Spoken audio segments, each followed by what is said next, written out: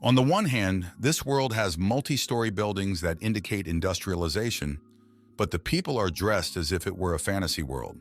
Then we see a young guy who is distracted by enthusiastic shouts, from which it becomes clear that this world has a class system. The very source of the noise says that he has chosen the summoner class, and now everyone should join his team because he will help them join the academy. But the girl with the priest class says that her specialization is much cooler than the summoner, and he's a downer, so he should join her team. Naturally, such harsh statements lead to a clash, and they decide to go once for all. But the protagonist watching these mediocrities thinks that 3 years ago he received a special talent, and during this time he and his cognition is already sufficiently filled to get used to all the oddities. Exactly 70 years ago, reality merged with the game and human life underwent tremendous changes. Just like in the game there were levels, classes, and equipment, they became indicators of wealth and status of a person. Leveling up can strengthen the body a lot, and class and skills allow for the most efficient distribution of power. But all of this did not come easily. In return, the world lost its peace, because the monsters from the game also moved into reality. In this world, the most important thing is power, which means it can become very interesting. This monologue of the main character is interrupted by the teacher who burst into the classroom. He stops the scuffle and orders everyone to go home immediately after class. The teacher then turns to the protagonist. His name is Yun Chung, and according to the old man, he hasn't chosen a class yet. So if he doesn't do it before the exam, he's sure to fail. But judging by the expression on Chen's face, he doesn't care about the teacher's words, because this old man continues to lecture. He says that the guy is confused in himself. Even if now, without specialization, he has a lot of skills, they are still all primary and they cannot be well developed. The closer he gets to the edge of his abilities, the more flaws he will encounter. And besides specialization gives much more attribute points and skills, he sincerely asks Chen to finally choose his class for his own good. But the guy is on his mind and tells the old man not to worry, because he wants something more than just a strong specialization. His true goal is to stand on top of this world. Then the internal monologue begins. Chen thinks about the attributes and skills he can get even without a class thanks to the system. The system makes him go through daily workouts, 10 kilometers of running, and 100 on abs, 100 push-ups, and 100 squats. By going through all the daily tasks, he gets his reward. Many people only get this many skill points and attributes by passing the toughest challenges. But Chen gets them for nothing for his dailies. As Teacher Jin said, classless people have a lot of disadvantages. They get too few skill points and attributes, although they have plenty of skills because they are basic and not particularly strong. But Chen has enough points. He can pump skills of any class, and it can be said that he is a universal player. Pumping his attributes, Chen thinks that the system is very good because everything can be done quickly, and no one will not see his stats. And this saves a lot of problems, as usual. The guy distributes all the attributes received equally 2 points each. Speaking of ways to get rewards a lot, not only dailies. Also, the system gives special tasks, such as how to join the academy, and the better the results of the entrance exams, the more will be the reward, and the rewards have never failed Chen. And so tomorrow he will put up 100%. And so we are transported to the exam square the next day. This square is limbed by 3 massive magic gates. Although Jin has told his students this many times, he will now repeat it all again for the extra smart ones. There are 3 types of difficulty: easy, difficult, and nightmare. Once the gate opens, it will mean that the dungeon has also opened, which means the exam has already begun. The higher the difficulty, the higher the score, and the smaller the team, the higher the score. But the guys should not take on a lot, because the copies of monsters will be equal to the real ones and students can easily die. So Jin as a teacher is important that they all try to just survive, not to pass the exam 100%. And at this point, the gates begin to open, which means that the exam has already begun. And all those who want to join the academy must choose their gate. The name of the dungeon is Goblin Dungeon. The difficulty level is easy, simple, and nightmare. The number of people to pass from 1 to 5. Notes unknown dungeon teeming with settlements of goblins. These fierce monsters love human blood and flesh. But the entrants already know all this. They are quite confident in their choices. The audience notices that most of them have gone in groups, and it makes sense, I guess. But one guy still decided to do some damage, And he's clearly not in the Dedesher class. Does he really not want to live? He also chose a nightmare-level dungeon. He clearly wants to die. Why does he have so much equipment? Why does he have so many weapons? Didn't he change his class? But Chen does not care about the outrage of the crowd. He is already in anticipation of the battle. But not only the crowd of spectators paid attention to the reckless guy, his teacher Jin cannot believe that this psycho still has not chosen a class. In addition, he also went to the most difficult nightmare dungeon. The guy does not care about himself. His worries are interrupted by the dean of the school, Dong Kyung, who demands an explanation. Jin tries to get out of it by saying that Chen is a very talented guy and the lack of class is probably part of his strategy, but the dean doesn't really believe it. Meanwhile, Chen has already entered the nightmare dungeon, where he sees the obvious traces of a goblin as expected from a nightmare-level dungeon. The atmosphere is creepy. But this only encourages Chen to begin this test. Well, and the audience continues to discuss the most reckless student. Even without a class, he has access to all the skills. But he took with him a bunch of equipment, gun, shield gun, and staff. Will he be able to use all of this effectively? Plus, he chose the nightmare difficulty. He probably just decided to show off, and now he's trembling with fear and can't go any further than the entrance. But with a haughty pass is pulled back by his friend. With amazement, he says that it's quite the opposite. The classless fellow flew into the dungeon like a bullet. He is not just not afraid to advance, he does it in a hurry. Thanks to the basic skill of swordsman acceleration, Chen develops tremendous speed and already in a couple of moments catches up with his first opponents. Goblins pay attention to the rapidly approaching threat, but unfortunately they do not have enough brains to assess the strength of the enemy, and they are happy that soon eat humanity. Chen takes out a magic stick and uses the basic skill of a magician. Fireball, even though this skill is basic, it does enough damage to kill most of the creatures with one attack.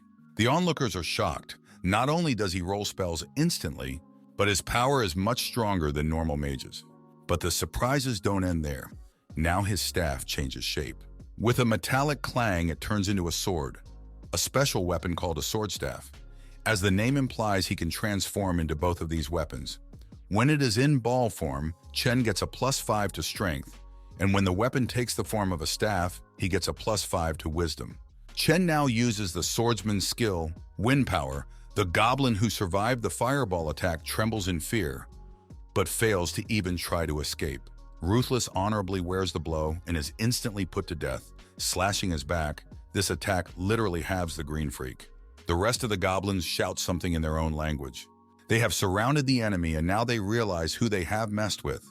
But the fact that they are ready to fight seriously does not help them at all, because Chen uses another skill that flies past each goblin with lightning speed and destroys everyone who was in the path of the blade. This is the skill of a magical swordsman, cutting flame wind. Chen used it for the first time, and even he does not fully understand whether the basic skill should be so strong. And the audience, seeing such an excellent fighter, begins to rejoice. And one of the girls is ready to give himself to the guy, and those losers who laughed at him at first have already realized how wrong they were, and a new fan shouts words of encouragement to Yun Chen. And an unusual angle regarding the losers catches their attention, and they continue to discuss the classless guy. With so many weapons, he should have overloaded, and even with the speed skill, he wouldn't have been able to move so sharply. If he put all the points into physical strength, then it would make sense. But then, where did he get the points for the other skills from? And even the dean notes that Chen is too strong for a classless specialization guy. Jin says that Chen's talent is omnipotent. He can remove restrictions by doubling his skills. Only a small percentage of people possess an innate talent, and depending on their talent, these people choose a class. Those who have a talent of the magical type inevitably become mages, and those who have a talent for physical enhancement choose combat classes like swordsmen. Of course, there are specific talents like cleaning or cooking, but nevertheless, the awakened talent determines which class you choose. The omnipotent talent is only strong in the early stages and can be used to increase the strength of your skills up to rank C. It's only useful in the beginning, but he can't go far. And even though his combat and magic skills are excellent and he uses them wisely, his limit is very low, so it's not worth focusing on him. Teacher Jin starts to grumble that this is why he advised Chen to change classes, because the further he goes, the weaker he becomes. A pile of bloody corpses doesn't agree with that. After sneaking through numerous enemies, Chen finally reaches the entrance to the next room. Without a second's hesitation, the guy opened the door and drew the attention of all the goblins. In this room, there are countless of them, and they will clearly be stronger than the previous puissants. Among them, there are some particularly strong guys, such as a level 12 red goblin with fire magic, a level 14 goblin commander with good combat spells, and a goblin knight whose skills allow for good ranged combat. Using the evaluation skill, Chen can determine the ability of each monster. There are even water goblins among them, and their equipment is not bad. Evaluating each one would be silly.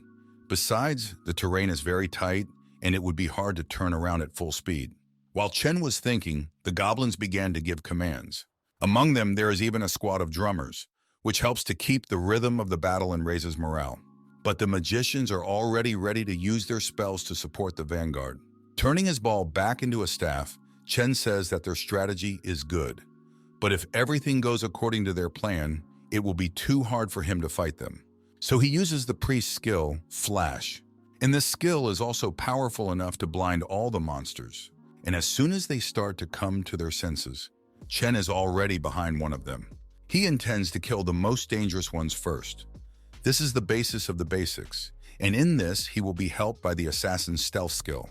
But having cut the throat of one of the monsters, the others immediately notice him and try to attack Chen from behind. But he sees everything perfectly and stomps his foot using the assassin's cloning skill. His clone has all of his master skills, and he also has 35% of all of his attributes. And together with his doppelganger, he starts slaughtering poor people left and right. Many goblins die in an instant, and one of them, seeing this picture, goes into a rage, increasing his physical stats to the limit. And the huge enraged behemoth swoops down on Chen, but the classless hero is not so simple. He easily dodges and says that it's not time to fight him yet. He then summons a water elemental, at which point the screen begins to interfere. The camera switches to another student who is going through a less difficult dungeon. All the viewers are extremely unhappy with this arrangement. They don't want to watch this lazy guy. The crowd demands the return of the classless guy and starts throwing all kinds of garbage at the screen. But the worker in charge of the cameras says they've been broadcasting it for 3 minutes. Why don't the viewers look at the other guys? Because they're trying to be IUT. His boss beats the crap out of him and says that if the viewers want something, he should give it to them. Besides, the boss himself wants to see what's going on there. Meanwhile, the audience continues to discuss the mysterious apprentice.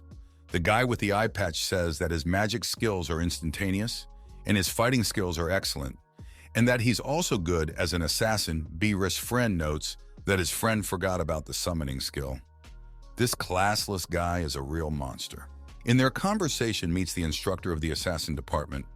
In this class, he knows all the subtleties. With each kill, the angle of impact can slightly deviate, and then the assassin skill will lose its power, allowing you to kill the enemy with a single blow. To say without exaggeration, his movements are at the level of a professional, and even more, many professionals were not as good as him. Then we are shown the camera with Chen again, and the audience is all excited to finally be shown a classless warrior. He has summoned 3 elementals to fight the goblins, and he himself has started a battle with the boss of the room, whose rage has slowly started to pass. Now begins the most interesting part of the second stage, the battle with the room boss. Well, since this monster has a level of complexity nightmare, Chen will have to use a couple of tricks.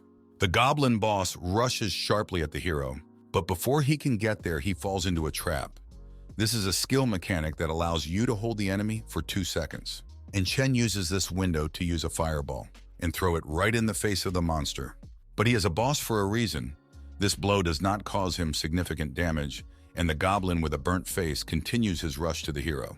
But not having time to get even a meter closer, Chen bounces away from the boss like a jumper. And then Goblin notices that again stepped into a trap. But this time, it is an incredibly powerful mine, which undermines the freak. All the monsters pay attention to this explosion, and Chen looks at the consequences of his trap. He says that he's not sure what to do. And surprisingly, the goblin actually survived the blast. He is about to use his strongest skill, military spirit, but Chen shouts that he won't let him do it. and calls out a plant that destroys the floor of the dungeon. It's main druid skill, Vine. With a wave of his hand, Chen controls the plant, and it spears straight into the jaw of the room's boss. The goblin can't even move, and ice bullets fly at him, dealing cold damage and reducing his movement and attack speed by 35%. This powerful skill pummels monsters to the ground, giving him no rest. Taking this opportunity, Chen uses the mechanic skill, M2201 launcher, Thunder Mage basic skill, Water Mage skill, Water Arrows and Summoner skill, Water Spirit control, and all this barrage of attacks is sent straight into the poor guy. The boss of the room felt the power of every skill of the classless warrior, and the audience held their breath watching the exciting battle. They even felt a little sorry for this boss. He literally didn't stand a chance against such a monster. Yun Chen used every class control skill. It was impossible to escape from such a trap. What was more amazing was that every attack he made was thought out.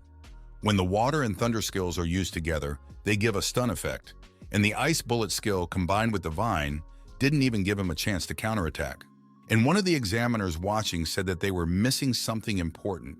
The most important thing is that Yun Chen didn't let the boss use his strongest skill, fighting spirit. It was the key to victory. This makes even those who originally didn't believe in the guy show their respect. It's scary to even imagine how much he trained to use so many skills and weapons so skillfully. After saying that, everyone starts to praise old man Jin. At this rate, his student will break the school record. But the dean says that they are looking too narrowly. Yun Chen will surely be among the top of 3 leaders in the province, and their school record is only 9th place. The principal, who had previously been angry with Jin and didn't believe in his student, tells the teacher to sit next to him. But old Jin continues to suck up to the hypocritical principal, saying that he has always believed in Yun Chen.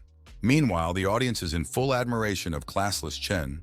One girl even tells her teacher that changed her mind to become a magician. She will follow the example of this genius universal. But the teacher immediately slaps her on the back of the head and says that she doesn't even realize how skilled this guy is. She'll never reach his level. She can't even handle a staff properly, let alone a sword or a gun. She should put aside such stupid thoughts. If she follows him, she will definitely die in the test. This isn't a game. This is reality. Here you will have to pay for your mistakes with your life. Besides, it will be impossible to keep up with this guy. Meanwhile, Chen has already cleaned up everything. Now we can move on to the next stage. The audience is puzzled. If this monster is not going to at least take a break after the battle with the boss. The dean begins to whine again and says that the other students did not even have time to go to the second room. He has enough time to rest, but he is too reckless to act. In a rage, he yells at Jin and asks what he was teaching this troublemaker. The teacher tries to justify himself and says that he probably just wants to get through the dungeon as fast as possible, because mop-up time is also factored into the grade. But the mentor of the mage department says that they have such a genius, but now he will die for his showmanship. Well, his student disagrees with him because Senior Yun still has a lot of weapons. He probably has some plan, even though the mentor recognizes the genius of the guy. But most likely the remaining behind his back weapons are useless, and he does not know how to use them because he simply would not have enough skill points to own so much equipment. In addition, the monsters on the next floor are trained to the highest level, so he should be as careful as possible rather than rushing through. Mana expenditure will be enormous, and to go there without rest is simply suicide. And entering the next room, Chen notices that at this point all the trash has disappeared. Only goblin shamans and high-level magic. Now it will be more interesting. He puts 2 fingers to his forehead and gathers energy. The water elemental's summoning will be over soon, so before they die, we need to take full advantage of their bodies.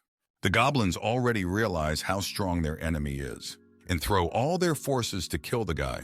But Chen just orders the elementals to block it, and they cover their master at the cost of their lives. A huge amount of magical attacks should have wiped him out. But from the smoke created by the explosions, the figure of the hero is visible, and the goblins are in complete shock.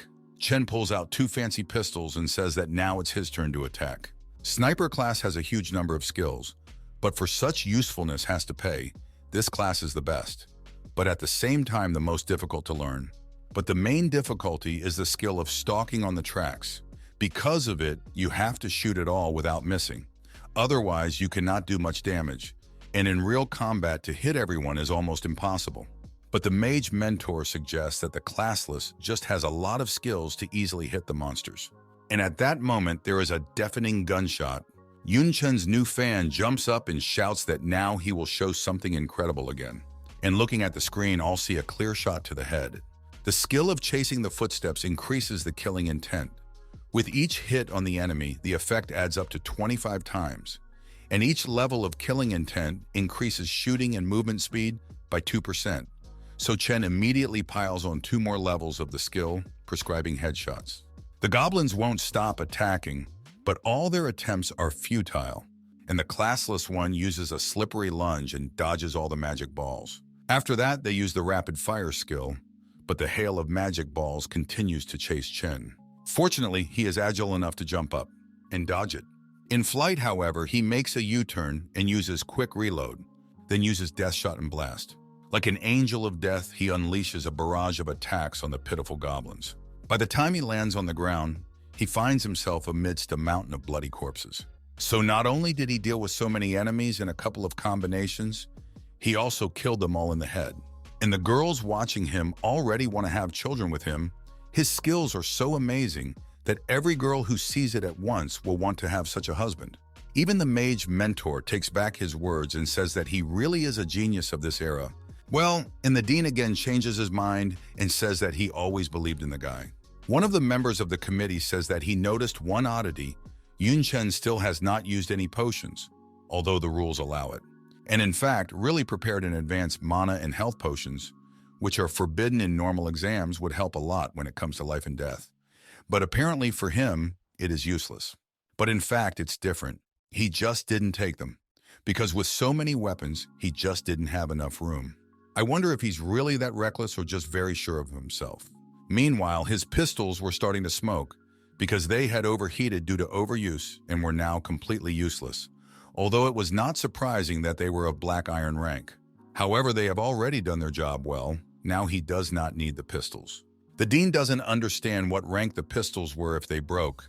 Jin replies that they were the cheapest black iron pistols, and then the dean finally has human features and yells at Jin how he could let his student go to the exam with such trash. But the thing is that Chen can't afford higher quality guns. He has no parents, plus he has to take care of his younger sister. Surprisingly, the dean is touched by this story and says that if he had known about it earlier, he would have personally bought him better equipment. But now it's too late. Meanwhile, Chen had come to another room. This gate leads to the final boss. If he kills it as fast as the previous mobs, he will become the provincial champion. They hadn't had a single provincial champion in the history of the school. If that happened, he would go down in history as the best headmaster. And now it's clear why he suddenly wants to buy a poor student some gear. The dean tells the genie that if Chen dies because of his equipment, he won't be a teacher anymore. And the old man begs Chen to do well. Chen opened the gate. Everyone froze in anticipation of this battle.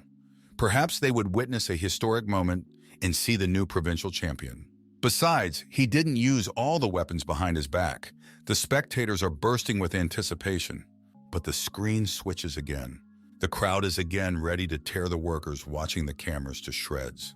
But a little closer, they see a horrifying picture. They are dead students. All who reached the goblin commander are dead. Some were killed while he was trying to use the return whistle. But suddenly, a teleportation light appears in the middle of the field. It looks like someone managed to escape. The injured, half-dead students seem to have lost the will to live. Some of them couldn't even make it to the second floor. Watching Chen, the audience has forgotten how difficult this dungeon is. And now the young people who will have to pass this test in the future realize that they have no chance at all. But the dean realizes that at this rate, all the students will refuse to take the exams and simply leave the school. So he orders to switch the camera back to Chen. In previous years, many students had suffered, but almost all of the dedesters passed the tests, albeit with difficulty. This year the best was Chen, so maybe now the principal will finally change his preference and make the test a little easier. Meanwhile, the camera switches again, and we are shown the hero going to meet the main boss. Finally, he stands right in front of the monster, who sits on his throne and says that the man came here for nothing. He reluctantly gets up from his throne, thinking that now he will easily deal with the annoying man and continue his vacation again. But Chen in turn is pleased with the power of the hobgoblin, which presses on the hero. In addition, he speaks in human language. He did not expect anything less. But unfortunately, he has only 20 seconds to live. That's how long the skill lasts. Monk Blood Rage. This skill increases all attributes by 80%, as well as 75% increased armor penetration. Well, and of course for such a power has to pay. After 20 seconds, the user will lose 75% of their attributes. Jin realizes that the hero took a risk, but it is very unwise. There are a lot of other ways to kill the boss in a hurry. Dean in general went into a rage from such mules and his blood pressure jumped.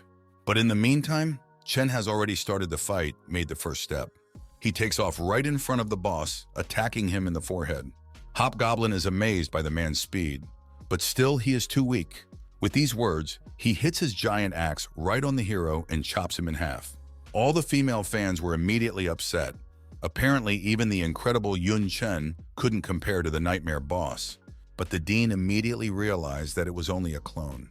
At the moment of the frontal attack, he created a clone, and he himself was already behind the main goblin's back.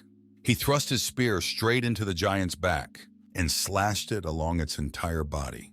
The goblin immediately turns around to counterattack, but the staff is in front of his eye. Chen uses a flash to blind his enemy. He can't even realize what just happened. And while he's blind, the hero doesn't waste any time and finishes off the boss. But something goes wrong. Chen's attack was so dishonorable that the Goblin King unknowingly went into a rage, causing his body to strengthen so much that Jun's spear couldn't penetrate it. And eventually, it broke. This is too bad, because the rage has reduced the blinding time. And now the dungeon boss strikes again with his huge axe. There is a deafening rumble and the battlefield is covered in dust. The Goblin King thought he had killed a man, but apparently he dodged and used the vine to restrain the boss. With only 13 seconds left of blood rage, the real battle is about to begin. But we are shown fangirls who are wondering why Yun's weapon is broken, because he hasn't used it before.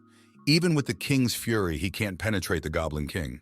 But the mentor says that it's not about attributes. Yun Chen has them all right, otherwise he wouldn't be able to blind the monarch of the mountains. The dean says that they both used rage and increased their already powerful attributes.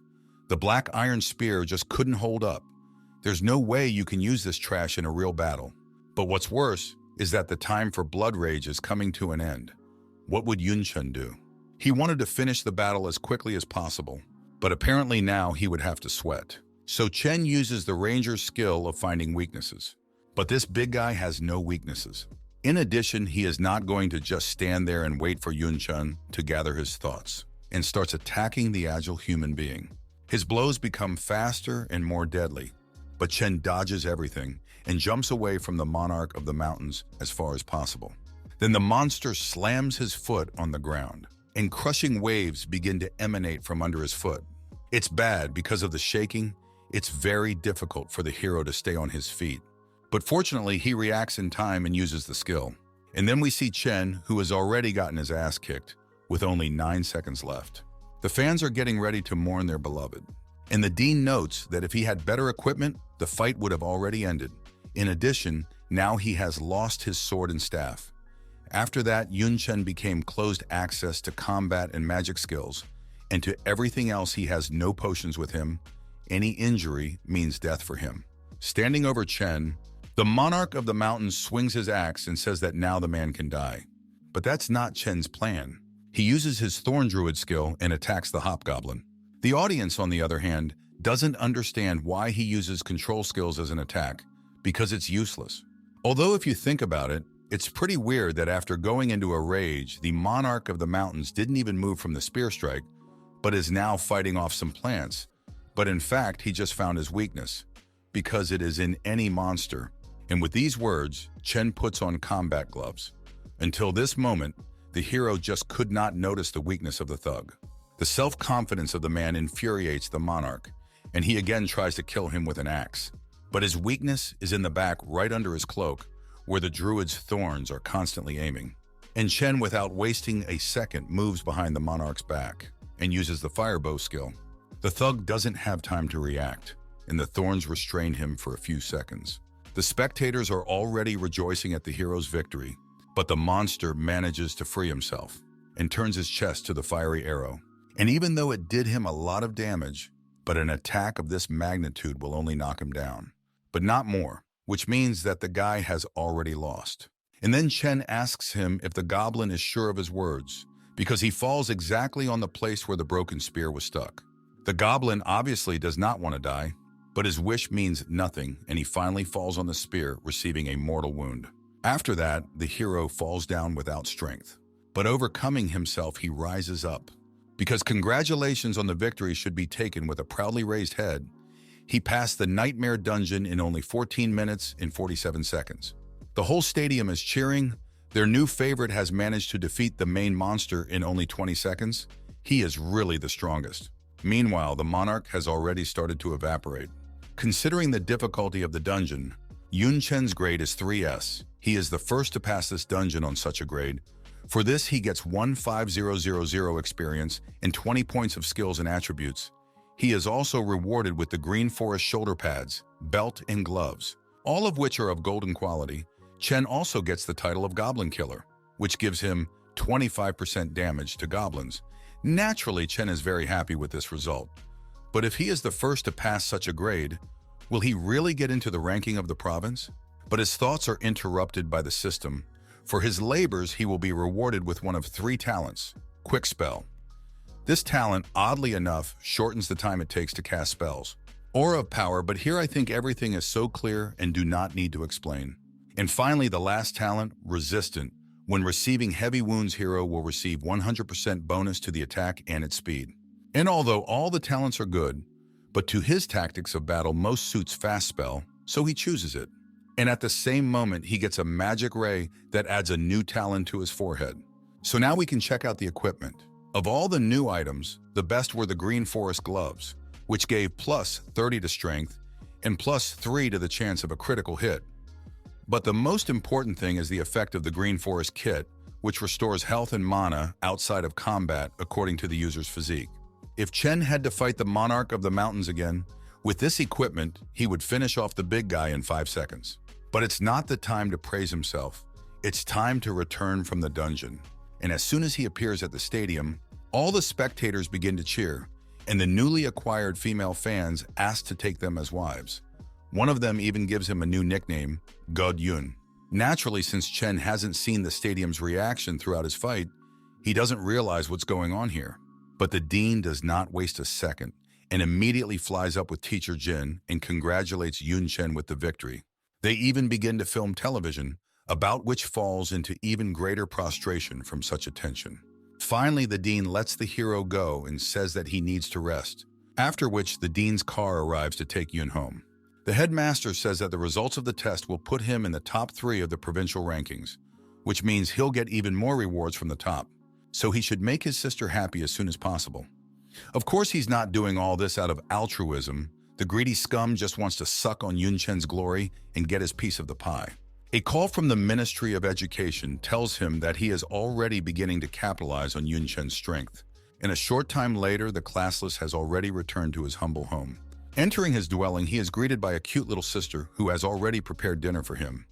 In honor of his exams, she even put some meat. Brother and sister have been taking care of each other for a long time, because their father died 9 years ago during the invasion of the royal court orc.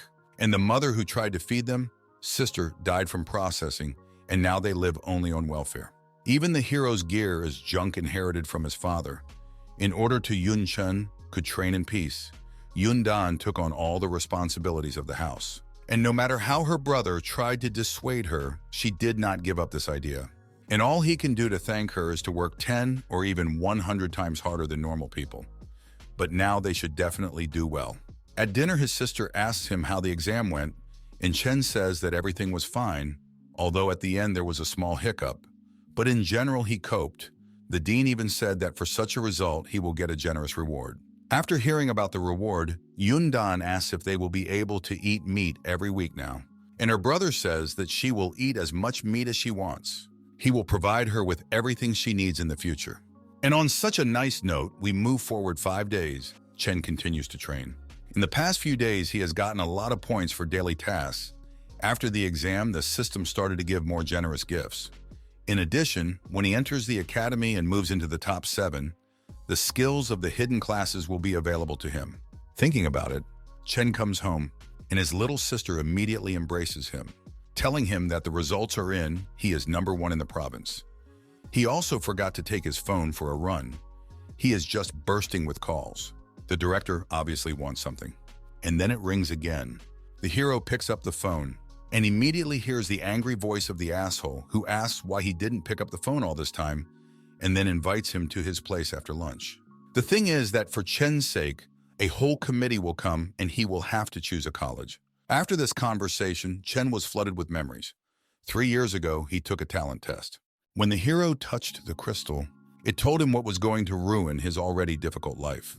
Chen got the talent of omnipotent. Everyone who was present laughed at the poor guy because omnipotent is the most useless talent that has no potential. But Teacher Jin tried to comfort Chen and said that talent is not the main thing. He will still be able to choose a good class and achieve at least average results. But the hero seemed not to hear the old man's admonition. Even while he was walking home, it was raining, and already on the verge of despair, Chen thought that even if he gave his best, he would still have no future. But his monologue was suddenly interrupted by a strange notification. At first, he didn't even realize what kind of nonsense it was. It was like the web novels that Chen read. He got the system, and then what?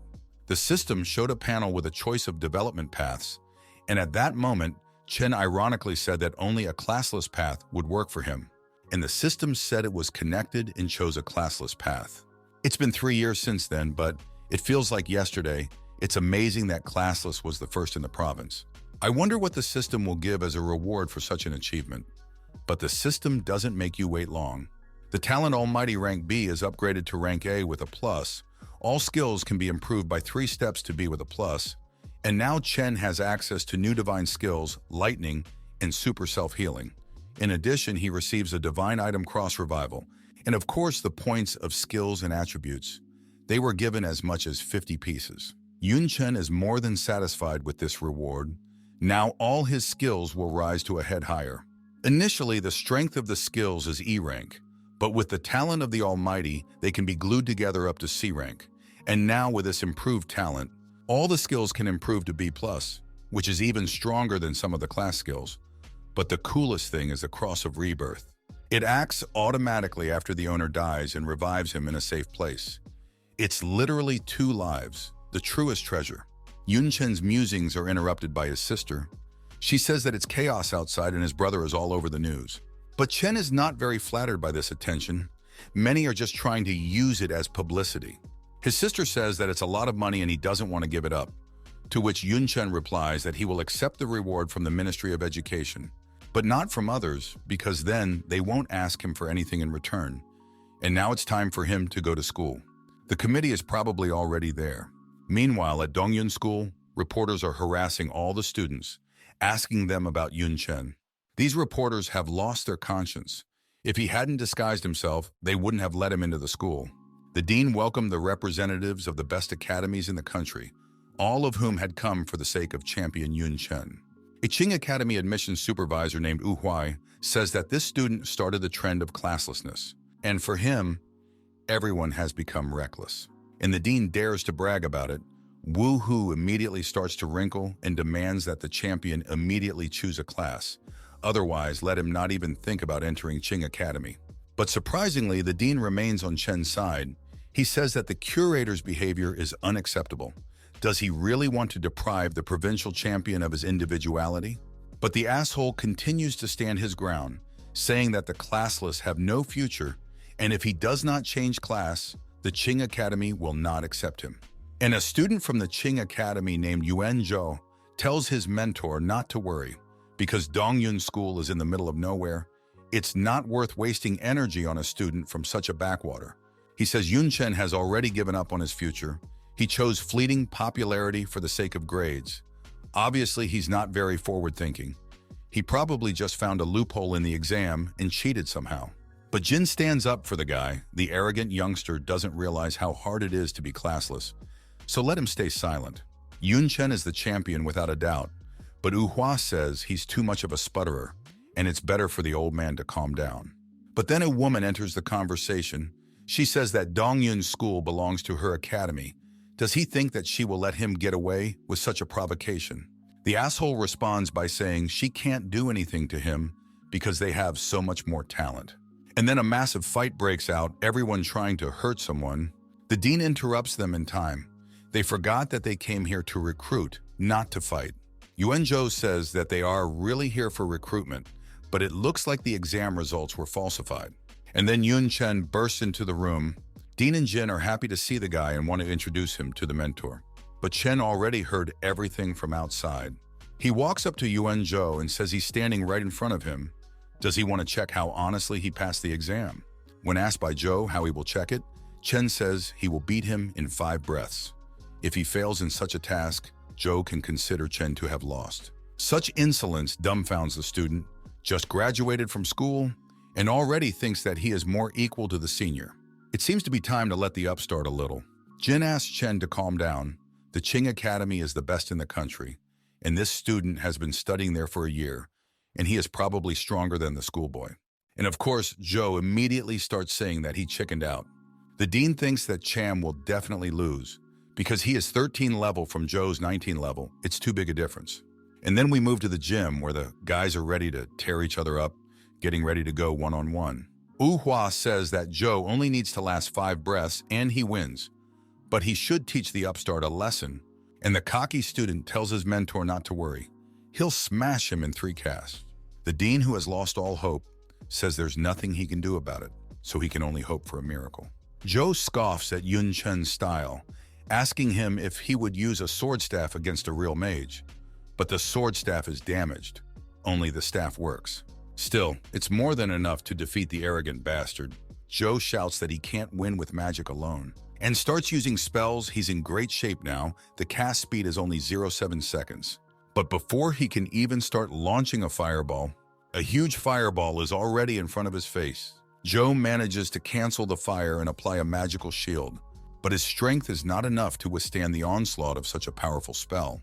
And at this moment, he is overtaken by a lot of fireballs exploding him.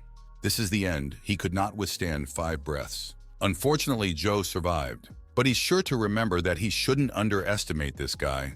And Chen stands on the defeated loser and asks if this is the full strength of a Qing Academy student. Jin is shocked by his student. He defeated an advanced level 19 mage using only a fireball. And everyone watching also can't believe what is happening. By all laws of logic, Chen should be much weaker. The dean and Jin explain that it must be an evolution of talent, because his fireball was red on the exam. So now he has increased the rank of the spell using the advanced talent of the Almighty. The only downside to classless fighters is that their skills reach their limit, and they can't compare to class fighters. But this guy doesn't seem to have a threshold, which means he's going to be much stronger. Realizing all this, the handlers immediately pounce on Chen and try to lure him into their academy. But Wu Hua, of course, continues to humiliate Chen, saying that he has no future because he can only increase his talent once. And the other mentors say that because of him, Qing Academy has lost face and their student is still lying on the floor. And right after Hua realized that he was let down, he took offense and immediately left. Everyone tells Chen to forget about these losers and starts offering him new terms of entry again. But the very girl who stood up for him first says that since he is a graduate of Jiangnan province, why doesn't he join Jiangnan Academy? She promises to give him books with all the basic skills of the classes to learn. Skills not limited to just their country. For example, the country of Fusa has ninja and ameji and samurai classes, while the West has witches and warlocks and vampires. Joining them will provide him with everything if he tries, and their alchemical labs and forges will equip him with the best gear, such as polymorphic weapons. There's no way the other curators would cover such a card. She went literal wabank, offering him the very best for a classless warrior. Well, of course, the choice is obvious. He chooses the Jiangnan Academy. And we move a little bit forward. The hero is already in the park to try out a new skill, Divine Lightning. With it, he can move incredibly fast. It is a very useful skill, which surpasses all other skills of movement on several levels, of course, and exhausts him significantly. Testing new skills interrupts the unexpected notification on his phone. He received 2 million from the school and from the Academy Zannan, as much as 5 million, and most likely other awards have also arrived. So it's time to go home. The men from the academy were already waiting outside Chen's house. They had brought one of the polymorphic weapon items, as promised. And after opening the box, Chen saw a beautiful spear of the highest quality. It is a demonic destroyer that can switch between spear, sword, and staff. This weapon is equivalent to 3 gold-ranked weapons. Now he won't need to carry around a bunch of equipment. But men say that this trinket has long been lying in the academy waiting for its owner. Well, and here for the especially smart man begins to explain the classes of weapons and their enchanted. In short, there are the rank of black iron and bronze, gold and platinum, diamond and legend, and so on, and they can be enchanted by adding an additional star of quality. However, if one failed in enchanting, the weapon could be destroyed, so Chen needed to be careful with it. And they also brought something else more important than weapons. These are books with basic rare class skills. Everything else would be available to library members, but he was already starting to drool well from that too. And the gifts do not end here. From the city of Dongyun, he is given a villa. It is a huge, beautiful house, which is now at the complete disposal of Chen and his sister. Their previous dwelling was the size of a bathroom in this house. His sister offers to take a look around, but Chen asks what's the point of looking around in his own house. He's more interested in the new skills he can learn from Western books. 70 years ago, the game Divine Possession came out. Over 100 million people entered. Naturally, more people chose non-human races like orcs or elves. Later, when the game merged with reality, different races had children with ordinary humans, creating new and unique bloodlines. It is worth noting that the world has integrated not only the system and items, but also nips, monsters, a large map, and much more, resulting in a world 10000 times larger than the past. By the standards of the new world, Dongyun City is very small. It is difficult to meet other races, and only by moving to a large city like Zannan Chen will be able to learn this world. The rest of the day the hero spent studying. He insatiably absorbed new knowledge, and for a month he mastered not only rare classes, but also his new weapon, Demonic Destroyer. But the rest of the month he spent with his sister, nor went to places that previously could not visit because of their poverty. As the start of the school year approached, his sister cried and cried for their separation. Yuncheng said that if she needed anything, she should call him, and she could not deny herself anything because they are now rich. After saying goodbye to his sister, his next destination was Zannan Academy. Arriving at the place, before him opened a beautiful view and a huge number of people. And not only with this, he has not yet encountered this beauty and diversity worthy of the 7th Academy of the country. But Chen's thoughts were interrupted by the elf who was in charge of registering students. She asked him for his resume, and he gave it without hesitation. But as soon as the registrar read aloud that he was Chen, all eyes immediately rushed to him. And in fact, what does not really like such a large amount of attention? He does not even understand how he even found himself in such a situation. Elf says that it is not surprising because he took the first place among the provinces and therefore became the first student in the academy. In addition, he is the only student without a class who has reached such heights, and for this he has many privileges. For example, he has much more credits than the others. Money can't buy anything at the academy, but credits can buy anything. But as for the other privileges, he will learn about them a little later. So while she escorts the first student to his destination, the elfess asks if Chen has chosen a chair. There are 5 departments in Zannan Academy. They are the military support, elemental, weapon, and tactical departments. The military department focuses on fighting and killing. The elemental department is the best choice for a mage. The tactical department speaks for itself.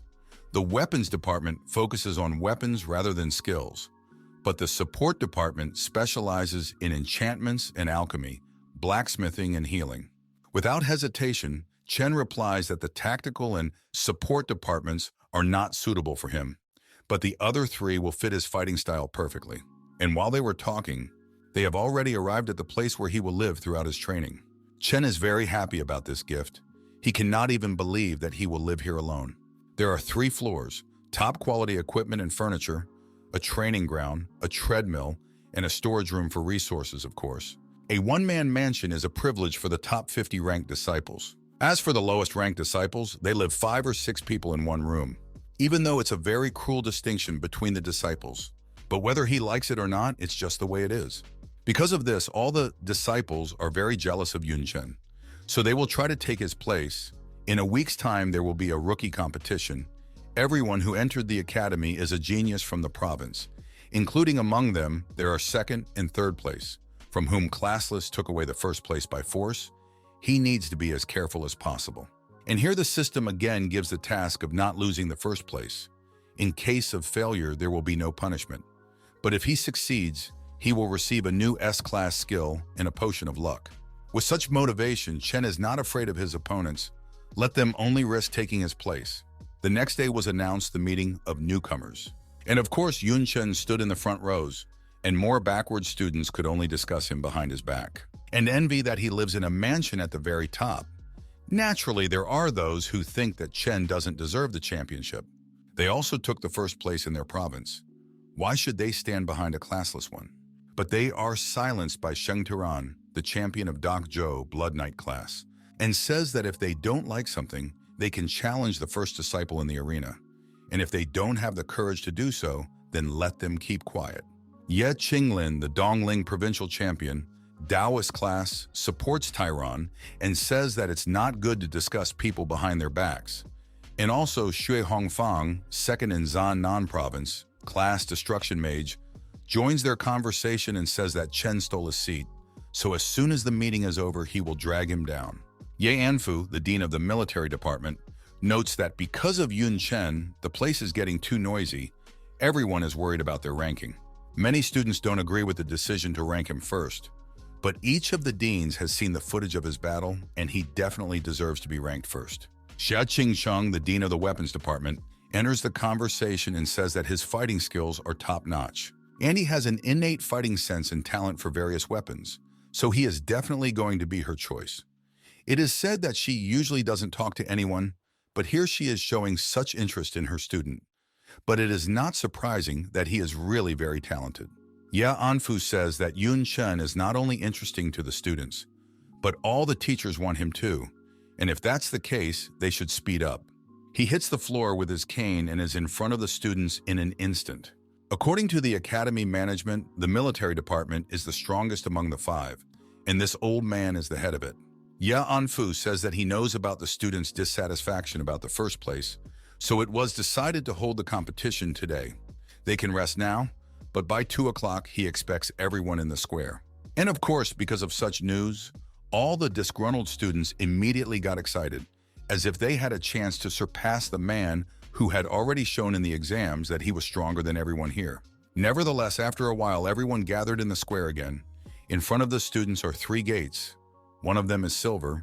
Many students have even heard of them for the first time, let alone seen them in person. Everyone starts to gloat, anticipating that Chen will fail. But the hero realizes that everyone is ready to tear him apart. Well, then it's time to look at these geniuses of the province. One of the teachers explains the rules. Absolutely everything is allowed when passing the test. The main thing is not to drink green to death, and also on the results directly depend on their living conditions and the number of credits, so they should take it seriously.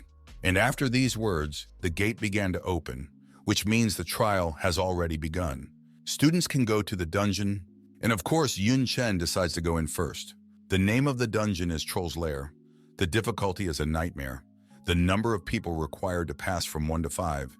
Notes at night, the fighting spirit of the trolls increases.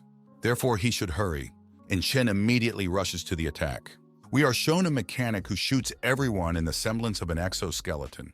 Yet Anfu notes that this year the quality of selection is very high. Even the mechanic, taking 653rd place, passes the nightmare with great ease. But besides Chen, the one who attracted the most attention of the teachers was the freshman priest who took 213th place. After all, despite his class, he went alone, and this student is lying on the ground and eating bugs, because the more he eats, the more damage he will have. All the teachers and deans were shocked at what they saw. How did he even get here, and what place does he occupy? Xia Qingcheng orders to show Chen immediately, and as soon as the camera switched over, everyone was no longer in a joking mood. They saw the field strewn with a mountain of corpses. He had already killed them all and went to the second room. Even the fastest disciples are still fighting. Some teachers don't understand how this is even possible. And the dean of the elemental department, Lian Hoshuan, says that they are just not looking closely enough. His methods are quite simple. The bodies of the trolls were burned and the trees lost all their leaves. He probably used the eye of the storm and drew all the enemies into one point and then used the fireball. It sounds easy in words, but in reality, it's hard to pull off such a thing without being an artificial mage. This kid would be perfect for the elemental department. Yeonfu interrupts the mage and says that he is still the strongest student in terms of combat power. But the second room does not only test the combat performance. In entering the second room, Chen's feet started to get stuck. There is no doubt it is a swamp. He thrusts his staff straight into the viscous sludge and uses a fireball that blasts him backwards. The swamp is very difficult terrain with poor lighting. It looks like he will need good perception. It will be quite a challenge, but Chen already has a plan of action. Chen uses a druid skill, natural proximity, with which he improves his perception. The strength of the skill depends on the number of plants nearby. Normally, natural affinity is just a basic skill that is not that strong, but Chen's skill is rank B+. That means he can resonate with plants and communicate with them. It doesn't matter if it's a tree, moss, or vines, they can all become the eyes and ears of the hero. Because of this, he quickly found his way to room 3 and instantly rushed towards it, traversing many trees. Chen uses a vine to cling to the trees. He has to wiggle his way through the swamp to avoid stepping into the swamp or he'll get stuck. As soon as he finds solid ground to stand on, he is discovered by a troll who immediately tries to kill Chen by jumping on him from behind. But the classless one doesn't even turn around and turns his polymorphic weapon into a staff, pointing it directly at his opponent's face and blasting the troll with a fireball. No one seems to have realized that absolutely all plants are his eyes and ears. Chen knew about the troll ambush from the beginning. He thrust his staff into the ground and used the growth skill, causing the plants to restrain all opponents. The growth skill also underwent changes as his rank increased, in addition to restraining enemies. The plants had a parasite effect. Once inside the body, they will feed on it until they have dried their victim dry. The teaching staff did not fully believe that the guy's skills could evolve, but after seeing them in action, all doubts immediately fell away. The head of the military department notes that Chen perfectly coped with the test for the warrior is important not only strength, but also perception, and because of the lack of information can run into an ambush or just get lost and die of hunger. In general, there are many perception skills, for example, the perception of darkness of the dark priest, echolocator, mechanics, or magical surge mage, but Chen chose the most appropriate skill for this area. He is clearly very smart. There are other solutions to this problem. For example, the destruction mage will simply blow up everything around him, while the blood knight will take and rush into battle, relying on his excellent defense. In the meantime, Chen was almost out of the swampy area. It would be much easier from here. The layout of the room is like a minotaur's labyrinth. Without good perception, he would be lost. But luckily, the plants are on his side. And then he stumbles upon a giant troll sleeping at the gate guard post to the next room. It's a level 15 battle troll leader. Difficulty is silver level 3. Skills are Fury Jerk and Battle Cry. A very responsible guard finally wakes up from being too hot. He realizes the reason for the heat. There is a huge fireball right next to him, which hits him right in the face and knocks him off his feet. So he ends up in room 3, right in front of his boss. He immediately starts making excuses and begging the boss not to kill him. It seems that the fireball attack didn't do much damage to him. The boss says that this time he forgives the bad guard, and in gratitude the big guy promises to crush the guy, but he is interrupted by an irritated voice that asks who he is going to crush. The guy is slowly approaching him from behind, and if the troll wants to atone for his mistake, Chen will gladly help him. He will pay for his negligence with blood, and with these words, with one swing of his sword, the hero easily killed the guardian. This makes the chief incredibly angry. How dare he kill the boss's guard dog right in front of his eyes? The leader has level 17 and level 2 gold rank, and his retinue is not far behind him. They are unimaginably powerful fighters. Chen is clearly going to have a hard time, so he uses the skill of evaluation, and with the help of which he thinks of a plan, and with the words that he will prepare a feast for the trolls, Chen knocks his staff on the ground. But only the chief immediately pounces on Chen, and he reacts very strangely. The hero really got scared. But with the words that it's too late to beg for mercy, The chief smashes the guy with one blow of his hammer. But something is wrong. The man used a clone, and in fact the chief killed the double is a useless technique. No matter how many he did not use clones, Troll will kill them all to one. As suddenly out of nowhere a fireball appears flying into the crowd of clowns and blasts them right behind the troll boss. The chieftain has had enough of one of his henchmen. He is skilled in not only dark magic, but fire magic as well. Once they are done with the clones, he promises to promote him to captain. But now it's not up to that. The leader goes into a bloody frenzy and starts a real meat grinder, and his mage sidekick keeps up with him. There is only one left, and it looks like it is not a clone. It is a real troll. He is ready to finish the bastard, as suddenly the man's face takes a strange shape, and looking closely, the chief saw how his enemy turns into a troll, who begs him for mercy, but his pleas are not destined to come true. A scarlet fireball kills him right in front of the boss's eyes, and the very troll mage who was helping the leader is transformed into a troll. He praises the big guy for figuring out his trick, but it didn't save his comrades and the boss did all the work for the hero. The chief finally saw the corpses of all his subordinates, whom he himself had killed. And at this time, the teacher's staff is watching all this, who also does not understand what happened there in general. The boss of the third room just started killing everyone around except Chen, and only the head of the magic department realized that he used the skill Onmetsi, confusion of the soul. Klasam Onmeji is designed to cloud the mind of the target with artificial hallucinations. The usual confusion of the soul would not be enough for the boss. This is all due to Chen's talent with which he enhances his skills. This young man surprises the old men again. He deliberately killed the leader of the troll warriors in front of the boss to cause him a surge of emotions. This greatly forgave access to his mind. It's amazing how he calculates his actions several steps ahead. Makes you admire him, but his trick won't work again, so what is he going to do now? The battle begins. The troll is incredibly pissed off and is about to kill the insolent man, but immediately steps on a mine and instantly explodes. The monster says that the man fights too meanly. But Chen only laughs at these shouts, and while the troll was having fun with his subordinates, he was preparing himself if the leader really thinks he can get him. And the hero immediately applies lightning, sorcerer's skill, bone spike, mage skill, rockfall and mechanic skill, explosive device, and after such a huge amount of damage from a pretty beaten troll, still continued to stand on his feet, and even managed to get close to Chen, as expected from such a strong man, except that he only got to his clone, and the real Chen is standing right behind him. He uses the knight's skill, aerial dissection, with which he inflicts dozens of cuts on his enemy. With this kill, Chen finished the Troll's Lair trials on difficulty Nightmare, and the completion time is only 11 minutes and 43 seconds. He is reminded to pick up the reward if possible.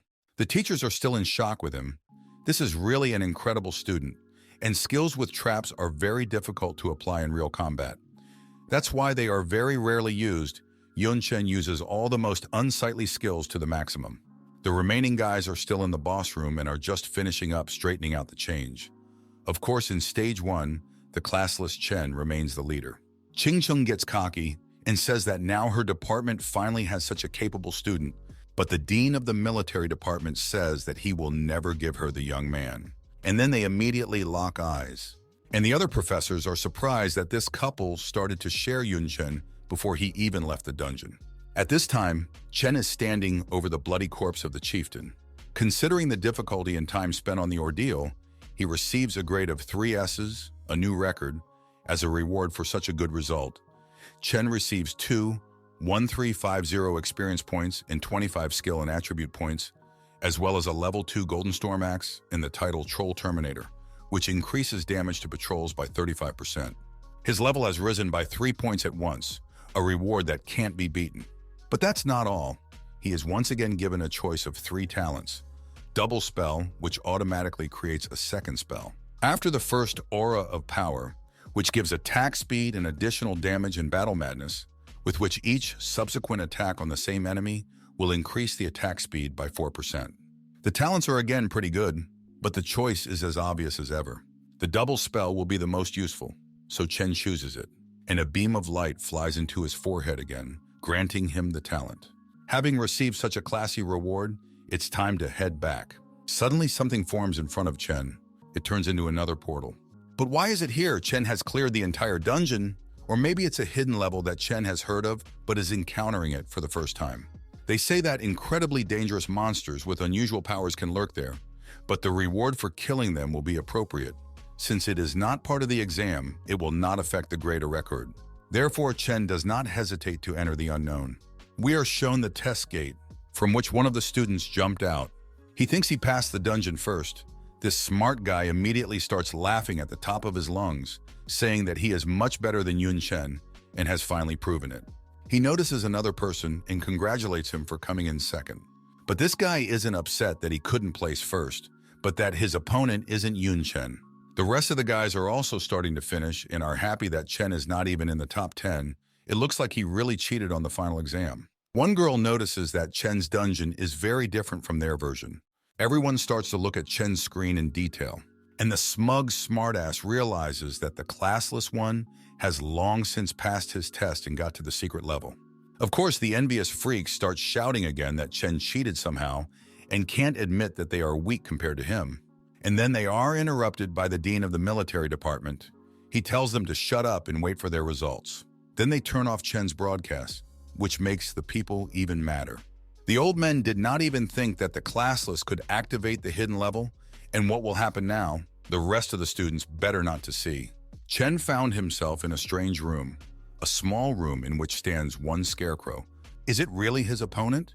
Monster, cursed straw man, level 1, abilities, hidden, notes. No one knows where this scarecrow will appear, but its arrival does not bode well. Chen immediately uses the assessment. Is he really level 1? This could be a trap, so he'll have to be careful. And at this moment, the scarecrow starts moving. Chen immediately gets into a protective stance and prepares a water elemental to test what this monster is capable of. But this scarecrow instantly leaps out of the way and is right in front of the hero's face. He is incredibly fast. But the divine lightning is much faster. The monster didn't even realize why his enemy was vaporized in a split second. And Chen says that it was very close and he almost got caught. But he quickly notices something wrong. The scarecrow has Chen's hair, did not want to attack, but only tried to take a lock of his hair. And then the doll starts to exude a strange, evil energy. Chen decides to take a chance, and no matter what his skills are, he needs to deal with it as quickly as possible. And using the striker skill, Fire Fist, Chen punches the scarecrow stubbornly in the face. This causes an incredibly powerful explosion, from which something flew out at great speed and flew into the wall. It was Chen, but how is that possible? He was hurt by his own punch, and this freak took on the guise of a hero and didn't dodge. It seems clear now. The straw man goes to the wall and hits the concrete with all his might. And at that moment, Chen's head smashes so hard that the blood starts to gush. All the damage done to the scarecrow will return to the hero. Chen immediately rushes towards it to slow the scarecrow down. But he can't attack it, so what can he do? But he still can't do anything, and the scarecrow kicks the wall and Chen falls to the ground. For the first time in a long time, he is in pain. Then he tries to use the vine, but even this is not crowned with success, because the scarecrow interrupts his attack by hitting his fist against the wall. Sharp pain disrupts the concentration of the hero. But only Chen is not afraid. He is excited by such an opponent and even grateful to him. If not for him, Chen would start to think that he has already become the strongest in the world and would stop growing. The teachers watching Yun Chen are very excited. Finally, this boy has come across a formidable opponent, and Ching Chung is absolutely sure that he can handle the straw man. The old man asks her why she thinks so. Does she know more than him? But her guess is based on Chen's confident and calm look, because he just can't be so calm without having strategies to win. Meanwhile, Chen already realized that the scarecrow all this time fooled him. Initially, he thought that the straw man connected his life with his, but in fact, the damage received by the scarecrow was transferred to Chen in the wounds he just imitated. And since that's the case, the hero can heal himself without fear of the scarecrow's body being restored.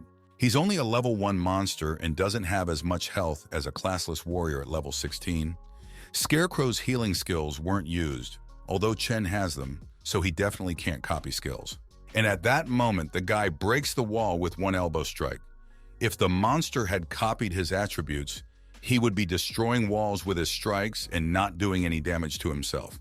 As suddenly the scarecrow starts screaming in pain, his arm is broken, which means the conditions of this skill are equal for both sides. The damage that receives Chen exactly the same is transferred to the monster, and realizing this hero lights his hand.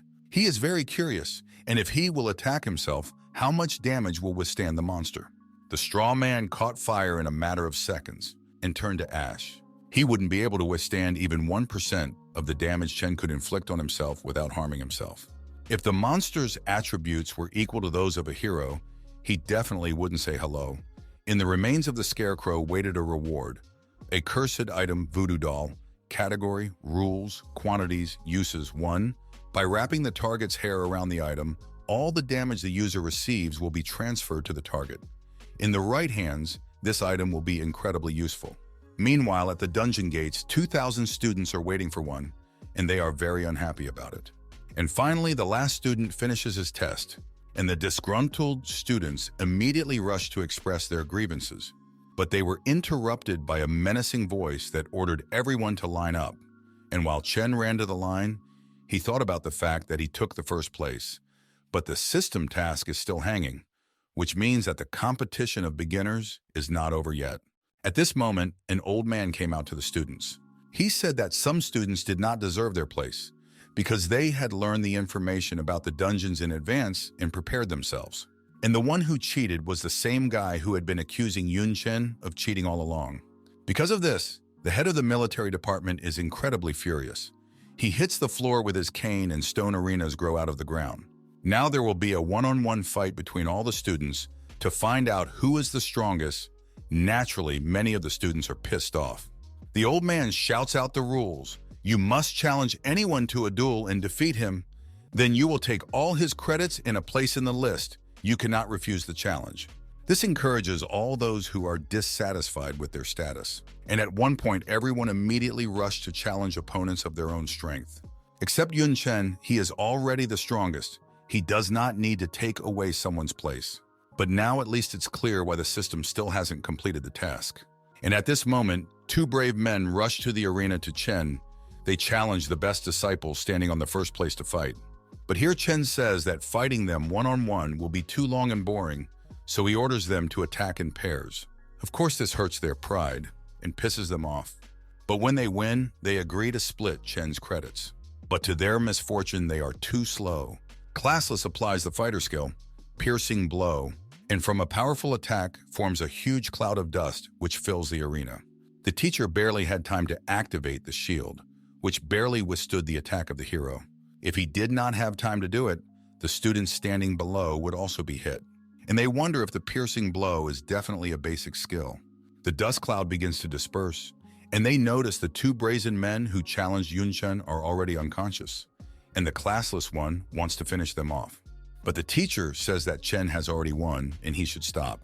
He realizes that this guy is incredibly strong. He can't let anyone die, but will he be able to stop him if Chen gets out of control? Yun Chen at this time stood on the edge of the arena and looked down at everyone, asking who else wants to fight him. Except that almost the entire crowd was trembling with fear. The piercing strike dealt a small amount of damage and stunned the opponent for a short period of time. But its hidden property was a skill boost depending on the user's attributes. If Chen was able to stun 2 fighters at once, and for such a large amount of time, what a huge amount of attributes he had. And even the cheater who hated Yun Chen out of envy realized how strong the classless guy was, while the rest of the weaklings weren't sure if he was a human or a monster at all. But their unsure conversations are interrupted by a stern voice that says to fight him. This is Sheng Tairan, the 3rd place champion of Dazhou province. He also possesses the legendary hidden class, Blood Knight, and finally the crowd will see a spectacular fight. But that's not all. A mysterious elven girl is also challenging the member, and some of the students already know who she is. Swordswoman Nicole, ranked 1st in her province of Jiangye, and among the entire academy in 5th place. She is of the Silver Moon bloodline. They naturally have more attributes than other elves. Rumor has it that her rank is rated S-class rank. Sheng Tiran immediately starts freaking out and says that he challenged her first. But here Chen absolutely doesn't care.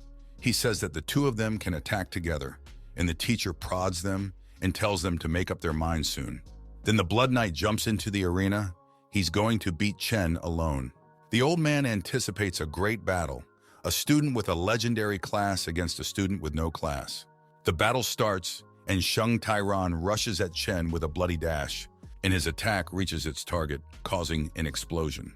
From that impact, even the energy barrier above the arena cracked. But more surprisingly, Yun Chen didn't even move. He easily dodged such a powerful attack and remained calm. Then Tyrannus makes another lunge, his shoulder shield down, his arm holding the spear standing horizontally, and his weight distributed downwards.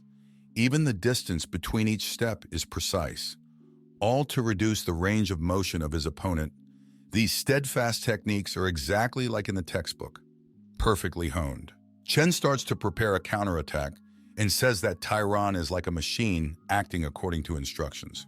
And at this moment, two powerful fireballs fly into the Blood Knight. But even such a rank B attack can't break through his defense. With a question, is he really going to fight with this turtle shell? Chen applies vines. Tyrant still feels confident, and even though he's tied up, magic can't break through his perfect defense. Except this isn't the end. The classless one orders the vines to grow. The plants start to get under Tyron's armor and suck the life force out of him, and he's well aware of that. So he uses blood flames. But Chen won't let his vines burn. He acts proactively and uses a water curtain that floods the Blood Knight like a waterfall. The weaklings watching this can't believe that it's a simple water curtain skill, more like a water stream.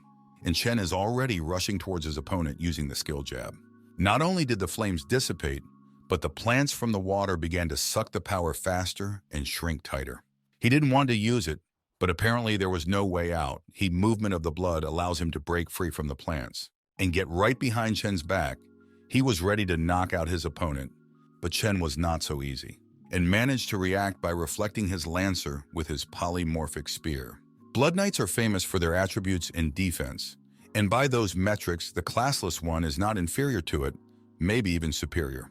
Tyron can't believe it and throws all his strength for victory. Out of desperation, he makes a bloody dash. Except now it's Chen's turn. He steps on the lancer of the Blood Knight and hits him in the face with all his might, from which Tyron flies away for 10 meters. But surprisingly, he is still conscious and shouts that it's just luck, and the second time he will not be able to do so. But at that moment, a knife is put to his throat, and that's the end of it. He can only surrender, which he does. The teacher declares Yun Chen the winner, and he gets 2,000 Tyrant credits. Those who a couple minutes ago still thought that classless was a common crook are already rejoicing and becoming his fans. The old man notes that Tyrannus has honed his skills to perfection, but the textbooks don't say how to fight a classless warrior. And then an elven woman bursts into the arena, saying that he defeated the Blood Knight with agility, but it won't work with her.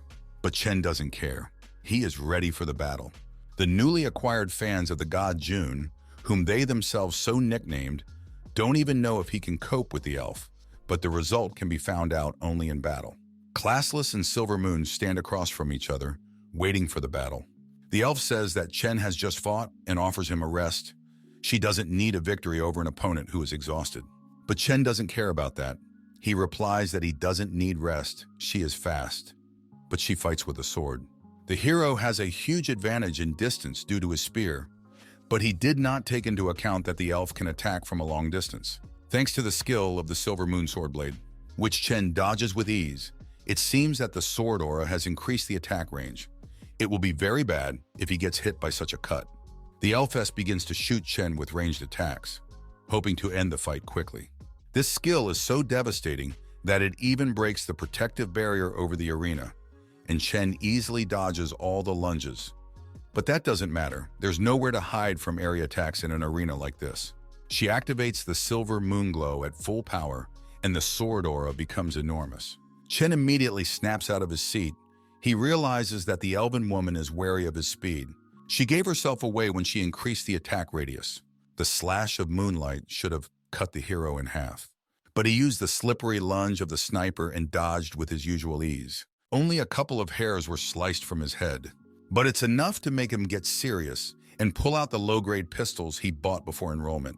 The elven woman manages to fend off the bullets, but she doesn't realize if he wants to attack her with such a bad weapon or if he's just trying to distract her. But her musings are interrupted as Chen has already approached the elf. What's the point of her tactics? Because once the enemy gets close to her, she's dead. As she thought the enemy chose close combat, hoping that she didn't have any aces up her sleeve, except that she did. The elfess uses a pulse of rage that throws Chen away from her, causing the classless to fly up into the air. And then she pulls out her bow. In general, it's a secret technique, and you have to prepare for it. But as long as Chen is up in the air, she'll have plenty of time to prepare. In flight, he won't be able to dodge. The elfess will end the pain with just one arrow. Except Chen vanished. He was already behind the elfess and presenting the tip of his blade right to her throat. The moment she was distracted by the shots, Chen had created his doppelganger and was leading her around by the nose the whole time. He had many ways to defeat her, but he chose the easiest one to show her how little combat experience she had. Albeit reluctantly, the elven woman falls to the ground and admits defeat. The teacher awards the victory to Chen and gives him 1,500 credits to the elfess. She is tearfully upset that she has lost for the first time in her life, but she vows to win back. And the teachers begin to sort out the newcomers to their department again. And one of them says that Chen should be forced to choose a class, because if he doesn't, he will waste his undoubted talent. But the old man says that the young man will find his own unique way, and they as teachers are obliged to support him in this. And Chen is fed up with these single battles. He proposes to all those who want to attack at once and finally put an end to this foolishness. A few cocky guys fly into the arena, pissed off by his arrogance. He may be Selenium, but he's definitely not going to stand up to everyone at once. But Chen doesn't even listen to them and just uses a flash, blinding all the losers. After that, fireballs immediately fly at them and trample them into the ground with explosions. He succeeds in knocking the nerve of these losers, and they beg for his conversion and ask him to stop fighting. Now it's finally quieter. Today, for the first time in the history of the entire country, an apprentice stood alone against all those who challenged him and won. High attribute parameters, a huge amount of skills, coolness, perfect compatibility with weapons and refined fighting techniques. An ordinary person would need one of these qualities to climb to the top, but Chen possesses all of these at once. When there is a gap in power between people, they start to feel anger and envy. But when the gap is so huge, these emotions are erased and replaced by fear, admiration, and delight. Everyone finally realizes that Yun Chen's success is not an easy luck. With such strength, he just could not help but take the first place. And the crowd of new fans start chanting, "God Chen." And while they announce the ranking of newcomers, Chen is concerned about something else. The system, as a reward for holding the first place, gives him a skill S class, Potion of Luck, which gives him incredible luck for 24 hours. But also the skill Invincible, with which you can get immunity to damage and control for 3 seconds. Chen even feels as if the system is worried about him. The rewards have proven to be very useful, as they always are. Meanwhile, everyone is paying attention to the fact that Shi Hongfang, who was previously ranked second, is now at 26th place. The students saw him fight Tyron, who was a nobody against Chen. But here in the fight with Hongfang, Tyron seemed like a god of war. Realizing that this slime ball was unworthy of his spot, everyone immediately swooped in to challenge him and relegated him to 26th place. Meanwhile, the old man announces the end of the competition. Whether they like their ranking or not, everything is now in place. The old man reminds the students to choose their departments, and all those who do not want to die in endless battles may not choose his military department, because with him, they will become the strongest if they survive. But the Ice Queen Xia Qingcheng is just silent and does not agitate anyone to join her. But she does not need to. Everyone already knows that she is not only the youngest dean, she still somehow managed to defeat the King of Demons. She has a huge queue of students. Yun Chen remembers what he read about her, although she is only 27 years old. But she has spent 8 of those years on the battlefield. She is currently ranked 3.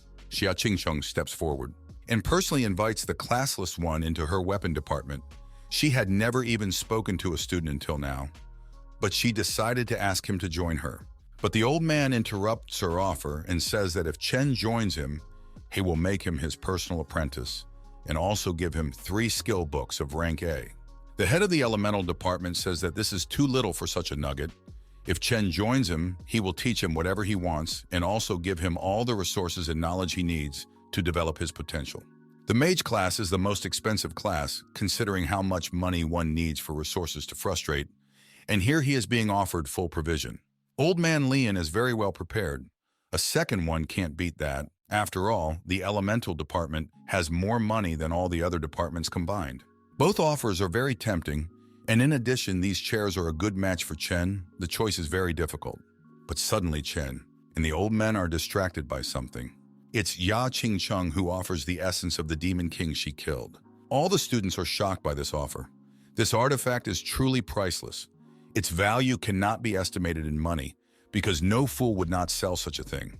But if Chen uses it for its intended purpose and absorbs the essence, his body will be strengthened, and he will receive additional attributes up to level 70, and there is also a small chance to get the lineage of the Demon King. This girl is truly cruel.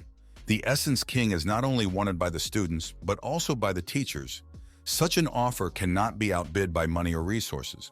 The only reason why the Academy hunts for students is their academic performance, because the higher it is, the more budget they will be allocated.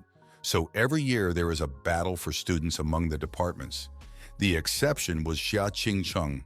She never tried to recruit students, and she is very strange in general. No one knows why she left the battlefield and became a teacher, and now she has offered something that Chen can't refuse. So the choice is obvious. Chen joins the weapons department. And a little later, the hero finds himself outside the armory building, with an elven woman who asks why he is here. Did the dean invite him too? And Chen coldly replies yes. Nicole is really stressed by this coldness on his part. How could she lose to such an indifferent man? But they are interrupted by Caddy, Dean Xia Qingcheng's right hand. She says that they are now the dean's personal students, so they should try to get along, and now it's time for them to go to the treasury. With these words, she teleported the disciples instead of their destination, and a pile of skeletons and monsters and all sorts of battle trophies appeared in front of them. If this is really her treasure trove, then all these trophies belong to Dean Xia.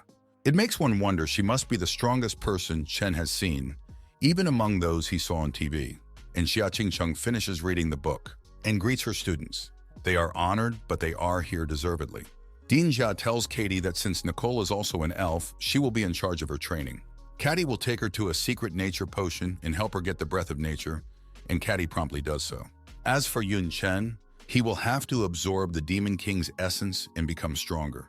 But before he does, Chen asks how she got the essence when Xia Qingcheng defeated the Queen of Night and the divine alchemist purified the corpse and got the essence.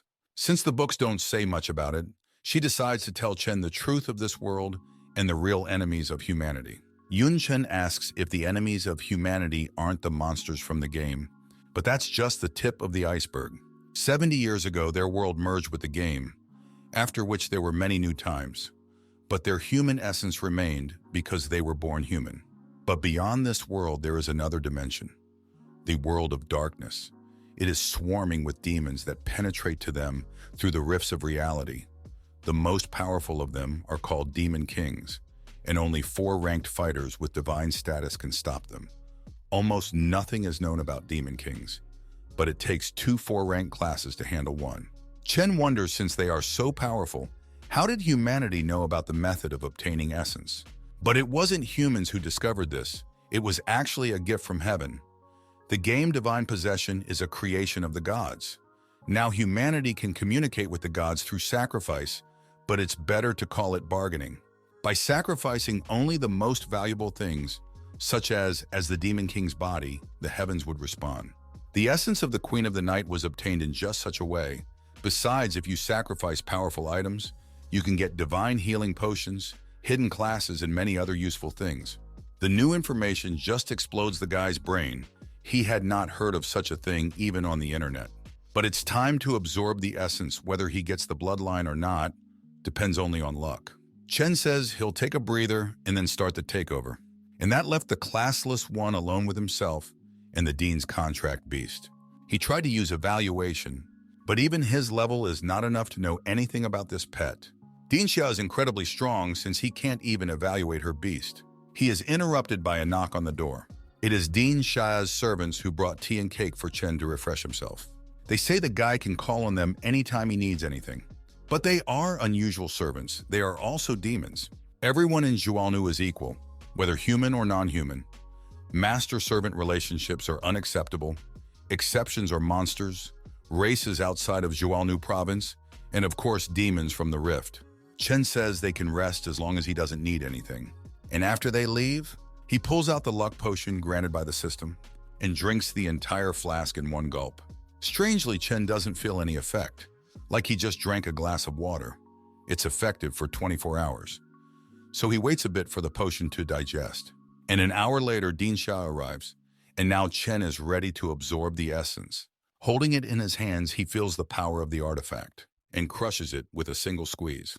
Incredible pain pierces Chen, the sheer enormity of the force simply tearing his body to pieces.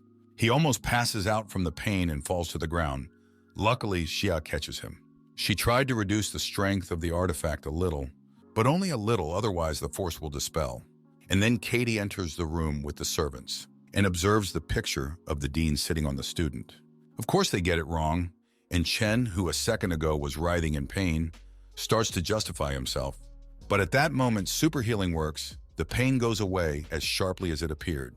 The dean is surprised that the power was absorbed too quickly. It didn't work. But judging by Chen's attributes, which increased by times, he absorbed all the power. The Queen of Night had two innate talents, the Eye of Night and Darkness. Did Chen get either of them? But the thing is that he got both skills, even though they are low rank.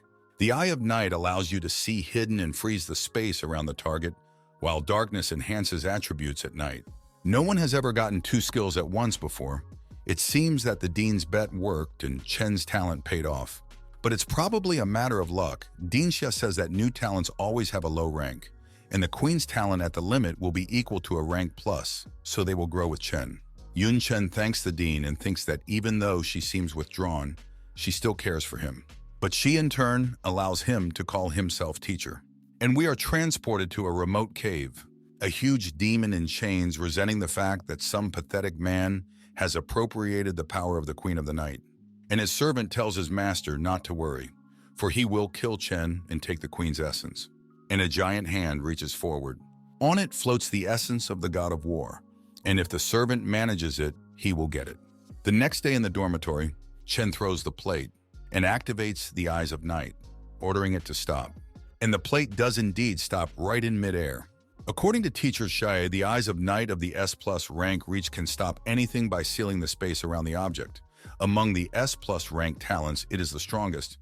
But then again, such a powerful Queen of the Night fell at the hands of teacher Xia. How strong is she? A little later, Chen went about his business and was spotted by the demonesses serving Xia Qingcheng. They whisper that in the future, this guy can become their master if he and his mistress get married. But Chen hears this and says that the situation was a misunderstanding. Of course, they do not believe him and promise not to tell anyone. The luck potion is still working, and this situation is not resolved. Will it all do him any good? And while he is walking around on his business, the level of his luck makes itself known.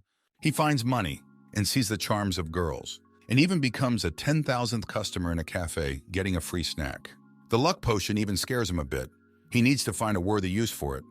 But first, he needs to complete the daily tasks. Every day, the first two rewards remain the same, but the third is always random. With the potion of luck, it's sure to be awesome. And this time, it's random enchanting materials.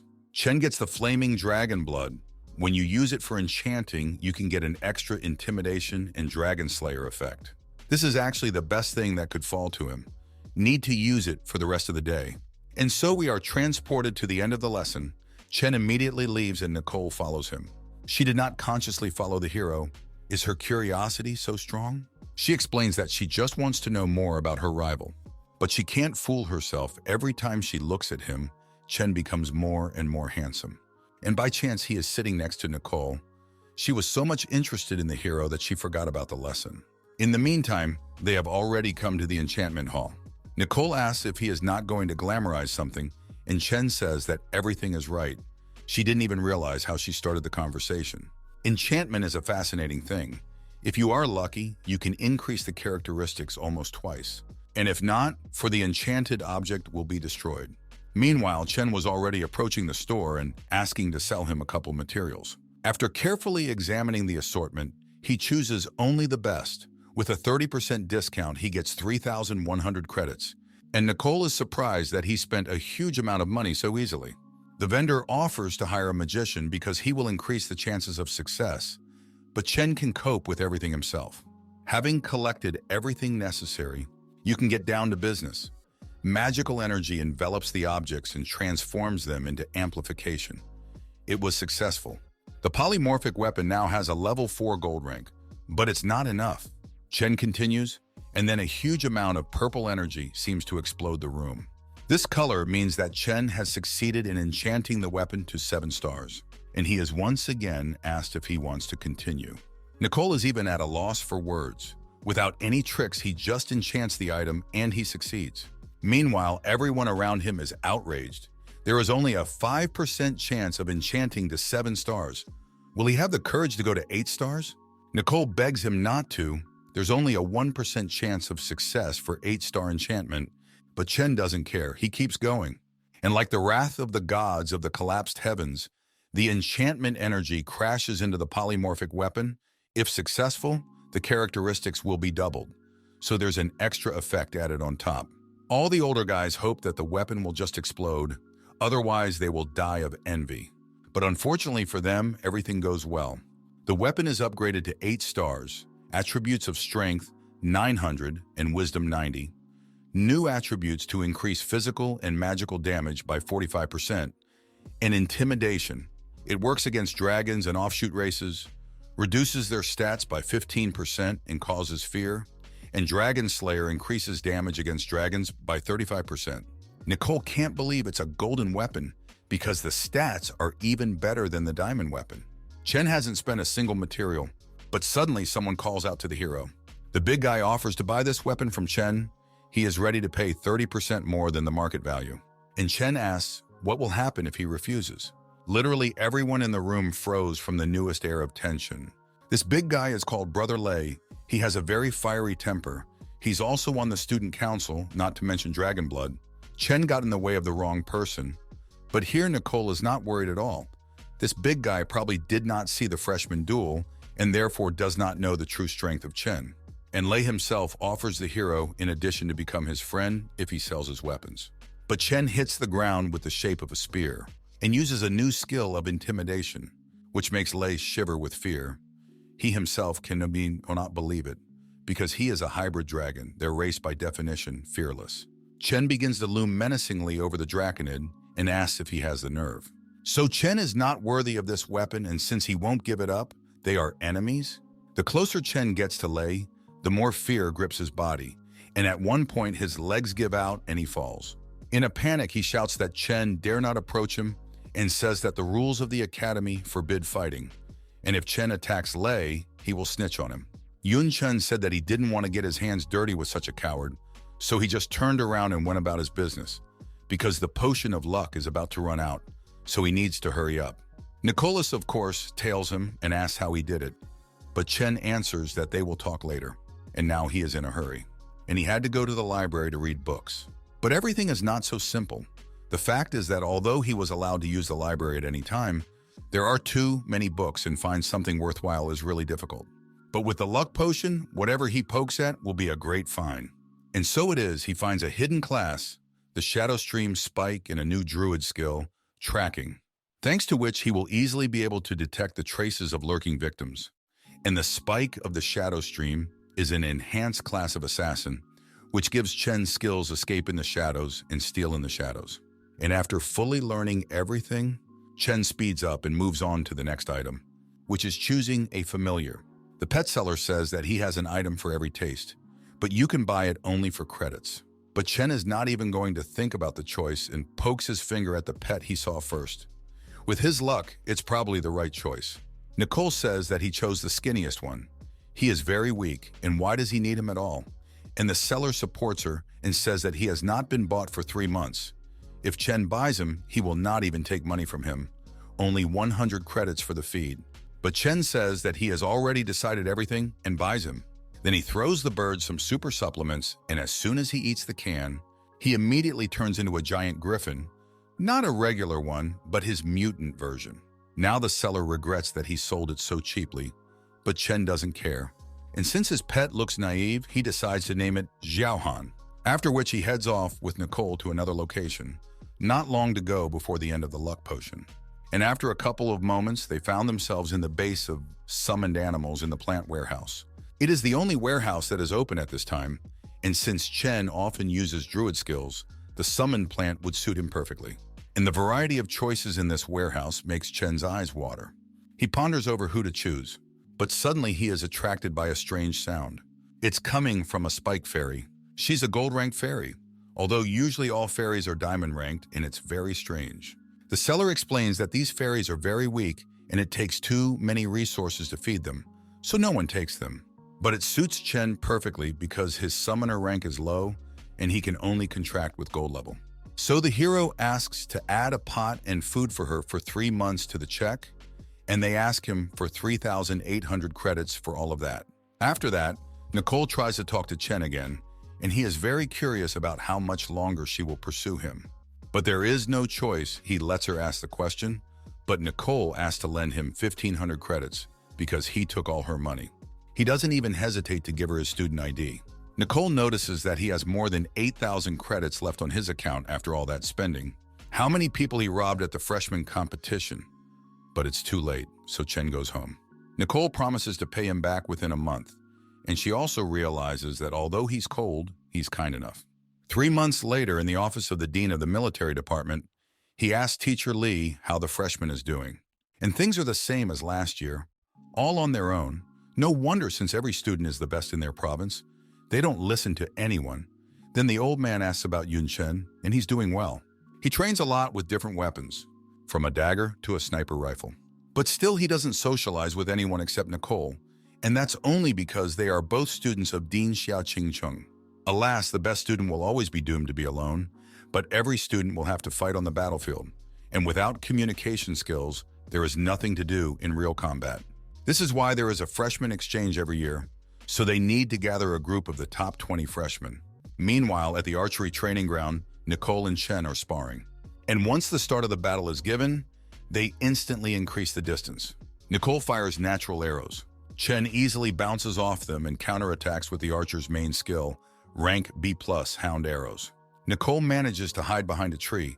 He counterattacked too fast, but just because Nicole hides behind a tree doesn't mean that Chen's arrows won't get her. An arrow hits a tree trunk, right above the elf's head, and she gives up. Chen's fans are crazy about their idol. And Nicole says that when they first started training, she had her nose in the air. But now, after 3 months of training, she has no chance of winning. And then notes that when they first started, they agreed that the loser treats the winner to dinner, and he treated her all the time. Now it's Nicole's turn. But their idol is interrupted by Katie. Chen and Nicole want Dean Yeonfu in the training room. Besides being the dean of the military department, he's also the vice rector. So what does he want them to do? And there are already 20 students gathered in the training hall, wondering what they are here for. And Nicole has already talked to Katie, and she explained to her what awaits them, and Chen hears about the student exchange for the first time. It's a national competition in which all the academies in the country participate. Rumor has it that this year a new stage will be added, survival. And then Chen receives a notification from the system, a new task to participate and win the exchange competition. At this point, Dean Yeonfu appears in front of the students and tells everyone to shut up. He explains that the students' speculation about the exchange is true. This year their academy is organizing it, specifically the dean of the military department himself. Nicole asks why the top 20 are here, even though only 7 are needed for the competition. The old man replies that it's because of the new survival phase. In a large area scattered on 20 students from each academy, the team that will gain more points by collecting resources and killing monsters will win. But be wary of not only monsters, but also students from other academies. Naturally, everyone is not happy with the addition of this stage. Zan Nan Academy has won this competition for 3 years in a row. If they lose, the elders will not give them a rest, only happy that Brother Yun will be with them. As for the leader of the team, it will be the first disciple. That is Chen. Of course, everyone is happy about this. Chen will definitely lead them to victory. The old man puts forward a plan. There will be 3 individual battles where Chen, Tyron, and Nicole will fight. As for the team battle stage where 7 people will fight, there's something to think about. Chen relies too much on himself, and his versatile fighting style doesn't make it clear who he should give to the team. If wrong, they will get in each other's way. Chen and those who come after him are very good in close combat. It would be foolish to put in a team of fighters like Damager. Well, Chen comes forward and asks himself to choose his own fighters for the competition. The old man has no objections. After a while, Chen chose all the fighters and made a list of 7 men. The dean is furious. This is the strangest team he has seen. 3 melee fighters, 1 summoner, 1 deus, and 1 assassin. 3 years in a row, the academy won due to perfect control strategy and better team selection. And Chen's team's bias is on damage. This is utter nonsense, although he himself let him do what he wants. So now it's up to Chen, but they should still check what he's up to. At this time in the training room, Nicole is angry at Chen for not choosing the normal academy strategy, but it's his personal decision. Their conversation is interrupted by an enraged yeller who is looking for Chen. It's Wei Yu. Last year, he helped take first place, and he says that the current team is no good since they don't have a single mage. He suggests putting Shui Hongfang on the team because he is the strongest magician among the freshmen. And Lin Yushu, who is ranked 5th, says that this best mage is the same liar who cheated at the freshman trial and then dropped from 2nd place to 26th. Also, the fact that his family is very rich leads him to believe that he just paid the big guy to offer it. But Chen has a better reason for refusing. He just doesn't want to take the loser. What do you mean he doesn't want to? Wei Yu says he's an instructor, and if he says they'll take Shui Hongfang on the team, then they will. Naturally, everyone is not happy. They practiced and studied hard to get into the top 20, not to give a spot to a major loser. The mage knocks his staff on the ground and shouts that he lost only because he was out of shape and offers to fight him now. The staff he's holding is at least diamond level. No wonder he's a major. So the big guy says that he is best suited for the role of a mage and orders one of the contestants to be thrown out immediately. And Chen says that this best magician is vindictive and arrogant. If the instructor wants to put him in the team, then let him fight in a team fight with Chen. If he wins, then so be it, Chen will accept him, and if not, then let him go. Wei agrees to these terms and gives 3 hours to prepare, and after the specified amount of time, everyone is going to watch the fight of last year's champion and brother Yun. The fans' opinion is divided because Wei and Chen are very strong guys, except that there is a sophomore on Wei's team. This alienates his fans. Could he not handle it himself? Wei's friend expected this result, but they don't care about people's opinion. If they win, they will get a lot of money. Hongfang's brother said to win at any cost, so their family wouldn't hit the dirt. If Wei makes contacts with the Shura family, a rich future is assured for him. Ye Qinglin is the 4th-ranked Taoist, asks if they need tactics, and Sun Kong, who is in 7th place, supports it. They are fighting against the 2 previous champions. He is even a little scared. But Guo Feiken from 9th place and Sheng Tairan from 2nd place are not discouraged and have faith in Chen, fully relying on him. Chen says that there is no point in strategy. They should do what they do best, which is breaking bones. Nicole and Lin Yushui agree. This team has the best fighters in the academy, and since they are a team, they will rely on each other's strength. Meanwhile, Teacher Li gives the ready command and announces the start. If Chen wins, the dean won't allow them to compete as a team. The freshmen immediately rush to attack. While Wei's squad is lining up their positions, Wei already feels victory. On his front flank are 2 tanks under healing. They just can't pass this defense. Ye Qingling asks the guys to slow down. Her buff spell is not reaching, and she herself can't keep up with their speed. It's going just as Wei thought. These goons can't work as a team. He starts to give out orders to his formation, but at that moment a bunch of fireballs fly at them. Wei doesn't understand where so many are coming from. Who can even use spells that fast? And then Wei orders to increase the area of defense, and it works. They fend off the fireballs. Except that expanding the area of defense means weakening it. There's no way they can stop Chen now. One of Wei's defenders screams that he can't get any closer and creates a holy barrier. But something is going wrong. Her hands are bound by the vine. When did he have time? Was the fireball attack a distraction? And Kemen has already gotten close to the tank and used a spear jab, throwing one of the vanguard out of the defense formation.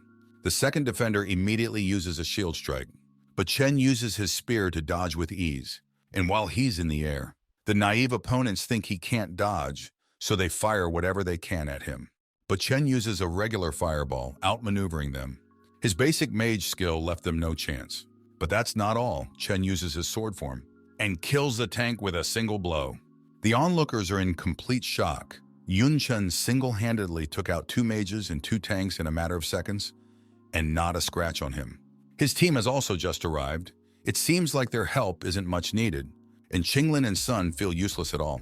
But that's not all. They need to mop up the others. Chen rushes forward. Wei panics and orders Zhukong to cast summon, but he's already doing it. He summons a bunch of powerful beasts. Well, let's see what they can do. The huge summoned monsters are very strong and ready to tear Chen to shreds. The audience thinks it's a mockery to use such platinum-ranked beasts against freshmen, and Wei is starting to gloat. He wasn't prepared for Chen's speed, but now he's definitely finished.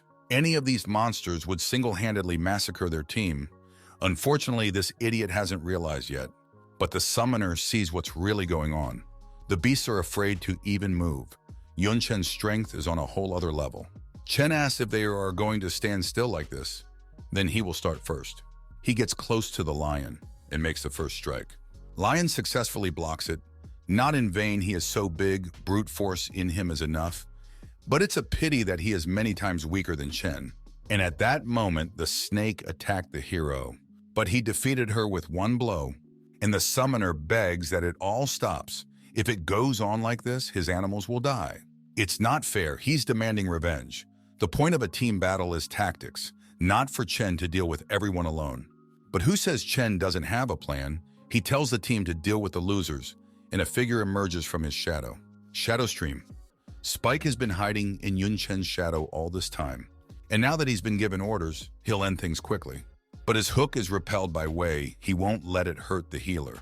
Except that Tyron appears behind him with the help of blood movement and sends him flying with 1 punch.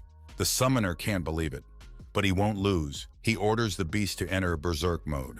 Except 2 arrows pierce his hands and seal his mana. One of Chen's fighters cast a sealing spell on Nicole's arrows. He didn't even think it would work, but Yun was right. And a knotted snake flies to the summoner. Chen has already dealt with all his animals. What should he do? Maybe blast them with a powerful spell, then he would at least get some experience. But the sophomore begged him for mercy. He surrendered. These beasts were more than companions to him, and Chen didn't intend to.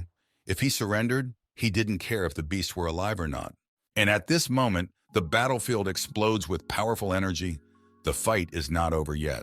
The wounded Wei isn't going to give up just yet. He's the champion, but he's pierced by a silver flash. Nicole says he's not worthy to fight Chen. He's too weak for him. A little later, the dean gets a report on Chen's victory. Basically, he just ran over his enemies with brute force. And then Ya Anfu asks how Chen himself explains his strategy. And it's very simple. Their academy won with the same tactics 3 years in a row. Surely other academies are ready for this. And besides, the current students are not very good at tactical battles. It would be better to expose their strengths. Although it's hard for the dean to admit that the freshman is right, but he proved that his strategy works well. And if that's the case, then let him do what he wants. After the showdown with the high school students, Chen was relaxing and chatting with his sister. He had recently learned that if his sister got a good passing score on the exam, he could get her into his Zanan Academy. In this case, they will live together and Chen will stop worrying about her all the time. But their conversation is interrupted by a knock at the door. It's the servants, Dean Xia. They came to inform the hero that all his lessons are canceled. Instead, he will perform a special task of the teacher. And Chen, without a second thought, immediately agrees. By the way, the mistress gave the demonesses names. The one with blue hair is Xiao Yu, and the one with green hair is Xiao Lin. Chen didn't care about any of this.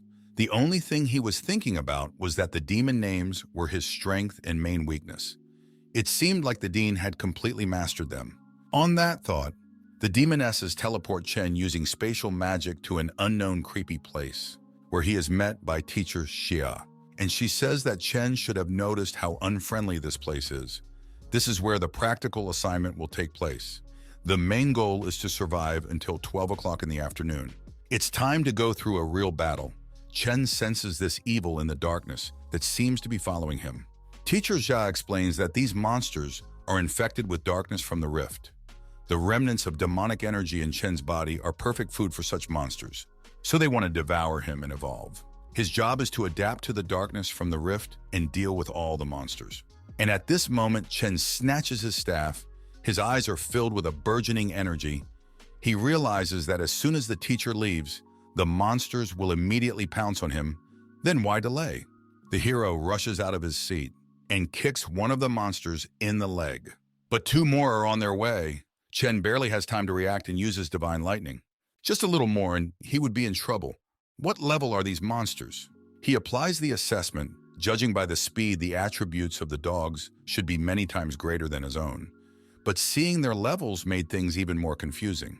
All the monsters are just above level 20. There's no way they could be that much stronger than the man who absorbed the hearts of the Demon Queen, and he even had to use a divine skill. But his pondering is interrupted by a sharp attack. A huge creature almost crushed the hero. Good thing he was able to react in time. It was a demonic ants hiding under the guise of trees. But Chen had been here long enough to detect them, so why didn't he feel anything? No, it was definitely not because of the speed of the monsters. His perception itself became weaker as soon as he guessed. A huge horde of monsters immediately rushed to attack, hoping to take the hero by demon, except it was a grave mistake. The main trick of mages is area damage. With the skill Eye of Storm then raises all the bastards in the air, the demonic dogs try to interrupt the cast, spewing balls of energy. But the hero cannot take such a cheap trick. He uses a fireball at the same time, attacking their spit and combining it with the Eye of Storm, which turns the hurricane into a fiery tornado. And even that doesn't kill the dogs. With one swing of his spear, Chen drives them away from him to use the additional effect of his darkness talent, which increases his stats several times and turns him into a real killing machine. Now those things will pay for wanting to eat him. Chen leaps out of his seat and turns all the dogs into bloody mincemeat after killing all of them. He has raised as much as 17 level, but everything is not going so smoothly.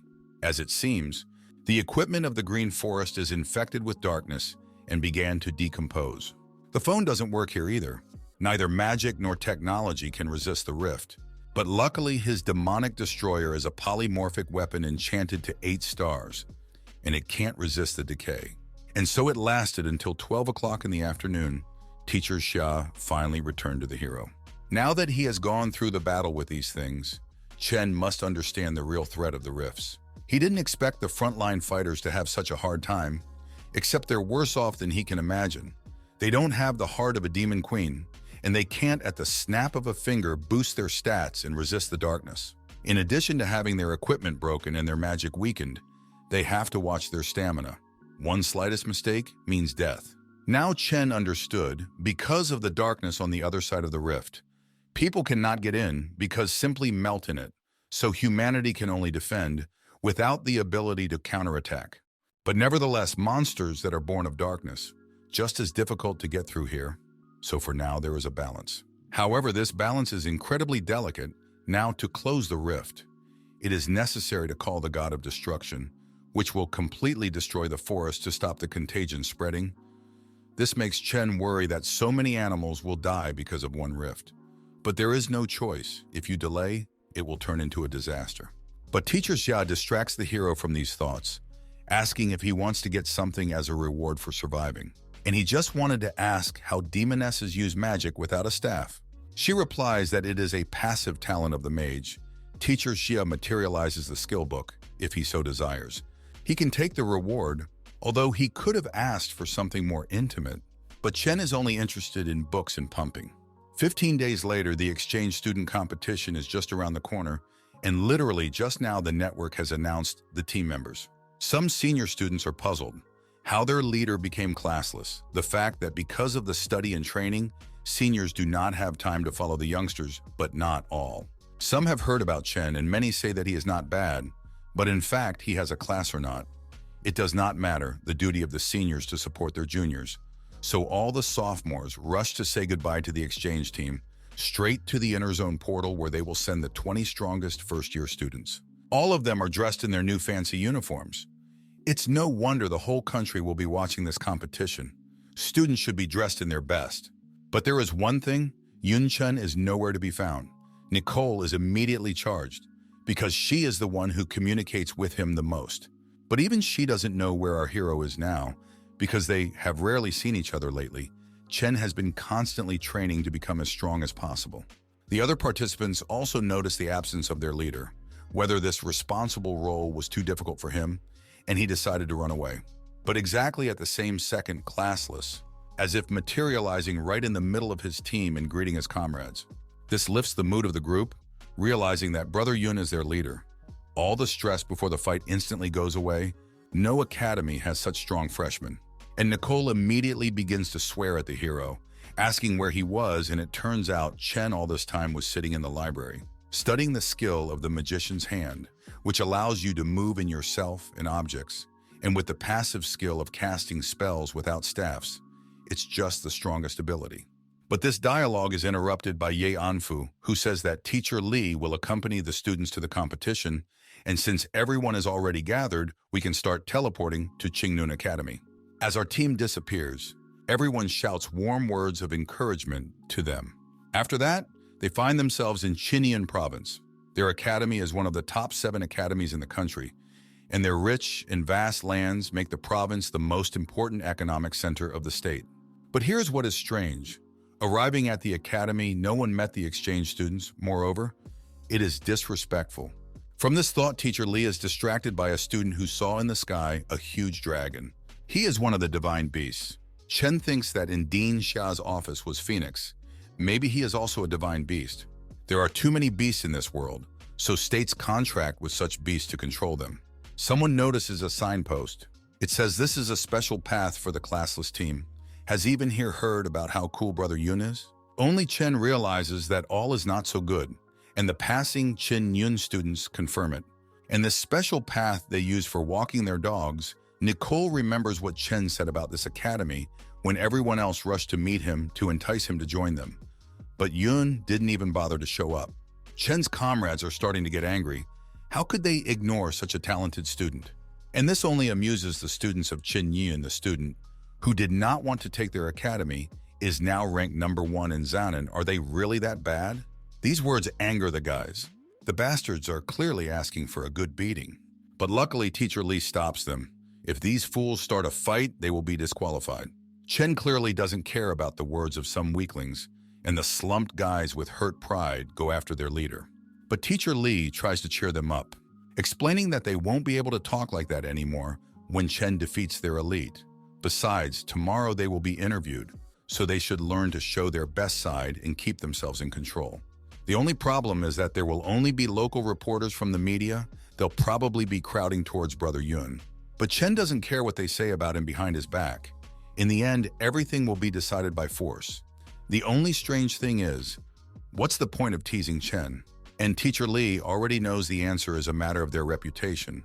The admission of students is decided by a vote of the academic staff, and all teachers and deans unanimously decided not to take Chen to themselves, and he became the first student in Zanen. If they recognize his strength, then recognize their stupidity. Shank says that everyone will realize how stupid they are when Chen leads them to victory. And the hero realizes that all forces will be thrown at him, just waiting for this competition. Finally, he has a chance to meet a worthy opponent. And we find ourselves in the next day. Now the whole team will be interviewed. Everyone is very worried because their families are probably watching them from their homes. Chen's sister is also watching him. And one of the reporters grabs the microphone and immediately asks the classless one if it's true that Chin Na-yun was rejected. And there's also a rumor that he used a loophole in the exam, and only one because of that. Is it not just a rumor? Everyone immediately begins to whisper. This reporter is a respected employee of the local publishing house. His words can be trusted, so the rumors are not lies. The whole team can barely contain themselves from snapping at the bastard right now and ending his career once and for all. But the teacher is ahead of them, because how dare this bastard hurl such insults? The students' family members are watching the interview right now, and he decided to embarrass them with his lies. The journalists immediately revolt. No one asked the teacher's opinion. They are only interested in the students, and they have no right to interfere in the conversation. But Li lets out a murderous aura, yelling for all these bastards to get out of here while they can do it on their own. And Chen absolutely calmly asks her to stop being angry. He has one answer to all these questions. Anyone who gets in his way will not stand a chance. It's a new day. The start of the student exchange competition is announced. 128 academies have participated, and the top 7 teams are also on the list. The first to enter the arena is the Chen team. They are led by Ning Junyi, the province's best and strongest student summoner. His fans are ecstatic. As a freshman, he was ranked first in the province and second among the academies. Except they think it's only because there is one cheater who cheated his way through the exam, and his name is Chen, the team leader of Zanan Academy. All the spectators boo him. They are just waiting for Brother Ning to put the cheater in his place. Naturally, this angers Chen's comrades, but he asks the guys to calm down. They must show their strength, not eloquence. And we are shown the mysterious guy in the red cloak. The last time we saw him, he promised to kill the hero and take the heart of the Queen of the Night from him. Of course, now he is up to something. And meanwhile, the welcoming ceremony ends, and many islands float out of the water in the center of the arena. And it is on them that one-on-one fights will be held.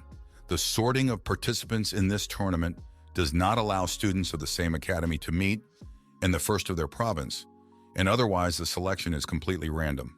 And at that moment, a huge beam of light strikes the battle arena.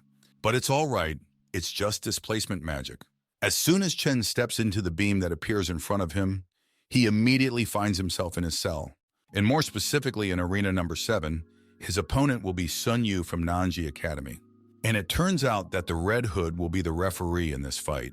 And he says that fighters can only use basic materials and weapons below diamond, otherwise there are no restrictions. Chen and Sun Yu clash with a glance.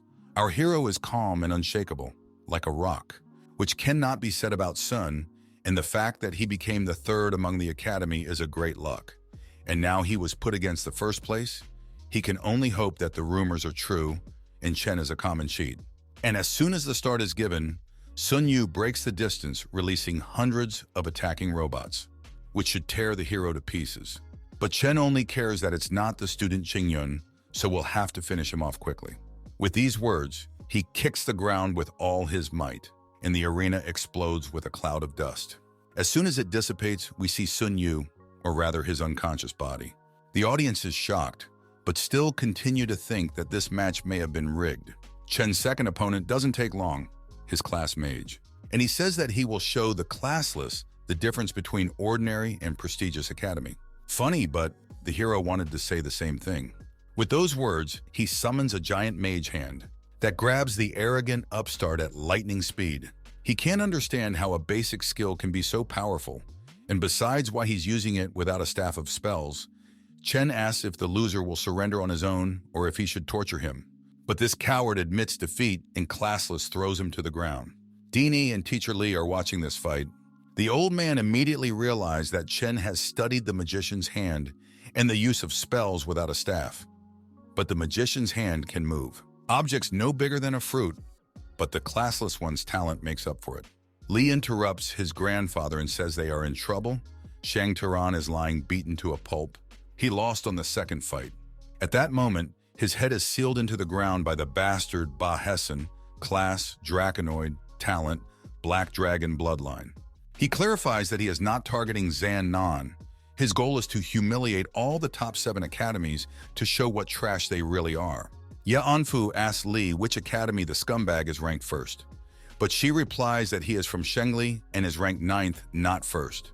Chen's team is shocked how 9th place, not from a top 7 academy, defeated 2nd place Zanin. The old man explains that most likely his place was underestimated intentionally, so that he could fight against the first places in the arena and undermine the morale of the team. Well, what is worse for him, as soon as he runs into Chen, this freak will not be happy. Meanwhile, the hero has already defeated 4 opponents in his arena, as suddenly heard someone's loud voice. It's Ba Hesun, who shouts classless to wash his neck. Now he will cut it off, but instead of being afraid, Chen asks what kind of moron. After 4 wins with 1 punch, the audience starts to doubt that the classless cheated on the exam. But they calm themselves down by saying that he fought trash. But if they put one of the best from Qingyun against him, that would be a conversation. And just at this moment, the 5th opponent of Yun Chen appears on the arena, dressed in the uniform of their academy. It is Ne Qiang, who is the 2nd place in Qingyun.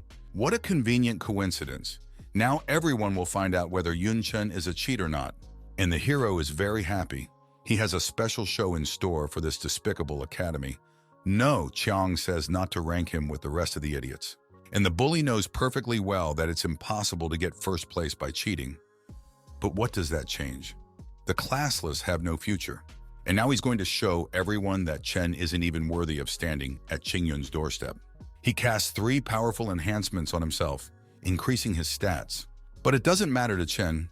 There are many ways to defeat such an opponent, but he will do it beautifully. At this very second, the hero imposes on himself 7 improvements from all the studied classes. The gawkers don't understand how this is even possible. With so many improvements, you can take down the boss with one little finger. No Chan rushes at Chen, screaming that it won't be enough, thinking to himself that his opponent will smash him like a bug if he continues to enhance himself. But his axe is stopped by the hero's spear point attack. The collision creates an incredibly powerful blast of energy that makes Net Qian fly away like a ragdoll. This is simply impossible. He is in his peak form, but could not withstand even one blow. But that's not all. Chen rushes straight at the freak and lands hundreds of punches in 1 second. But even after that, the big guy is not knocked out, except that Chen deliberately restrains his strength. He ties his opponent's mouth with a vine so that he can't give up, and lifts him up like a punching bag. He won't let him get off so easily. For this, Net Yinyan can thank the reporters. Chen's sister watched the interview, and he comforted her all night. So it was time to settle the score. And with these words, the hero summoned the demonic thornflower, named Xiao Jing. So far, no one understood why he had summoned a level 1 monster. Its attacks simply wouldn't penetrate Net Qian. But there's no need for that. Chen orders his fairy to teach the big guy a lesson. And now everyone realizes that he just wants to pump up his pet and humiliate the Qingyun Academy at the same time. Xiao Jing starts to whip the bastard furiously, but although it doesn't do him any physical damage, orally he suffers so much that he would like to die of shame. And 2 hours later, the beaten and humiliated big guy couldn't even talk anymore. His body may not have been seriously injured, but he was broken at heart. And Chen was amused by all this, but no Qian is really strong. In such a short amount of time, Xiao Jing had gained as much as 12 levels of experience.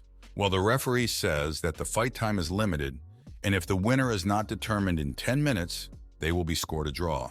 Then the hero, with all his might, punches the downed big guy in the face, and this will mark his victory in 5 battles.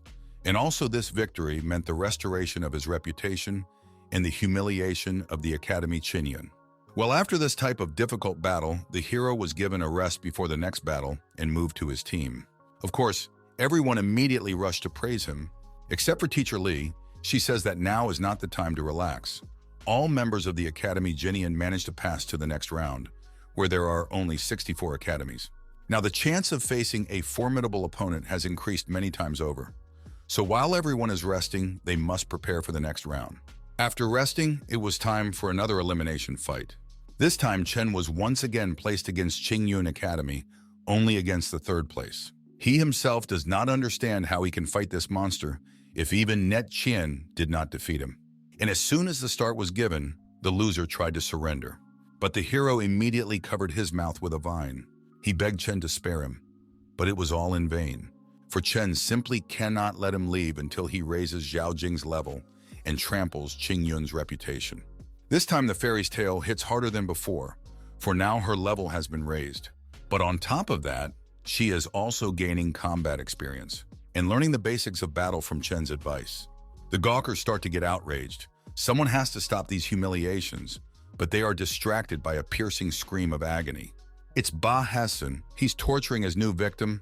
The poor man tries to surrender, but his speech is sluggish from the pain, and words can barely get out of his mouth because his lungs are filled with blood. Draconite takes advantage of this delay and rams the guy's head into the ground. But the referee stops him in time. If only a little more and the bastard would have finished the poor guy off. Even Ba Hassan's comrades are still surprised by his cruelty, their headmaster letting him get away with everything because of his bloodline. Both of Hison's parents are draconids with black dragon blood, and the character of this subspecies of dragons is genetically tyrannical, unbridled, and greedy. And the next opponent of this ruthless bastard will be Yun Chen, the 1st place of Jiangnan Academy. Ba Hassan is already anticipating to crush the head of this arrogant bastard, but Chen does not care what the degenerate says. He heard that some people pump the talents of their bloodline so much that they lose themselves and turn into a monster. It seems that with this bastard, it has already happened. And Bahesin hoped the classless one is being watched by his relatives now. It would be sad if he kills him and the people who love Chen don't see it. He was wrong to say that. Now the hero is serious. He instantly rushes at the bastard and hits him with his spear, which does extra damage to draconids and weakens their stats. And the attack was so powerful that the shockwave seemed to blow up the arena.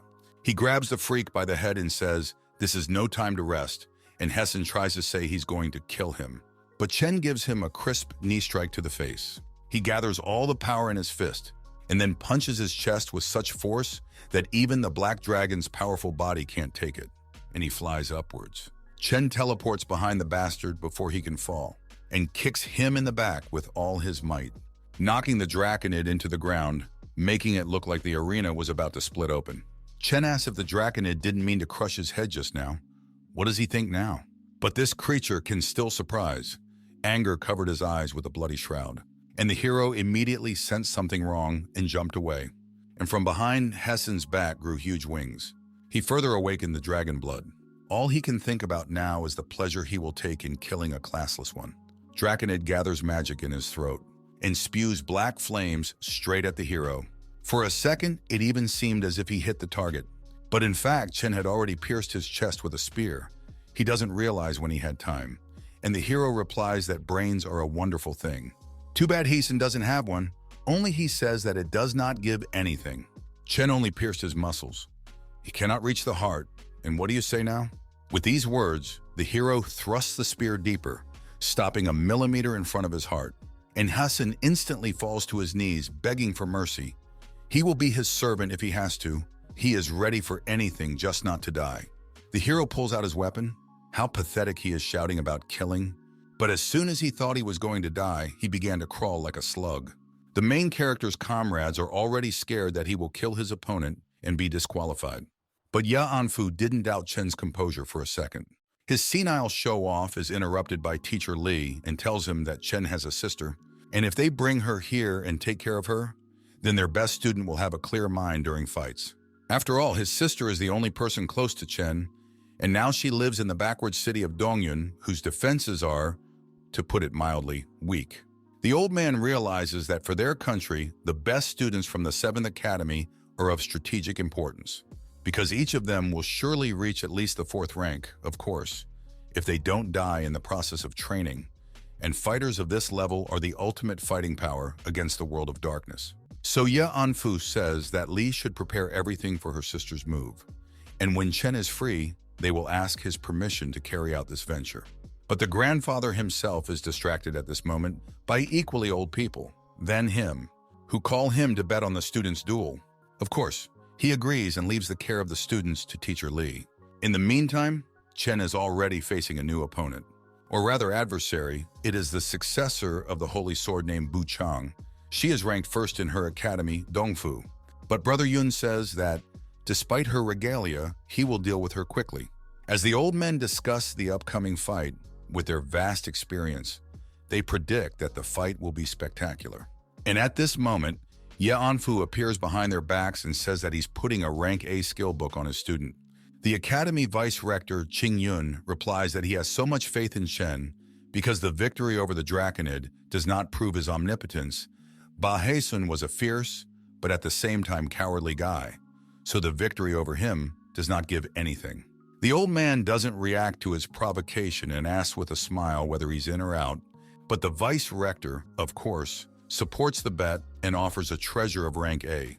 But they are interrupted by a joyful simpleton who is Dean Bu Chang, and he bets a soul scroll, which will be more valuable than those of rank A. Before he can finish, he hears the TV behind his back announcing that Yun Chen has won the fight. And while he was, to put it mildly, surprised at this outcome, Ye Anfu happily took his soul scroll. Bu Chang was a really strong opponent, and despite the fact that Brother Yun defeated her in a second at this point, he was completely out of energy. But then he was helped by the energetic girls. Meanwhile, our hero had already teleported out of the arena for a break between fights. And, of course, now instead of the old man, Teacher Li is talking to the air, talking about how cool Yun Chen is. But the hard fights are about to start, although in the past, everyone said the same thing. At that moment, a message arrives on her phone, and they've already put up the rosters, which include Chen's next opponent. And this guy makes Lee very tense, because the one who will fight with our hero is none other than Ning Junyi, the first place in the Academy Qingyun, and he is a really formidable opponent, not like before. Lee still continues to convince us that he is strong because unlike Chen, his skills are S-class, which means that he can turn an ordinary summon monster into a boss. Well, after this exposition in Ko, the guys stand in the arena and Yunyi says that he will win at any cost and prove that classless is garbage because his status and honor simply will not allow him to lose, to which Chen replies, "It does not matter. Who you are, the main thing is not to fall down." These words make Junyi furious, and he starts summoning monsters. But Chen is not going to just stand by and watch his enemy gain strength, so he rushes at him with all his might. And judging by Yunyi's face, he was just waiting. When the classless one shortens the distance, he uses secret synchronization magic out of a crazy smile, shouting for Chen to attack. The hero immediately pierces his chest with his spear, but something is wrong. It's as if his body has become intangible, all because he merged with the ghostly beast.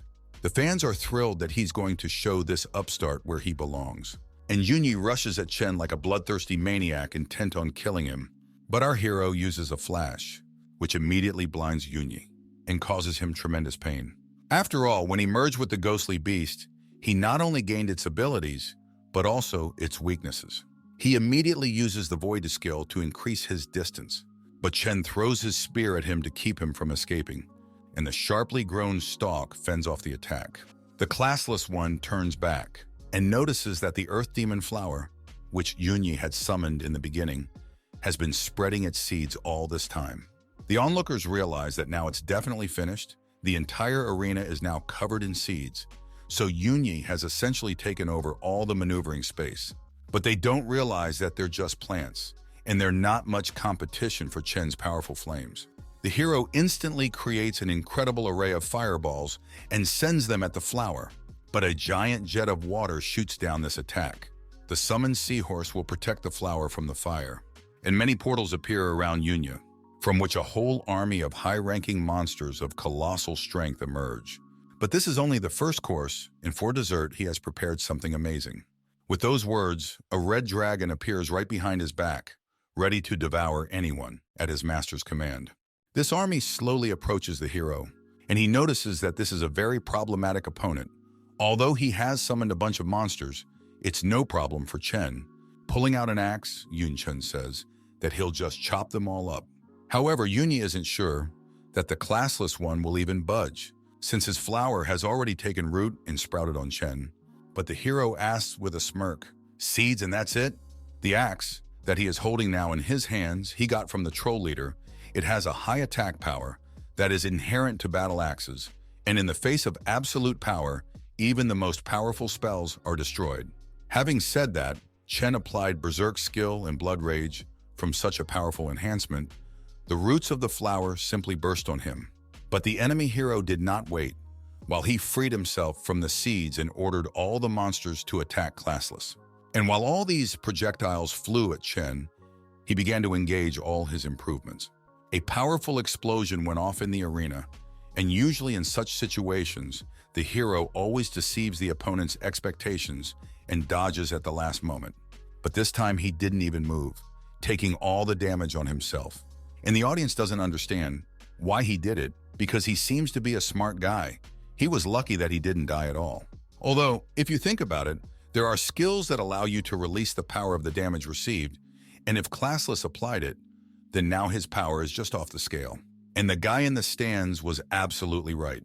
God Yun had applied Rage Awakening, and for every % of health lost, he gained 3% of strength.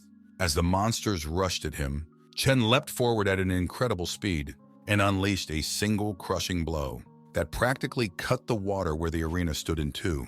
And those guys, who a second ago had been discussing his stupidity, were now numb with fear. But not only the spectators were frightened. Yunyi, realizing what just happened, comes in a state of animal fear.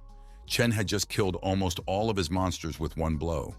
And if the summoner himself was not in a spiritual body, then most likely would have died instantly.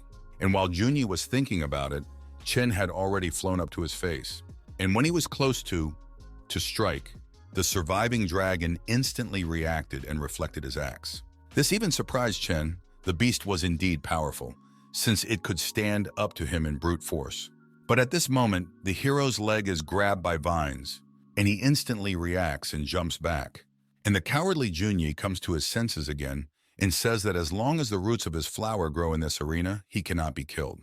He then orders the dragon to finish off the hero, and it spews forth powerful flames. But Chen summons a water elemental to protect him from the fire, and a wall of water blocks the dragon's breath. Then the classless one grabs a flower root that has sprouted all over the arena, and in one motion, rips it out of the ground along with a piece of huge stone, and he uses it as a huge Morgenstern, piercing the dragon's jaw with a powerful blow. Junyi is shocked. He didn't expect that his enemy would be so resourceful. But that's okay. All these improvements won't last forever. He just needs to stall for time, summoning junk, and then he will win. But Chen interrupts his thoughts and throws a dagger at the bastard. And the asshole doesn't even dodge because he's in ghost form and physical attacks don't work on him. And when the dagger flies through his body, the paper seal, which was tied to him, stays on Yunya's chest. And the summoner is pierced by a powerful holy energy because it's the exorcist's talisman. And Chen says that he is now a man, not a spirit, hinting that it would be easy to crush his face now. Junyi can't believe that he's been outplayed using a basic skill, and Chen taunts the loser and says that he's nothing without a spirit body.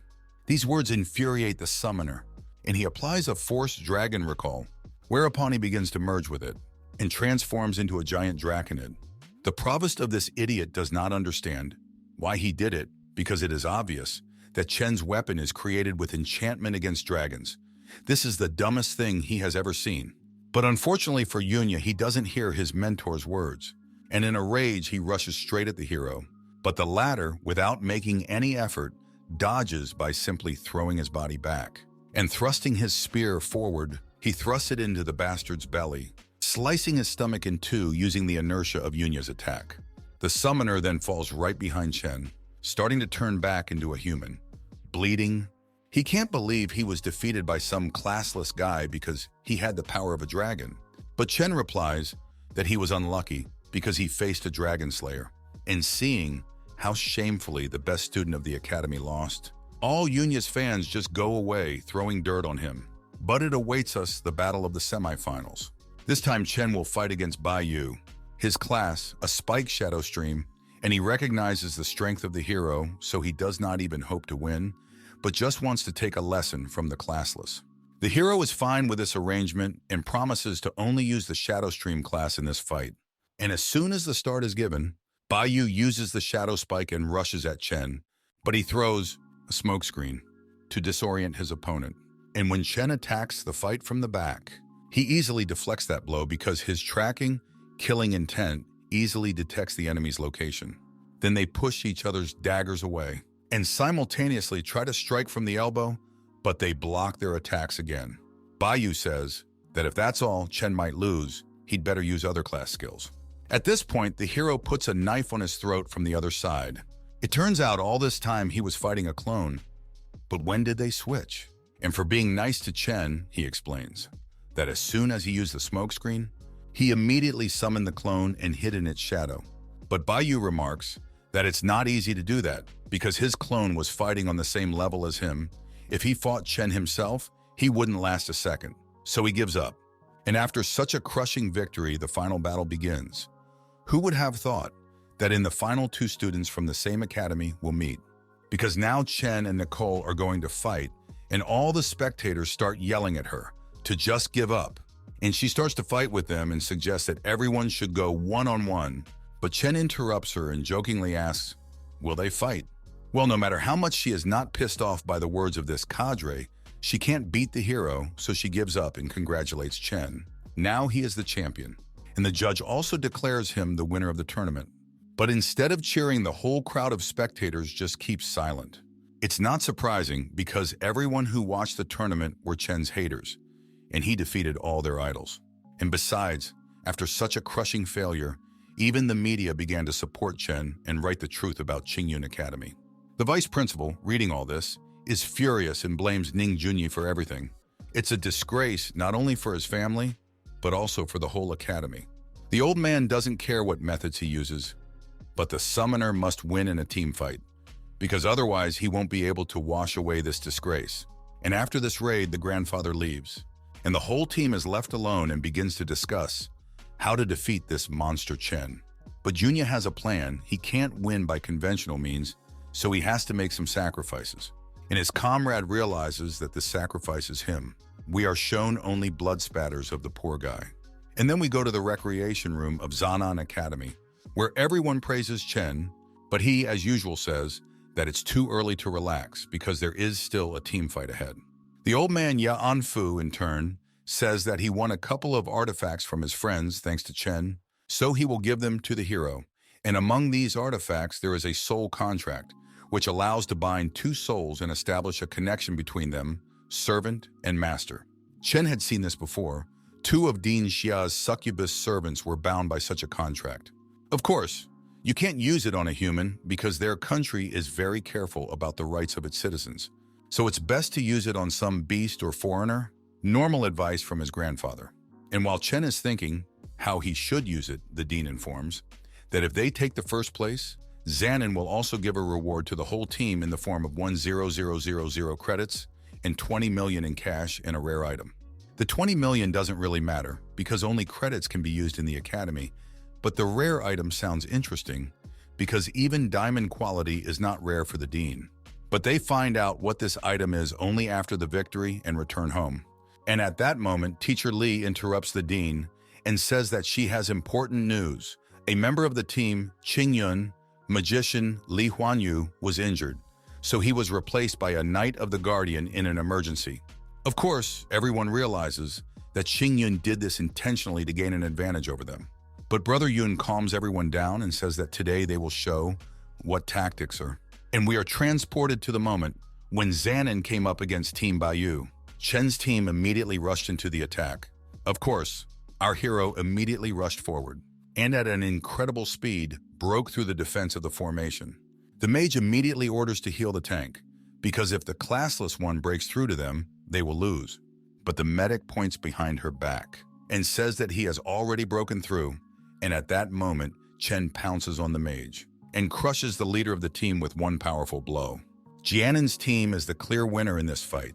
Support says that they don't have to do anything at all, but the buffer is constantly trying to keep up with everyone. But nothing works. It seems that they were taken just to stand aside. But Chen gives her a pat on the back and asks her not to talk nonsense. They are also a very important part of the team. Just now, the opponents were weak, and he decided not to waste the strength of the team on these losers. And after a short break, Zhang Nan is up against Gyeongju. The spectators are cheering. They know that these guys are crazy and they don't really care who will beat Chen. The main thing is that at least someone put him in his place. But Assassin from Yun's team only laughs at their formation. They have recruited only mages. Since they have no vanguard, they are just a target for him. As soon as he starts to climb into the shadows, Chen's hand immediately grabs him by the scruff of the neck and pulls him back because there's no hurry.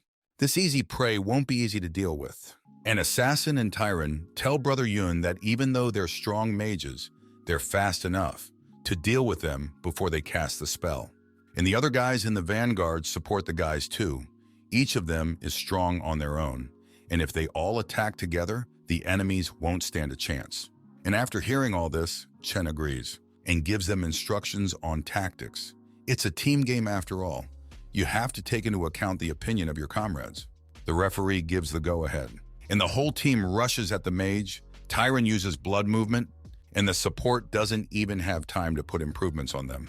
Chen, on the other hand, follows them, and before he is noticed, tries to analyze all the abilities of the enemy.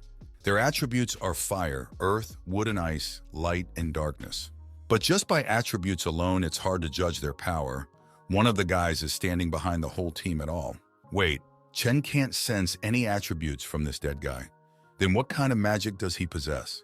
But the sorcerers aren't going to wait for their enemies to approach. So they release all their attack spells, literally raining various magic flying to crush the Zanin team. Chen then instantly pulls out his staff and uses his fast cast talent, sending out a handful of fireballs to bring down the mage's attack.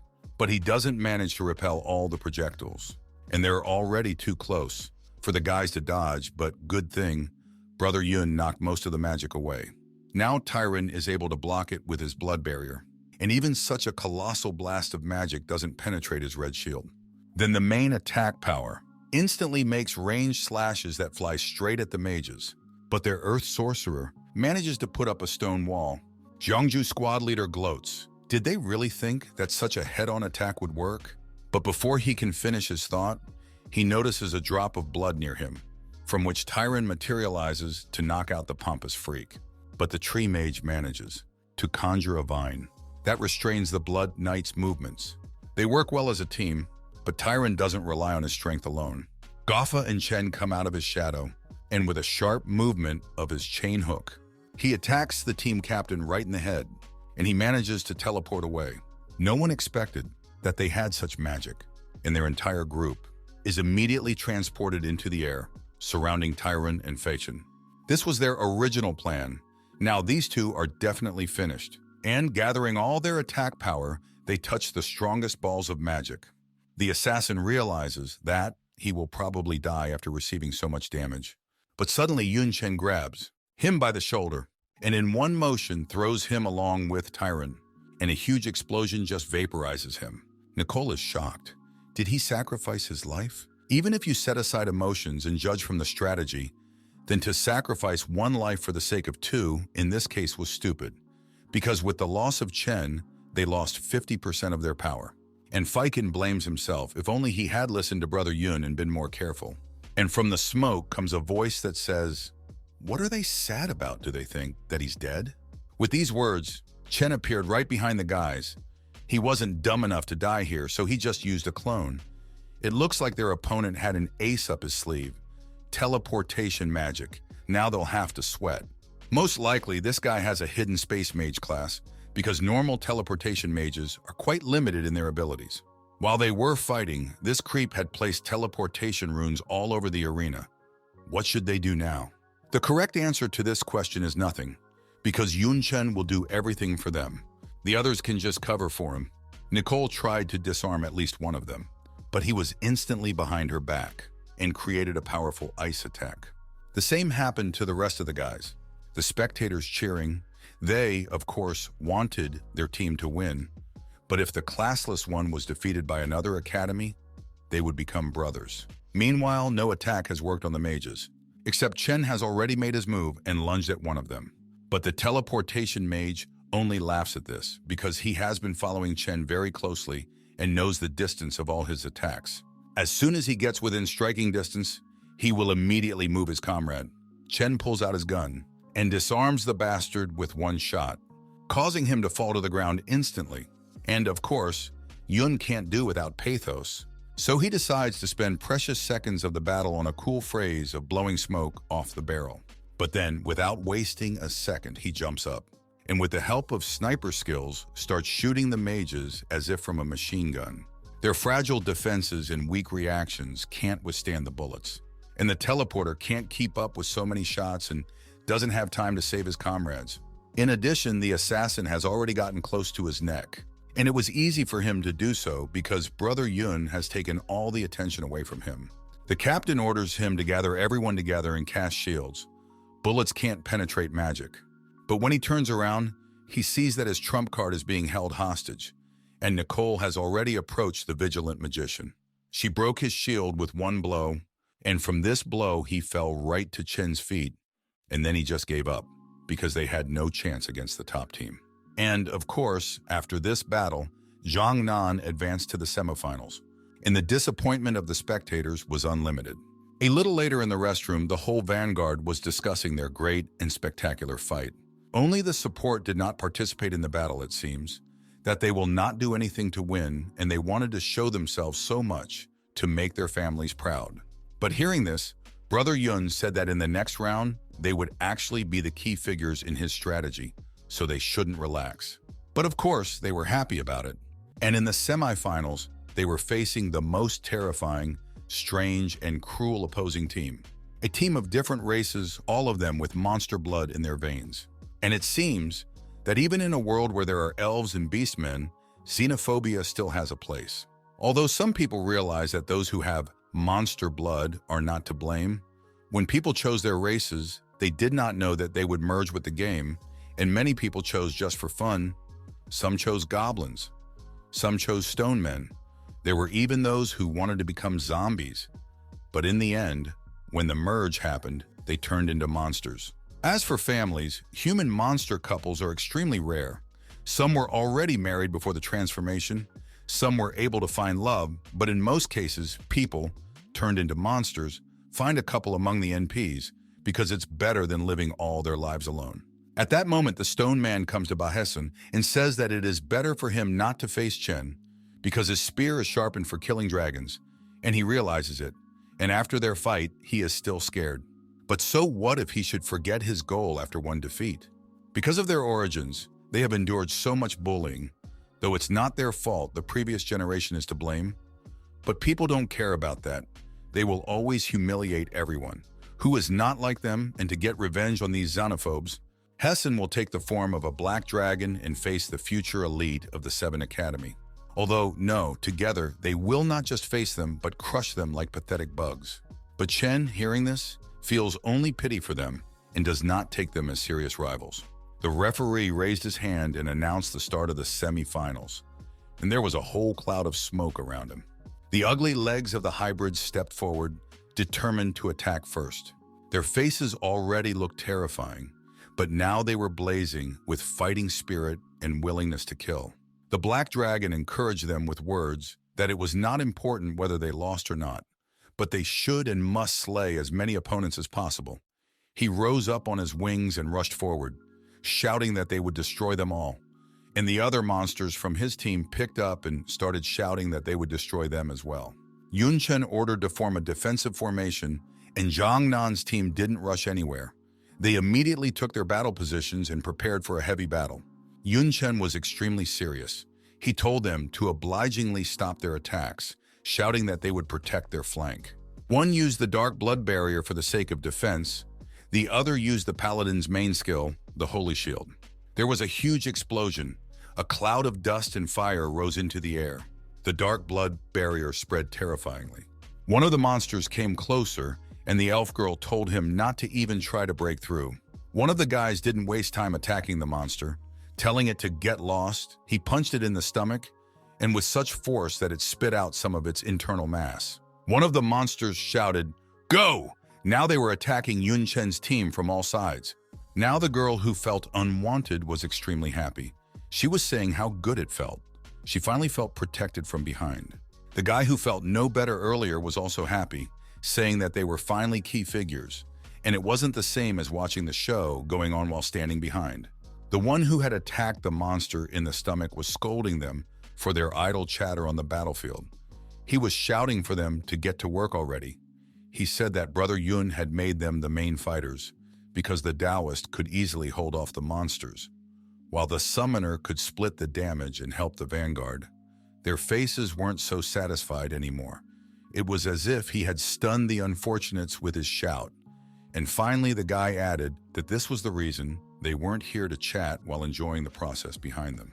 One of the guys laughed and, calling his opponents babes, told them to get out there and show them what they could do. "Do their best," someone hissed back at him from behind. Behind them were a couple of huge, horrible monsters. Some of them were like animals and some were real demons. The guy who had angered them raised his staff and used the call to contact. The advanced earth elemental was a dead tree. The golem was a green bear.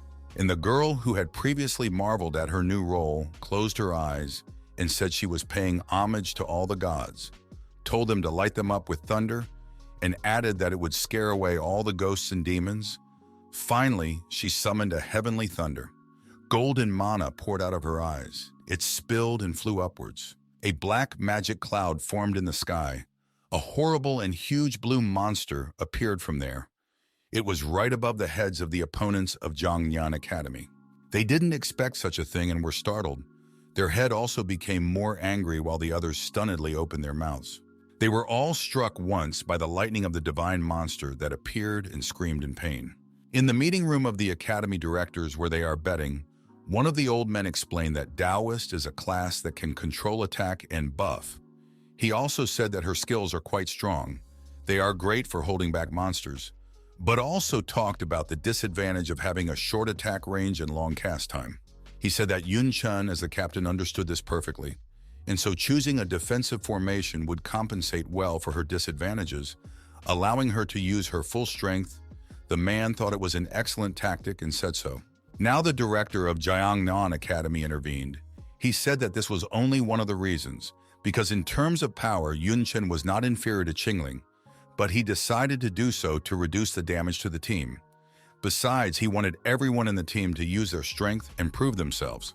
The old man said that even though he was extremely cold in appearance, it didn't stop him from being a good-natured guy. Qingling was happy with her success and threw more and more attacks, such as Explosive Lightning Talisman and Earth Destruction Talisman, while her partner cheerfully told the little guys to do their best. The monsters already looked winded, with abrasions and scratches, and the girls' talismans kept flying at them. They fell right on top of them and in front of them, forming a pile of smoke and raising dust in the process. Now there was a big hole under the monsters. Someone was still lying immobilized in it, and someone was climbing up. It was the black dragon. It was badly damaged but still unwilling to give up, he cursed angrily. The realization that he had lost again made him terribly angry. The monster said that there was no way he wouldn't accept it. Chen walked straight towards him, however. The dragon could only see his feet for now. When he raised his head, saw the guy in front of him, Yun said that he had never experienced his pain, saying that his words would most likely not reach him, the dragon. However, he tried to realize that he wanted to fight back. However, it was all because of those who despised them. These people were responsible for their anger. But asked, was it the choice of who was this person? This seemed to melt the heart of the horrible monster. He said that it turns out Chen had treated him like an ordinary person from the beginning. Now he had admitted his defeat, the defeat of their team. The referee finally loudly announced the victory for Jiangnan Academy. One guy from the auditorium told another that although classless had such an indifferent face, but he didn't think that Chen would show such a side of himself. The one replied that they really had been looking at them as monsters ever since they appeared. The former added that after something like this, even after defeating Brother Ning, he didn't seem so bad anymore. The wind swayed the trees, rustling the leaves. The referee said that after such a fierce battle, the team round was starting to come to an end, and the next battle would be the final battle, and announced that Jiangnan Academy and the hosts of this arena were participating. He loudly proclaimed Qingyun Academy. They were serious, and the ones standing in front, Ning especially so. Conversations could be heard from the filled auditorium. Someone said that the two heavy warriors were two summoners. The Night Guardian was a mage and a priest. Another said that their team was clearly lacking in firepower and was also too slow.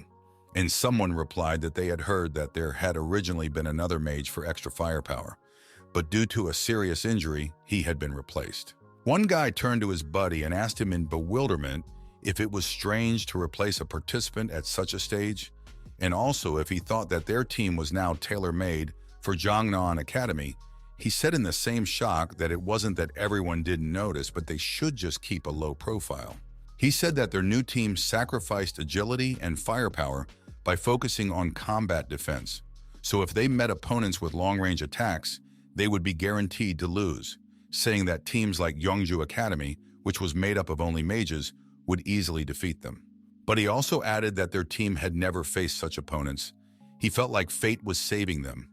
He tried to explain this by saying that they were the masters of the arena, so it was easy to pull off such simple machinations. His buddy, who had been the first to talk about it earlier, settled down a bit, rubbed his head and said that it was too much information for him. He still wanted to believe that their academy team wasn't that sneaky. The referee raised her hand and shouted that yes, the final battle would begin. She loudly announced the start, giving the opponents permission to start fighting. Ning shouted for everyone to form into a defensive formation. Some placed their heavy metal shields into the ground, while another raised his staff upwards. He also shouted out a healing aura. The three in front stood on the defense, and the four remaining behind them. Ning yelled loudly, summoning the contracted conscription. Under the contracted summoning, a red dragon, an ancient magical golem, a magical mountain monster and an underground caveman, a stone beast and an underground devourer appeared. All of these monsters were large and frightening. One of the spectators was extremely amazed at such a powerful contract summoner. He swore in a daze and shouted that there were two heavily armored warriors, a night guardian in conjunction with a priest increasing stats. It was already enough for protection. But the two summoners had created a bunch of monsters as meat shields. The other said that it literally puts them in absolute defense. He said that they were clearly preparing for the battle against Jiang Nian. Already in a calmer voice, he said that nevertheless, classless easily broke through any formation. Many commands had already been wiped out by it, and if he ignored his comrades and concentrated, and his friend didn't let him finish, he interrupted him, shouting loudly no.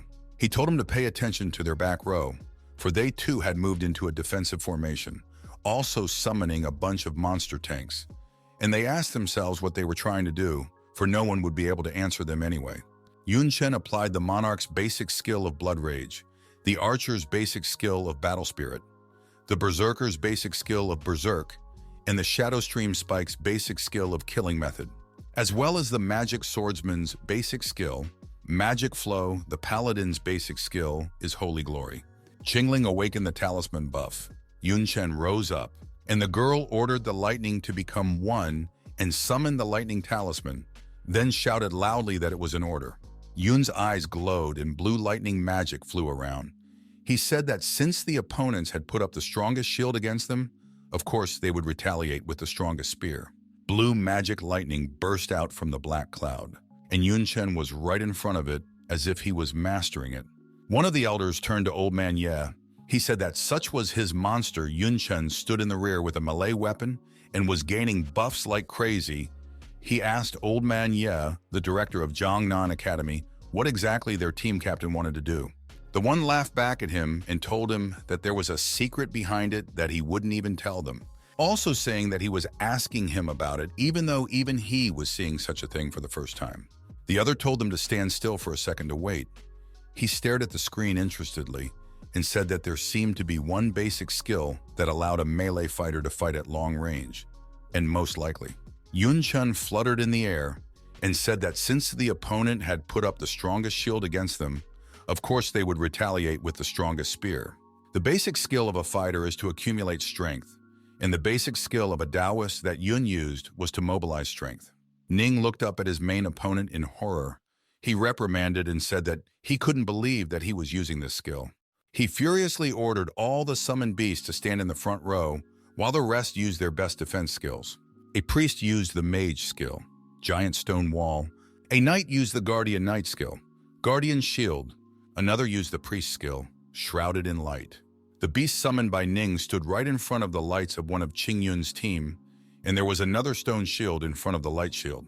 Chen prepared an attack with his strongest spear, his eyes still glowing as well.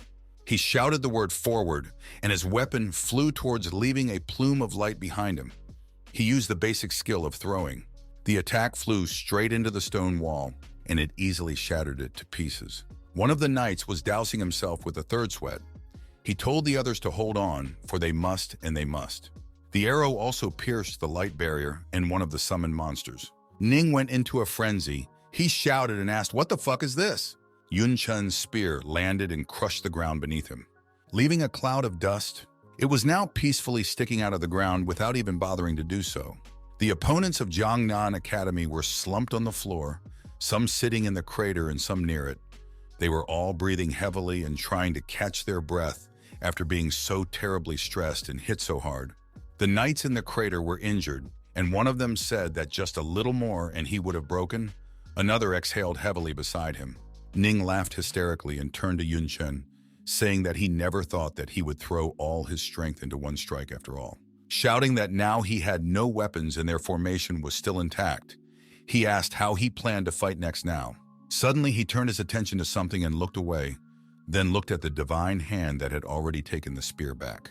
She threw it back to the master. It was the use of spells without a staff, namely the magician's hand.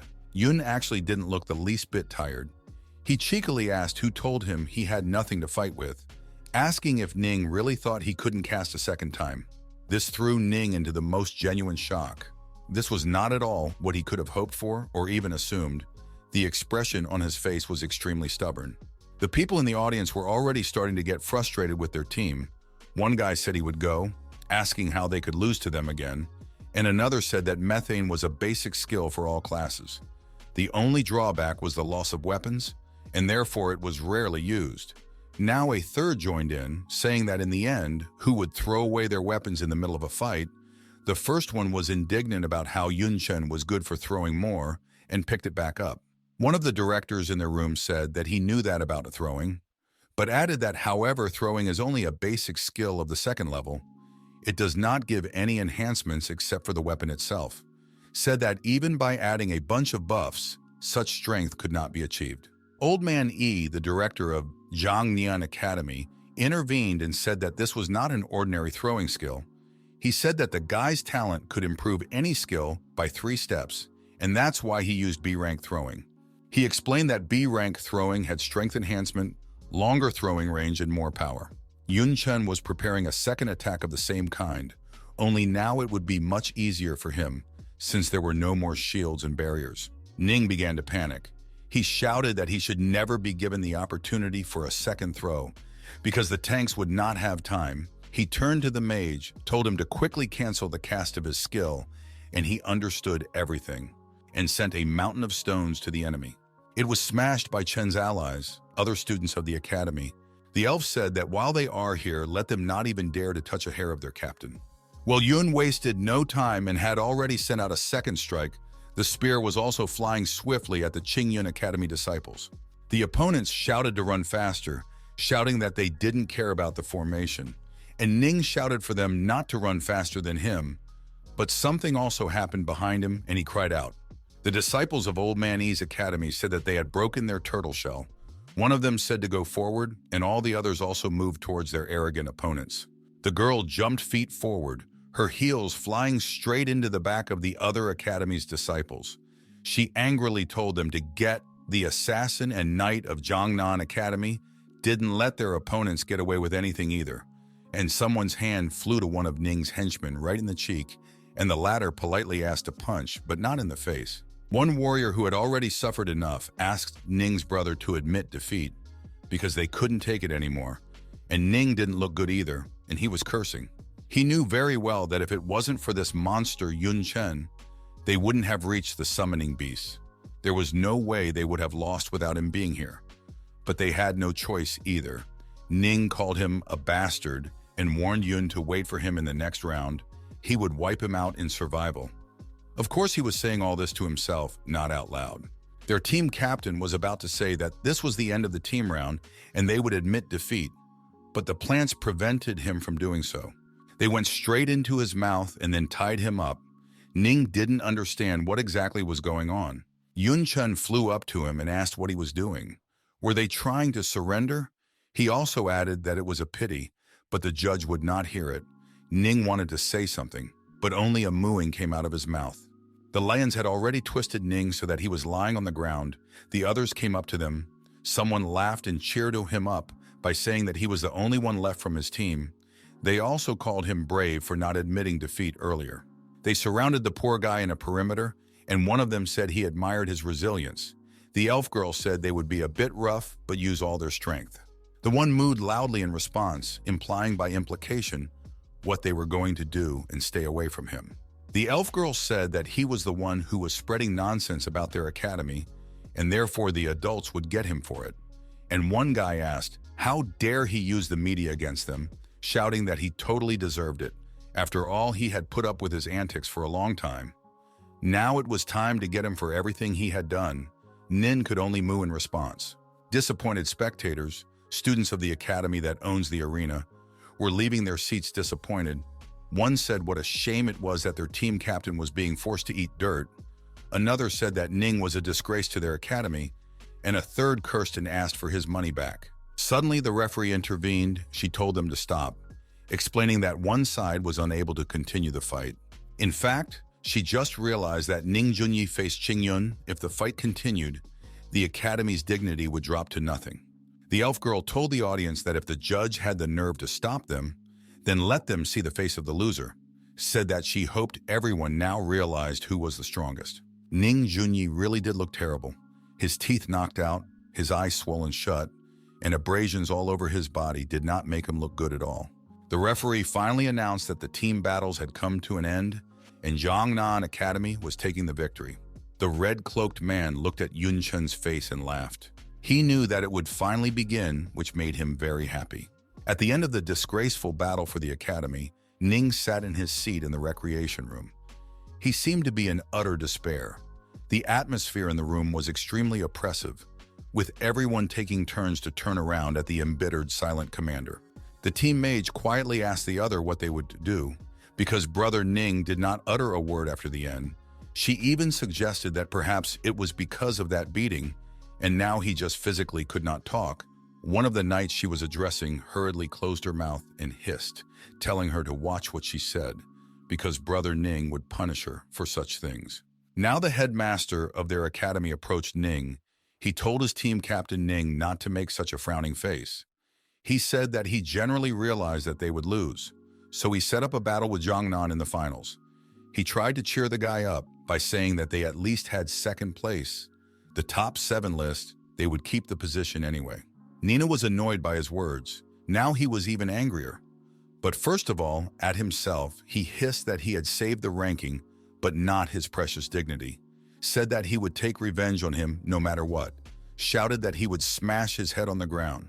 Meanwhile, in the recreation room of Jiangnan Academy, everyone was cheering. And this time, everyone was happy. The guy who kicked one of the monsters in the stomach was laughing and saying that he had blown off steam. And Qinglin was bragging that she had even used her skills when she kicked that jerk Ning. One of the group said that the news of Ning Junyi's beating was topping all the news sites, rejoicing that Qingyun Academy had fallen flat on its face, while another said that they fully deserved it. Old Man Ye, the principal of Jiangnan Academy, walked in. He laughed a little and said that they were now first in the team competition as well, and that was enough to secure the championship. He said that they didn't need to worry about winning tomorrow's round. They could just quietly gather resources for themselves. The old man also said that the survival round would be held in the forgotten city of Qingyun province. He said that it was once a rich city, but due to a sudden rift 60 years ago, the city was swallowed by darkness. Almost all the inhabitants below the 5th level were exterminated, and those who survived soon left the city and it was abandoned. As time passed and the vegetation in the city grew uncontrollably, more and more monsters began to arrive in the area, and it spawned natural treasures that were perfect for a round of survival. The old man added that of course the priests had cleansed the darkness, and Qingyun Academy had destroyed the powerful monsters, leaving only those that were suitable for the students. In addition, all the resources collected in this round did not need to be surrendered. They could keep them. Such news made the team very happy. They shouted that it was great. One said that he heard some people talking about A rank and even A+ rank resources. He said that they should definitely go and look for them. But Yun Chen was very shocked by the A+ rank information. He asked if there was any soul purification grass. He knew that soul purification grass was an important material for enlightenment potion, and Yun Tong had just reached the age of talent awakening. Yun thought that with the enlightenment potion, she would definitely get a good talent, to which the old man replied that he had sent some people to scout in advance. Although no detailed information could be obtained, there was no doubt that there were at least 15 A-rank resources and 3 A+ rank resources, and Yun Chen's purification grass was one of them. The guy decided that for the sake of Yun Tong's younger sister's future, he should get her. The elf looked at his resolute expression a little perplexed, but she remained silent. Qingyun Academy's teleportation platform, there were already 3 rows of 3 teams standing on it. With the media mentor in front, she was loudly shouting that unlike the previous rounds, the survival round did not depend on the number of people defeated. It was based on the total amount of resources collected by the team. She said that because of this, they not only encounter monsters, but also students from other academies. She said that after arriving there, they should not only focus on collecting resources, but also not stop following others. Otherwise, they would become couriers of other teams. The rules also forbade the use of communication devices, the only exception being flares. She reminded them that they should have already come up with their own code. The woman said that they were all given a wooden plaque. It is called a battle mark. It has a small teleportation array built into it, and in case of danger, it is worth breaking it. Then they will leave the battlefield and therefore be considered out. And she asked them to do their best, but their survival is the priority. The team members of Jiangnan Academy were in high spirits. They told the female teacher, "We don't worry because they are all in excellent condition," saying that thanks to Brother Yun's double performance, they won the first 2 rounds without difficulty. And now their main goal in this trip is to find the purification herb for Brother Yun Chen's younger sister, saying that they would use 3 flares in case of finding the soul purification herb. Yun Chen was amazed by their story and asked how they all knew about it, and the elf explained to him that she had told everyone, because he had told them about his little sister at dinner. And after hearing this, everyone wanted to help him, because it would be easier to search together anyway. This melted Yun's heart. He looked at the guys with affection and gratitude and said that in this case, he asked everyone to be more careful. Teacher Mi said that the round was about to start and wished them good luck. The abandoned town was completely overgrown with plants, but the old houses were still clearly visible. Yun was teleported to the road of the town. He looked around and said that it was hard to imagine that these ruins were once a populated city. After all, darkness does terrible things to mankind. He said that in the survival round, everyone was scattered to different sides, and their original goal was to regroup with their teammates. Yun rushed forward and said to himself, since there wasn't a soul around, that he would take the control point first, because then he could get an advantageous vantage point, and also reminded himself not to forget about the shadow monsters. He used the druid's basic skill of natural proximity. An enraged red eagle flew at him from above. It was a dragon. It sent a fireball at the guy. However, Yun knew that even a red dragon couldn't handle it, asking how some bird dared to attack him at such a moment. He defeated the attacker in no time without stepping out of his way. A bunch of beast monsters were ahead of him. They surrounded him all around, hissing and roaring. Yun shouted loudly and used the basic warrior skill of battle cry. It boosts his morale and exposes enemies to fear whose attribute scores are far below his. At one count, all the monsters became a bit downhearted. They were just scared. Yun Chen hurriedly left, saying that it was not worth wasting his time on them. The monsters did not realize where he had gone and what had happened. Now Yun was standing on some high ground, on the ruins of one of the buildings. He looked down and said to himself that he didn't know how the others were doing, but he hoped that everything was all right. After all, this wasn't a safe place. Anything could happen here. They could get into situations where they couldn't use the battle mark. He used the hunter's main skill, B-Rang's eagle eyes. Now he could clearly see them. Yun didn't understand what was going on, what they were doing there, and why they had gathered so quickly. However, the form of the teams were different, as if it was a gathering of several academies. 3 different colored lights flew into the air. What startled Yun was that they were Jiangnan's flares. According to their script, 1 flare was their location, 2 flares meant that help was needed, and 3 flares meant that the purification herb had been found. He was amazed by this sign. After all, how could they have already found an A+ rank attribute? Yun Chen hurried down to them. After all, the situation was not good. Launching the flares, they revealed their positions, and the enemies had already clustered around. Yun knew that they must have known about it too, so he wondered if something had happened. In order to speed up as much as possible, he used the basic skill of a fighter, wind action. He said that he had to hurry, that he had to catch up with them. In one of the abandoned buildings was a huge snake. This monster is a 3-headed magical battle snake with unknown skills. Difficulty, level, and rank, right beside its head, was a soul purification medicinal herb. Its effect is that it purifies the soul and gives wisdom. However, it is poisonous if consumed directly. The girl from the Jiangnan Academy team hid behind a car in the same room. She was angry that she couldn't even see the details of the snake, and a battle in such a case was out of the question. She said that if she didn't protect her eggs, she wouldn't dare to stay here. However, this herb was very important to Brother Yun, and she couldn't miss it, so she risked launching the flares. She heard loud footsteps in her direction. The fact that someone was coming this way really scared the poor girl. However, she had hope that it was Brother Yun or someone from the team. Then she gathered her courage into a fist and told herself that it didn't matter if it was an enemy. After all, she was an excellent student of Jiangnan Academy. Students from the regular academy would hardly be able to harm her. However, when she noticed that it was not just one person or even a group, but a whole crowd, it shocked her. She was horrified and asked herself why there were so many people here. People entered the room in silence. They walked straight towards the snake in the grass in front of her. The girl kept wondering where so many people were coming from. It was beyond the scope of one team. She wondered what academy they were affiliated with. One of the pile of people turned to her, though he didn't see her, told the woman not to hide.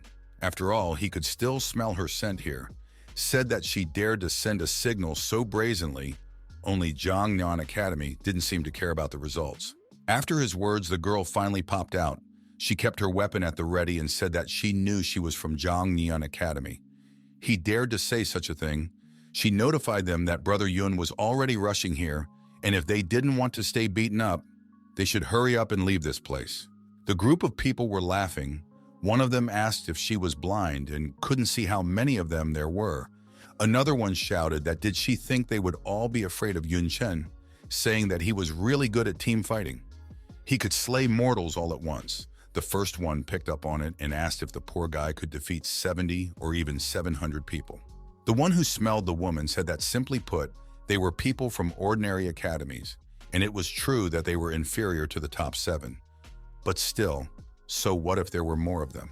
He said that before the round started, 55 people had agreed to act as a unified academy alliance, with a total of over 1,100 students.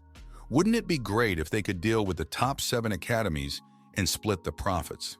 He was saying that another 100 students were just on their way, and when they all arrived, even the entire Jiangnan Academy team would be crushed by them. He burst out laughing. But then a loud shout from the people behind interrupted his cheering. Something was thundering them from behind. It was Yun Chen. After dealing with the first bunch, he asked the instigator, did he really say that they would be able to crush their team? The girl with tears in her eyes was extremely happy with Brother Yun's arrival. The crowd of people were shaking with fear, but still didn't believe that the classless really appeared. Someone remarked that he looked different in life, and his aura was frightening. And another said that the power of the fireball was surprising. With one skill, he had dared several people. They asked what they should do because this man was too dangerous. A self-confident type, the instigator stepped forward, asked why they are cowardly. There are more of them, saying that even one spit is enough to drown him. Besides, he is a lowly, classless person.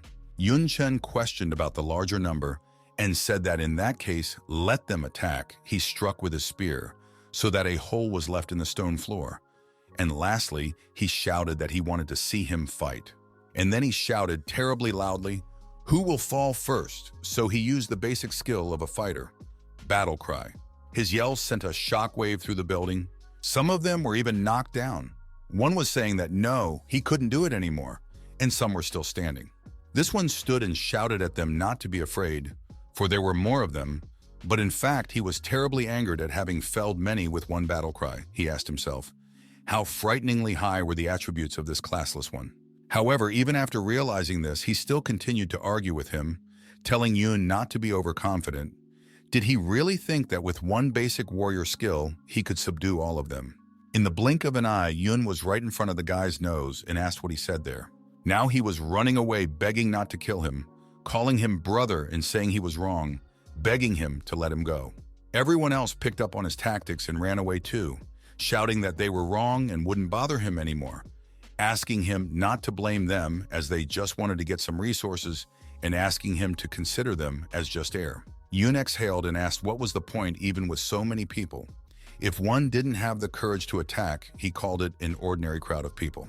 Now he turned to the girl and thanked her for trying to keep the soul purification herbs safe. Said that she was safe now. A blush appeared on her cheeks and she replied that everything was for Brother Yun. Old Man Ye in the director's meeting room laughed and said that he thought there would be a terrible fight.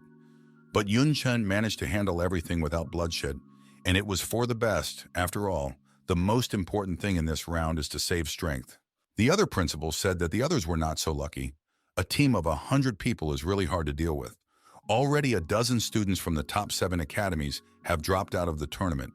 Next year, it is worth adjusting the rules, because it cannot be left like this. Old Man E replied that after all, they are the first to hold the survival round, so the rules are not perfect yet. Besides whether the defense is good or not, he said that he thought a few students had disappeared, although he doesn't know which academies they are from.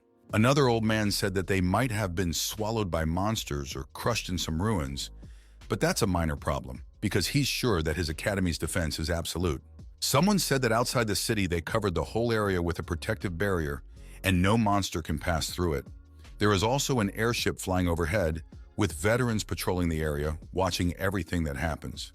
And in the city itself, second-rank warriors are hiding in the shadows as the students' last defensive defense. But even so, there's no escaping the losses in the survival round.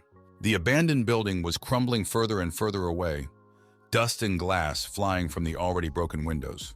There, Chen was doing battle with the three-headed monster snake. He attacked it time after time, and after one such strike, the snake sagged violently. It no longer moved, and Yun also landed on the ground. The girl was amazed by such a show. She said that he was as good as he was. Even that terrifying three-headed snake in front of him looked like dirt. She shouted that he was no match for her at all. Yun replied that after all, this was a competition for students, and therefore the monsters here couldn't be beyond their strength and capabilities, saying that otherwise it would cause too many unwanted casualties. He reached for the grass and asked the girl to send another signal, because they needed to gather the whole team here. He said that once they had gathered, they would have to explore the other places with resources. The girl didn't waste any time and immediately threw the signal into the sky. The fire broke a hole in the roof of the building and flew high into the sky. Not only the Zhongnian academicians, but also the other participants paid attention to it. One guy turned to Brother Ning and said that according to their original plan, they were supposed to reach the control point first and ambush them. But it seems like the classless team got there first. He asked what they would do now. Would they surround them or fight the classless in the open? Ning replied that they shouldn't do any of the suggested things, as there were still plenty of resource points left, and they would wait for the others there. One guy said that it seemed strange to him, or if there were fewer of them. He asked where Li Jun was. He seemed to be walking behind him. Another also asked where this guy had gone. They suggested that perhaps he had just gone to take a leak. The third told them not to worry, because if he wanted to live, he would surely come running, and the fourth agreed with him and said to hurry up and go. Who walked up the stairs to the beautiful but abandoned temple and talked about Ning Junyi and classlessness. He thought that it didn't matter who stood up, Jiangnian Academy or maybe Qingyun Academy. He knew that in comparison to him, everyone was just a small speck of dust. And as long as Master had the opportunity to come, they would all be wiped out. The unknown man stood in a special pose and addressed the Almighty Lord, saying that he had arrived, asking him to lower his gaze on him because he was willing to give him everything. He was ready to give everything and even his life. Then he plunged his own dagger into himself. The man lay breathless on the purple old carpet, which was already soaked with his own blood. Then the black magic, sacrifice gates were activated. The gates began to gradually open, making the appropriate sound, hissing. They opened and a red bright light rose out of the building. There was a core, gate below. Some priest in a black hooded robe towered over the entire abandoned city, standing on the highest point of the temple. However, the red vortex pierced through him completely, leaving behind a black cloud of dust. Everything began to explode. There was chaos everywhere. Even the local monsters did not expect such a thing, and therefore turned around stunned. One of the monsters tried to escape, but he was enveloped by black magic. The poor guy was in a lot of pain. His eyeball turned black and his pupil bright red, even though he resisted. However, it did not help him, and now he was a demon, just like the many other beasts and monsters behind him. The airship was patrolling overhead, but the connection was broken and the broadcast in the director's office was no longer displayed. Now there was only static on the screen. Old Man E calmly asked what was going on and why the signal was lost. He also asked what was wrong with the screens of the others. The workers answered that they had problems with them as well. Someone said that technology and magic had shut down at the same time, something similar to what he had seen before. One kid was terrified. He shouted to everyone to get away from the screens and look in the windows because there was something terribly strange. Everyone went to the glass windows and immediately became very foggy. Now the academy principal, Yun, was also stunned. He said that it really happened. The abandoned city was enveloped by black magic on all sides. Everything was smoking and exploding. Old Man Ye looked at the city and said that it was the breath of the world of darkness. He also said that he was afraid that a crack had opened in the abandoned city, and it seemed to be more than one. He also explained that the darkness reduced the fighting power of a normal person while corroding the equipment. In addition, the monsters were getting stronger and more ferocious. The students were in great danger. Academy Principal Yun told the others that the reasons are still unknown, but the safety of the students is paramount. He ordered them to immediately open a hole in the airship barrier and order the judges to protect the students. They must not allow mass casualties. Old Man Yes stood silent. He thought about the fact that for demon kings, the essence of a demon king is sacrilege. For now, the protective barrier would not allow him to teleport into the city. He sincerely hoped that Chen would be fine after all. He was the one they were hunting. Yun and that girl from his team were still left waiting for the others in the room where the three-headed snake was earlier.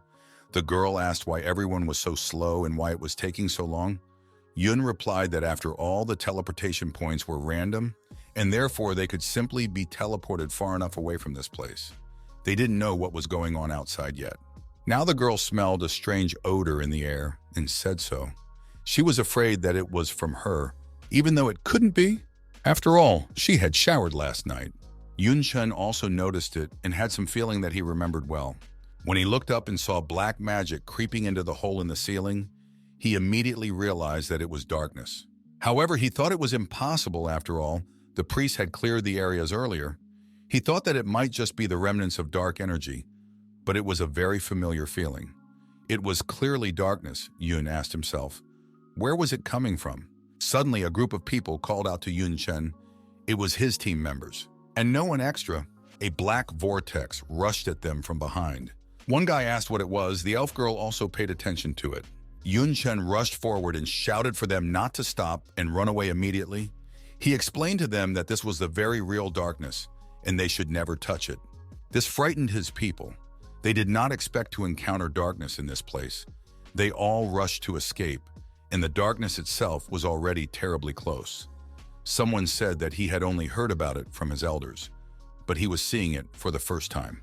Another asked where the thing in the competition arena came from, and suddenly one of them was caught by a black, horrible monster. The guy shrieked one last time, but the monster still swallowed him. There were demons waiting inside. They were all laughing, and the students of Zhongnan Academy were terrified. They started attacking the monster and wishing it dead. They sent fireballs one after another. But the monsters also fought hard and attacked. Someone shouted to fell them, and the whole place was in fire and smoke. But the fighting spirit would still be under the team. One girl shouted that they would fight back together. The elf girl had already started to summon a silver moon. But before she could even finish her sentence, one of the monsters hit her. She shrieked loudly and flew somewhere in the dust. When she came to her senses, the girl realized that something was wrong with her clothes. And then she realized that the darkness was eating away at her clothes and everything was tearing and gradually exposing her body. The druid's basic skill of vines was used, and they began to envelope her body. They threw the poor girl directly into Chen's hands. He caught her. The girl was as awkward as possible. She tried every possible way to cover herself with her hands.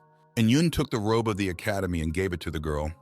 She was silent at first, and then quietly and curtly thanked Yun.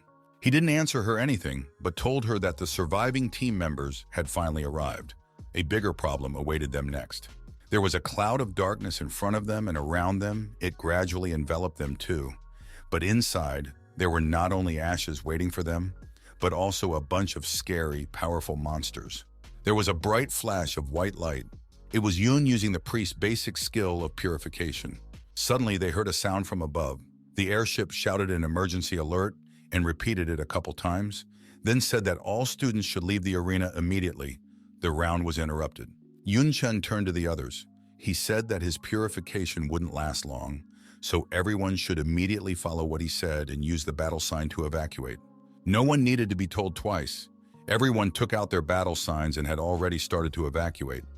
But the elven woman, for some reason, just sat there with it in her hands.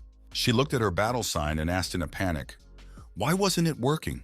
The airship kept flying over the magical barrier around the city and shouting an emergency alert, saying that all students should leave the arena immediately. The round was ending. The girl asked what was wrong with it, saying that she was squeezing it with all her might, and asked for the umpteenth time why it wasn't working. Chen replied that it might be because of the darkness, because it corrodes the teleportation array. He threw her his and told her to use it. The girl caught it but asked, what about it? Yun turned away and said he could survive here, yelled for her to leave quickly. When she didn't react, he reminded her that it was the captain's order. Tears came to the elf girl's eyes. She thought that, unlike Yun with her strength, she would only be a burden. So she still agreed, but also told him to make sure to survive and be very careful. Finally, she squeezed the guy's battle mark so that there was a loud cracking sound. She was finally able to teleport. Someone clapped Yun Chen's hands and voiced it with a voice. It was a man in a red robe. His face could not be seen. He said about what a responsible captain he was, after all, taking care of his precious crew members. Yun Chen said that he remembered him. After all, he was one of the judges in one-on-one battles. The guy's eyes looked blank and indifferent. He asked how he got here. The man explained that he was here, of course, for his protection. Yun Chen is one of the best, and now there is a state of emergency. He said that cracks opened up in the abandoned city and the judges began to act. He grabbed Yun's shoulder and told him to come with him. He said he would take him to a safe area. He used space magic, namely space transference. There was a red flash, and then there was no one left on the spot. Old man Ye's foot landed on the stone floor. He realized that it looked like his little ones had already left after using the battle sign. However, he was confused by the strange fluctuations of space magic in the air. Old man E had said that space transference could ignore distance, so it was extremely difficult to trace. And if the transference was too far away, it would make it even more difficult.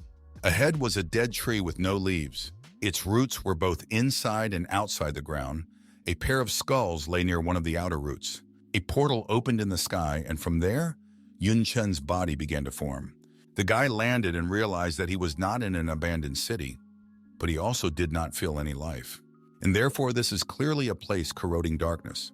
And not for the first year, Yun Chen immediately realized that it was too dangerous to stay here. And suddenly, the same judge who intended to save him flew down from above. But Yun managed to deftly jump to the side. The man in the red robe did not realize what had happened. However, he didn't pay much attention to it. He told the guy that his sense must be dulled by the darkness here, asked how then he felt his attack, and suddenly something struck the stranger. Now he saw Yun Chen's different appearance. His hair was white and his clothes were glowing with a bright blue light. Yun Chen apologized in front of him, but said that the darkness was like his own. The guy used the effect of talent.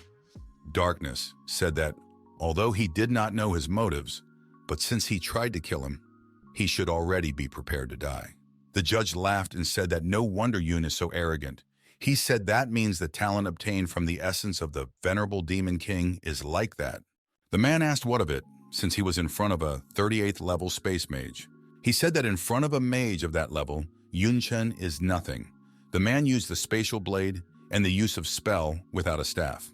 Yun Chen thought that he could vaguely see the distortions in space, so it was hard for him to tell where they were flying. The attacks were invisible. He decided that he had to keep his distance. Yun tried to repel the divine lightning strike. Two deep cuts appeared on that very tree. Yun was at the side of the man, but at a decent distance. The man was surprised and asked what kind of skill it was. He said that it was similar to his space transfer, so the level should be at least divine. He also asked if he was right. The judge did not wait for an answer, saying that nevertheless, at his level, such skills were too costly. He wondered how much Chen would be enough. Yun Chen did not want to talk to his opponent. He sent fireballs at him and they were flying towards the target. But in response, the man only laughed and said that this is the true power of space magic. It breaks through the space itself and nothing can stop it, he laughed. That Yun will definitely die here. In this fight, the protagonist was really hard. He cursed to himself and decided that now you cannot use divine magic too often. He can barely predict the trajectories of the man's attacks. But even then, only by his movements and eyes. You have to dodge better. However, at the same moment, one of the attacks still hit him, landing on his shoulder. It really was too difficult for him. The man said that Yun was good if he missed just one attack, strong enough to be a genius of the Xuanlong Kingdom. However, he must understand something. Realize that a space mage is one of the rarest classes in the world, and therefore any one of them is a strategic unit of the country. The judge shouted that against his background, Yun is absolutely insignificant. The fact that the skill ignores distance and distorts space shocked poor Yun Chen. He couldn't believe it. This really is nightmarishly dangerous. Something had injured Yun Chen badly. He spat out a bunch of black mass. Now the guy was lying on the ground. He had no strength left at all. But he said he wouldn't put up with it. And the judge in the red robe rushed over to Yun, laughing that here was his reward, telling his charm to hurry up and go to him. Suddenly, fire appeared from the main character's hand. It's a basic striker skill. Fire Fist and Yun pushed off the ground and flew upwards. The fact that this bastard Yun Chen was pretending to be terribly pissed off the man in the red robe, the fiery fist hit him so hard that he spat out a bunch of blood as well. He was thrown backwards into a pile of all sorts of rocks and tree roots. He stood up. His face was now visible. His clothes were badly damaged and all torn. The naked eye could see how thin this man was. He said, through pain, that it was fine, but in return he would mutilate Chen's body and leave only a head. Meanwhile, Yun Chen had already used super self-healing and now looked completely healthy and whole. His appearance had also changed. His hair was now longer and lighter, and his clothes were now black. Yun Chen looked very belligerent and powerful. While the judge was just getting up, he was already standing confidently on his feet. The space mage was furious. He shouted that he would kill him, that he would tear him to shreds. Meanwhile, Yun grabbed his staff, and a huge golden magic hand appeared behind him. However, the guy also realized that this man's level was too high, and a fire fist alone wouldn't be enough. Besides, if he hadn't pretended to be dead, he wouldn't have acted so recklessly. Yun also knew that the rollback time of super self-healing was too long. There was no way to use it a second time. This man's space magic could ignore distance, and defense a few hits could be fatal. Any of his skills are dangerous to Yun Chen, so you cannot delay the fight, not to mention contact with his magic.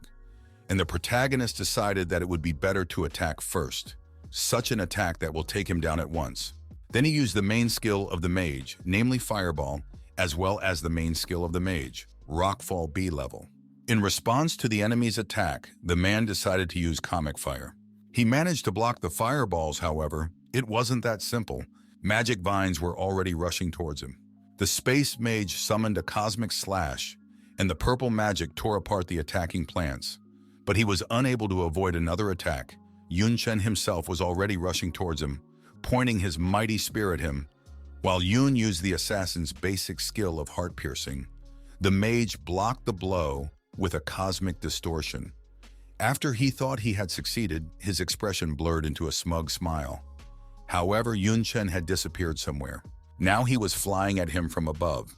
Pointing his spear, the man turned around at him and asked, "Did Yun think that he hadn't figured out his trick?"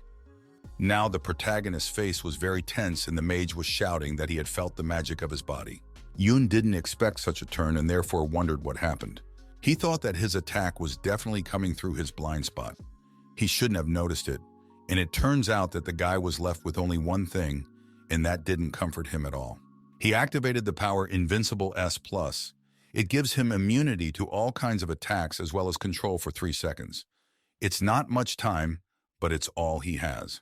However, this amazed the mage. He didn't even know what this skill was. Now Yun shouted that from now on the man was dead. Yun also used one of the knight's main skills, air dissection. The terrified man used space transference.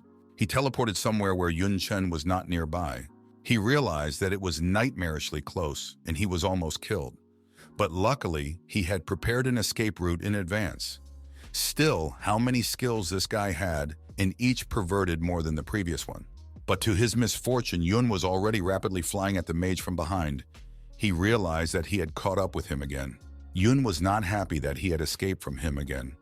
He did not understand what was wrong. He had eyes in the back of his head. It was impossible to predict this in advance. Yun activated the divine lightning. He should finish him off with one strike anyway. Something abnormal was going on in the air. Yun finally landed. He was stuttering heavily and tired, trying to catch his breath and recover as soon as possible. The space mage was right in front of him, and there was a portal behind him. The man was laughing and talking about how many times Yun had used the divine skill. Finally exhausted, he also said that apparently the time of the past skill had expired. He calmly asked if Yun was curious about Yun Chen's prediction of his location. He explained his question by saying that he could answer. After all, Yun Chen would die right there anyway. However, the protagonist replied that it was not necessary to say. He had already guessed that it was a matter of a magic mark placed in advance. The guy said that from the beginning he was surprised. The abandoned city is so big, and Yun acted with caution and knew that there was definitely no trace of him. He said that he had already wondered how he had found him and appeared right after Nicole, the elf girl, had teleported away. He recalled the day of the first round, the one-on-one round, namely the moment when he won, and said that considering that he was one of the judges, it all added up because he had touched him when he won rounds in one-on-one battles. That must have been when he left the mark on his wrist. In fact, realizing that if it wasn't for that mark, the space mage would be dead by now, pleased Yun Chen. He also said that, of course, it didn't affect the outcome of events. After all, he would lose. The mage didn't like being exposed so easily at all. He shouted that Yun was crazy and asked what about what he knew. The man gathered his strength and said that Yun could no longer use the divine skill, and in his current state, he was no match for him. He said that from this skill, there wouldn't even be any bones left of Yun. Yun smiled and asked if he was already attacking. Couldn't he see what was under his feet? Saying that while they were playing catch-up, he also had time to prepare something. Realizing that he was standing on an explosive, and more specifically on a bomb that was about to explode, the space mage was horrified. This is the main skill of a mechanic, explosive device. At last, the man shouted that it was a bastard trap. There was a loud and massive explosion, but the mage was still alive. He was furious, shouting that he would kill that bastard Yun Chen. Kill. Yun told him that if he were an ordinary mage, this would be enough for him. He also added that he was sorry that the man's level was high, but it was to be expected. The guy took a fighting stance and prepared his spear to strike. Noticing what exactly Yun was doing, the mage couldn't believe his eyes. He said that it couldn't be that pose. He realized that he had to run or he would die and said so. The mage used space transference for the umpteenth time, but Yun shouted at him not to try to escape again. Then the man froze. He was horrified and angry that he couldn't move. He also couldn't believe that Yun Chen had inherited 2 talents of the Queen of Night at once. And the protagonist confirmed his fears by saying that the eyes of the night could only stop him for a second. But even a second would be enough. Yun was finally able to use his main skill, B-level throwing. The spear flew straight at the enemy with deadly speed. The latter shouted for the guy to stop. But it was all in vain, and the cold weapon flew straight into the space mage, leaving only magic attributes, a lot of attributes, in a hole in the ground. Yun exhaled and fell to the ground with the words that he was finally done with that bastard. The guy got his usual look and cheerfully said that he seemed to have gotten a lot of useful things, saying that it would be great if the basic skills of a space mage were there. It was already getting dark, and Yun was still sitting on the ground and breathing heavily. He said that this time there was a really dangerous enemy. He even had to use everything possible, and after all, one wrong step and he would be in the place of the now dead space mage. Yun Chen got up and said to himself that now it would be very useful to know where he got to, and the purpose of his attack he did not know, but the fact that the mark he put in advance, it means that he already had a plan, and according to it, he got to this desert. In the end, Yun decided that it was not important now, and it would be better to deal with it later. Now he decided to see what he got as a reward. The protagonist said that when a person died, the space of their inventory would also burst and all the items would fall out. This phenomenon was also known as equipment explosion. Yun Chen crouched down and picked up some book. It interested him. He realized that it was a book of space magic skills. He realized that although they were useless to him, most of the books presented were advanced level. Suddenly he found something, and he was very happy about it. It was the basic space mage skill of space ripping. Yun Chen was pleased with the find. He said that it was a good skill, but the gap created was very small. He didn't even know what the skill would be like with his talent, C plus space rupture rupture space. The rupture destroys everything around it, and the duration of space rupture is only 1 second. Yun decided to put it in his inventory. After all, it's also worth learning later. Now he had more of the hankering to see what else fell out. Chen said that the quality of the equipment was good, but there were also level restrictions, so he wouldn't be able to use them for now. The guy held one in his hands and said that he might use it someday, or he might sell it.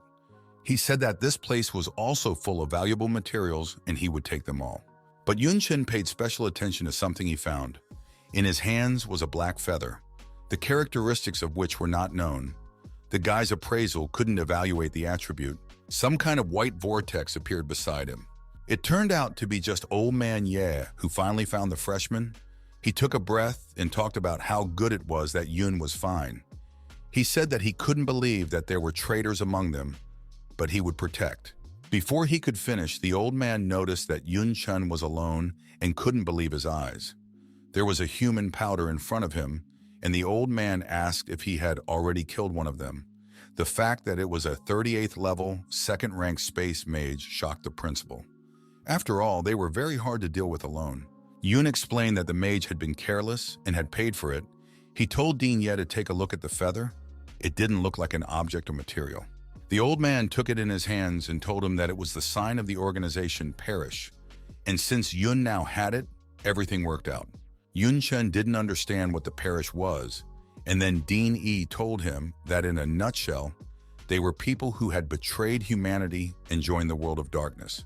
They hated this world, craved and worshipped the darkness in the hope that it would come to the human world. He also explained that all this mess in the abandoned city was caused by them. Some of the students were part of the Perish. By sacrificing themselves, they opened many cracks. Thus, the breath of darkness entered their world and disrupted the competition stage. To Yun now, everything was clear. That was why he was immune to darkness and said something about the essence of the Demon King. The guy was afraid that it was because of it that he was targeted by the world of darkness. But apparently, they can't come to him directly. That's why they send their dogs. The director of the academy said that this time, not only the students were involved, but also the people from the organization. And now it's time to go back. While Chen was fighting his enemy, the barrier around the city was opened, and all the academies started to help. The situation quickly changed. The monsters hunting the students were defeated. In a matter of hours, the entire abandoned city was cleared. Despite the many problems, it was necessary to announce the results. The organizers did not take into account the points for the survival stage, as in previous years, to determine the rating combined points for one-on-one and team battles. Without the slightest doubt, Jiangnan Academy won the overall points. But due to the accident in the survival stage, everyone was upset about it. So there were no cheers and complete silence at the awarding ceremony. In the arena, everyone was terribly sad as the participating students had suffered huge losses. Everyone realized that the world was coming to an end. In the meeting hall of Qingyun Academy, all the directors of the top 7 academies were gathered. One of them, the one who was sitting at the head of the table, began to speak. He said that 328 students had died in the survival stage, and 796 were seriously injured. This man is from the Ministry of Defense and his name is Chu Tianhe. He continued to say that as they know, these are the best students of their academies, and therefore the losses are catastrophically heavy. Academy Director Qingyun slapped the table with anger. He said that he couldn't even imagine that among the students could have been scratched by those who came. He also said that it was good that the cracks created by self-sacrifice were small, above the second stage they hadn't encountered. But still, they had wiped out those madmen 30 years ago. He wondered where they had come from again. The old man Yi, principal of Jiangnan Academy, exhaled and said that there might be survivors among them. They probably had accumulated a lot of strength. It had been 30 years after all. But he said that there was a more important question, namely what their goals were. He said that they couldn't have done all this just for Chen alone. One of the directors said that during the battle, he met a third-rank warrior cornered. He was using advanced mage skills. Another principal was horrified. He shouted about how this warrior could use mage skills. Could he really be classless as well? Someone else said that it was impossible. No classless could do such a thing. It was advanced skills. And another said that it turns out The rumors of dual class were not false. Chu Tianhe said that it was originally a military secret, but such circumstances were useless to hide. The existence of dual class was confirmed. He said that it was achieved by something like the Demon King essence. For example, he said that if you want to master the skills of a god of war, you need a god of war essence. The main material for the god of war essence is the heart of a war god of the 4th rank. From one such heart, you can get 5 essences. The representative of the Ministry of Defense said that by ingesting it, not only will you gain a huge amount of attribute points and skills, but there is also the possibility of acquiring the God of War talent. He said that by ingesting it perfectly, you can achieve the original strength of the God of War and get a double class. Academy Principal Qingyun asked if it was better than the Demon King's essence. Old Man Ye said that it was a matter of course, saying that no matter how unpleasant it was for them to admit it, the darkness world as a whole was a level above their world. And Din Ya asked if he thought it was worth making a fuss over it. Chu Tianhe said that it was true, but they would not make the problem worse. It was worth mentioning that since there was a war god essence, it was also logical to have a dragon god essence, weapon god essence, and so on. And the man said that this meant that it was possible to have not only 2 classes, but 3 to 4 or even 5. He said that they already had suspicions about it. After all, there was a reason why they had let 2 third-rank dual classes as cannon fodder. He said that their goal was probably to show the world about dual classes. Chu Tianhe said that dual class was much more profitable than a single level. He asked if the rich families would be able to hold back after hearing about it. What if people started killing each other? How would they stop the world of darkness? He honestly admitted that even he was tempted by such conditions. So such a valuable space mage decided to betray them, and for this reason, this fact was kept in strict secrecy. For a period of time, everyone sat in silence, and then Chu Tianhe shouted that in any case, they should destroy all those who had come, saying that now they would attack in the shadows, and therefore they should prepare better. At Jiangnian Academy, Din Ye gathered all the competitors. He encouraged them by saying that it was not easy to get the first place. So he asked them why they were all so glum. He knew the reasons. So he told himself not to think too much. Even if the sky collapses, they were still here. And now it was time for the promised rewards. The old man congratulated them on their first place, saying that even if the survival stage was canceled, they would all receive 3,000 credits, an A-rank skill book, and 5 million in cash. Now the academy disciples finally broke out the cures. The principal turned to Chen. He said that he had previously promised to give him a rare equipment. He added that this was a weapon he had treasured for years, and its name was. The name of the gleaming dagger, a beautiful silver coal weapon, appeared in the old man's hands, and he handed it over to the young lad. Yun's mood was visibly lifted. He said that it was indeed a rare quality weapon. The glittering dagger weapon has a strength of 30, a build of 10, and the weapon's effect, the glittering dagger within a radius of 100 meters, can glitter endlessly, using up the starlight stored in the dagger itself. In the hand of the first-ranked freshman of the province, there was a beautiful, exquisite dagger. Yun looked at it and asked if it was really rare. What kind of quality was it? He had never heard of it before. Din Ye said that it referred to something unique made of a special material, saying that such items usually had a special attribute or skill, generally a rare quality. The old man also said that the main material for the sparkling channel comes from a rare mineral obtained from the fissure, and therefore its hardness is extremely high and indestructible, and its sharpness is comparable to a diamond-quality dagger. But he said that the uniqueness lies in the sparkle. The darkness can't harm it, and the headmaster said that he hoped this dagger would help Yun in the fissure and not let him down in battle. Teacher Mi stood nearby. She knew that Din Ye had kept this dagger for over 30 years and only took it out occasionally just to show off. And now it was given into Yun Chen's hands. It was not only a gift, but also the weight of expectation. Old Man Ye put his hand on the guy's shoulder in a friendly manner. He said that in addition, as the captain of the team, Yun had won the first place in the one-on-one fights. He announced that for this achievement, the academy would additionally reward him with 10,000 credits, 10 million in cash, and an A-plus quality treasure. The credits and cash would be given to him immediately, and he could pick up the treasure at the warehouse. Yun Chen pointed his finger at the girl who found the purification herb for him and asked if he could give her the 1,000 credits in the treasure. He explained that if it wasn't for her, he probably wouldn't have gotten the soul purification herb for his younger sister. This shocked the girl. She didn't expect this at all. She hurriedly replied that she wanted to follow Brother Yun herself, so there was no need to reward her for such a trivial matter. But Yun didn't want to hear anything. He told her to accept it because she fully deserved it. Someone turned to Yun Chen. It was Teacher Mi. She asked him to come here, closer. She told him that she and Dean Ye had talked about his sister.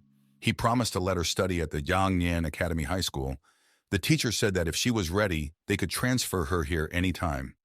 This news pleased Yun Chen, and he thanked the woman. He knew that Jiangnan Academy is located in Jiangnan Province in Jiangnan City, where all the forces of the province are concentrated, which means that not only good quality education at the highest level, but also a level of security. Yun decided that the day after tomorrow is just the weekend. Then he will go to bring Yun Tong here. Teacher Mi said that the good news didn't end there. She told Yun that his weapon, Demonic Destroyer, was forged by a master from their academy. The master saw Yun's fight and was so delighted that he started working on a new polymorphic weapon. She asked if Yun Chen would like to see him tomorrow. Yun was pleasantly surprised. He said he would and would be there tomorrow. The guy realized that another polymorphic weapon would greatly strengthen him. It was already night. The stars in the month were shining. A light was burning in one of the windows of Yun's villa. The guy plopped down on the couch and stretched. Today was really a terribly tiring day. But now he was finally home. He noticed that in his own home, still always cozy, but his joy was interrupted. He sighed heavily. The protagonist told himself that now he was the target of the coming. In the future, he will face strong opponents, and therefore he had to become even stronger. Soon he remembered about the shining dagger. He said that he had studied it almost completely. At night, it automatically restores energy, which is very convenient. Now he decided to look at the most important reward. Yun said that he was able to return alive because of the S-rank skill given by the system. He didn't know what skill it would be this time, but what he saw on the panel surprised him a lot. He was granted the skill. Hit the target of S+ rank. Now his attack will ignore any evasion, effects, and surroundings, making sure to hit the target, causing all 300% damage. Yun also thought that it was too much, because it's a damn strong skill. The protagonist's face was sweating profusely. He said that the more skill based on the rules, had he had it earlier, he would have demolished that space mage in a couple of seconds. Someone knocked on the door, and Yun shouted them to come in. He was a little embarrassed that someone came to him at such a late hour. It was one of Dean Xia's demonesses. She approached Mr. Yun. She said that his performance in the competition was impressive, and their mistress was absolutely pleased. Hence, she had specially sent her here to deliver an encouraging gift. She had a small blue light in her hand. The girl said that it was a ghost flame fire seed that grows in the world of darkness and was obtained by the mistress after defeating the Demon King. She said that by absorbing it, it greatly improves the proximity to fire and increases the attack of fire-type skills. If absorbed perfectly, it can be immune to fire attacks. Many rich families asked the mistress to sell it, but she refused. The demoness handed it to Yun Chen with the words that it was now his. She had decided to give it to him, so it was worth using it to his advantage. In addition, the mistress asked him to tell him not to absorb it forcibly, otherwise it could harm his body. Lastly, the girl added that he should definitely use some of the herbs of the ice attribute, although the effect will be worse, but it is much safer. Yun Chen replied that as expected from Teacher Xia, this is a great gift, and asked the demoness to thank the teacher for it. She agreed and said that Zhao Yu had some recommendations for ice attribute medicinal herbs if Yun wanted. Before she could say anything, the guy had already swallowed the blue flames. The girl asked why he didn't listen to her and why he had already done it. First, Yun coughed, and then opened his eyes wide with a strong and unpleasant sensation. The girl shouted that if he continued like this, his body would be burned by the magic flame. Yun Cheng's body wiggled nightmarishly. Some bumps appeared. It seemed to be bubbling. The demoness shouted for him not to hesitate and spit it back out. His body began to burn with blue fire. Then the girl realized that it was too late and that the magical flames had penetrated the body. She was terrified. She did not know what to do. Yun Chen activated super self-healing. The flames finally calmed down. Yun shrank back in pain and said that the burning sensation in his body, it was horrible. The demoness didn't understand how he stopped it on his own, but asked if everything was fine. Yun said yes, and the absorption was successful. He told her to take a look, and then told her that Ghost Flame is not a normal skill, like Fireball. It comes more as a natural skill. In his hand was a blue fireball. Yun also said that once mastered, it itself replaces the fire of his skills with Ghost Flame. He now had a S-rank Ghost Flame skill, a magical flame from the world of darkness, capable of burning through the soul itself. Yun said that it was a great substitute for his original flame, which helps to increase his combat power. In addition, he had his own ability to take any form. The guy clearly demonstrated it by constructing a spiral of flames. The girl was shocked that he really absorbed the ghost flame without any consequences. And he looks good. Demoness congratulated Mr. Yun and said that it was late, and therefore Zhao Yu will deviate. Before leaving, she wished him good night. Her shock, she explained to herself that it was expected from the favorite disciple of the mistress. It was already morning, and the number 2 blacksmith shop of Jiangnan Academy could be seen ahead. Yun Chen, together with teacher, we were already inside. The woman said that this is the creator of polymorphic weapons. The blacksmith Mu Jiashu is also the owner of the forge. Yun was fascinated by how many weapons there were. A Vietnamese leg came out of the shadows. It was a full, smiling man with a bare belly. He was laughing loudly. Mu Jiashu was happy to finally see Yun Chen here. He said he had seen his fights of the past few days and was proud that he had defeated him with weapons forged by his own hands. He shook the guy's hand and lamented that for many years he had forged polymorphic weapons, but his colleagues constantly ridiculed them. Still, who can use both sword and staff at the same time? But now there was someone who uses them to the maximum. Mu Jiashu shouted that it would not be an exaggeration to say that Yun is a master in this field. But he said that despite all this, he noticed that Yun Chen didn't have enough of the same type of weapons. The man pointed his hands at his huge collection of polymorphic weapons and said that this was his whole life and years of hard work. He also said that Yun could choose anything as an additional weapon. The guy looked admiringly at all the items and thought that these were all polymorphic weapons, and a lot of them looked good. There was the cloud-breaking demon. It can switch between flying sickle and ring form. The shadow-slashing demon has 3 forms of switching, namely katana, shotgun, and staff. And in addition to them, there is the broken dream demon. This polymorphic weapon can switch into long spear and shotgun forms. Yun realized that given his current disadvantages, the best choice would be. He thought some more. Yun Chen looked at the black gilded massive gun. This gun called Demonic Horror. It is of golden quality. It has a strength of 20 plus.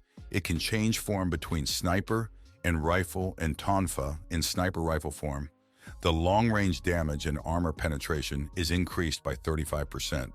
In tonfa form, its strength is 20 plus and its physique is 40 plus. However, there are some restrictions. In terms of race, it is human, and level, it is level 19. In terms of class, it is sniper, fighter, and martial artist. Mu Jiangshi asked if you could wield a rifle as well. He added that there were few snipers who were masters of his craft. Yun Chen replied that this was true and asked the man to take it out. Because he would like to take a closer look at the rifle, Yun thought about the fact that the demonic destroyer's first 2 forms are oriented to close combat, while magic, although it works at a distance, but it is more oriented to the middle distance. What he lacks most is a long distance, but it is not an option to buy a new weapon every time. The man said that demonic horror is one of his favorite jobs, because with it you can not only cover super long range, but also fight off enemies in close combat. He flicked the gun and it split into 2 parts. Mu said that as Yun already knew the biggest weakness of snipers was close combat, but with tonfa for fighters and martial artists, one could compensate for this weakness. Yun Chen replied that it would be nice to have more than 2 forms. Since the sniper rifle could turn into tonfa, could they be turned into something else? The man rejoiced that it was a great idea and not too difficult to execute. The freshman replied that in that case he would like a short and long barrel, a long shotgun for close combat and breaking through defenses, and Mu Jiaxi replied that then a short and let it be a rapid-fire rifle. With a break from automatic to single-shot mode, this would provide intense fire at short range. Teacher Mai watched the 2 and pondered that unexpectedly. but they were having quite a lot of fun together. Her phone rang. What she saw there did not please the woman at all. The man said that he needed to draw up a blueprint first. It would presumably take no more than a week. But in the meantime, Yun could use demonic terror. Mu asked to accept it.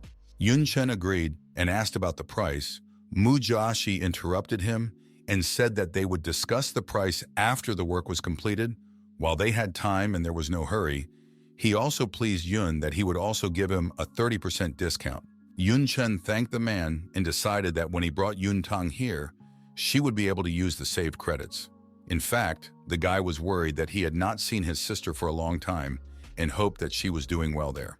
Suddenly, Teacher Mi came up to Yun and said that she had some bad news. She said that now in several places in the country discovered cracks. Monsters infected with darkness began to invade. It is assumed that this is all the work of the parish, but what is worse, that the attack cities are located on the outskirts of the province and they will not be able to defend themselves. But the most horrifying were the last words. She said that Yun Chen's hometown was just one of them. Not surprisingly, these words frightened the protagonist because there is his little sister Yun Tan. Many people in Dinye were already in the teleportation hall. The old man shouted that all the teachers would support the city according to the plan. He told them to hurry up to prevent the monsters from flooding the city. Teacher Mi and Yun Chen were also in the room, noticing them. Old man Ye called out to both of them. He blazed with anger, saying that Yun Chen was just a student. The teachers would sort it out themselves, asking what he was doing here. Without waiting for an answer, he ordered the guy to return to his class. However, Yun apologized and with a serious attitude told Dinye that he could not fulfill his request. The guy said that if he could not protect his family, what was the point of becoming stronger? Yun Chen was extremely dear to Yun Tan. Besides, she was the only one he had left. Teacher Mi explained that Chen's hometown was also attacked, and his sister was still there. She asked the dean to leave everything to her. She promised that she would personally ensure the safety of the arrival back. In the end, old man Ye entered the plight of a classless freshman and gave permission to teleport back to the city. However, also told Yun that he had one single request for him. He asked the guy to take care of himself. As soon as the headmaster finished speaking, Yun Chen thanked him and rushed to the teleportation site together with Teacher Mi. Two people appeared at the garrison defense line of Dongyun City. There were also military personnel standing there. These two arrivals were Teacher Mi and Yun Chen. The woman immediately turned to one of the uniformed men. She called him Fang Zhongming and asked him how the situation was. The man hurriedly replied that a wave of beasts had attacked the city gate. Their soldiers were fighting them off with all their might. He also said that since Dongyun City hadn't seen any signs of monster swarms in the past 20 years, most of the soldiers were only level 20, maybe 30, and the strongest of them had only reached rank 2, making it very difficult to resist. Fang Zhongming said that she, as a third-rank warrior, will help them a lot, for which he expresses his great gratitude to her for her assistance. This soldier is the garrison commander. Fang Zhongming is a 35th level second-rank fighter. The woman understood and told Yun Chen to follow her. However, when she turned around and noticed that he was not where he was supposed to be, she was horrified and asked where he had gone. And the soldiers said that the man behind her had suddenly burst into flames and disappeared. Teacher Mi flashed toward the gate, shouting that Yun Chen was a young, impatient loon. There was a heavy battle going on outside the gate. There were many explosions. Monsters, mages, and fighters. People were shouting for the monsters to die. Some were shouting for them not to let them go any further, that the lives of the townspeople now lay on their shoulders. But the monsters were also killing their opponents one by one, stabbing their paws right into the heart of the poor soldiers. One of the soldiers stood with his shield right in front of the horrible monster. He thought it was because they were simply unprepared. He thought that in such a development, it would be better if he was sent to the front. He was hard and scared at the same time. He was well aware that with their strength, they would not be able to resist them. The man was almost resigned to the fact that everything really ended up so badly.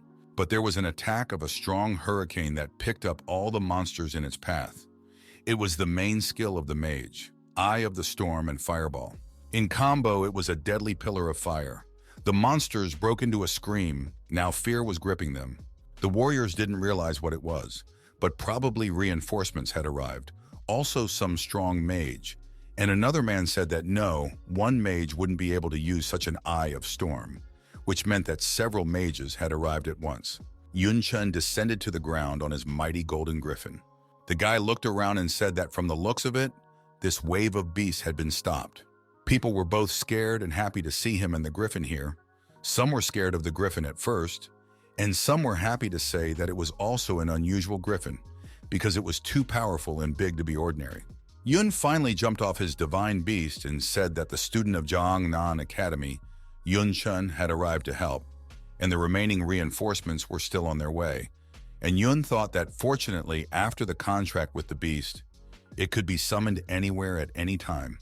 It greatly reduced the arrival time. The soldiers were amazed that Chen himself had arrived. One of them said that he thought he had heard the name before. Another asked the others if he was the champion of their province. And another said that seeing it once was much cooler than hearing it 100 times.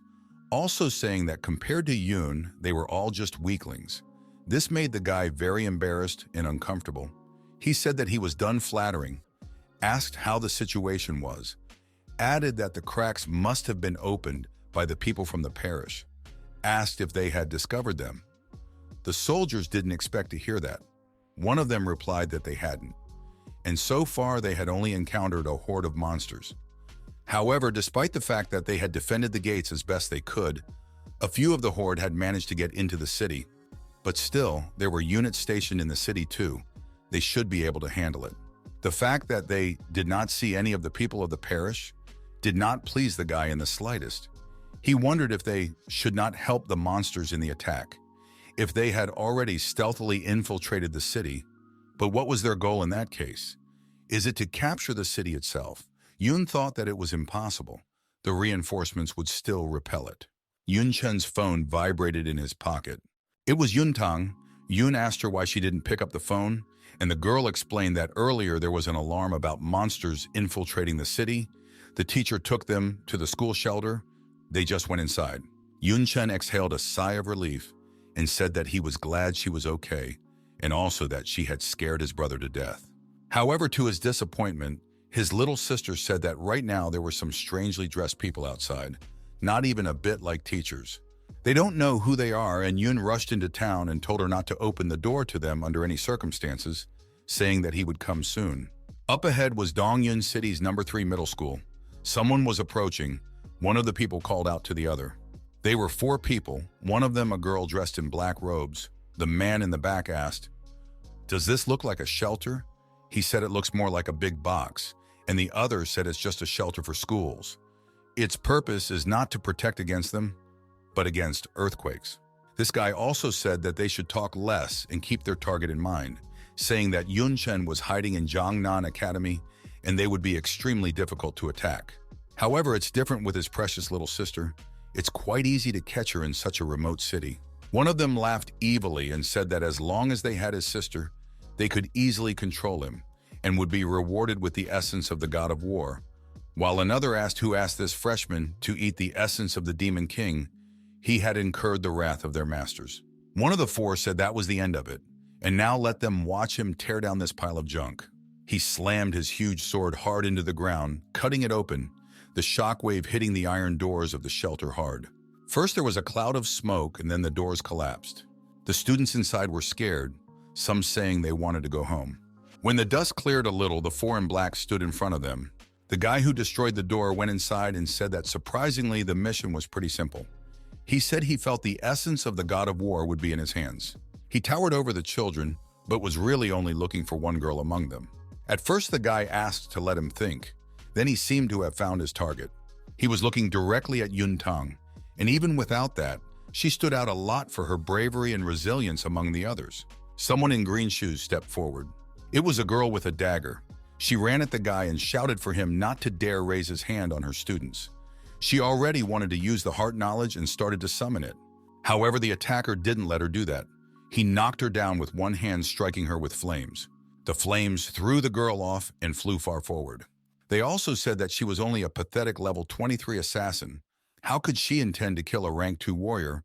Although he also said that obviously nothing more was to be expected from a teacher in such a backwater, the other people in black robes laughed.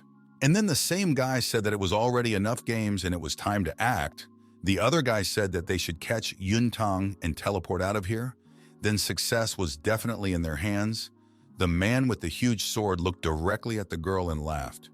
He asked the little girl if she had heard everything. He said that if she didn't want to get hurt, she should just listen to her uncle. He promised that uncle would be gentle with her.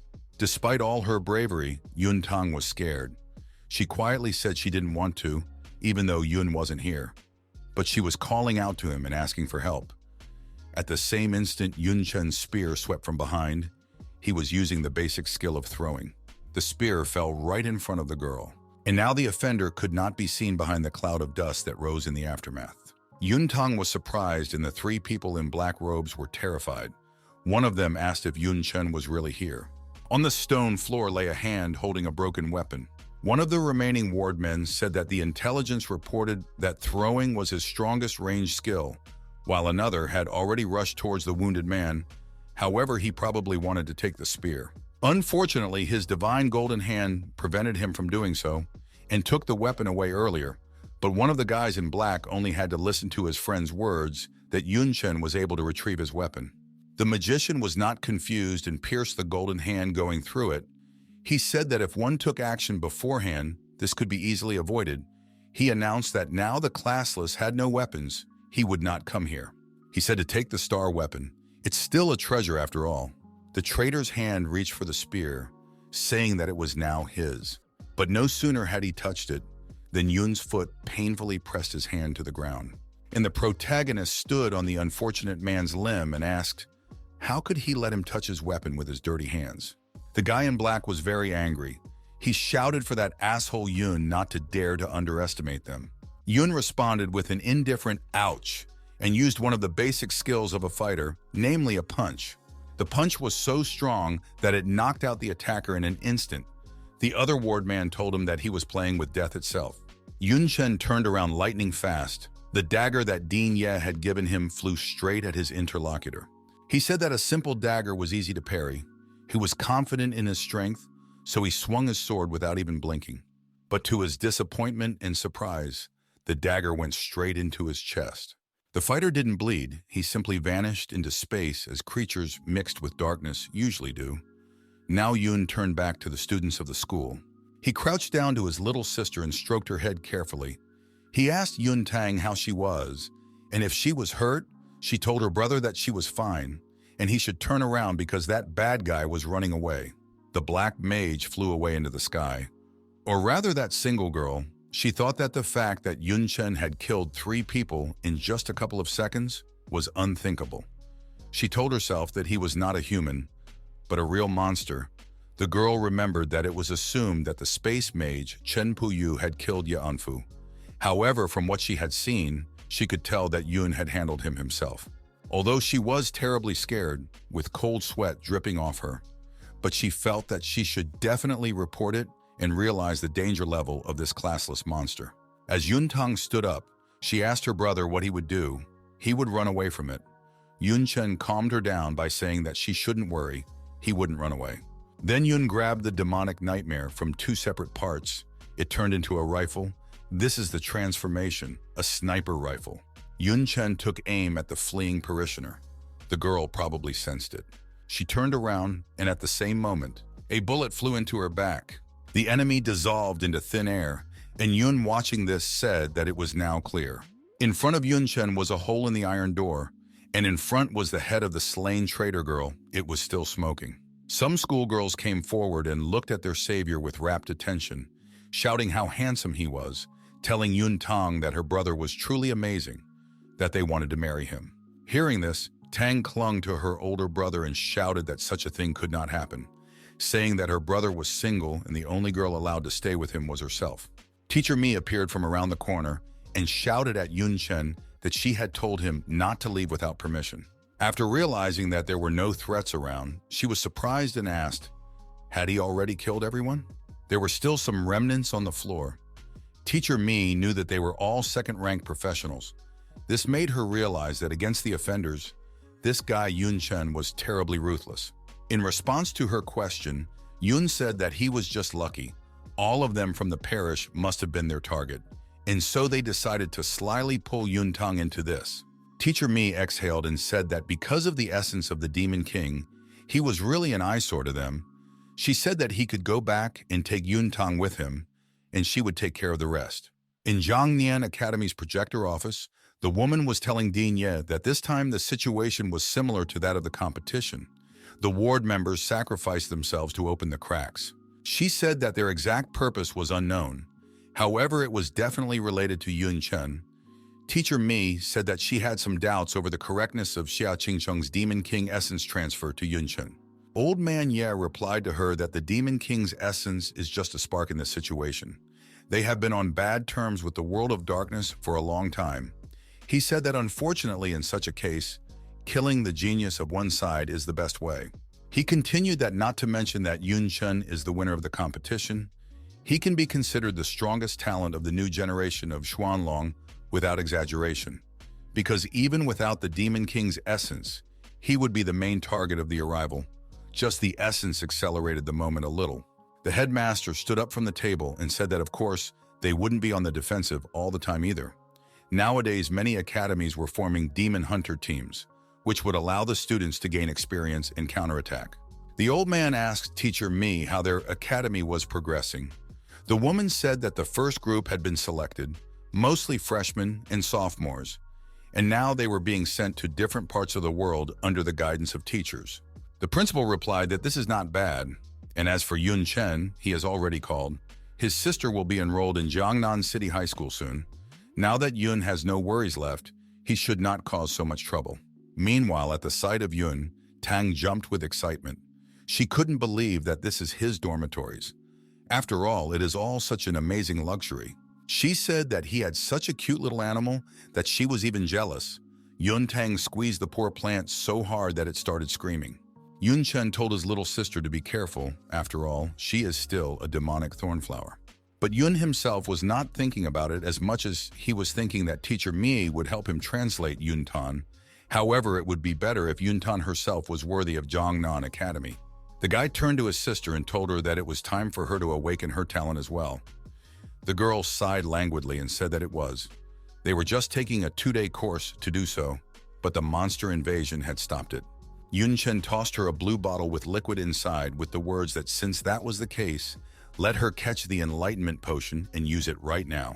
The girl didn't expect this at all and was surprised that he suddenly wanted her to do so. She said that she had heard about this potion, but it was very expensive. So much so that even children from rich families couldn't afford it. Yun Tang said that because they sold it, they would get so much money. This offended Yun a bit. He replied to his sister that her brother had spent so much effort to get it, and she wanted to sell it and told her to drink it. After all, then her potential would be higher and her talent would definitely be good. In the end, Tang still agreed. She started to drink it, although she was a little scared. When she finished, she cheerfully said that she drank every last drop, and the taste of the drink is not bad, slightly sweet. Yun Chen asked if she felt anything. He remembered that it was said that the first awakening of talent caused some side effects. Whether it was a well-prepared potion, it should cause a little itching. Yun Tang replied that something strange was going on. She said that she couldn't describe it, but she had definitely drunk it all and that he could check. The girl rushed towards him and shouted that there was definitely not a drop left. How quickly everything happened surprised Yun. He even thought that her little sister had a talent for speeding up. But then he refuted his own guesses, because even if it was a 10-fold acceleration with level 5, it wouldn't work. Besides, it wasn't a spatial skill, and he couldn't feel any magic. But despite all this, she had covered a distance of 2 or even 3 meters at a time. So if this speed is not a spatial skill, then Yun put his hand on his sister's shoulder and asked her if she felt anything strange while walking toward him. She said that no, everything was fine, and on the contrary, his brother was behaving strangely. He was looking at the place where she was standing for so long. The protagonist became cheerful and told her that she was right, because he didn't see her move, only how she appeared. He explained that this moment was just accelerated because she had a talent related to time. Yun Tang was surprised. She didn't even realize what he meant at first. The guy grabbed his phone, saying that this was an even rarer talent than space magic, and if space mage was a strategic level class, then Time Mage was a nuclear level class. He decided that he should report everything to Teacher Mai first. Now Yun Tang, Teacher Mi, Din Ye, and Yun Chen were in the Jiangnan Academy's awakening room. Yun addressed the dean saying that she was just a middle school student and therefore he shouldn't have come. The old man shouted, asking what this Yun even knew, shouting that a time mage was the rarity of them all, that in the entire history of Jiangnan Academy, they had never once had a time mage. Suddenly, they both turned around astonished. Din Ye was extremely shocked, for the talent awakening stone revealed a time flow talent of S quality. Its effect is to speed up or slow down time for a chosen target. Old Man E was happy that she is really a time magician. No middle school teacher has the right to teach her, so she will cross the middle school and her teacher will be one of the deans. He shouted to Teacher Mi not to dare to tell anyone about this, that it is top secret. The woman was already running somewhere with all her legs, but she heard his words and said that she understood. The principal turned to Yun Chen, saying that he had done a great job, repeated that it was a class of time. He was very happy about it. He said that he would go contact the Ministry of Defense. Din Ye teleported out of the room. There was silence in the awakening room. Only the brother and sister were there. Yun approached Yun Tang. She asked what it all meant, and her brother told her not to tell anyone what had happened. He realized that if this information leaked out, the parish would definitely send people to get rid of her, although now she was somewhat safe. However, sitting still was not his style, so instead of waiting for them to come, he would go to them first. In the Jiangnan Academy dungeon hall, there weren't many people besides Yun. He approached the administrator and said that freshman Yun Chen came to get permission. The dungeon level range was 2130, and the difficulty was a nightmare. Also said that the number of dungeons, all available. Someone sighed unhappily and said that the parish was eating them up from the inside, opening cracks everywhere. One guy, probably a student of Jiangnan Academy, said that because of these frequent clashes, too many people were dying. Another said that it was true, fourth-year students of the military department were being sent to war zones immediately. He said that the battles were so fierce that there were so many casualties that they had to send underclassmen. He added that it was unfortunate that sophomores were lucky to survive until graduation. The first guy replied that it was better to go through more dungeons and get stronger. It would increase their chances of survival. One of the administrators was sitting in front of them. The first academic said that he wanted to get permission to go through the second-ranked dungeons from 5 to 28 times. The other added that the difficulty should be high, but the administrator said that the permission to go through all the dungeons from level 21 to 30 was taken by one student, that even now he was breaking all the dungeon records like crazy. This was not what the guys wanted to hear. They were very surprised and asked again, and the other guy asked who could be so greedy. Meanwhile, in the dungeon, Yun had already defeated a couple dozen opponents. More and more notifications were coming in. Yun Chen silently stood among the maimed or even killed, and the notifications said that the dwarf dungeon passing records had been updated. This record holder was the classless Yun Chen. The academy students looked at the screen and became more and more surprised. One asked, "What the hell? How many records has he set?" And another said that, as expected from Brother Yun, he is a real machine. And the third interrupted the second with words to wait and see. He asked, "Is Yun not going to stop?" Yes, that's right. Yun Chen was not planning to leave the dungeon yet. He was moving on to the next dungeon. The disciples said that he was definitely insane without any respite. Another said that Yun Chen was the only one who would dare to do so. There was already a new dungeon in front of the protagonist. There were skulls and crows and also a huge yellow beast eye. The guy was teleported to the Grave of Old dungeon, level 2527. And the difficulty of this dungeon is a nightmare, and there is only one participant. The dungeon also has a note. Ever since the ancient graveyard got out of control, the whole city is shrouded in darkness. More murders eventually return. There were many dead people in the dungeon, or rather, living skeletons. Yun Chen thought about how many monsters were here, but mostly undead. Skills with attributes of light and fire would be most useful here. He decided that it would be a good time to try out his ghost flame. After all, compared to normal fire, it is not only more powerful, but it also has the ability to burn the soul and shape itself. Yun Chen activated it. A blue fire spiral appeared behind the guy. It lifted him high up. The blue flame was now in the shape of 2 fire dragons. In the same instant, the skeletons began to disperse, their souls dying. They evolved until they disappeared completely. After destroying all of them, Yun began the transition to the next dungeon. The scoreboard began to receive new notifications again. The dungeon passage records were updated again, only now the graves of old, as well as the heavenly ice canyon, the flaming jungle, and so on. The academicians were getting more and more surprised and wondered how many more records this guy needed. Someone suggested that maybe he wanted to erase all the dungeons of the academy. They asked if he wanted to wear himself out to death. They said that it was somehow too desperate, and another asked what made him go to such extremes. Nicole grabbed her heart and told Yun Chen what he wanted, and her hands were shaking. Teacher Mi told Dean Ye that since Yun Tong settled, Chen has been spending day and night in the dungeons. She said that many students had also started to notice that Yun Chen was exhausting himself to the point of walking with great difficulty. She said that after all, the norm for students was 1 dungeon a day. At best, the group could only defend 2 dungeons, but he was clearing them all by himself.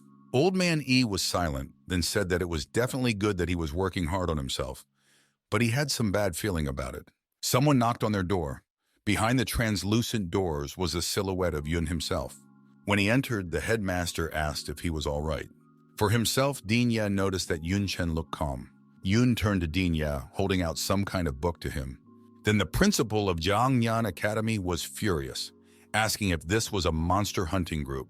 He scolded Yun, shouting that he was crazy, that although freshmen could participate, but in Yun's case it was different. He would not even participate in the second year. But even if he got his permission, Dean Xia would still refuse. Yun Chen smiled and said that Teacher Xia had already approved his permission. This surprised Old Man Ye. In the paper Yun Chen held out to him was a letter from Dean Xia saying that regarding her disciple, she would allow him everything and take care of him. Let Yun join Katie's team. Dean Ye thought this was crazy, thought that both teacher and student, both are crazy. Yun Chen told the old man not to worry, said he could take a look at his characteristics. Dean Ye agreed and replied that he would take a look now. He used the evaluation. There were Yun's basic characteristics, his name and race, his primary and secondary weapons, but much more interesting were his basic attributes without taking into account the equipment bonus, his strength and physique, agility and stamina. Everything was at levels from 269 to 300. The guy also had many useful skills and high-ranking talents. There were also special skills such as divine lightning and using spells without a staff. The old man realized that just considering his talents, Yun could be considered special among the rest. The value of attributes was overwhelming. Hidden classes and concentrating on one attribute, they were not even close. In the end, the principal just had to say that since he was so sure he could go, Yun thanked the dean. When the guy left, Teacher Mi told the old man that he thought his decision was extremely inappropriate because as he knew, the parish had started to actively follow Yun Chen. He replied that it was true and Yun Chen understood that. So he was taking the initiative and Xia Qingcheng wanted him to join Katie's team. He reasoned that it must be that Dean Xia had taken action. There was a group of people in Sunan City. They were all very different. Some had interesting ears. Some had interesting clothes. The man in the kimono said it was too much, asking who else was going to join them. He said that he was still a student at the academy and also classless. Another said that despite all this guy seemed really strong. He had won a national competition after all. And the man in the kimono asked what of it. He was still just a chicken who didn't know what to do. The third guy in the mask said who cares about that? Their team gets extra credit for killing ward members or demons. So who cares about the guy from a rich family who came here through connections? The kimono man shouted again that this was too much, called the new member a damn rich man. The girl with unusual ears listened to them and thought that the team's spirit was about to go into the forest, asking herself what Dean Xia wanted to do by making such a decision. She thought that Yun Chen's strength would really not be enough. However, they already had enough credits, so they should not take any unnecessary risks. She also remembered the rumors that were going around in Dongyun City. She hoped that the guy would keep his cool. A foot appeared above the water. It was Yun Chen. He told Miss Kathy that he had arrived. Miss Kathy announced that the last member of the 7th squad had arrived, Yun Chen. He was part of the team from now on. The man in the kimono whispered to the other that there was a bag of credits, but he purposely did it so that everyone could hear. He also told his buddy not to talk too much, because the children of rich parents would be offended by such things. He said that if he didn't want trouble, he should keep quiet. Yoon received a new system notification. It was a new task. The task said that he must take first place in the number of contributions to the team, and the reward for the achievement will be the Stone of Destruction of Borders, the Cross of Rebirth. Fortunately, there is no punishment for failure. Chen suggested that perhaps because of the simplicity of the task, there are no rewards like S-rank skill. He already has the Cross of Rebirth, hence the second one he can give to Yuntang. The boundary-breaking stone is also a great item. It can break the quality limit of the equipment, thus improving it. Miss Katie shouted that they are in place, can start their first joint operation. She said that supposedly the parish knows about the Demon Hunter Squad, and their special team should eliminate the newcomers. The girls said that over the past few days, in cooperation with the demons, they have wreaked havoc in remote small towns using extremely brutal methods. They do not spare anyone, even innocent children, said that according to the information provided by the local garrison, a group of strange people are in a warehouse near the river pier. According to the investigation, these people came from far away and most likely their parish. At last shouted that they were their target now. Down below was the very warehouse near the river dock. Squad 7 stood on the cliff looking down on it. Miss Katie used her natural perception, told them that there were 28 people inside with darkness emanating from each of them, most of them second rank, and one quite strong, maybe third. One of the people asked, so what if they were second rank, shouted that they were students of Jiangnan Academy, that they were the best in their groups, that third and that second rank, they would rake everyone in. He was happy that it was just a bunch of credits. The girl said that if he was so sure, then go ahead. She knew that it was a test for students. She was interested to see how they did. They all flew down, shouting that soon all these traitors to humanity would be dead. Someone said that it was a bummer. They already had to go 9-9 against a bunch of people, and now they had an extra weight with them who would also be certified. They said that they would get experience from it, and he would still be a liar, so it was okay. All these people were talking about Chen. One of the group hit the roof of the building hard with his axe to break through it. The roof easily broke through. The people in black robes were even a little surprised by the invasion. The Jiangnan academicians flew on top of them. Chen was a little behind. They wasted no time and started attacking the people who came. Some used sword burst, some used sunstrike, some used breath of light, as well as fist of strength and so on. One of the men in black robes informed the bishop that people had suddenly rushed in from outside. The total number of enemies was still unknown, asking if it would be better for them to retreat. The bishop was completely calm. He replied that he could clearly sense them, told them that there were only 9 attackers, and most of them were only second rank, told them to kill them all. The men in robes were blazing. One laughed and said that he thought that there was a whole army, but it was just a handful of brats. But they had taken them by surprise, so they would make the young men suffer a little. This infuriated the squad members. One was shouting, "How dare he?" The other was already flying at him and asking if he didn't value his life. The two were already very close to the enemy. One of them used a flash of purple heat, and the other a ground-splitting strike. But the enemy blocked their attacks, turning the places they intended to hit into ice. One of the academicians said that he was using elements, which meant he was an elemental mage, and another shouted why being strong would betray his homeland. The one replied that it was simple and asked what an ordinary man would do in front of a supreme being, told the attacks to prepare for death. The axeman shouted to retreat, but his weapon is frozen because of the ice and he can't reach it. And the other said his hands are stuck in his ice element. The first one asked what they will do. Chen's bullet cut the air with lightning speed. It flew straight into the elemental mage's back. This was a sniper's basic skill, fuel shot. When the attacking academicians realized that it was a freshman and he was already standing on the dais behind all the people who came, they were shocked and shouted that Chen had felled the elemental mage with one shot. One of them said that his shots ignored the elemental body and asked, "How does it work?" Yun said to himself that the skills with the mandatory hit worked effectively. He used one of the basic skills of a sniper. Fast reloading. Also said that they ignored any physical defense. Said that there were many more targets, and therefore it was possible to practice. Some people in black robes were hiding in large boxes. Some had one, some had two. Yun launched 3 projectiles at once, using the basic sniper skill of penetrating bullets, as well as frost bullet and fuel shot. The bullets easily penetrated the walls of the boxes, but the sound was quite loud. Those who came in didn't even realize where they were being shot from when they were hit in the heart. One of them cried out through the pain and shouted that he was in a blind spot.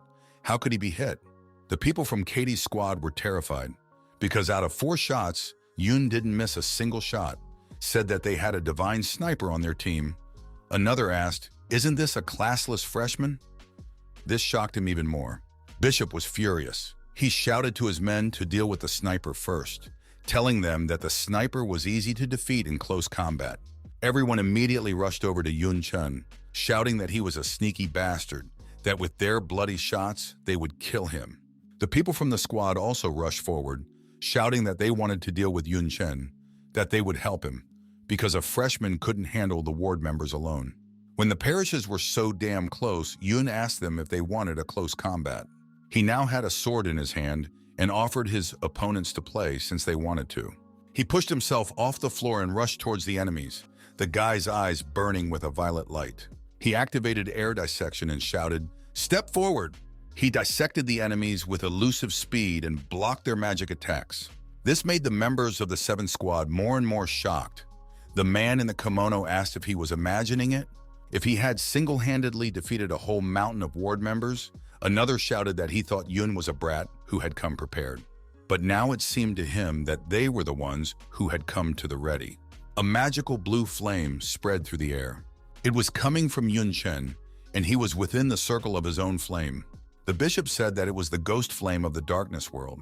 He asked how a child who hadn't even reached the 30th level could get it.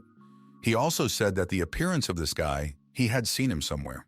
And then the man shouted that he remembered that it was the same Yun Chen, the one who had absorbed the essence of the Demon King, a classless one whose killing was rewarded. Bishop laughed and said that it was worth leaving the task for now. After all, it was for starters, and he wanted to take his head.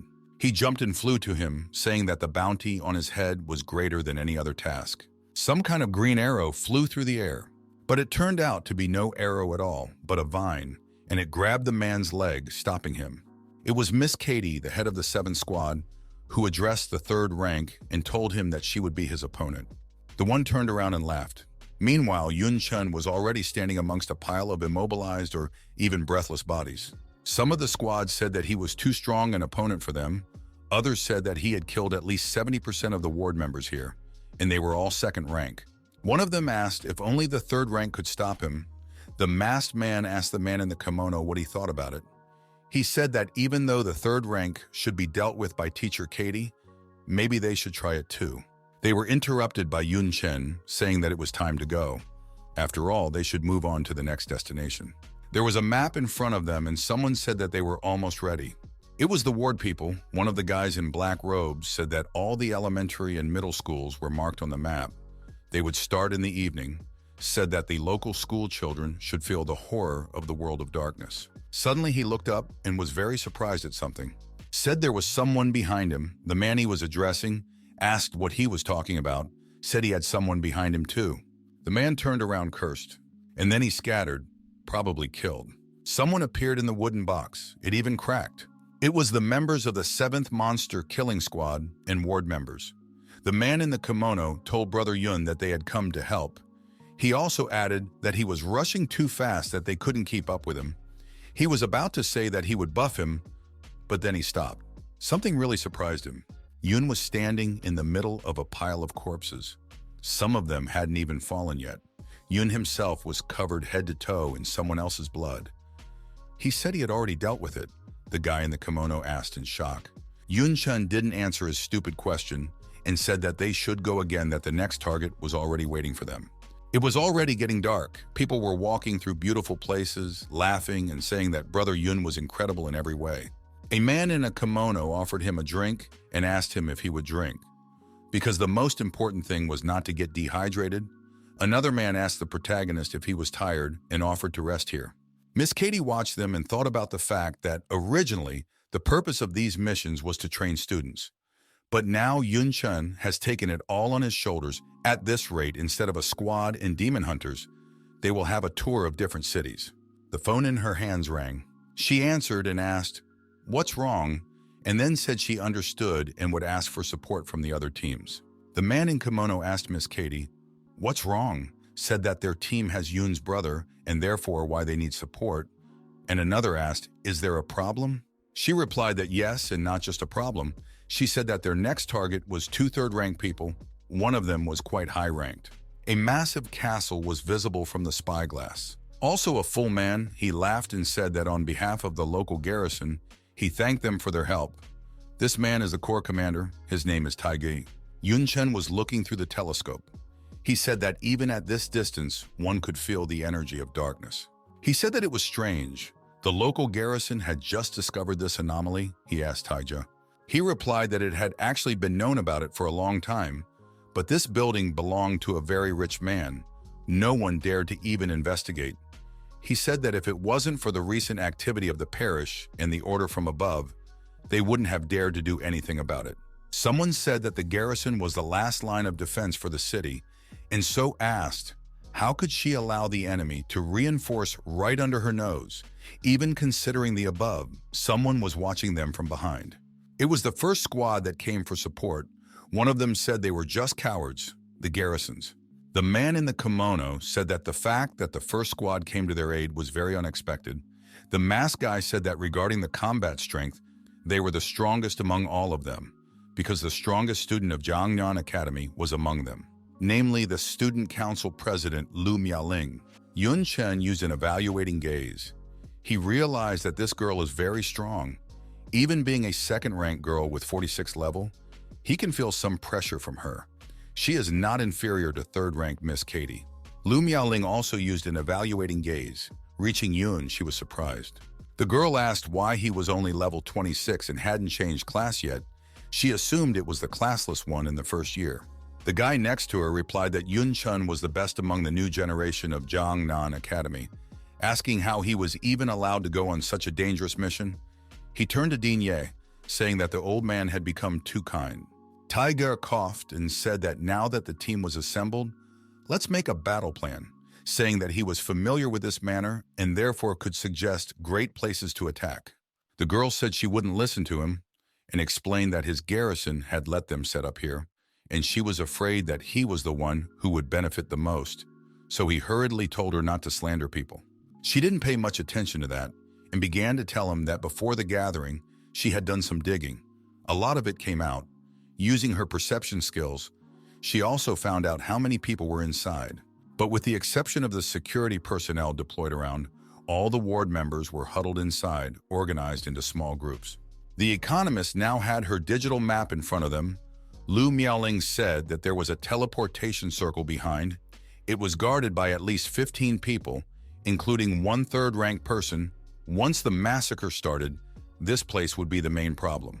She said that she hoped that their teachers would lead one team to break through the front to distract the enemy's main warriors, and she would go around from the back and head to the support point. Once successfully captured, they would attack from both sides and trap them in a vice. The kimono man told the masked man that attacking alone, even for the chairman, is too much. Li Miaolin is the son-in-law of several people. The masked man replied that he was surprised by the amount of data she had collected in such a short time, and the kimono man asked what else should be expected from General Lu's daughter. The girl said that since no one minded, she would leave the rest to them and go to the place of attack. The guy in the kimono was silent, and his buddy said that, by the way, she was so hot. Everyone was already on the mountain near the castle. The man in the kimono said that the corps commander had chosen a good place. This point had a great view and was located high up, making it perfect for attacking. He said that from here they could launch a long-range magic attack without risking anything, and Chen just stood by silently. He thought that something was wrong here. He wondered how such a gap could be left unprotected. Yes, in the surrounding area strongly felt dark energy. Suddenly things started to break out from behind. Black magic seeped out from the ground. Taiga was also swallowed up by the darkness. Miss Katie shouted out that it was darkness. She asked what was going on, saying that the concentration was definitely not that emitted by the small cracks. Standing behind Taiger started to change a lot. He laughed and said that he had carefully chosen their funeral site, saying that it looked good, didn't it? The earth was just bursting with dark magic power. Now the garrison general looked like the very real devil. He turned to the wretched humans, ordering them to kneel. The pressure was so strong that most fell to the ground. Chen and Miss Kathy were still holding on. But with great difficulty, someone in the back was shouting that the equipment was breaking and the body wasn't moving. Teacher Kathy couldn't believe such a strong concentration of darkness. Chen wondered if he was the truest demon of the world of darkness. The demon rose high into the sky on its wings and directed its dark magic downwards, while inside a sphere of the same. Teacher Katie shouted for backup. The mage girl said she couldn't. She said the darkness was corroding the machinery. There was no connection.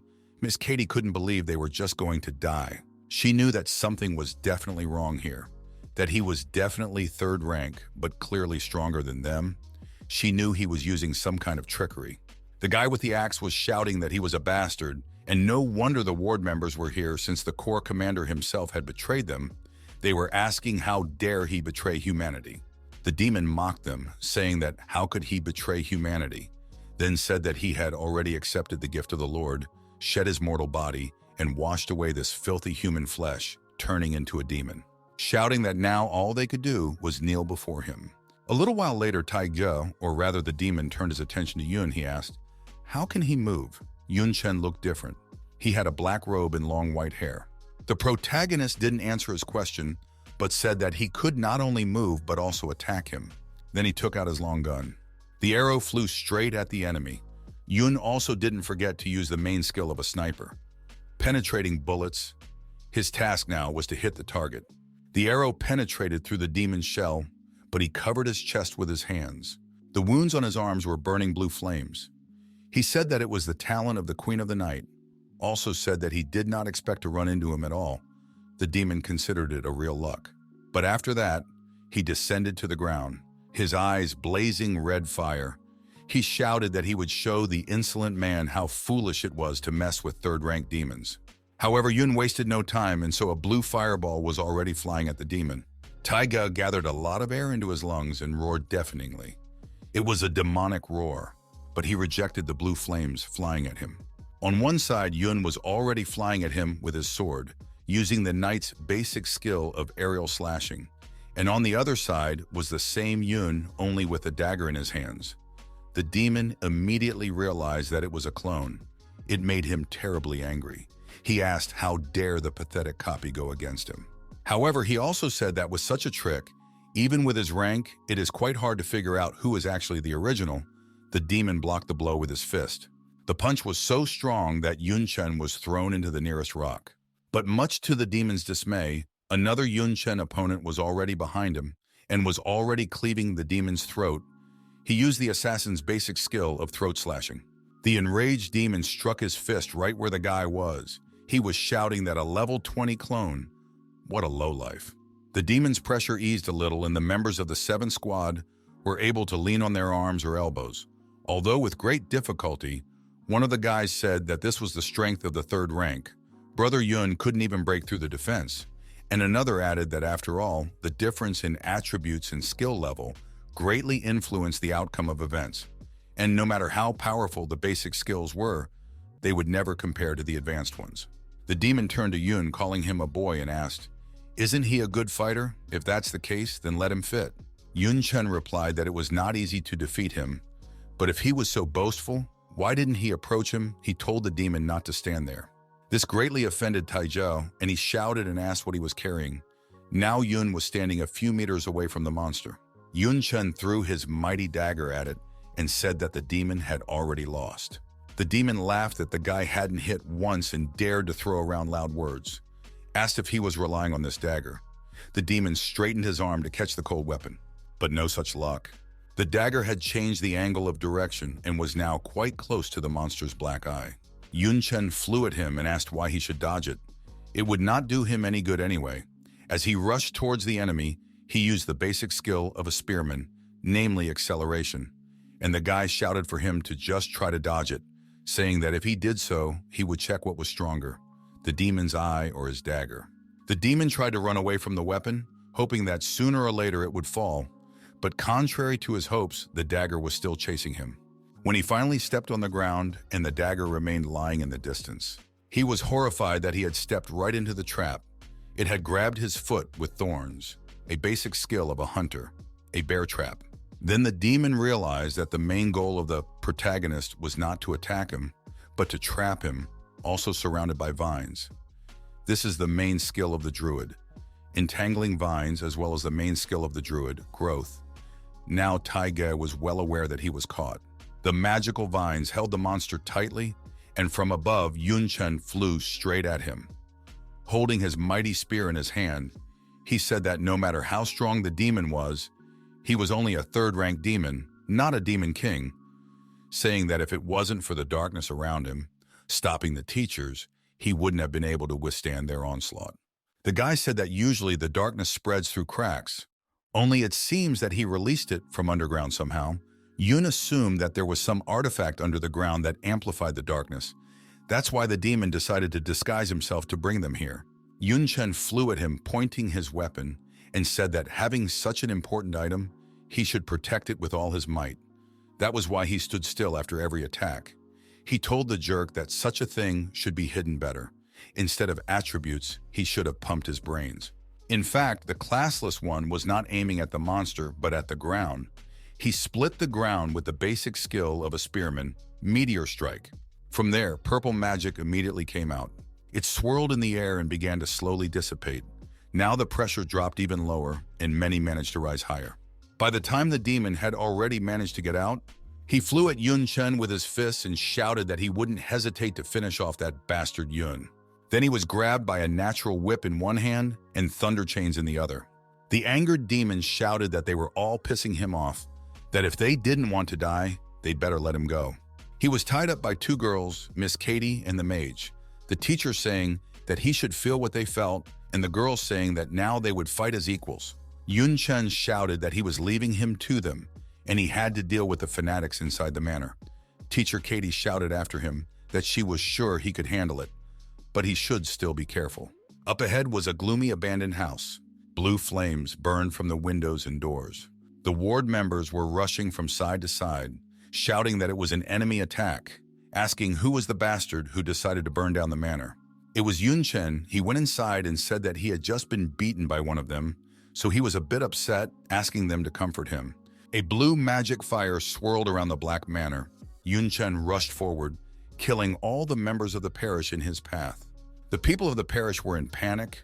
They shouted that he was too strong and resisting was useless, asking what he was doing and what about the support.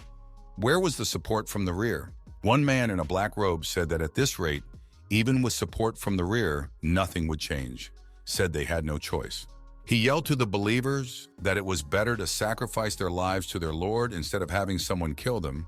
He shouted and asked the Lord to avenge them. All the other people in black robes also raised their hands up and shouted for the Lord to avenge them all. They were all blazing with red light, but it wasn't fire. Chen realized that they had decided to sacrifice themselves. He thought they were crazy, but knew that they had to be stopped before their souls could give themselves to the Lord. People were dying one by one, their souls rising into the air, straight to the Demon King. Chen then said to himself that there was no way he could do it in time, because they were dying too fast, and with so many victims, it would not be the last demon to appear. He said that despite this, sacrifice was only a skill. Now he just stood flat and said that as long as it remains a skill, it can be interrupted.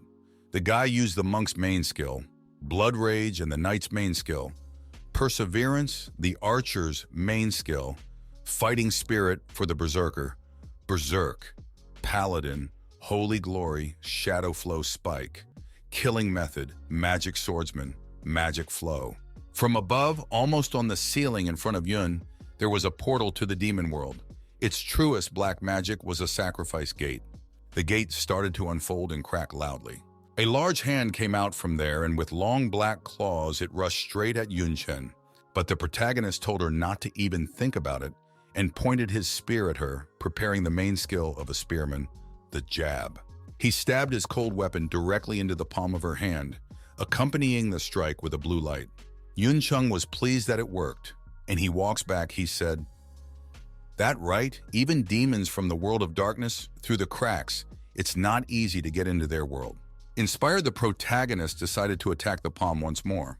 After that, he changed his weapon to a storm axe and swung it, shouting that this was the final blow.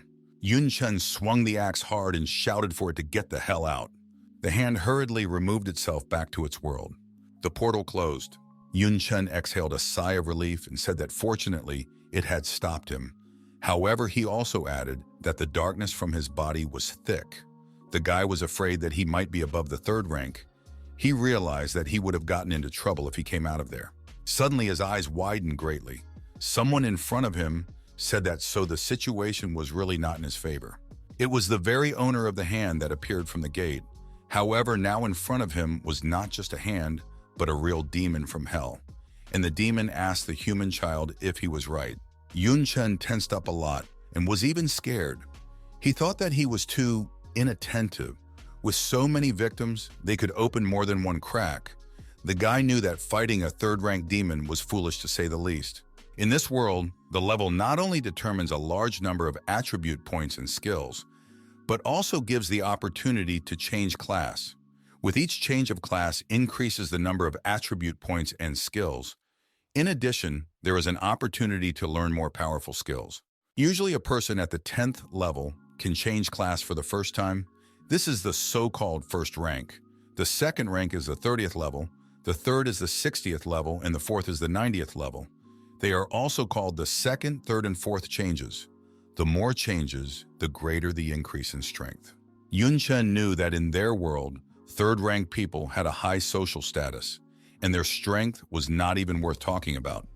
He realized that he was now facing a third-rank demon that was stronger than people at his own rank. But he couldn't escape. He would be in this state for another 13 seconds. He had to do something urgently. The demon who came out laughed and asked how he dared to still hold a weapon. Maybe it was the talent of the Queen of the Night gave him so much confidence. After that, the demon rushed towards the guy on his mighty wings, saying that he probably didn't know that his head was very valuable. He only needed to hand it over to one of the demon kings. Chen used divine lightning and it whirled towards the enemy.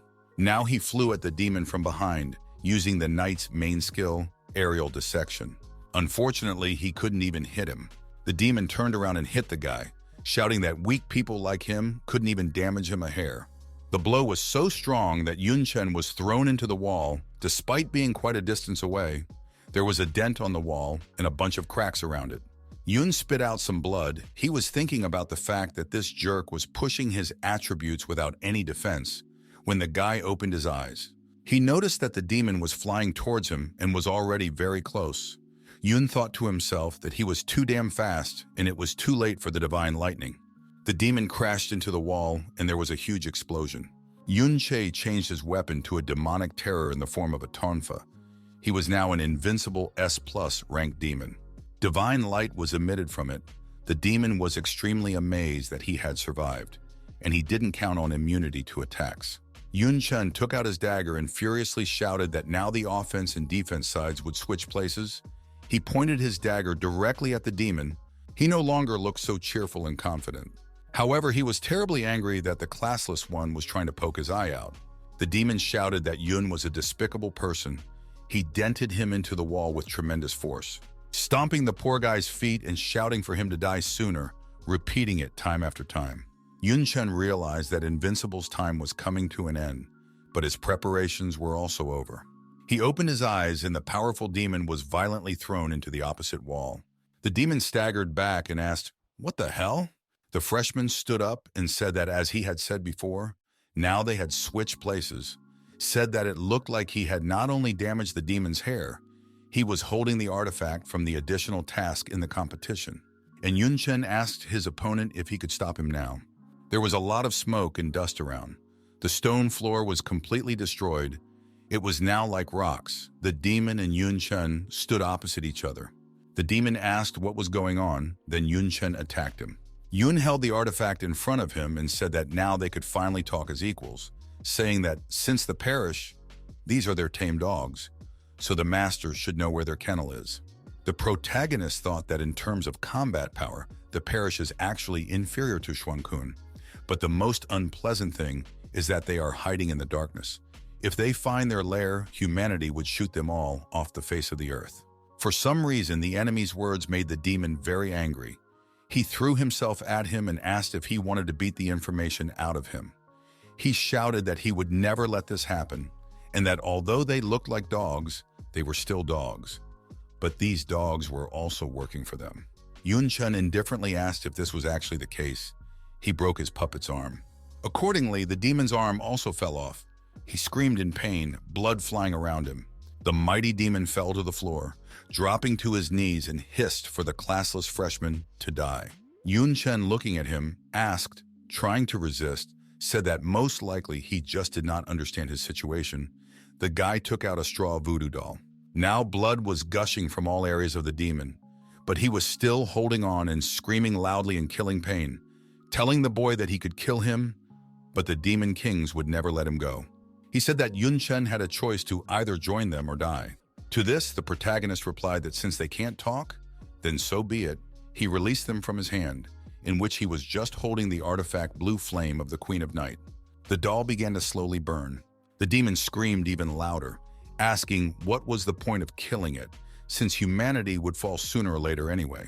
Shouting that their only salvation was to join the parish and become one with them, also added that even after dying, but would not let Chen go, a pink ball formed from the demon's nose and forehead. It flew straight at the freshman. It flew straight into his neck. It was so fast that Chen didn't even realize what had happened. But the demon kept shouting that Yun wouldn't escape. He repeated this until his soul was finally burned in blue fire. Chen rubbed the area on his neck where the magic ball had just arrived and told himself to be more careful from now on. He was surprised that in such a state, the demon was able to do something. He thought it was truly amazing, said that his neck was sore. It did not seem to be an attacking skill. He decided that he would ask teacher Xia what it was as soon as he returned to the academy. He thought about the fact that the gap between him and the third rank was still large, and if it wasn't for the damn straw man, if he had used all his strength, he wouldn't have been able to do so much damage. He said that with his best weapon, he could only cut off a piece of his hair. He realized that the reason for this problem was not only because the difference in points and attributes was great, but also because of the skill level. Class advanced skills, whether active or passive, were not comparable to the basic skills of the classes. Explain that, for example, his skill spends 1 unit of mana in exchange for 1 unit of damage. An advanced class skill under the same conditions will cause 100 units of damage. The same applies to defensive skills. The difference in multipliers is visible to the eye. For this reason, the classless in no future. Chen plopped down on the rocks beside him, thinking that even if his talent improved the skill rank, at best it would be equal to a second rank warrior skill. And if he wanted to resist third ranks, the amount of attributes would not be enough. He decided that he needed to get more powerful skills. Yun was breathing heavily after all. The demon had grounded him heavily when suddenly from behind, red magic flew straight at him. It swept right next to the guy and created a huge explosion as it crashed into the floor somewhere. It was divine lightning. Chen did not expect this at all right now. When he turned around, Yun saw that very same demon Taigoish in the passage. He called out to Chen and said that he had to go through a lot of suffering because of him. Now it was time for revenge. Chen asked him what was going on here and where the teachers were. The demon replied that they were still alive. However, they were not in the best condition compared to him. All the members of the 7th squad, including Miss Katie, were badly beaten up. Their clothes were tattered. Teacher Katie regretted that they had missed that bastard. The mage girl said that so many years of teaching had affected their skills and their level of combat power had dropped significantly. The students intervened in the teacher's conversation, saying that nevertheless, even with all this, it was only because of them that they were still not dead. But Chen's situation was not enviable. The demon had definitely gone after him. The man in the kimono told him to wait and asked him if they had enough. The masked guy also suspected something. He said that there was another girl with them, but he couldn't see her anywhere. Miss Katie perked up. She seemed to realize who it was. Chen realized that the situation was dire. He still hadn't recovered from the last battle. The duration of the buffs had run out. Now he was only wearing debuffs. In fact, it was difficult for him to even stand.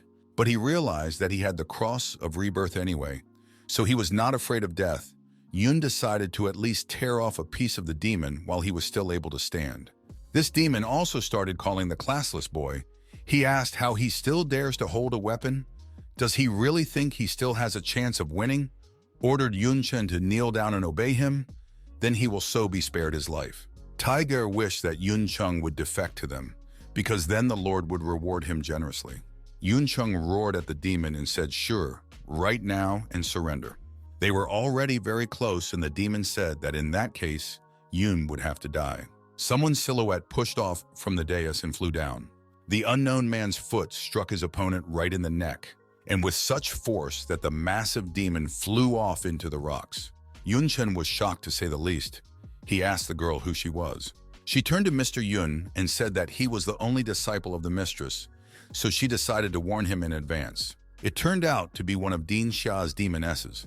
She regained her usual appearance and said that the mistress didn't want to put him in danger. The demoness stood in front, and Chen was still staring at her shockedly. But he soon calmed down and said that it was now clear why Teacher Xia recommended that he join Miss Katie's team. It was all because of Zhao Yu. The girl turned around and replied that actually her original purpose was to study something at the request of her mistress. But her succubus nature is a bit of a hindrance, so she went to join the team.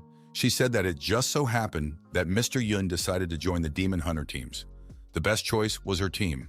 The demon finally stood up from under the rubble and coughed up a pile of dust. He asked why. Though he had started to speak calmly at first, but now he was just frantically shouting, he asked, as a noble succubus, why would she give her name and stand to one side? The succubus girl laughed and replied that it was because her body and mind, everything she had already belonged to the mistress. She also said that he was an enemy of the mistress and was harming her lover. Her eyes lit up with love. She rose on her wings and shouted for him to give his life to pay for the sin he had committed. The demon Taige was very frightened and cursed and ran away. Zhao Yu launched her chains at him, shouting for him not to even try. The chains she used were the tool of the demon king himself, the void shackles. They easily caught the demon. The fact that it was the tool of the demon king amazed Taizhou. He asked why the great demon king was obeying humans. The girl asked what kind of stupid questions were hers. She replied that of course she was also defeated, otherwise how would the king become a servant? And she clenched her fist. Along with her fist, the chains on her opponent clenched. He asked her to wait. He was in terrible pain. Eventually, the chains let go of him and the demon spat right on the ground with his face. Chen was watching the fight and said that he couldn't believe that Teacher Xia had defeated her. Zhao Yu replied that at first it was really like that. But as she got closer to the mistress, she accidentally fell in love with Dean Xia. The girl was very embarrassed to tell about it. Chen smiled in response and decided for himself that it was better not to ask further. The succubus grabbed the guy's hand and said that although she did not know what technique Mr. Yun used, but to defeat a demon of the third rank in his condition is impressive, she shouted that she was almost possessed by him. Now he was also embarrassed. He said that she loves one, but is possessed by another. The girl explained that this is the nature of succubi. On top were the bodies of the slain enemies in special black spheres. Zhao Yu said that their corpses were very valuable, so she kept them. They were already leaving. The girl said that it just so happened that this manor had one of these things. She thought it was convenient and said that they would use it for Mr. Yun. Chen didn't expect that these corpses could be used and asked about it and inquired about the method. The girl looked love-obsessed again. She replied that this method was a donation, and it was quite obvious. They walked up the stairs to the memorial located by the cliff. Yun said that this was the altar where sacrifices are made to the gods. Said that this was the first time he had seen it. Said that he had heard earlier that many divine-level items, such as magical medicines, equipment, were obtained by sacrificing to the altar. Zhao Yu replied that if he wanted to obtain a divine-level item, he needed a sacrifice in the form of a demon king, although these two third-rank demons were not as good, but they could still be exchanged for something useful. She said that was why she kept their bodies. Yun asked the succubus, wasn't this altar used by the dark cultists, saying that following that, it should only be an altar for human sacrifice? Asked, or can humans use it too? And the girl said that it all depends on the type of sacrifice. She said that there is no difference in the altars, because it is just a means of communication with the gods. If the victim is a human, then the contact is established with the god of the world of darkness. And if it is a demon, then the contact is with the god of the human world. Zhao Yu said that Mr. Yun just need to stand in front of the altar and pray to the gods. She said that the god will definitely answer.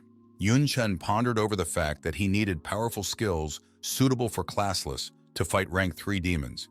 He decided that since they were gods, it shouldn't be much of a problem for them.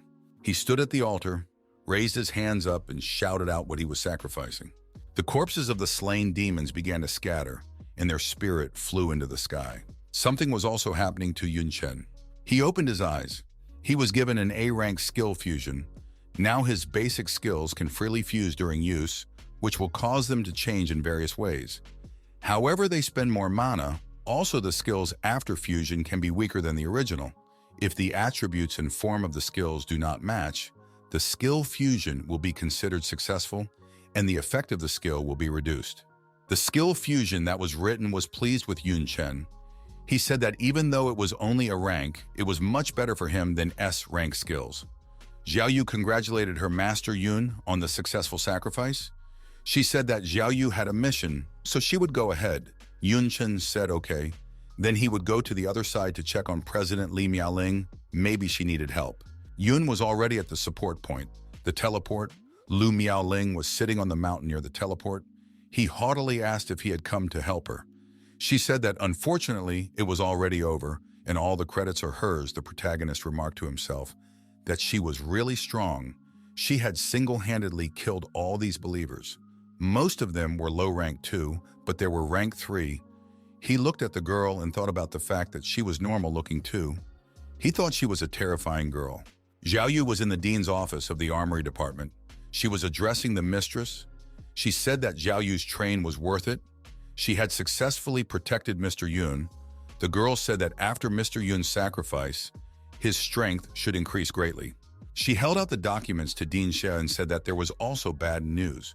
There were people who had turned into demons in the parish. She said that Zhao Yu had also gotten some information about the manor. Teacher Xia took the papers. She reread the papers and said that, so this is what their purpose is, asking how dare they. Yun Chen was already at the Jiangnan Academy's blacksmith shop. The blacksmith addressed the guy, apologized, and said that because of the heated situation, he had been sent to the middle of nowhere to support and reinforce the rear guard, saying that he had been delayed a bit and had just returned. Yun Chen said that the front line was not a simple place. It was understandable.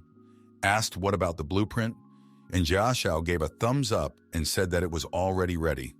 Everything met his requirements. Yun held out the demonic horror to him and told him to take it. The guy hoped it would be better, said there was one more thing.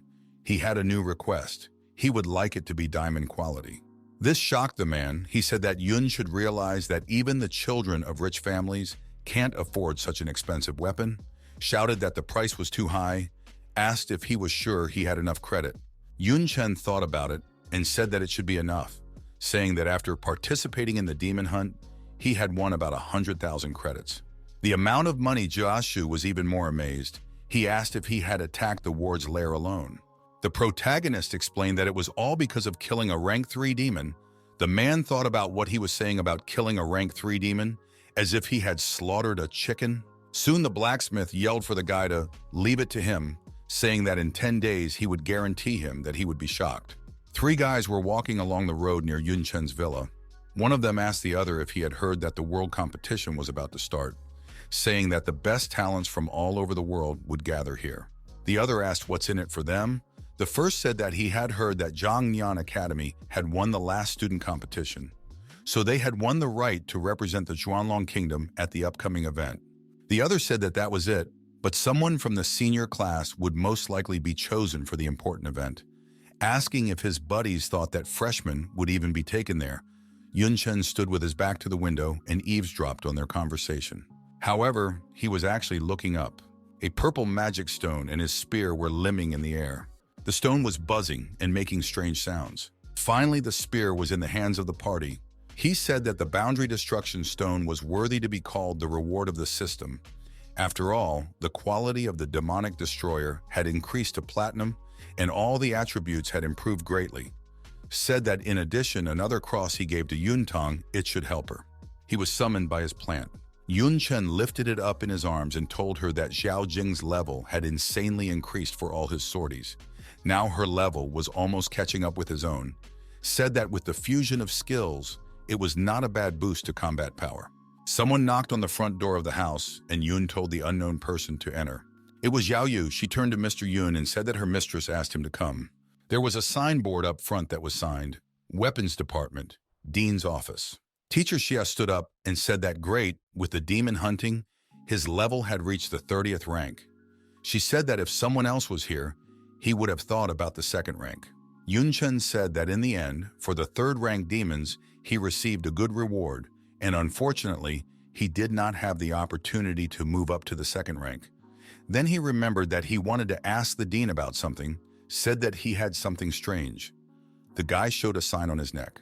He said that before he died, a third-rank demon had imprinted this thing on him and he had no idea what it was. The succubus was terrified. She shouted that it was a soul-haunting seal of the Duani demon clan, saying that it was a cardinal skill that acted on a fixed target and haunted it continuously. Teacher Xia was not happy either.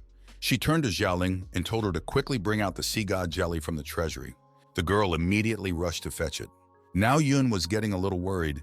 He asked what continuous meant, and if there was a way to remove it. Xiao Yu shook her head and said that the soul-haunting seal was of the rule type. To use it, one must sacrifice a demon soul to the god of darkness, saying that even a fourth-rank priest could not remove it.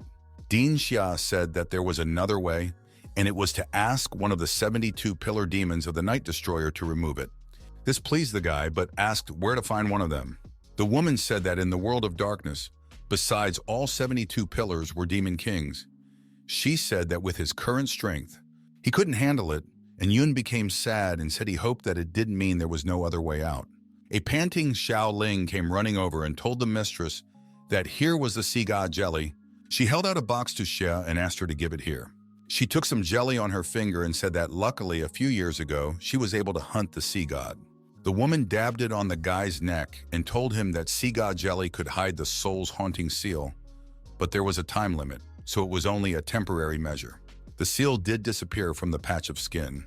She handed the box to her apprentice and told him to take it and remember to use it once a day until the jelly runs out, but said that he must find a way to remove the seal anyway. Said that otherwise his whereabouts would be exposed to the enemies. It would be an endless pursuit by the coming and the world of darkness. Yun Chen understood perfectly well that the situation was extremely dire. Dean Xia continued, saying that they had temporarily solved the issue of the seal, saying that he was the one who had fought demons for the first time, asked what his impressions were after the battle. Yun replied that except for the strange appearance, felt like humans. The woman replied that this was true and that they did look like humans, and that some of them could not even be distinguished from humans by their appearance, saying that Xiao Yu and Xiao Ling were examples. As long as they did not emit darkness and covered their horns and tails, anyone would believe that they were humans. She said that if he went through the crack and entered the world of darkness, the scenery in front of him would be the same as on Earth. On the shelf was a book about the world of darkness. It stood out among the others. The boy noticed it and told Teacher Xia that its description was a bit contradictory to what he thought. It seemed to him that this place was more like hell than Earth. Xia replied that there are such places as well, like in their world, they have inherent harsh points. However, the most distinguishing feature of the world of darkness from them is the concentration of mana in the air. The people in the world have it much lower. And so when cracks open, the two worlds are connected, and because of the difference in concentration, the environment of the other world continues to penetrate them. Corrosion appears, corroding the surroundings. Plants die, unable to withstand it. Low-level monsters also go into a rage because of the terrible pain.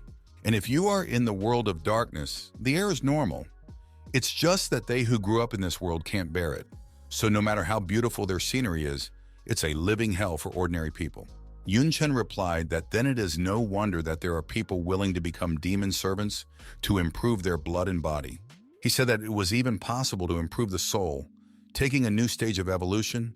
It turns out the world of darkness is really a world on a level above them. The guy admitted that judging from this, the demons also suffer because of this. On the human side, Dean Xia replied that this is the case, but over the years they are slowly adapting to the environment, which can be seen in the increasing pace of the war. Said that Yun is far from talking about it. There are more important things that need his attention right now. Said that he should know that Xiaoyu didn't just go to protect him. Told that the succubus had other tasks, she asked if he knew anything about the world competition. Yun Chen replied that yes, there are often rumors about it, and especially now, he asked if it was for seniors. The woman said that it was because the seniors are usually stronger than the juniors. According to Xiaoyu's information, the next target is the world competition. She said that if she went there personally, she would definitely scare away the ward members. And therefore she wants Yun Chen to participate in this competition. She asked him to stop the actions of the parish in this way. This literally shocked the guy. The poor guy immediately received a notification of the achievement task. It said a generous reward and no penalty for failing the task. That's when Yun realized that there was no way to not participate. 5 days later at the arena, the auditorium was packed to the brim. The judge announced that the competition for a spot in the world competition had officially begun. Besides Lu Miaoling, the student council president, one more spot would be chosen among the students. He asked the contestants to enter the arena. As soon as one of the students entered the arena, the first attack flew at him. He was surprised that someone had already started fighting. This attack was Yun Chen's spear throwing. It flew in and a large cloud of dust rose up. The people in the hall did not understand what was happening. They thought that someone had broken in, shouting that it was simply impossible. It was Yun Chen. He sat on his mighty weapon and apologized to his elders for taking part as well, his eyes blazing. The dust cloud dispersed, and now Yun Chen was standing in front of everyone. The participants of the duel were shocked. The people in the audience did not expect to see him here either. They asked what was going on, why a freshman was standing there. They recognized Yun Chen and said that he was really very strong, but it was too much. The competition was for seniors. Someone asked if Yun thought he could beat the seniors and that they had already been to the battlefield. Suddenly, someone loudly ordered everyone to shut up, and the crowd fell silent. It was Lu Miaolin, she asked. Since when only seniors could participate in the competition, she said that she didn't remember any such rule.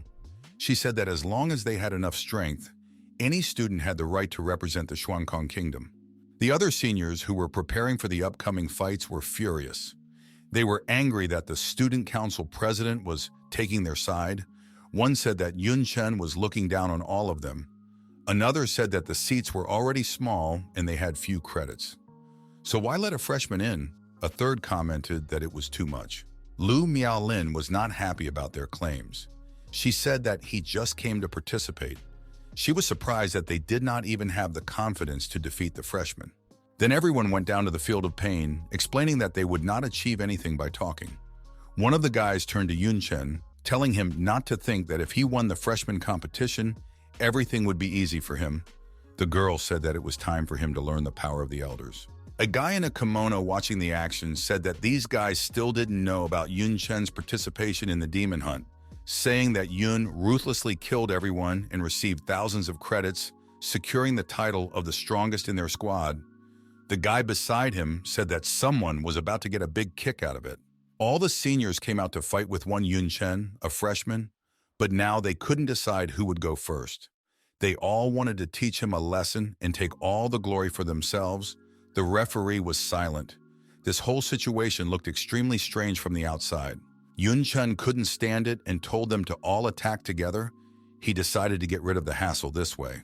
The seniors threw themselves at him, some shouting that he was crossing the line, some saying that since that was the case, they would run him over and quickly solve all the problems. Yun Chen blocked the first attacker's attack and did so with such force that the poor guy flew high and far away. This infuriated the senior students even more. Someone used ice rain, someone used dark expansion, someone used a chain of lightning. In response, the protagonist activated his blue flame and began to shape it. The blue flame took the form of a dragon and swiftly rushed at the upperclassmen. The dragon attacked the host's opponents. The students in the auditorium were terrified. One girl asked how this guy's main skill could compare to the second-ranked class skills. The guy standing behind him suggested that this was his talent. Another guy added that moreover the value of Yun Chen's attributes was terrifyingly huge. He thought that maybe it was because of the essence of the Demon King. The guy understood perfectly and said that ordinary seniors were no match for him. But luckily, the student council was on their way.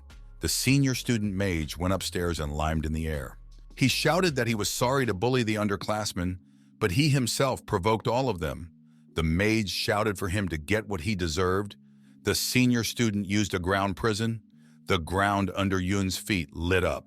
A little while later, a magic cage formed around Yun Chen. The guy was a little bit not expecting such a thing. The protagonist didn't lose his common sense and decided to use one of the knight's main skills, namely air dissection. After that, Yun said that this was the skills of a second-ranked Taoist. He said that it was really not bad because if he was a past Taoist, it would be hard for him to deal with this barrier. After all, Jiangnan is a kind of cage for tigers and dragons.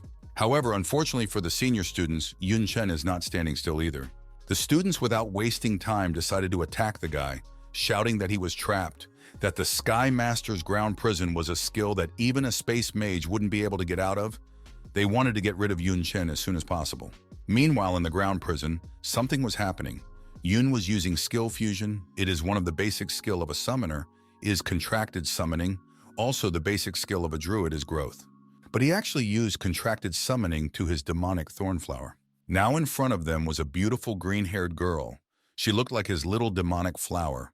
Only now she was more human. Her level was 30. Quality was platinum, and her skills were whip, seeding, thorn capture, thorn prison, and thorn assault. This time, the people in the auditorium were even more amazed. They asked, "What the hell is this?"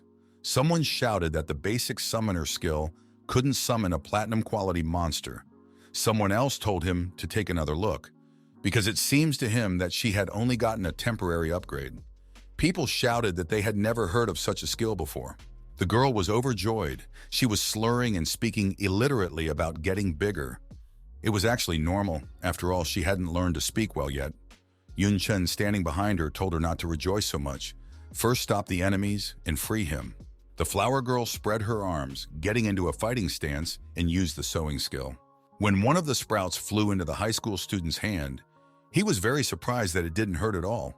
But what horrified and shocked him even more was the words of his buddy that many plants are like monsters. They are able to wrap around their victims. The guy couldn't and didn't want to believe it. He thought it was simply impossible. Water swirled in the air. It was the mage's basic skill of water curtain and the witch's basic skill of wind. Yun Chen had already been released. He said that waiting for the seeds to germinate was too long, so he would help them a little, and the guy used the fusion skill. Yun shouted a word, rain, and it poured directly on the opponents. Demonic flowers immediately started sprouting on the limbs or body parts of the seniors. Those were terrified. They tried to throw these creatures off themselves. A guy with a mask over one eye yelled at his flower to get off him. His plant was on his leg. The other was less lucky. The plant had sprouted on his head and the creature was covering his eyes. He asked her not to do that. Chaos reigned. The older students were running and screaming, trying to extract the plant from themselves. Yun Chen knocked the ground with his staff. The stone floor cracked and vines sprouted from there. The ground prison also cracked. It was a skill, a thorn assault. Yun Chen said that since the ground was a prison, it would only be enough to damage the base, and the prison would just scatter naturally. Daos, who was still fluttering, said that this was a very interesting boy, promising that he would do his best to deal with him. Someone unknown shouted shame on him, saying that it was understandable that ordinary upperclassmen were attacking freshmen, but that the student council was on top of it. No. The unknown person came closer and closer and said that they should have normal one-on-one fights, and this was just a circus. This unknown person was the vice president of the student council, Ao Chang. His level was 42, and his class was a second-ranked corpse hunter. He was a member of the Black Fickle class. The high school students were shocked and happy at the same time. One guy shouted that the vice president had made his move and he didn't want to participate. Another guy said that even though he was a rank 2 demon, he had already fought rank 3 demons. So if he interfered in the fight, there was nothing for them to do. He told his buddy that they should wash their hands of him. The vice president turned to Lu Miaoling, saying that she seemed to have a very good opinion of this classless freshman. He offered her a bet. If he won, he would get the right to date her. Lu Miaoling agreed. but reminded him that it was only on the condition that he won. Ao Chung laughed and asked if Classless had heard that. He shouted to Yun Chen that he was very motivated and full of energy, told him to be careful. Yun turned to his demon flower. Xiao Jing said, "This guy is pretty strong and she shouldn't stay here." He asked her to go back to a safe place and Xiao Jing agreed. Ao Chung said that it was a wise choice because with her, Yun's magic power would go to waste, and then shouted that since everyone was ready, it was time to start the battle. Yun Chen replied that this was great and he just had something he wanted to try. Everything was covered in dust and smoke. The referee stood on a small dais between the competitors. Yun Chen and Ao Chung said that this fight determines the places in the world competition, asked if their side had any claims about it. Ao Chung replied that of course not, saying that if it's not even right for him, it's worth keeping quiet about the others. The referee replied that fine and then they would begin. He raised his hand up as a sign to start the fight. Ao Chung looked pleased and cocky, saying that for the sake of a date with the president, he wouldn't show a drop of mercy. He swung his weapon. A multitude of souls flew out from there. They all swiftly flew towards his opponent. The souls were rushing and shouting that they hated everything, asking who would pay for their deaths, saying that they were betrayed and they deserved to live. Yun Chen knew that this was a debuff skill, and therefore the value of his attributes had drastically decreased. But fortunately, it's black magic and it's not that hard to deal with. He pulled out his spear. It glowed with a bright light and souls surrounded the guy. Yun Chen used the priest's basic skill of purification. The souls in black magic began to develop. Because the wall previously surrounding the protagonist was rapidly dissolving, you could see a human figure behind him jumped up. In a blink of an eye, Ao Chung with a terribly smug face flew at Yun from above. Yun Chen knew that he would be here and drew his sword, said Chang used the ghost as a veil and went for a surprise attack. But to his regret, he was already prepared for it. Yun Chen did not understand what was happening because Ao Chung had already exhausted his strength, and his weapon is like a piece of wood, and it is not sharp and heavy. Even if Chang hit it, the attack will not cause significant damage. The guy wondered why he would go into close combat. Ao Chung noticed that Yun Chen was thinking hard and analyzing. He told him to fight. There was no room for thinking, and he started to attack. His weapon flew straight at the elbow of the protagonist. Yun shuddered because of the nightmarish pain he felt. It hurt so much that the guy released his spear and it fell to the ground. Ao Chung was already quite far away. He shouted that he was going to do it again. Yun Chen didn't move. He said that he couldn't use his right hand as if it wasn't even there. But there was no sign of damage either. He asked his opponent what it was. The vice president replied that it's because of his special weapon, so special that it's what defines his class.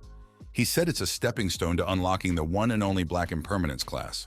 He said that after the integration of the game into reality, there were many changes.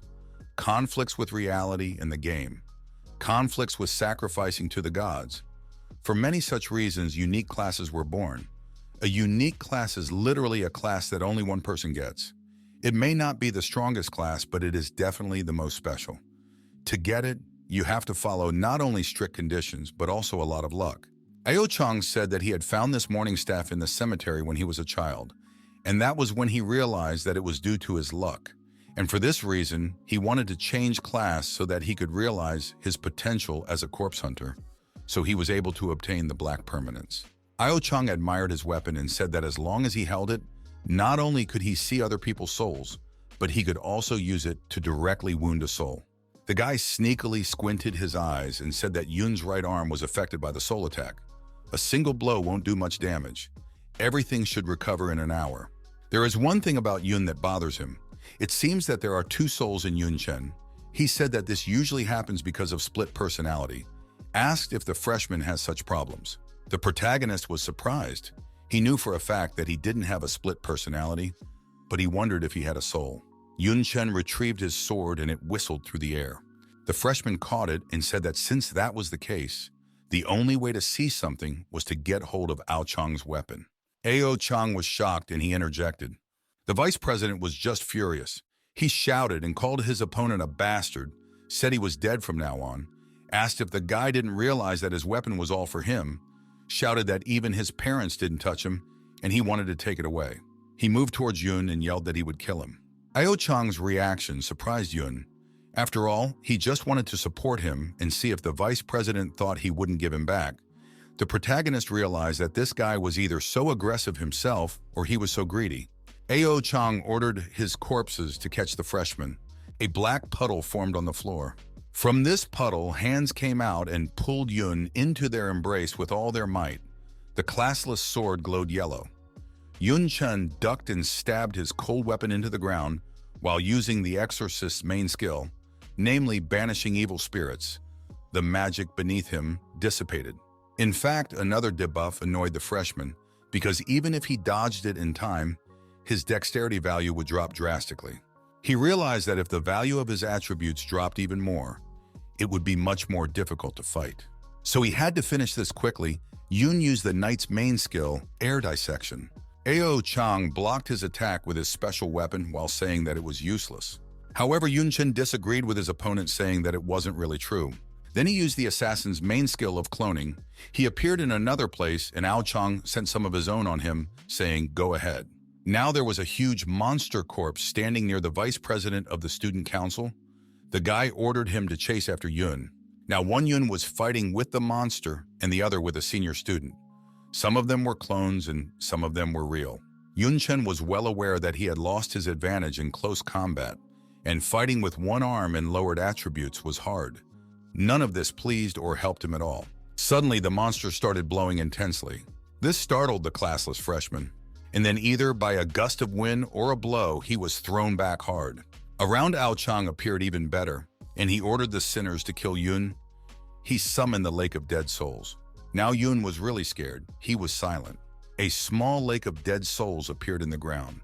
Ao Chang laughed loudly and said that now let everyone watch him zero his attributes, shouting that he would strike one blow after another, that the freshman's life would be worse than death. Something dazzled and struck the vice president.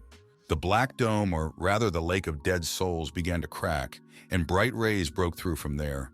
Words came from there saying that it could indeed be seen that Ao Chang's debuff skills were strong, but still his own buffs were stronger. Chen activated the fusion of all the basic skills and condition enhancement. The classless freshman now looked completely different. He had long golden hair, nim, and a white armor-like garment. Ao Chang was shocked. He couldn't say anything and only mooed. In front of him towered the divine Chen with an angel behind him. This transformation is tens of thousands of strength A. It increases the value of all attributes by 500%, increases resistances by 50%, changes the form of attacks, as well as an additional 80% to the damage of attacks. However, the duration is only 45 seconds, and after the skill ends, the effects of the buff subside, putting you in a weakened state with a 99% decrease in the value of all attributes. The people in the auditorium were once again amazed.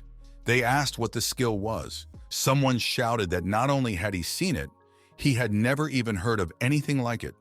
They shouted that such an exaggerated boost was quite comparable to advanced skills. He asked, "Doesn't a classless guy only use basic skills?" Chen looked at his hand and said to himself that the power inside was pouring out in streams. Such an advanced skill can only be possessed by a rank 3 strongman. But unfortunately, the consumption is also staggering. Most of his mana points disappeared in an instant. Ao Chang finally came to his senses and shouted that it was useless, that no matter how strong the boost was, it would still take everything away, shouting that it was just a waste of time. To this, Yun once again replied that it wasn't exactly like that. He quickly bounced off and said that with his current agility, he would have no trouble dodging his attacks. Yun was already behind the vice president's back. He was using the basic swordsman skill of sword nudging. Ao Chang turned around and summoned the possessed demonic armor, and the magic raced straight towards the freshman. Chen tried to cut the weapon with a swing of his sword. But no such luck. His divine magic hand slammed into the monster that was protecting Ao Chang. Holding him in, the latter laughed and said that regardless of the value of attributes, Yun was only a weakling, using only basic skills. Chen said that since that was the case, he would have to use something else. The guy's magic started to swirl around Ao Chang. The poor senior was screaming in pain. Chen actually used a fusion of skills, namely Knight, Air Dissection, and Swordsman, Cognition. Ao Chang noticed that the air dissection was slowly starting to damage his special weapon. Yun swung his sword once more, and then the student council vice president's weapon broke into two pieces. But Ao Chang was also hit by it. A bunch of internal mass flew out. Yun Chen didn't want to stop there and once again summoned the skill fusion. He summoned a Dao, crushing kick, and a fighter so-ic punch. The divine hand hit the guy hard in the very center of his abdomen. The attack was so strong that the shock wave swept through the surroundings, carrying Ao Chang. When the dust cleared a bit, his silhouette on one of the rocks was revealed. He was breathing heavily with a dent on his stomach and blood flowing from his mouth. Meanwhile, the students were admiring Yun Chen's power, shouting that skills with such strength were definitely not base level, saying that they had never heard of most of the skills used by him. Suddenly, someone shouted loudly, "What the hell is this guy doing?" Yun Chen walked over to Ao Chang's broken but still so special weapon. He stepped on it. Then the protagonist was shaken. Everything changed hues drastically. The world started to be perceived differently. In shock, Yun said, "And this is how it feels." Ao Chang now had only half of his precious weapon in his hands. He even found the strength to cry for him, hugging him, asking him the same thing, how to fix it now. Yun Chen approached him and asked if he admits defeat or if they should continue. Through his tears, the vice president shouted that he was surrendering. He repeated it several times so that his opponent would definitely hear. The unfortunate man cried and begged Yun not to take his weapon, saying it was only his. Yun told him that he wasn't going to take it away, and there was no need for him to do so.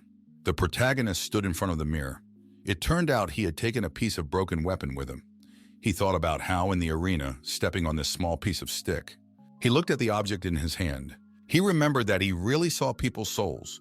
Yun says it is just like Ao Chang said, that everyone has only one soul but himself. Yun Chen looked in the mirror and saw two souls behind him. One looked just like him and the other looked just like him. Of humanity, it only had a body, and that an unnatural color. He realized that one of them was his own soul, connected to the body like everyone else. But the other soul was very different. His second soul had no lower limbs and arms. Yun realized that it was just one end, with one side connected to him and the other to the sky. Yun Chen pondered that if he was right, probably this soul was coming from the system. He wondered if the system was also alive. But then he immediately refuted his speculation, saying that it was too confusing. In another room, probably Teacher Mei, she was telling Dean Ye that the lineup for the competition was ready. Old man Ye laughed that everything happened quite fast. He was drinking tea and said that he thought the fights would drag on for at least 2 more days. The old man was calm and just asked who won. When Teacher Mi replied that the winners were Lu Miaoling and Yun Chen, Dean Ye was so shocked that he spat out everything in his mouth. He asked what was wrong. Wasn't this a competition for seniors? Crying about how he got into it? Teacher Mi replied that it must have been Dean Xiao's whim. She didn't think Yun had any desire to participate in this.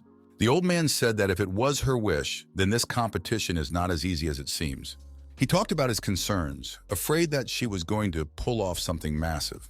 In Dean Xiao's office, Xiao Yu cheered her mistress with the news that Mr. Yun had not let her down and had successfully obtained a place. Teacher Xia said that as expected of him, but this is only the first step. It will be more difficult from here. She asked, "What about the military? How much force they are willing to provide?" Xiao Yu replied that since the front line is tight, they can only guarantee minimal support. Xiaoling added that each region would provide about 10 second ranks and 2 to 3 third ranks.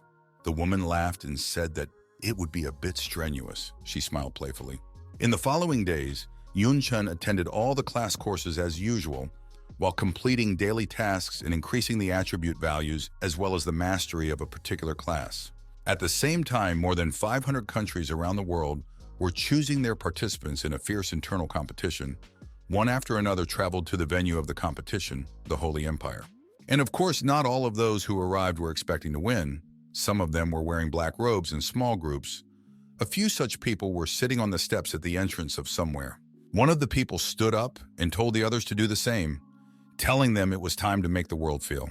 When everyone stood up, some smiling and some not, the first one said it was time for them to feel the fear of darkness.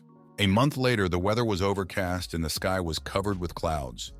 Ahead was Yun Chen's villa. Inside, Yun and his little sister were packing somewhere. Yuntan was whining about being very tired. She had a pile of some things in her hands. She said that finally, at the end of the first semester, came the heat, and she had a long-awaited vacation. Said that in addition, she wanted to have fun with her brother, but he had to participate in a stupid competition. The poor thing was obviously upset. Chen replied that there was nothing to do. After all, the situation was special. He understood that such a stupid mission fell to him.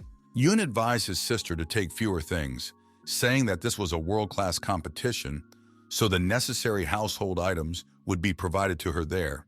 She shouted back that this was her brother telling her to take a class backpack for the competition, even though she was only taking one suitcase. Yun relaxed and said that she should expand the space in the backpack. Because it was too small and most of it was full of weapons and attributes, Yun Tong said that she had heard that some important people could stuff the whole palace into the backpack. She asked her brother if it was related to the class level. He thought about it and said that it was not at all. He recalled that it was all related to a material called spatial breathing earth. Suddenly, someone knocked on the door. Approaching the door, Yun told the unknown person to enter. It turned out to be Nicole, the elf girl. She embarrassedly asked, "What about going for a walk together?" A little while later, they were already walking along the flowery paths. Yun was looking around and the girl was still awkward. Then she said that she was going to go to the Silver Moon Forest to participate in the Moon Hunter competition. Yun briefly said, "I see." The girl was offended. She shouted that she said she was going back, but he was so calm and answered very dryly. She said that they would not see each other again during the vacation. Yun Chen seemed to sincerely did not understand what she expected from him. He asked her what was wrong with going home for the vacation. He even suggested that she wanted him to give her a ride. Nicole was really angry. She stammered and said that she was terribly tired of this conversation. The girl blamed herself for falling in love with such a stupid guy. In the end, the elf girl said that in short, he should take thanks for his care and hospitality this semester, and also for the borrowed credits. She handed him a pendant and said that as a reward she would give him a gift. And a little embarrassed, she said that there was no hidden meaning in it at all. Yun took the gift and thanked Nicole. He looked at the necklace and asked why this necklace. The guy called it strange. This necklace is the patron of nature. It is in the category special, and its effect is a symbol of the friendliness of the elves. Attribute points +1. Also, the favor of the elves to the owner of the item is greatly increased. But only those who have the blood of the elf queen can give such a gift. Nicole excitedly told him not to make anything up, shouted that it was just a necklace, not a symbol or a show of affection, even said that he could take it as a declaration of war. She liked that idea and told him to treat it that way. Nicole was so embarrassed that she hurriedly left. Running away, shouted that he, taking this necklace, accepted her challenge, and she will still give him a fiery, said that she will still show what she can do when she returns. Yun Chen did not know what to say to her. He was a little surprised, but for himself noticed that this girl has a strong competitive spirit. Then someone called out a guy calling him a disciple. It was Lu Miaoling. She said that it was time for them to leave. Their airship was traveling at all speeds. Yun Chen, Lu Miaoling, and some other guy were sitting inside. It was quite spacious. This guy hurriedly introduced himself. He looked terribly pleased and was in great anticipation, saying that his name was Sun Fei and he was honored to be the leader of this exciting trip. Lu Miaoling said that that was enough and he could mind his own business for now. The front door closed behind the guy. Then Yun told Lu that this supervisor is more like an errand boy. The girl replied that he was absolutely right, and that's just the way it is, saying that his direct duty is to do all their faithful work. She said that most of the leaders were at the 3rd rank, and he and Yun were strong enough to compete with the 3rd rank practitioners and have a much more promising future than them. Explained that this was the reason why his attitude towards them was different from that of ordinary students at the academy, said that it was normal for him to try to please one of them. Yun Chen replied that this is how reality is. The student council president replied that power determines everything. Your status is in exchange for your power. She said that Yun Chen should just accept it. Yun Chen said that on the other hand, does Lu Miaoling think that the freshman entrance exams, the international exchange tournament, and the World Combat Tournament are too many events? He said that it is obvious that the battlefield is getting tense. Is it a waste of resources to waste everything on such competitions?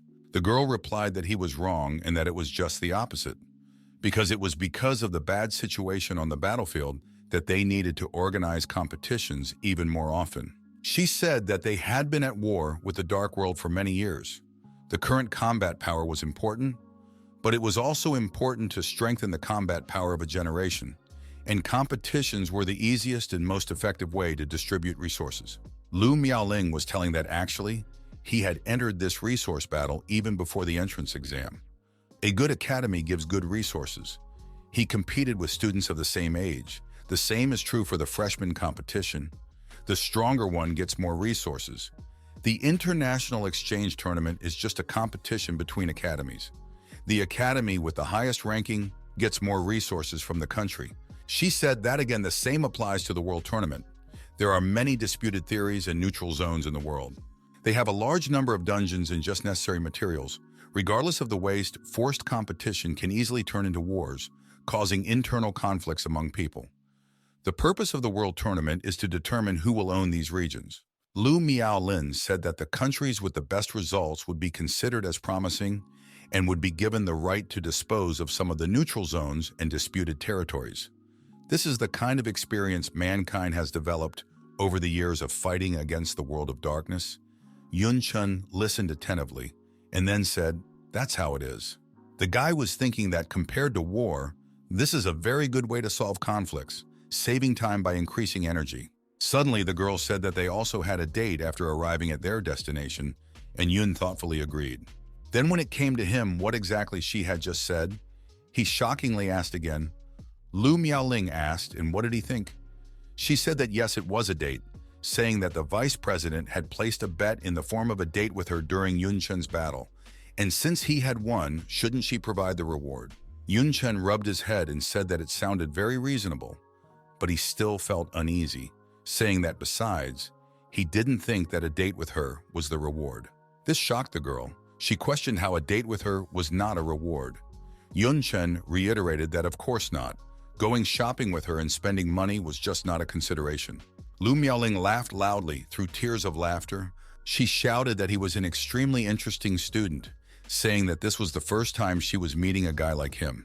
Then the girl stood up and told Yun Chen, calling him a disciple, that she was completely serious about inviting him to accompany her shopping after arriving in the Sacred Empire, asking him how he looked at it. Yun shook her hand and said he would go. He was thinking that he also wanted to walk in a foreign country and gather information, and the protagonist asked if they would give him money, and Lu said she would be very angry if he mentioned money again. The Holy Empire is the capital of Tyre. Ahead was a majestic castle where a lot of people were climbing up long stairs. Lu Miaoling, Yun Chen, and their leader were also in the crowd. He was telling them something passionately. People walked down the corridors one after another. Yun Chen asked what those lights on the city gates were. The leader told him not to worry. After all, they were just special artifacts. They entered the doorway, and the guy kept saying that they were removing the hidden effects, such as cloaking and concealment.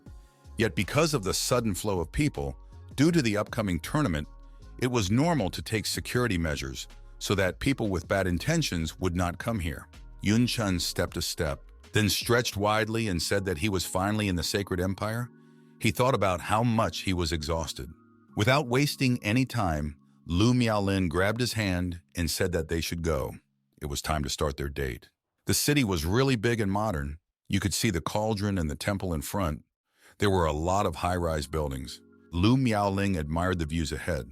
She said in fascination that everything was as expected from the Holy Empire. There were foreigners at every step. The girl already had an ice cream in her hands. Yun Cheng didn't understand what she was so amazed about. So he asked her what was the big deal. He said it was obvious that there would be a lot of foreigners abroad. Lu Miaoling hit the guy on the head and said that of course you know about it, just want to lighten things up a bit. Who knew Yun would be so cold the whole way? She asked how he went on dates before. Yun Chen thought about this woman revealing her nature a bit. He thought she was the arrogant and quiet type. Lu already had a couple more dishes in her hands. Her mouth was full of different delicious things, and she kept talking about how appetizing everything looks. Later, the girl found a shop with lingerie. She spent her attention on the bra without cups.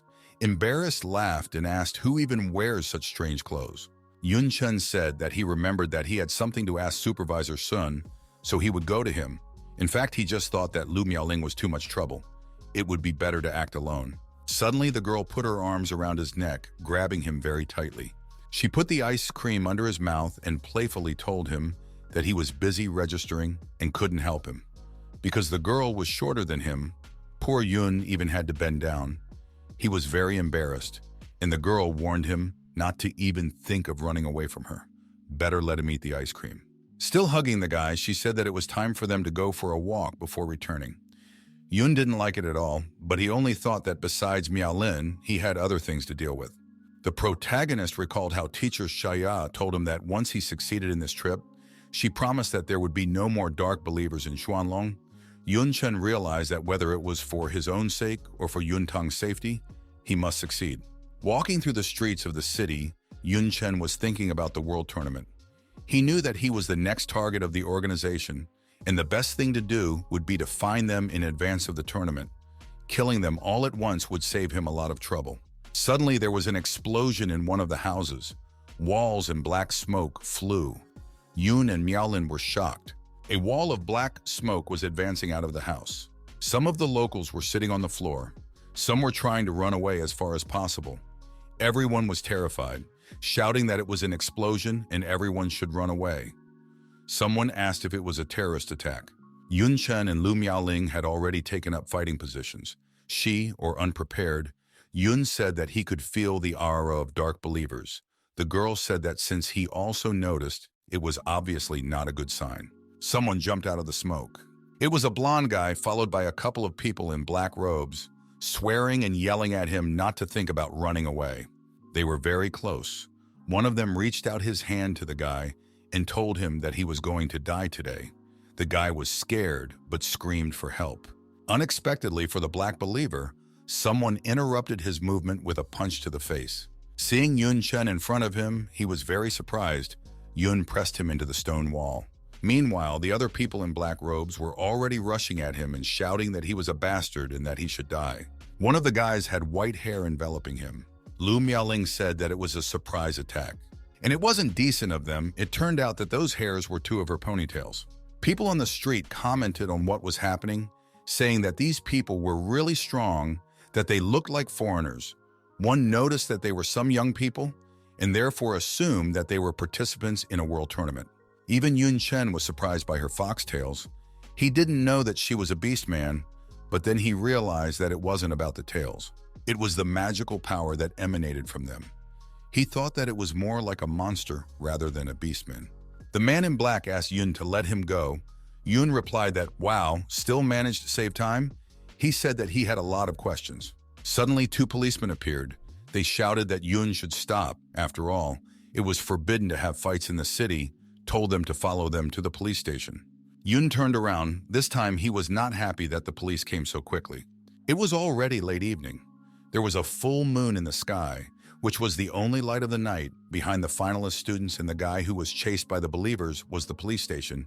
Lu Miaoling was cursing and saying that she had to ruin the first date of her life. Yun said that it was a pity that they had to hand over those believers, but there was nothing to be done. After that, Yun Chen turned to the stranger who was being chased by the people in black robes. He said his name was Yun Chen, and the girl next to him was Lu Miaoling. They were from Xuanlong. The girl also said hello to him. Yun asked him who he was and why the believers were chasing him. The guy's condition was pitiful.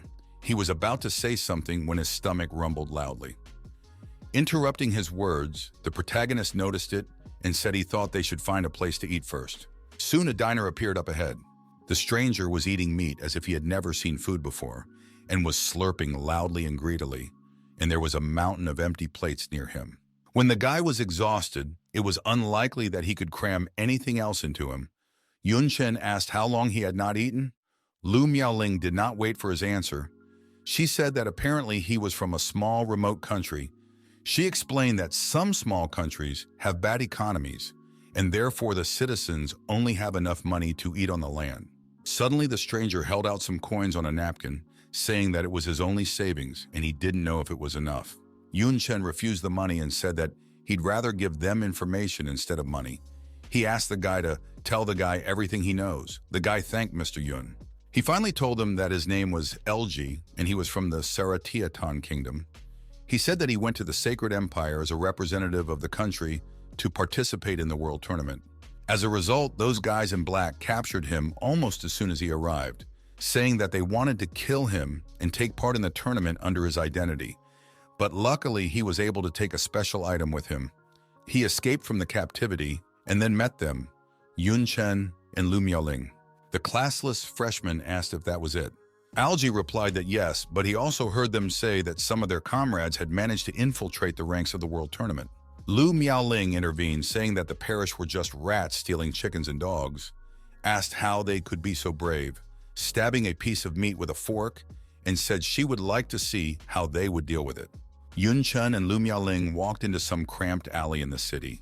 The protagonist said that he felt as if all the events that happened today had come quite handily, smoothly delaying the arrival, as well as getting information. Said that given LG's strength, how he came to participate in the world tournament, asked if he had no other goals, and the girl said that she believed him. After all, the Saratiatan kingdom was in a remote and poor area. She said that even though the power of this country was comparable to an ordinary city in Zhuanglong, they were unable to deal with the third-ranked players, saying that he had probably come to the Holy Empire to participate in the world competition, hoping to get some useful resources for his country. Yun replied briefly, "I see." He knew that the tournament would start tomorrow, so killing them beforehand would not be possible. He realized that everything depended on what they would do tomorrow. The girl changed the subject, telling him that she had noticed that he followed fashion a long time ago, saying that she had never thought he cared about it. Explaining that getting tattoos on his neck wasn't his style, this startled and horrified the guy. Probably the last thing he wanted to hear right now. He realized that the sea god jelly had disappeared. He assumed that it had dissipated upon entering the city gate. Yun Chen calmed down and realized what this was all about, and it looked like he would be able to have a good time at the tournament. The next day, he and Lu Miaoling were already at the Sacred Empire teleportation hall. Yun Chen told his companion while looking around that there were so many strong personalities here. Lu Miaoling said that most of them had hidden talents. While there were far fewer rare talents and no ordinary talents at all, she said that everything was as expected from the world tournament. She said that it was a lousy idea to divide the strong and weak by class alone because he himself was classless, but he was no weaker than any of those present. She said that it was true that hidden class holders were superior to ordinary class holders in terms of attributes and skill strength, but that wasn't an indicator. Race, bloodline, talent, and so on were all important in choosing the most suitable class. An ordinary warrior that matched his class perfectly might not be weaker than a hidden class warrior. Yun Chen replied that he was also thinking about this. He realized that the data on paper didn't reflect everything, and such things also needed to be understood. Everyone present around paid attention to Yun, and Miaoling shouted to others to look. "Those are the participants from Xuanlong." Someone said that he heard that that girl is the daughter of Commander-in-Chief Lu, the divine protector of the country. She is one of the favorites for the championship. Ding Guy admired her, saying that she is gorgeous. That's how beautiful she is. Another guy got angry at him and advised him not to look at the appearance. In fact, she is a very dangerous opponent, so you should avoid conflicts with her. Now they were talking about the kid next to Lu Miaoling, about Yun, asking who this kid was. One said he looked at him with a grade, asking why he didn't have a grade. Someone shouted that he must have been added just for a supplement.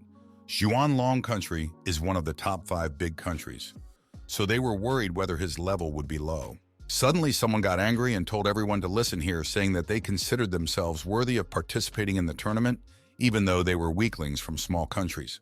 It was a terrifying man, informal looking. He had a couple of punctures on his chest. He was massive and looked quite strong. He was shouting that it looked like they all had to die. He said they could believe if they wanted to, and if they didn't, they couldn't. But he was going to finish them all off from the start. The people in the back were a little scared. They said he was the third prince of the Beeman Empire with golden hippo blood in his veins. They didn't like the fact that this bastard was here at all. The guy yelled that he said it to scare them. He had a criminal record for false accusation of murder. One kid begged him to forgive them, called him the esteemed third prince, and begged a few more times, saying they shouldn't have tarnished his gaze with their presence.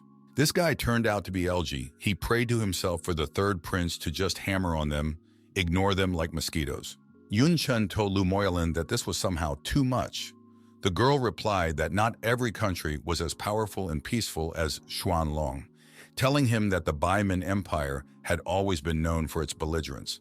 Besides, by themselves, the individual small countries are too weak. It wouldn't be an exaggeration to say that if they really pissed Okoto off, it wouldn't be surprising if he gathered troops and set out to destroy their countries. She said that pleasing and showing weakness is the basis of a small country's survival. Dignity is a luxury to them. Okoto laughed and told them not to be so frightened, for he was a good buyman, saying that the fact that they had come to compete for the sake of their countries was obvious. So he decided to help them and gave them an excellent choice. With his huge hand, he grabbed the praying algae on the head and offered to become his slaves for the duration of the tournament, to work for him. Then he would reward them with enough resources. Algae was trembling with fear, but he kept saying that in the end, even if they were lucky enough to make it to the second round, they wouldn't earn much resources with their snares, saying that if he hired them, they could earn much more, and his weekly expenses would be enough for a year. Everyone immediately fell to the floor and shouted with one voice that they were at his service. Chen said that Okoto might not keep his promise after using them after all. Lu Miaoling replied that she did, but they had no choice. Some girl came into the hall and told Okoto-san that he was here to represent himself and his country in the world tournament, saying that it was a very ugly act on his part, publicly forcing candidates from other countries to become his slaves. It was a beautiful blonde girl with a black and red dress. Someone shouted that she was a participant from the Holy Empire side and also Princess Lucini. People were stammering about how beautiful she was. After all, she was not only attractive, but also represented the Holy Empire, one of the 5 great countries. Her strength was also not to be doubted. Lucini was also a favorite to win the tournament. Now they would have something to look at. Okoto asked what kind of jokes the princess was making. Is he forcing anyone, saying that they did it voluntarily? The girl asked if it was true. She crouched down to the people on the floor and politely asked if they were really doing it of their own free will. Said that if they were being treated unfairly, it was worth just saying so, because the Holy Empire would not tolerate any form of oppression, and LG blanched. But then he still said that he was doing it of his own free will. Lu Miaoling called Lucini a hypocritical woman, asked who would tell her that she was worried about the retribution of her homeland, said that she just wanted to illuminate that her country was not against the alliance at the national level. But what good are beautiful speeches? Yun was silent. Lucini stood up and told Miaoling that she was still expressing herself as well. The girl asked not to call her that. After all, she didn't recall them being that close. The princess playfully asked, "Really?" And then said it didn't matter. It wasn't for her. The other tournament participants were shocked. They asked if the noble princess Lucini was not looking to meet Lu Miaolin, then who did she want to talk to? When the girl turned to look at the unknown guy near Lu Miaolin, they couldn't believe their eyes. It couldn't be that classless. They thought it was simply impossible. The princess bowed to him and asked if he was the same Mr. Yun from Jiangnan Academy, saying that she was honored to meet him, explaining that his teacher, or rather, Mrs. Xia Qingcheng's parents helped them a lot. The fact that teacher Xia's parents had helped the royal family of the Holy Empire greatly astonished the guy, and he interjected. He was asking himself about whether the dean's family was so influential, and she had never mentioned it once after all.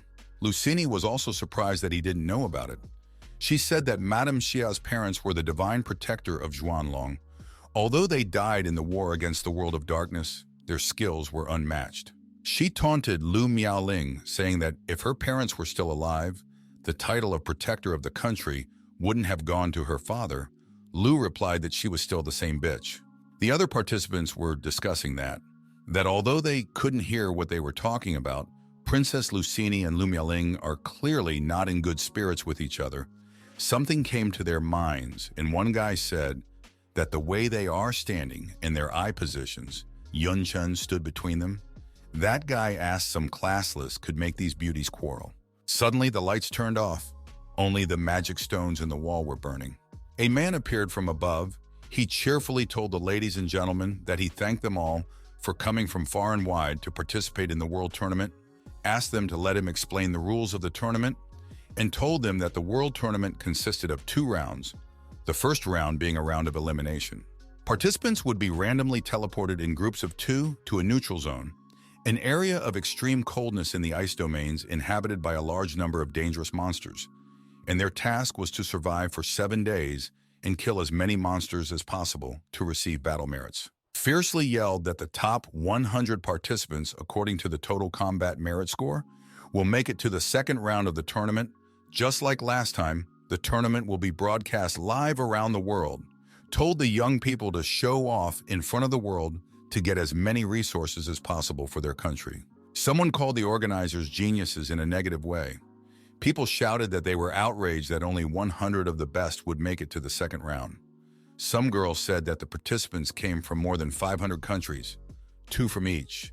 Another guy asked in bewilderment whether the first round would eliminate 90% of the participants. Another said that it was all very unexpected. A man began to appear in people's hands, shouting that now each of them would be given a special prop for the qualifying round, namely a recording device, saying that it would record and store their battle achievements, said that in addition, they could be selected. Yun thought about how stealing was encouraged here. LG modestly told Okito-san that the teleportation location was random and therefore he would not be able to serve him unless he could find it by then. The man told him to think of something. He suggested leaving a magical mark on each other, but if they didn't come to him, he would have to think of the consequences.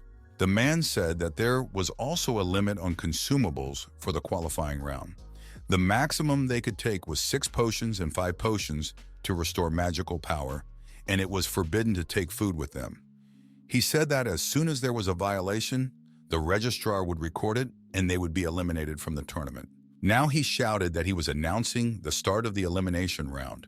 All participants would be directed to the extreme cold territory. In the extreme cold territory, there were icy cliffs. Snow was coming from the white clouds.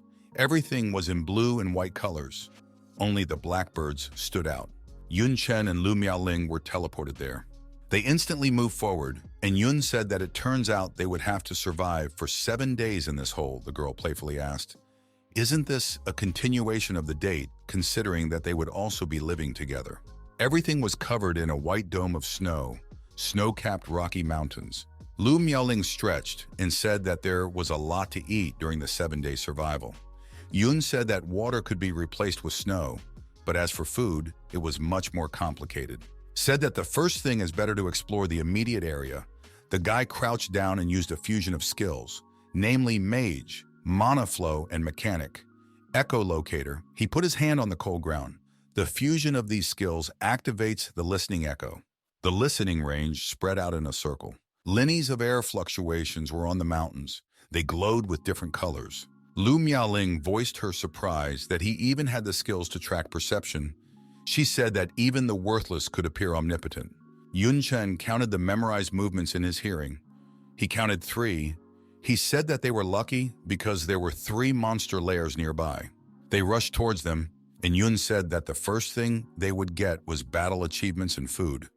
The girl laughed. Ahead was a giant-sized cave.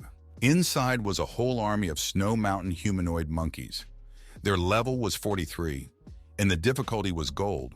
Also, there were snow porcupines. Their level accrued 41. The difficulty was also gold, a 44th level frost goblin with the same difficulty. Yun Chen told them that he was just lighting some fire. Why get so angry right away? The guy had to tense up a bit. After all, a whole bunch of snow monsters threw themselves at them, roaring loudly. They all used a giant fist strike. The giant fist was already very close by when Yun said that just because he was big didn't mean his fists were endowed with great strength. The guy used skill fusion, fused the striker skill of Fire Fist and Fighter. Striking at full force, Yun Chen's blue flame rushed straight into the middle of the monster's fist. In the shape of a drill, it drilled an attack. The monster began to dissolve into space. It screamed in pain. Fortunately, these were its last sounds in this life. OK Miaoling told Junior that he was incredible. After all, not everyone was capable of fighting a level 43 monster with only a level 36. She said that despite that, Yun had defeated a monster of such a huge size with his human body. Suddenly, her pleasure was interrupted by a sound like someone plunging into the water. She was standing on the snow and it was raining. Interestingly enough, it wasn't snow at all. It was rain, which was impossible in such a cold climate. It was an icy rain and it broke when it touched the ground. Lu Maolin said that it was the ice goblin's skill. It was a slow-motion debuff, and there was a goblin with a magic staff standing behind her on the cliff. The goblin had already directed a couple kinds of magic attacks at her, and she said that she couldn't leave everything to Yun Chen. Lu Miaoling turned to the goblin, saying that he seemed to understand as well. Who would inflict the greatest threat to them? She hugged her flaming tail and summoned a fire elemental. She shouted for it to ignite, then the flames spread into a beautiful, huge flower. It enveloped the monsters and they burned, dying in agony. The terrifying opponents, one by one, dissolved into the cold air.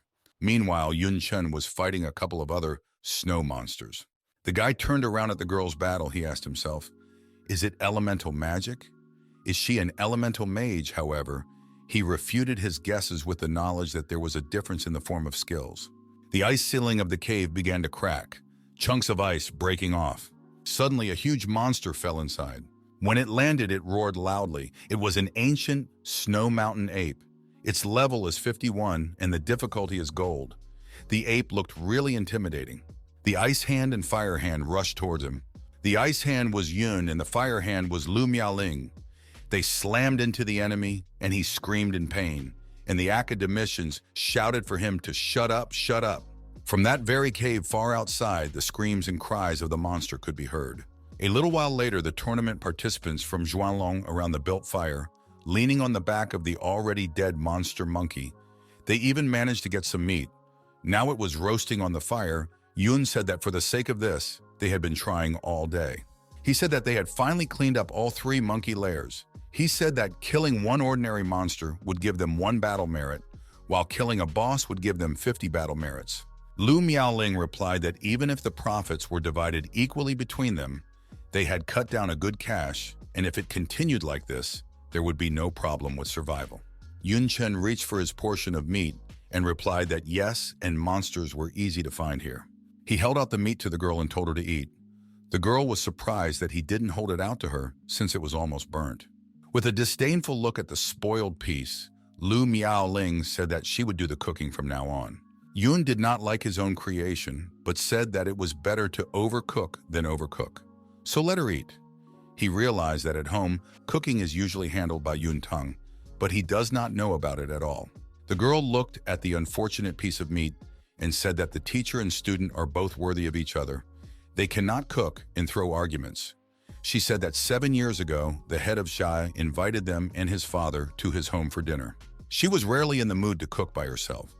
Lu Miaoling remembered the horror she saw in front of her 7 years ago. She recounted that she told Din Xiao that her food was unpalatable, but she acted as if it was a matter of course. Lu Miaoling remembered the look on the girl's face when she asked why the hell she had a maid then. Yun Chen did not expect teacher Xiai to have such a side to her. He remembered something and asked the president what her level was. He said that it was not like elemental magic, but the skills were completely different. Lu Miaoling smiled and replied that she was wondering why he was looking at her. She even started to think that he had fallen in love with her, and he only cared about that. She said that unfortunately she had not recognized him yet. The look on Yun Chen's face was unforgettable when he said that yes and no need. In the end, the girl did reveal that she was indeed an elemental mage. However, due to the related bloodline and talent, they had undergone similar changes. Simply put, she could use elemental magic of 9 elements: gold, wood, water, fire, earth, wind, and lightning. There were only 7 on the list, hence Yun asked what the other 2 were. The girl replied, "Who knows," and promised to tell when their relationship became even closer. In the Sacred Empire's data processing room, there were many workers. They were all busy doing something. A blonde mustached man with 3 stars said that today was the 3rd day of the elimination round. He asked how the contestants were doing. This was the commander-in-chief of the Holy Empire, Edward. The curly-haired man replied that the value of the princess's combat achievements had reached 1,700 points, and the first place was still hers. The current top 100 had about 500 points at best. Edward was pleased and said that was good news. He also asked what the losses were. The guy replied that a total of 1178 people participated in the qualifying round. So far, 375 of them have lost their recording devices. Most likely they were stolen. He added that over and above that, life signs of 117 people have disappeared. The death toll was higher than expected. Edward replied that this number of deaths was acceptable, told the guy to continue. The guy told the commander-in-chief that he didn't understand why they weren't broadcasting in real time, saying that it would at least allow them to find out the cause of death of the participants, asking if it was a matter of excessive cost. Edward said that the cost was indeed quite high, but the cold ice area was still too large, and real-time tracking would cost more resources, but more importantly, it wasn't necessary. Said that as they know that all countries can't live in peace, religious beliefs, turf battles, risk discrimination, and so on, will make some countries hate each other. Although the existence of the law of one world forbids war between countries, some hatred must be spilled out. That's why the survival round was created. They can senselessly kill each other's geniuses or bully the geniuses of small countries to spill their hatred. And of course, such things can't be shown in the open. That's why there is no monitor. The worker replied that then it is no wonder why there are no videos of past world tournaments during the elimination rounds, and asked if, despite this, such things are not contrary to the original plan of selecting geniuses and allocating resources. The commander-in-chief said that allocating resources to countries that couldn't survive the elimination round was a waste, in addition to asking, how do the favorites of the Big Five countries perform as participants? The guy dug into his clipboard and said that most of them were in the front row, but there were some accidents, such as Lu Miaoling and Yun Chen from Xuanlong. He said that they were currently ranked 943 and 94 and could be pushed out of the top 100 at any moment. It would be extremely amusing if the contestants from the 5 great countries couldn't even make it to the second round. Meanwhile, Yun Chen and Lu Miaoling were walking somewhere along the forest paths. The girl was cheerfully telling the younger one that she felt that their team was simply invincible. They had cleared all the monster lairs within 100 miles. Yun Chung was so cheerful, he said that this also meant that if they continued to hang around, they might simply be forced out. He said that right now they only had 532 battle merit points each. If they were to clear the dungeon, it would give them a lot more points. But the problem was that they had nowhere to get merit points. As time goes on, the number of member points will only increase while the number of monsters will decrease, making them much harder to find, meaning that later on it will be easier to clear people than catch monsters. He said that although he didn't know where they stood in the rankings, he wouldn't want to fall out of the top 100, so it was time to open the hunt for participants. However, he also said that the problem was that he didn't know where to find them. Lu Miaolin replied that humans were much harder to find than monsters, unless there was a suitable bait for them to take. Playfully saying that the weak point from the country was worthless classless, he asked if there was a better way than that. The footprints stretched far ahead, but they were kind of strange. Yun Chen walked around leaving them and thought about the fact that he had spent the entire day walking around the neighborhood and intentionally leaving magical footprints. However, he couldn't even think about it, that so many fish would take his bait all the way up on the rocks above or from around corners. There were other participants lurking on the rocks tracking him. 2 of them were just standing around a corner nearby. The wolf-like man told his partner that he could smell the scent of people looking out for this kid. He asked the guy next to him if they should start acting. He said yes. He's in a group with the mighty Lu Miaolin after all, so he should have a lot of merit points. And now that she wasn't around, there would be no better time to swallow such a fatty piece of meat. Immediately after the conversation, they came out from the corner and rushed towards Yun, saying that they would deal with him quickly and take away his recording device, one rushing like a wolf, the other like a bat. Noticing their movement, the others also jumped up from their positions, one shouting at them not to try to take him away, the other shouting that he was going to take all his battle honors for himself. Yun Chen said that they all seemed to take him for a weakling. He used a fusion of fighter skills, piercing kick, martial artist skills, shaking move. The protagonist hit the ground hard. With the shockwave, the attackers were thrown back into the ice walls one by one. The 2 guys who never came out of their hiding places were trembling in fear, thinking about the strength of this guy. And he's only a rank 3 and can use advanced skills, asking themselves who he was, realizing that this classless one was clearly not as simple as it seems. He was strong enough to fight rank 3 fighters and a monster of the same level as Lu Miaolin, Lucini, and the others. One of them shouted that they had been tricked, the other that it was time to get lost, and that he had pretended to be a weakling just to trap them. Yun's magical vines rushed towards them. None of the attackers were able to escape from him. They were all twisted by the guy's vines. One of those caught asked where on the snowy plain the demon thorns came from. It turned out that it wasn't Yun's vines, but his demon flower. It held the targets tightly. It's called a thorn grip. Chen told them that they were hiding in the shadows, thinking they were cautious hunters. But as you can see, they themselves became prey. The main character used his blue demon queen flame on them. The fire became a wall, penetrating them to the very bone. People were screaming and asking what this ghostly fire was. It wouldn't go out, screaming that they were hot and were about to die, asking for mercy, promising they wouldn't dare anymore, asking them to just take their battle merits. Lu Miaoling was watching what was happening, sitting behind a small rock nearby. She said that it seemed like she didn't even have to get in. The participants all shouted why such a strong man pretended to be a weakling. They called him a damn bastard, who complained about saving their points so hard. This was also watched by someone from afar. Chen told them that it was their own fault for thinking he was a weakling. When it was over and he had a whole bunch of sub-reading devices in his hands, Yun plopped down in the snow, talking about how he had used Ghost Flame too often and was terribly tired, saying that as expected of geniuses from various countries, it was hard to deal with them. He looked at the devices he had received and rejoiced that he had a good harvest today.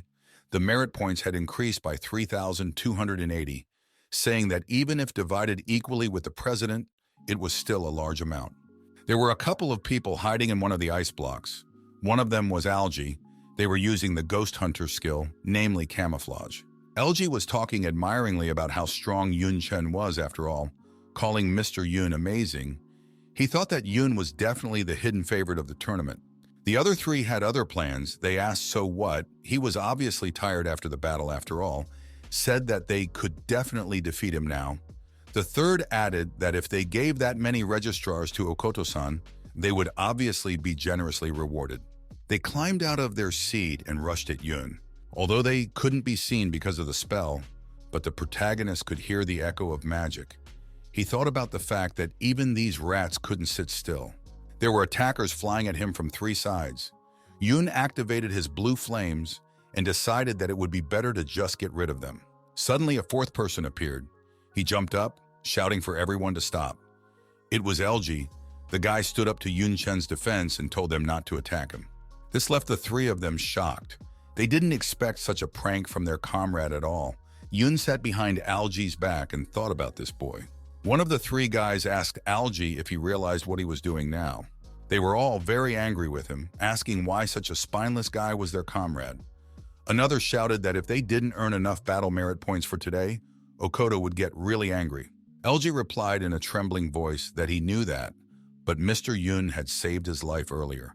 He said that there was still time until tonight and promised to find a new target. Therefore, he once again asked to let Chen go. After his words, Yun stood up and said that there was no need to worry about him, that he could handle everything on his own. The 3 guys started to move away or even run away. One said he still had strength. Another said that if LG hadn't stopped them, Yun would have dealt with them by now. The third said that now was often the time to leave. They started to run away. LG stayed there. He bowed and apologized to Mr. Yun, said that he did not expect that his buddies had decided to make an attempt on him, apologized again and said that now he had to go. Chen was silent and LG rushed to catch up with his buddies, asking them not to leave him. Lu Miaoling came out to the younger man and said that LG probably hadn't realized yet that it wasn't Yun who was dangerous, but his companions. She said that he would probably be punished severely upon his return and asked if Yun was going to do something about it. Chen asked in what sense, said that in the qualifying round, everyone was an enemy and they had only seen him once, but added that for the sake of Okoto's points, he didn't mind interfering.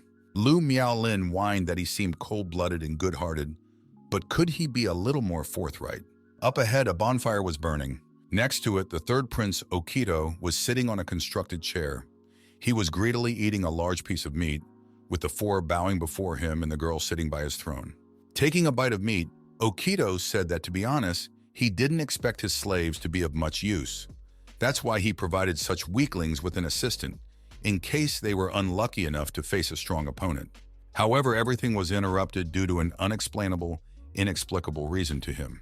He ate and said that there was no point in keeping a dog near him, which was no use. LG guiltily said that he was sorry, but Mr. Yun had saved his life, and therefore he simply could not leave things as they were. The boy begged his master to give him another chance. Okito laughed and asked why he was so scared. He said that he was a kind hippo, so he could give him another choice. The choice would be whether to smash LG's head in or level his country. He said that the culprit should decide for himself. One guy quietly asked how it was a choice. The other said that Mr. Okito offered to choose one of the two, and that he would have to pay for his way of thinking. Algie was scared. He was trembling. He got a little close to Okito-san, calling him brave and honorable. Fell head down in the snow and begged, asked him to leave his country alone. Okito said that's what his choice was. However, suddenly, someone put a firearm to his head. It was Yun Chen. He was equipped with a demonic terror weapon in the form of a shotgun. Poor LG raised his head and noticed Mr. Yun. The other three got up and asked what was going on here. When did he sneak in here, and how did they not notice him? One of them asked the Lord if he had intervened because of LG. Yun Chen told Okito to remove his foot. The one asked, "What if I don't want to?" Yun Chen fired a shot. The three servants were horrified. They were surprised that he actually shot, and the bullet was tight. One shouted that Yun Chen was a murderer. The bullet didn't kill Okito, but now he was extremely angry. Yun Chen was amazed that only the fur was burned. Now Okito was terribly angry. He said that the kid had done it after all. His whole body blazing with anger, his fist would turn into the face of a fierce bull, or rather a fierce ancient beast. Yun Chen responded to the attack by fusing the skills of ammunition master, shock dispersal, and sniper, deadly shot. There was a huge blast wave. The explosion took on different colors. Okito looked at his burned hand and asked himself, "Who is this kid?" Okito realized that he is clearly as strong as Lu Miaolin, decided that he should be taken more seriously. And Yunchen Okito was more and more surprised, or rather that the synthesized skill was only able to scratch him. He could not even imagine how high Okito's defense was. He asked himself who this Okito was. He used an evaluating look on him. Okito's level was 53, race, golden hippo, class, ancient beast warrior. Yun was not at all happy about the fact that they had two big, colossal level gap, and the information he received was limited. Okito kicked his foot hard on the cold ground. It was the stomp of an earthquake. This kick was so strong that the ice forward cracked. Now it was individual pieces. They flew out one after another. Yun was even thrown backwards. Okito flew at the guy from behind, having prepared his flaming fist in advance. Yun Chen turned around and asked, from the back, then he changed his weapon to a tonfa and said that since it was the third prince's wish, please do so. Their fists met.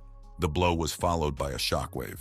It vibrated through the air. Four of Okito's slaves watched from a distance, one marveling at such strength, another asking what kind of monster he was to fight a golden hippo on equal footing. Okito used an explosive hammer. The spirit of the golden hippo formed in front of him. Yun Chen, in turn, fused the skills of a Taoist, clenched fist in a fighter. A punch. He punched hard at his opponent, and Okito flew backwards. In fusion, this skills formed a sky splitter. Okito flew high into the air. Blocks of ice also flew upwards. A dent appeared on the third prince's body. His mouth and nose were bleeding. Yun Chen jumped to his level and said he would finish him off while he was injured. Okito called him a smug boy and asked if he expected to defeat him. The golden hippo created a strong red aura that enveloped him from head to toe and threw Yun Chen away. What struck Yun Chen was that his opponent now looked completely different. He had become stronger and angrier. His fangs had grown as well as his hair. His body itself had also become much bigger. Then Okito said that he was giving him two choices, to be trampled to death or to be crushed. His transformation was the release of the golden hippo's blood. In fact, his body had enlarged so much that Yun looked like an ant against it. Finally, most of the smoke dispersed into the icy air. Four servants commented on what was happening. One said how scary it all was, calling Okito a monster among monsters. Another said that this was Okito-san's true strength. The third added that despite all this, that guy was also good. He could use any weapon, not to mention a bunch of different skills. Without waiting for Yun Chen's reply, Okido shouted that since he doesn't make the choice, he would make it for him, and his huge fist was already very close to Yun. However, he failed to hit and just punched a huge hole in the icy ground. Yun Chen, however, managed to deftly jump back. He flew at his opponent with lightning speed. Upon landing, he intentionally scratched Okido's arm. However, only a small smoke and no blood followed from it. Yun Chen said to this that his flesh was indeed tough. Asked what if he used this technique, he activated the skill fusion again. But this time night, air dissection and swordsman, an excellent choice. The protagonist yelled, "Space dissection!" Magic swept across the enemy's arm. Only a scratch was left on his arm that didn't even bleed. The monster Okido shouted that it was useless, and it wouldn't hurt him with such an attack. The third prince wanted to grab or crush Yun, but he once again dodged. Many magic arrows could be seen in the air, splitting space. LG watched silently and thought about the fact that there are more than 500 countries in the world, and only the Baiman clan was able to build a great empire because of the power of hippos. The reason for this is because of their incredible strong flesh and mighty strength. Okido-san is a golden hippo, which means he is even stronger physically. The golden hippo refers to the legendary hippo. In classical literature, it is described as such. His body is powerful and indestructible until the divine power intervenes, and those who have struggled to achieve the power of the divine level. At the very least, they must be of the 4th rank. Besides that, the hidden class of the ancient beast warrior greatly strengthens his body, so that Okido, who is a 2nd rank master, will never lose to a 3rd rank master. Yun Chen flew at Okido and thought that he couldn't even imagine how to win this fight. The guy once again decided to use skill fusion. This time it was the copier skill, sudden strike, and the swordsman skill, stabbing strike. Now these skills merged into a piercing lunge. Yun Chen shouted. Slashes, his spear met with his opponent's tough flesh. However, Yun Chen was mostly thrown back by the shockwave of his own attack. He realized that the wound was shallow. It was like piercing an elephant with a needle. Even if he pierced it 3 times, there would be no effect. He thought about using tens of thousands of strength, but then changed his mind because they had too many side effects. He also realized that he wouldn't be able to deal with the others once the time ran out. It was a pity that he needed a talent related to space to use spatial burst. Otherwise, he would have defeated him long ago. Now Okido threw himself at Yun Chen. He shouted that he would not run away from him, that he would continue to fight him until exhausted to death. He had awakened the anger of an ancient beast within him. Yun Chen once again deftly dodged his attack. He asked if it was true, and then said that in that case, Okido could stand still and he would slash him. Yun once again used the fusion of druid skills, vines and growth. Now it was a giant entangling vine it wrapped around the monster, crossing his path. As the vines bound his hands in such a way that he would definitely not be able to free them, Yun threw himself upwards, flying straight towards his opponent's face. He said that it seemed Okido was very confident in his defense, but that piercing his eyes already scared the monster. He shouted that Yun Chen was a sneaky boy. The veins on his face popped up with anger. This time, Okido decided to use his concentration of power, the anger of the ancient beast. His muscles swelled even more and the vines on his arms burst. Yun Chen and the rest of the plants flew down. Okido was already intending to catch poor Yun Chen, and he noticed that his speed was sufficient. There was a flash. His weapon glowed. It changed direction lightning fast and was already very close to the head of the enemy master. The angry Okido didn't even realize what had happened. He managed to catch the sharp weapon with his teeth, but he still said to himself that it was extremely dangerous. However, not everything was so sweet. He was once again enveloped by Yun's magical vines. Then it seemed Okido realized that Yun Chen's target was not his eyes. He couldn't believe his eyes. Yun was already near. He stuck his weapon farther into the monster's mouth, and then used the fusion of mage skills, fireball and Taoist skills, wind tribute again. Together, these skills turned into a burning explosive palm. Something happened in the third Prince Okido's mouth. Smoke was coming from everywhere. The monster was screaming in pain. It was being burned from the inside out. Okido tried to catch Yun, cursing him. The third prince clenched his fist. He thought he had finally caught the agile opponent, but no such luck. Yun slipped out and said that it seems Okito's insides were not as strong as his skin. The protagonist flashed up to the golden hippo's ear and activated the burning palm. Yun even managed to reel off a part of his body with his vines. Okito's insides exploded and he screamed loudly in pain. While Okito had yet to regain consciousness, Chen didn't waste any time. He flew away from there and on his way to another point. He told his opponent not to worry as there were still a few holes in his body. He stopped and asked how many minutes he could still survive if he burned the airways in his nostrils. This made the mighty monster terrified. He quickly moved away from there, fell to the ground and pitifully cried, begging not to do it, screaming that he was wrong, that he was giving up, asking again and again not to burn. Okito promised that he wouldn't do anything to algae in his country, asking them to let him go, because he really could die because of the explosion. After that, Lu Miaolin came out to them. She told Junior that this one really should stop. She explained that Okito is just as outstanding a genius, and therefore will be able to show more strength on the battlefield in a few years. Yun didn't interrupt the girl. He told Okito that it was quite normal to live his life, and then extended his hand in order to give here all the registrars of combat merit points that he has. He pondered that Lu Miaoling right. It would be quite unwise to weaken the future combat power of mankind. Okito obediently handed over his recorders. Taking every last one of them, he turned around and left, telling the girl to do the same. Lastly, Lu advised the third prince to gain strength to fight the world of darkness, adding that bullying small countries is a shitty display of ability. The night came. The full moon was visible in the sky. Chen and Lu Miaolin were sitting by the fire. The girl told the guy that he had worked hard today and it was time for him to rest. She said that he should leave the night guard to her. Chen was indeed very tired.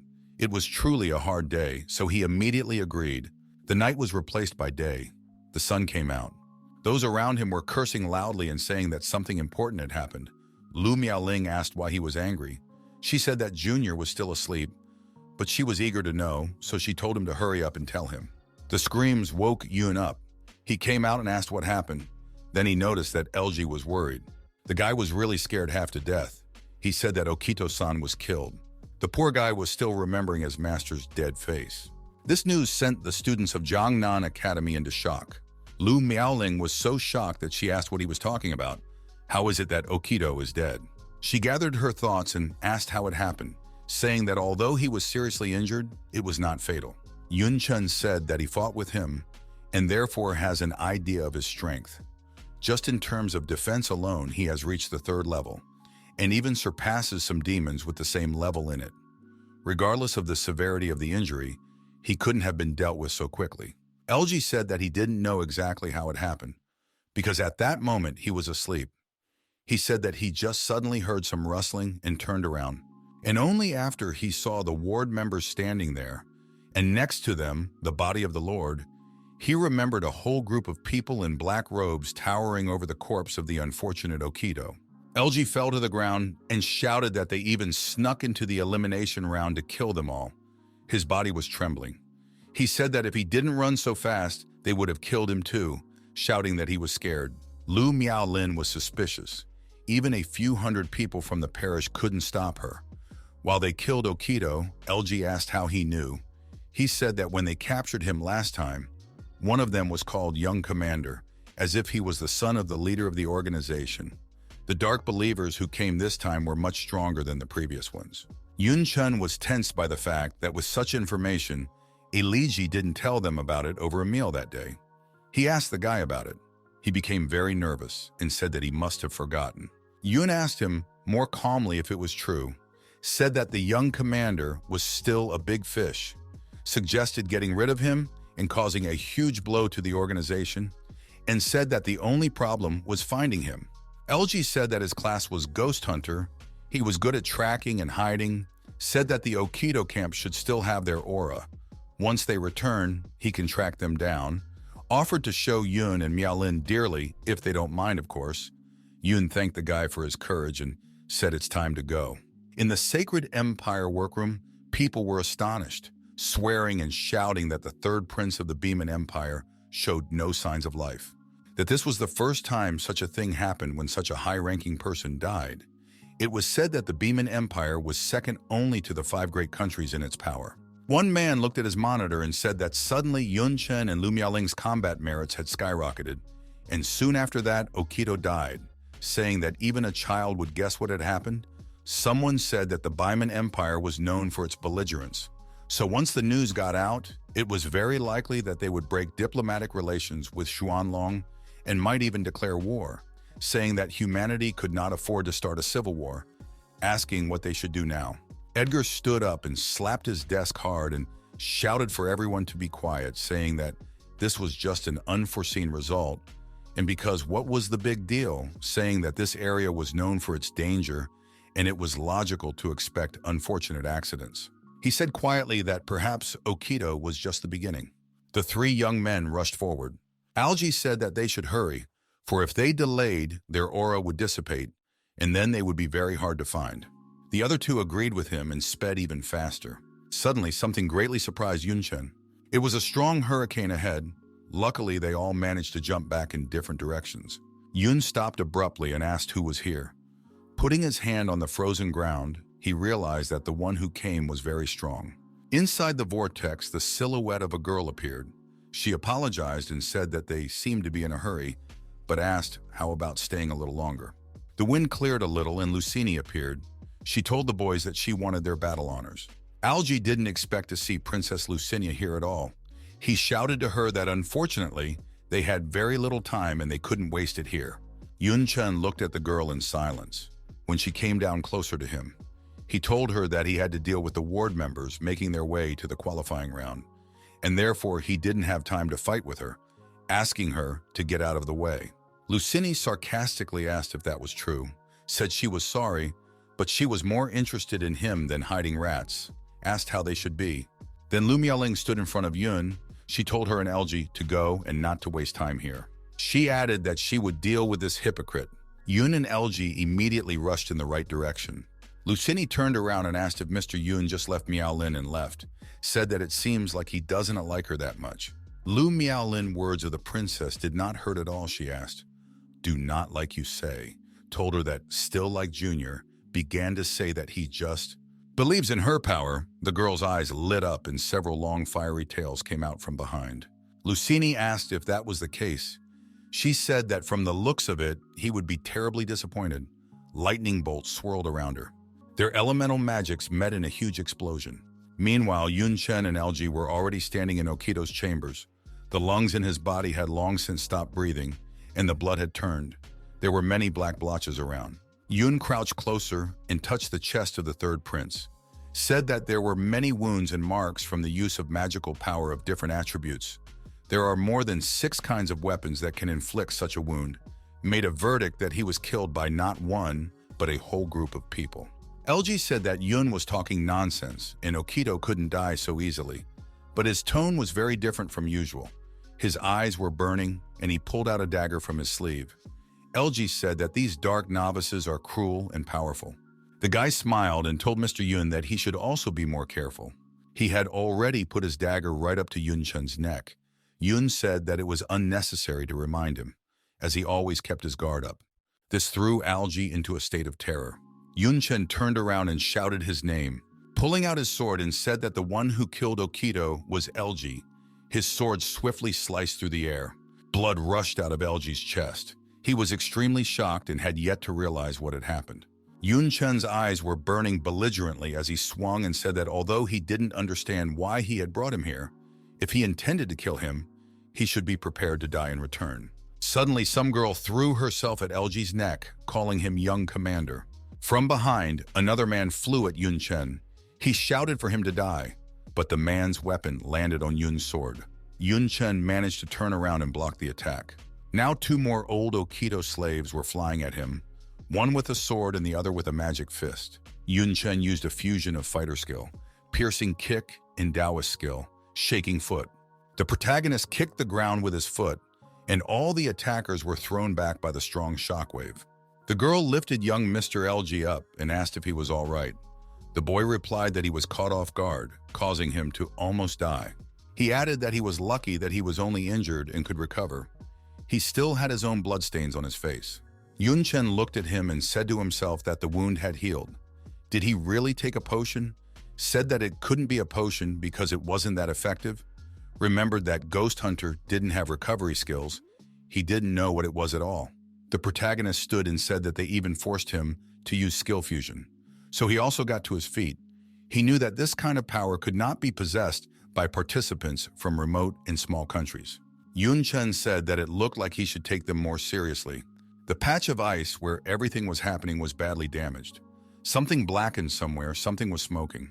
Algae stood up and turned to Yun Chen, asking when he started to doubt him. Yun looked up at him and said that he didn't believe him from the beginning. Told him that on the first day of arrival, the sacred empire fell into the hands of the parish, and after he escaped and was able to get important information, too many lucky coincidences. The protagonist said that he realized everything at the moment when the soul-hunting mark appeared. He said that the thing is that he was lucky enough to meet him. Most likely, he had noticed him long ago and was waiting for the opportunity to make a move. Algae asked what if it was really a coincidence. Yun replied that the extreme ice territory was vast and unbounded. It would take a lot of effort to find monsters, let alone a human. But Algae was able to track down his location so quickly, he asked if he thought it was a coincidence too. He said that he probably used his class feature to memorize his scent before the round started. While Yun Chen was fixing his location when he arrived here, LG was just waiting for the right time to appear. The young commander said that it was too much, that after all, he even defended Yun once in front of Okido after Yu interceded for him.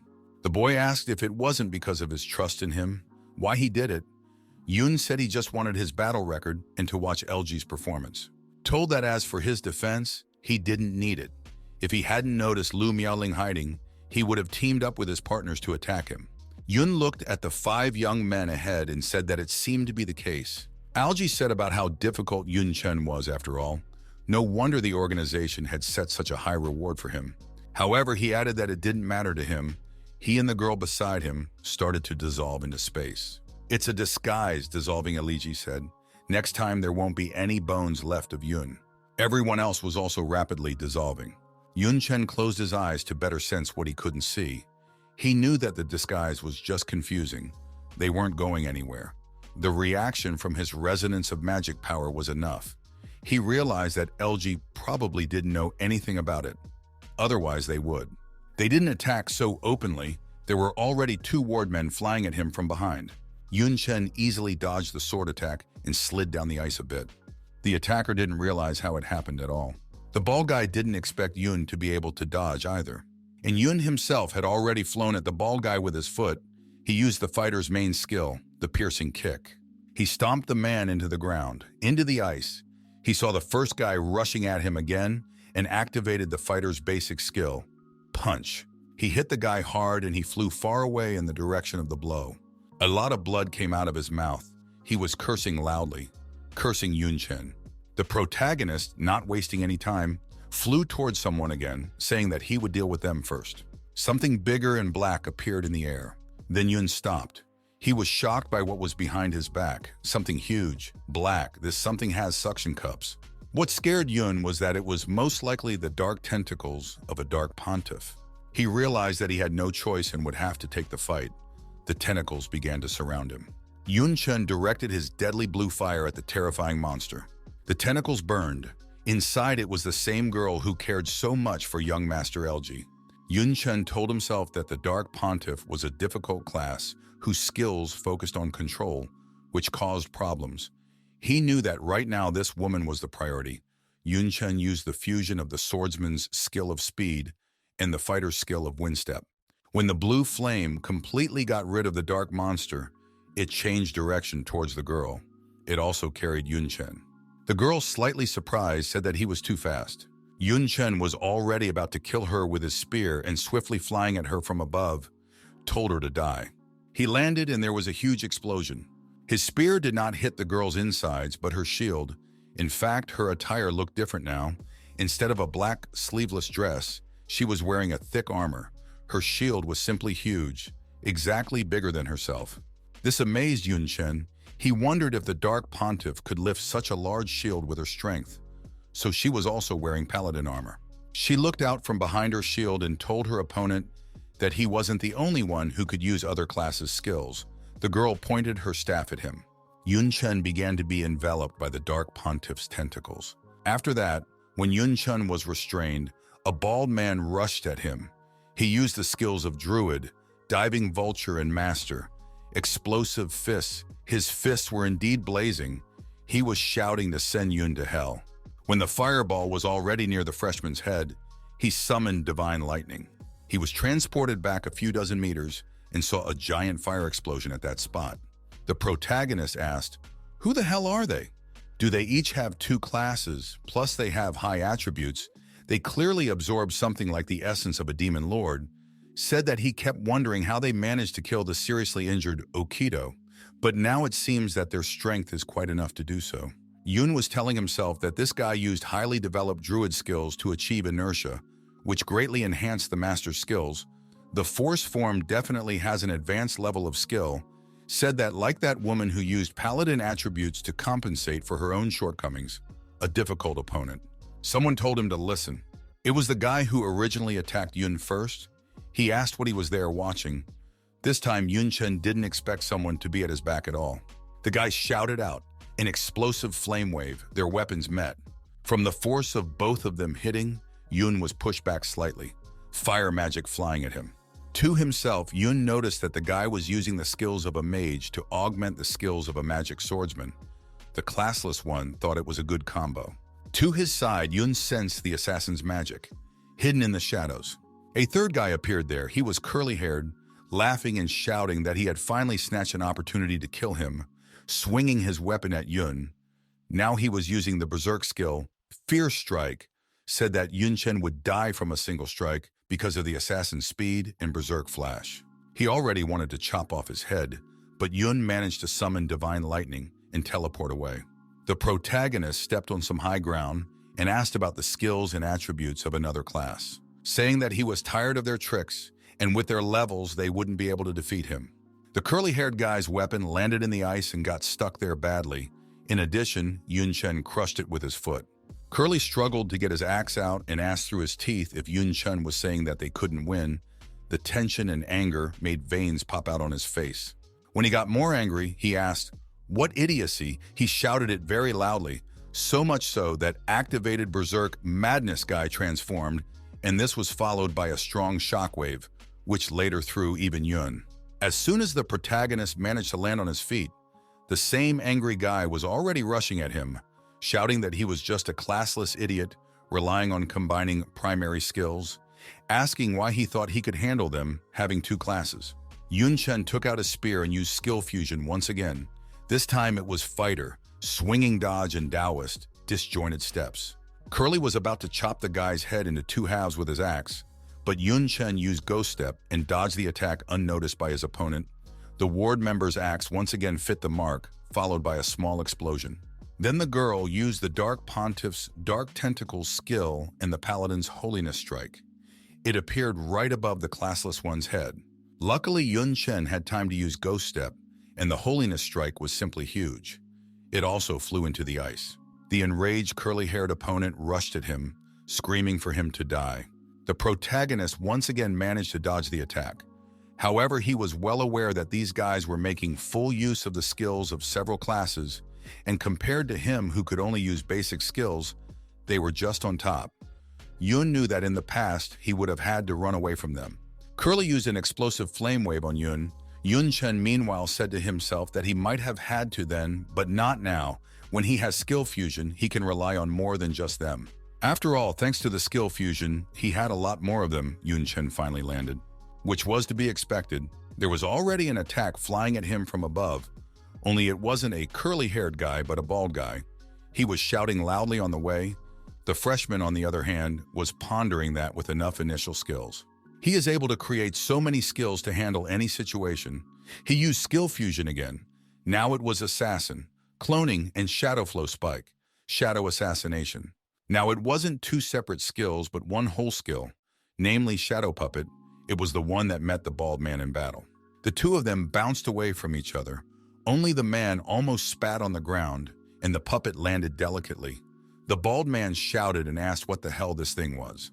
Chen looked out from behind the puppet and said that the fact that he hadn't seen anything like it yet was normal. After all, it was a unique entity that only he alone could create. The shadow puppet possessed all the skills of an assassin and also adopted 75% of the attributes. Chen ordered his shadow puppet to hurriedly entertain the enemy. It immediately rushed towards the bald guy, its eyes blazing just like Yun's eyes in the battle. It attacked the enemy, but he managed to block its attack, though with difficulty. It was very hard for him to hold her back now. He knew that this thing had high attributes, not inferior to his speed in the slightest, and such a thing was not within the scope of basic skills at all. The puppet turned back around. The man then thrust his flaming fist forward and shouted to Chen not to get cocky over some clone.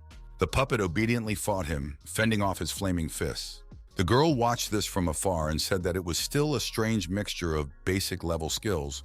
She raised her staff and asked if Yun liked magic tricks. However, before she could do anything, her body was enveloped by magic and large vines.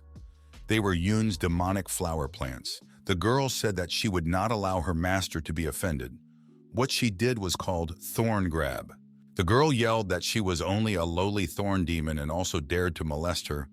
It actually scared the flower a bit. But she wasn't confused and ordered her plants to attack, pointing them in the right direction. Her lasers met the girl's dark tentacles right above the classless freshman's head. Chen asked, "Is she using paladin skills again?" "And they are only as a support after all," said his flower, firmly bound her. From behind him, two enemies were already rushing at him, shouting, asking where this bastard was going. Yun calmly turned around and asked where they were looking at and if they wanted to look under their feet. Then the two really looked and realized that they were standing on bombs. It shocked and horrified them at the same time. The bombs rustled in the snow. In fact, they were also using the skill fusion skill, but the mechanic, explosive device, and the mage, Eye of the Storm, a large-sized fire whirlwind swirled around the two young traders. Burning, they shouted that it was a trap, calling Chen a sneaky bastard. The bald man looked at this and realized that the situation was not good, and it was time to leave. So he flew away on his mighty wings. Chen looked at him from below. He took out his gun and said that it was a pity he couldn't run away. He took good aim and fired. The shell hit the target. After that, he stood up and went to his flower and the girl in the battle, saying that it was her turn. The girl was no longer so cocky. Now she was terribly scared, begging Yun not to do this, asking her not to come any closer. After a little while, Yun and his demonic flower stood in front of the three bound men of the parish. He said that LG didn't show himself until the very end of the fight. Not even his presence was felt. Asked if that could mean that seeing the difference in strength, he abandoned them and ran away. The girl laughed hysterically and shouted that Chen was giving himself too much importance, asking if he thought he was worthy of fighting with the young commander, shouting that from the beginning to the end, Chen was not their target. They just decided to get rid of him at the same time. Yun was extremely shocked that he was only a secondary target. He said that it was their true target. Chen didn't finish. But he realized something. The freshman turned to his Yaojing flower and said that they were not worthy of attention, so they should be embraced tightly and then return. The little girl agreed. Chen activated the fusion skills of swordsman, speed and fighter, wind step, and hurriedly withdrew. He rushed away so fast that a strong wind blew on everyone left behind. He forced himself to run faster and faster, and then used the accelerated wind speed. Yun realized that he had to. No, he just had to make it in time. Meanwhile, Lu Miaoling and Lucini were still fighting. Lucini didn't look so alert and clean anymore. But Lu Miaolin wasn't any better either. Both of them had exhausted each other a lot. The Sacred Empire princess laughed and said that Miaolin was really as good as the rumors said about her. The one replied that it wasn't that easy with Lucini either. She said that she even had to use 7 elements, and that was worthy of first among her peers, but that was it. She said that both of them were already exhausted, so it was time to determine the winner. With the last technique, Lu Miaoling had some balloon above her hand. She told her opponent to try to endure and not die. Suddenly, something really startled Lu Miaolin. LG appeared behind her. He grabbed the girl's hand from the back and told her that it was no longer her, but Miaolin herself who should worry about her life here. While the girl was in shock, he managed to pierce her chest with something very sharp. Lu Miaoling moaned in pain while her back was bleeding. She said to her opponent, "That means this is it. This is a special item that casts a curse." And there were traces of blood on the girl's lips. She said what looked like a long-planned trap aimed at her. Iliji licked his lip and replied that in terms of status and strength, no one could compare to her, not even Chen or Lucini, saying that they could only be at ease by getting rid of her. This made Lucini furious. She was saying that it turns out he wanted to say that Miaoling was stronger than her, screaming that those were just disgusting words. She would have ripped out his tongue like that. Her previously kind and gentle green eyes turned crazy. LG then turned to Princess Lucini, saying that fighting him in her current state was not the best choice, asking if she really wanted to risk her life in a battle with a stranger. After that, Lucini went silent. Algie said that she had made the right decision, and now she should immediately run away. Otherwise, when he dealt with Lu Miaoling, it would be her turn. Chen was struck hard by something. Lu Miaoling's eyes lit up. She held onto the weapon that was used to pierce her chest and cried out, an explosion. There was a large and loud explosion. Her tails turned red, and Elgie was thrown back a couple of meters. Fire blazed and flared through the icy air. Algie realized that while threatening Lucini, she had managed to break the bone spear. She still had so much strength left. He said that he shouldn't have let his guard down. After saying that, he jumped up and flew back towards his target, asking, what of it? After all, she wouldn't escape anywhere anyway. Lucini crossed her arms and told Miaolin in a sad voice that she would avenge her in the final stage. Already quieter and much more content, she said that she could rest. There were bright red traces of blood on the snow. Lu Miaolin ran away with all her remaining strength, leaving a plume of red mass behind her. She was running, and behind her, already very close by, flew Algie. He unleashed hunting spears at her. They dug into the ice and snow, but none had hit the girl yet. Lu Miaolin scolded herself for not being careful. She thought that even if the parish decided to do something, their target would be the junior who was feuding with them, and Lu Miaolin didn't expect to be the most attractive target for them at all. Iliji shouted to her not to even hope. He was using the dragon execution. Right now he had a golden weapon with a long gag in his hands. A golden wave hit the ice nearby. Lu Miaolin fell down.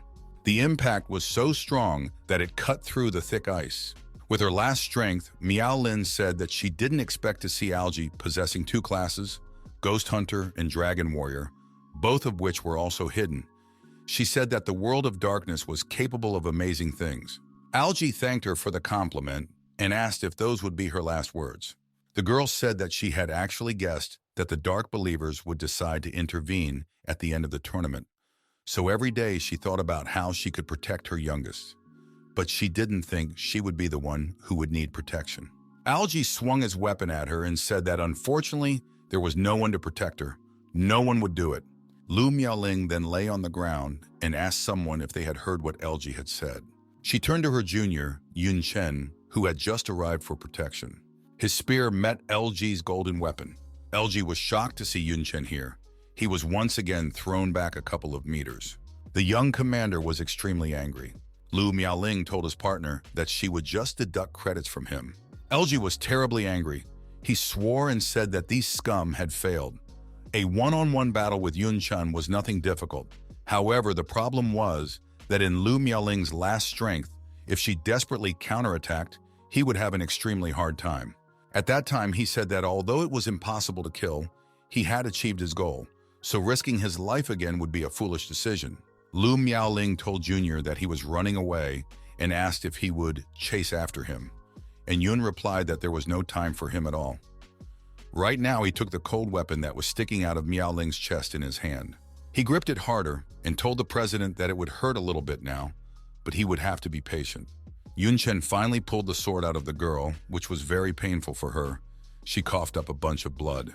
Chen, without wasting a moment of time, used a fusion of priest skill, healing and druid skill, growth. Lu Miaoling sewed with green light. A green aura began to spill around her as well. The skin on her chest healed, and Chen said that the wound had healed, but asked what that black thing he took out of it was. The girl replied that it was a curse, told that it was the bone spear that LG had pierced her with, a special cursed item that reduces attributes by 80% for 7 days. Also added that he probably left just because the deed was done. Yun Chen replied that he possessed purification skills. Lu Miaoling told him that it was a very strong curse. Even a high priest would need 3 or even 4 runs to remove it. She said that even though the wound had healed, her attributes were greatly reduced and she herself was in a weakened state. Miaolin told him that it was a pity that he would be acting alone from now on. She asked him not to delay collecting battle merits and promised to find him after a couple days of rest. There was some fluctuation in the air. Yun Chen lifted the girl into his back. He did this without any warning and surprised Lu Miaoling very much. Yun explained that she was weak and couldn't walk and he wouldn't leave her here. The girl was silent for a while and then quietly thanked the younger man. Yun Chen, with Lu Miaoling on his back, was climbing up the slippery, snowy roads. It was already getting dark and the view around was stunning. Lu Miaoling was lying on the junior's back and guiltily said that he could actually go without her. No matter how weak she was quite capable of defending herself when facing ordinary participants. She said that giving up the battle and running away were different things. Yun Chen replied that she was talking about ordinary participants, but what if she encountered dark believers? She said that they not only had hidden classes, but also 2 classes each. She said that they would prefer to take her life for the benefit of the battle. The girl said that it was all some kind of curse and asked why the hell they even gave her up. Said that it was clear that they were angry with Yun Chen, not her, and Yun Chen told her not to be modest, because she had killed as many people of the ward as he had. Said that going back to what he said, she doesn't seem surprised that they possess 2 classes. Lu Miaoling replied that she has long been aware of such phenomena, yet who as her old man explained that she just didn't expect their classes to be hidden. She told that the only way to get a dual class was to use something similar to the essence of a demon lord. Said that, such as the essence of a god of war, the essence of a god of laws, the essence of a god of warriors, and so on. For convenience, they all call them the essence of a god of war. She said that the principle of producing god of war essence is similar to producing demon lord essence. It requires the heart of a person of the 4th rank. She said that with it, the efficiency becomes higher than that of using demon lord essence. With the transition to a new level increases the number of attributes and skills, as well as the chance for a person to get the strongest class. She held her head and said that LG's 2nd class was also a hidden class, meaning that the demon god essence he had gotten was from a 4th rank person with a hidden class. Yun Chen replied that dual class was something unrealistic, so dual hidden class was something beyond, asking about how many other secrets the hidden world had, and what was the reason for their participation in the elimination competition. He stepped one more step, and then he stopped and said that they had arrived. In front of them was a large blue and round structure. Lu Miaoling said that she never thought they would arrive at the teleportation place on the 4th day. She said that according to the rules, it wouldn't open until the 7th day. Lu Miaoling stretched and said that they still had plenty of time, suggesting that he should go and look for a place to get merit points. But she had had enough. She was dragging her feet, so she would rather wait here until the end of the round. Yun Chen replied that she might be a ballast, but without it, she can't even collect monster eggs, let alone the rest. Besides, their battle merits are enough to get into the top 100, so there's no need to run around anymore. Lu Miaoling smiled. Yun suggested following from this, just resting quietly. It was the final day of the elimination round. A huge crowd of people were rushing somewhere. Someone was cursing and yelling about how it had been a damn tiring week. Not to mention the daily fights with people. You also have to fight monsters. Someone added that they were also worried about their bags being stolen, saying they hadn't slept at all. One guy had lost his tin and said so. A blue-haired young man smelled something and asked what it was. Said it smelled good. Said it smelled like Zhuanlong's traditional food. The others started to guess about something. It turned out that they all ran to the sleeping area where Yun Chen and Lu Miaoling were already waiting for them. The people were extremely amazed to see them here, still cooking something on the fire. They looked at them with hungry and frenzied eyes. Taking another bite of food into his mouth, Yun Chen said about how huge the crowd was, asking them if they wanted to eat together, telling them to just carry their bowls and chopsticks. He hadn't cooked that much. One was shocked. He said it was too much. Another added that they work hard here every day until they get bloody blisters, and these guys are just eating hogo. A third asked if they were on a mission, asking if it was normal. One of them said, especially Lu Miaoling, her face is all oiled up. They raged, asking if they were on a competition or on vacation. The girl laughed and replied that it was not a vacation, but a date. This further shocked the participants who came, but they still shouted that there was no difference. The bearded guy with a star on his hat swore and said that, as expected of Xuanlong geniuses, they would be able to live in comfort even under these conditions. That was how the gulf between them was. Suddenly, the teleportation spot activated and everyone turned their attention to it. Chen and Lu Miaoling stood up. The main character said that it was time to go back. The field on the other side also activated. Soon, the surviving participants of the survival round appeared there. A man announced that the participants who had passed the qualifying round should go behind him. There was a rest area, said that a staff member would come to collect the registrars in the evening, telling them that the top 100 participants, according to combat merit, would participate in tomorrow's round. Chen asked the man, "The teleportation system from the extreme ice area only leads here." The man replied, "That's right. This is the only place every contestant goes through for the record." Yun replied, "That's fine," and said that he was going to pass on some important information. He told him that the Dark Novices had snuck into the qualifying competition, and their leader was LG from the Saratitan Kingdom, and each of their novices possessed a dual class. This stunned the man. He couldn't believe what he heard. He asked again about the Dark Novices and the dual class. Then he laughed and said that Yun Chen had made a great joke that people could possess two classes. Laughing, he said that in addition, the Holy Empire had taken precautions at each level, and powerful dispersing artifacts were used at the entrance, revealing the disguise of everyone who entered the city, asking how the Dark Novices could have gotten in, shouting about what a terribly ridiculous joke it was. Yun Chen, in contrast, was not at all amused. He asked if he was so much like a joker, said that it was enough to capture them to determine their identities. Then the man stopped laughing and tensed up a lot. He said that if there were really Dark Novices, they should at least be killed, they should not be released, but asked how Yun wanted him to believe him, asked if he could arrest people just because of his words. Yun Chen told him not to worry as he had already made some preparations. He smiled and said that they would soon see for themselves. People lined up in 2 rows and the man shouted for everyone to be quiet. He read that all participants would line up for a marking, then they would be able to move on. Someone cursed and yelled, "What the hell is this nonsense?" Told someone to get out of the way. The man and the security guards took notice. The man asked who was there disturbing the order with their shouting. Did they really want trouble? Asked if they didn't want to be admitted to the competition. Someone shouted. A spike demon suddenly popped out of his body. It was Yun Chen's thorn demon. He was on the other 3 slaves of the already dead Okido. They were shouting and asking, "What the heck is this? This is a plant-type monster skill." They asked the thorn demons to let them go, but the demons only laughed back at them. Soon the 3 were also tied up by magic vines. They asked how dare they summon monsters in the capital. A man shouted that these 3 participants were troublemakers.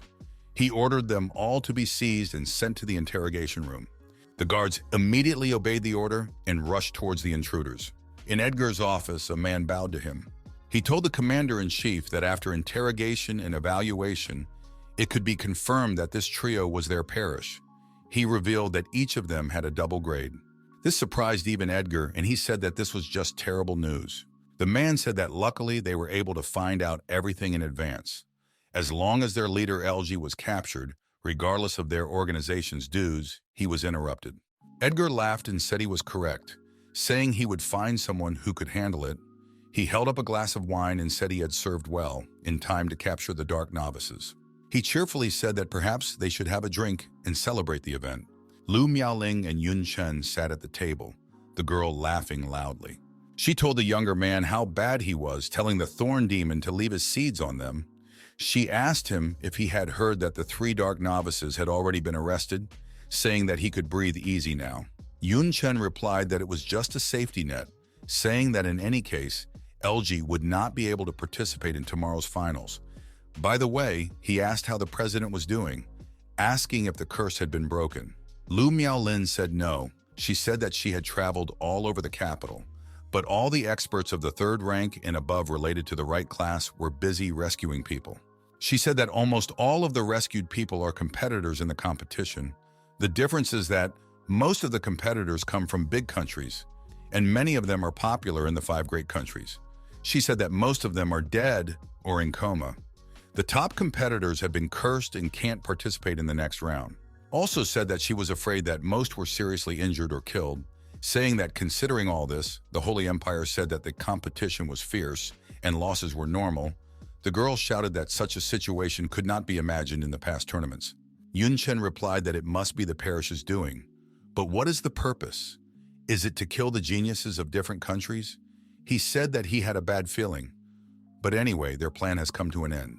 Lu Miaoling called her partner Junior again and said that her participation in the competition has come to an end.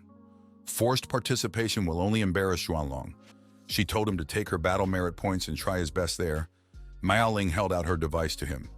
Chen took it and promised to do his best. The next morning came. The host welcomed the ladies and gentlemen into the arena, announced that after the first round and fierce competition in the qualifying competition, they had selected the 100 strongest geniuses. The man shouted into the microphone that today these 100 people would converge in fierce battles in the arena, saying that according to the practice, there would be a live broadcast during the battles. He asked the participants to go to the arena and told the audience to admire these geniuses. The participants, Chen among them, started to enter the battlefield. Dongyun College was also watching the broadcast. Chen was now being shown. His former teacher was shouting joyfully that he never dared to dream that one day their student would participate in the world tournament, saying that he was honored to be his teacher. The other teachers were furious. One woman cursed Chen Yuan for the fact that he, a novice, had managed to rise so high she believed that it was all just because of the luck of being noticed by the principal. She was extremely annoyed that even the vice principal treated him as an equal. She cursed everything for the fact that there were no such capable students in her class. In Jiangnan Academy, everyone was also ready to watch the fights. Some were excited that the competition was about to start. They were happy that a student from their academy was competing on the world stage. They were urging others to come here. It was more fun to watch together. One guy was shouting that he was selling popcorn and set meals. One serving was 1 credit. Yun Tong was there too. She pointed her finger at the screen and told everyone to watch. She shouted that it was her brother. Her brother was also participating. The students were shocked to see what was happening on the screen, and the little girl kept shouting that her brother was the coolest. Nicole and her mother were also watching the competition from the Valley of the Silver Moon. Her mother told Nicole that it was quite surprising that her daughter was interested in some kind of competition. She asked if this boy got the necklace from her. She said that Nicole had an eye for it. This made the girl blush. Her cheeks got very red. She yelled to her mom not to talk nonsense and instead follow the tournament. She yelled that she just wanted to watch and learn how to fight like these strong men. She said it wasn't about this guy at all, but her mom just chuckled softly. And soon it was announced that all the competitors had entered the arena, and there really were 100 people in the arena. The host said that as usual, they would now announce the ranking of the combat merits of the qualifying competition. He invited everyone to look at the ranking of their contestants. The man pointed his hand at the scoreboard. In first place was the Saretiatun Kingdom. LG, in second place, was the Sacred Empire. Lucini, in third place was the Xuanlong country. Yun Chen. In fourth place was the White Eagle Empire. Okema. And in fifth place was the Northern Bear Empire. Kalovsky. The auditorium went wild. Someone asked, how come Princess Lucini was only in second place? People asked who was the Joker in first place. How could a person from a small country that no one had heard of be in first place? They asked where was Lu Miaoling, Okito?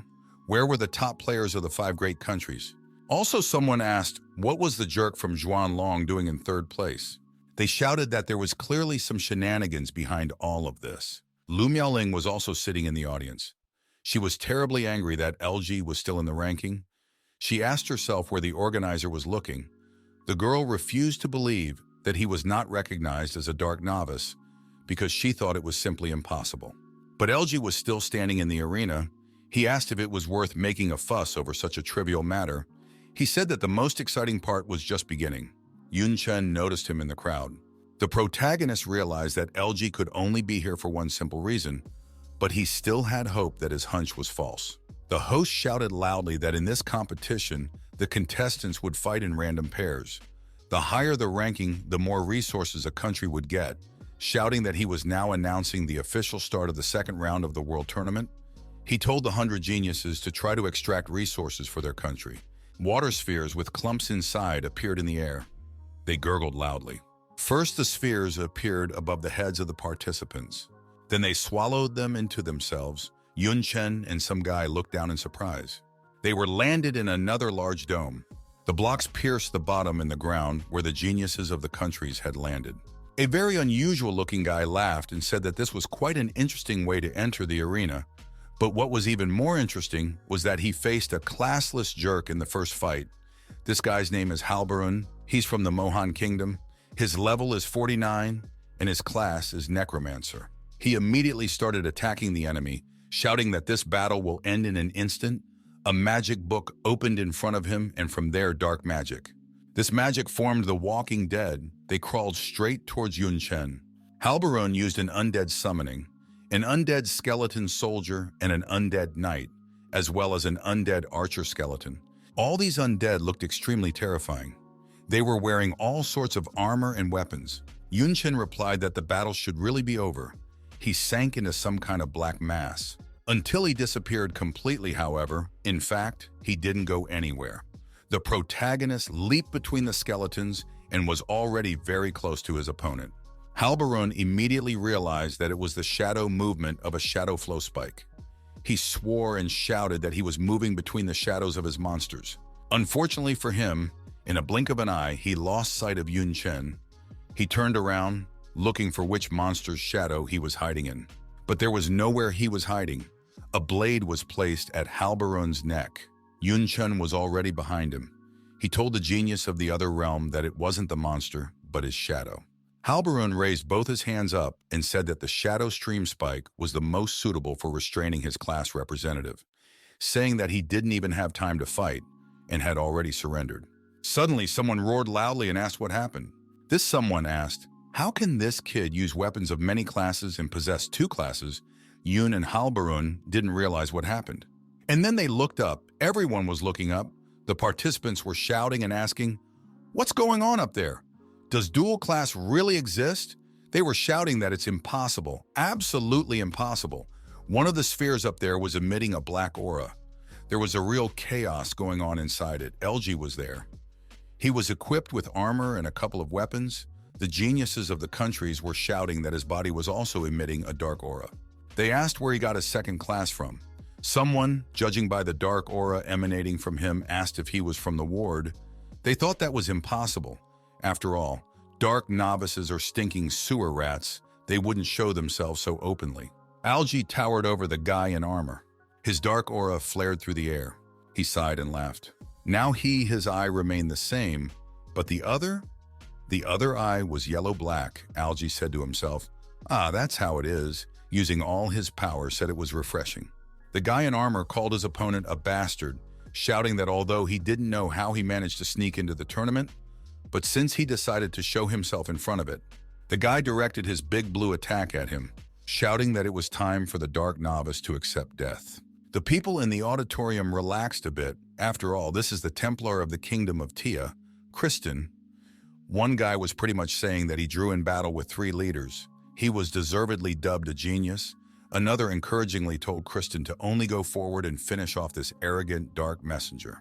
However, the attack came to nothing. This shocked Christian. He wondered where Algae was.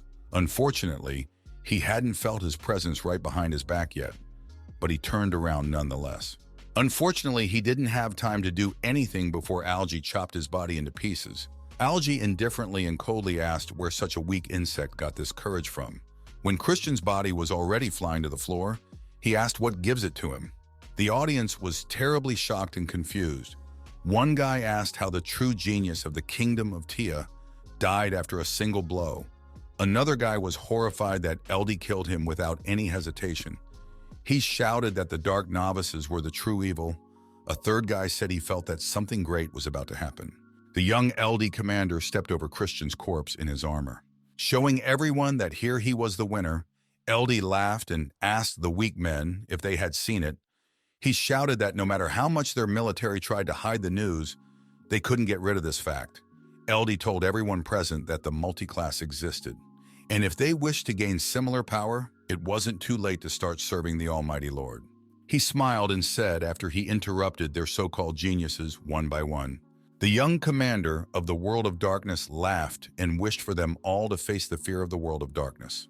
The way he laughs intimidatingly was broadcast on all the screens, and one woman looked at the billboard and called him a bastard, saying that the parish had managed to get so bad recently, another man was not at all happy to see him on the screen again?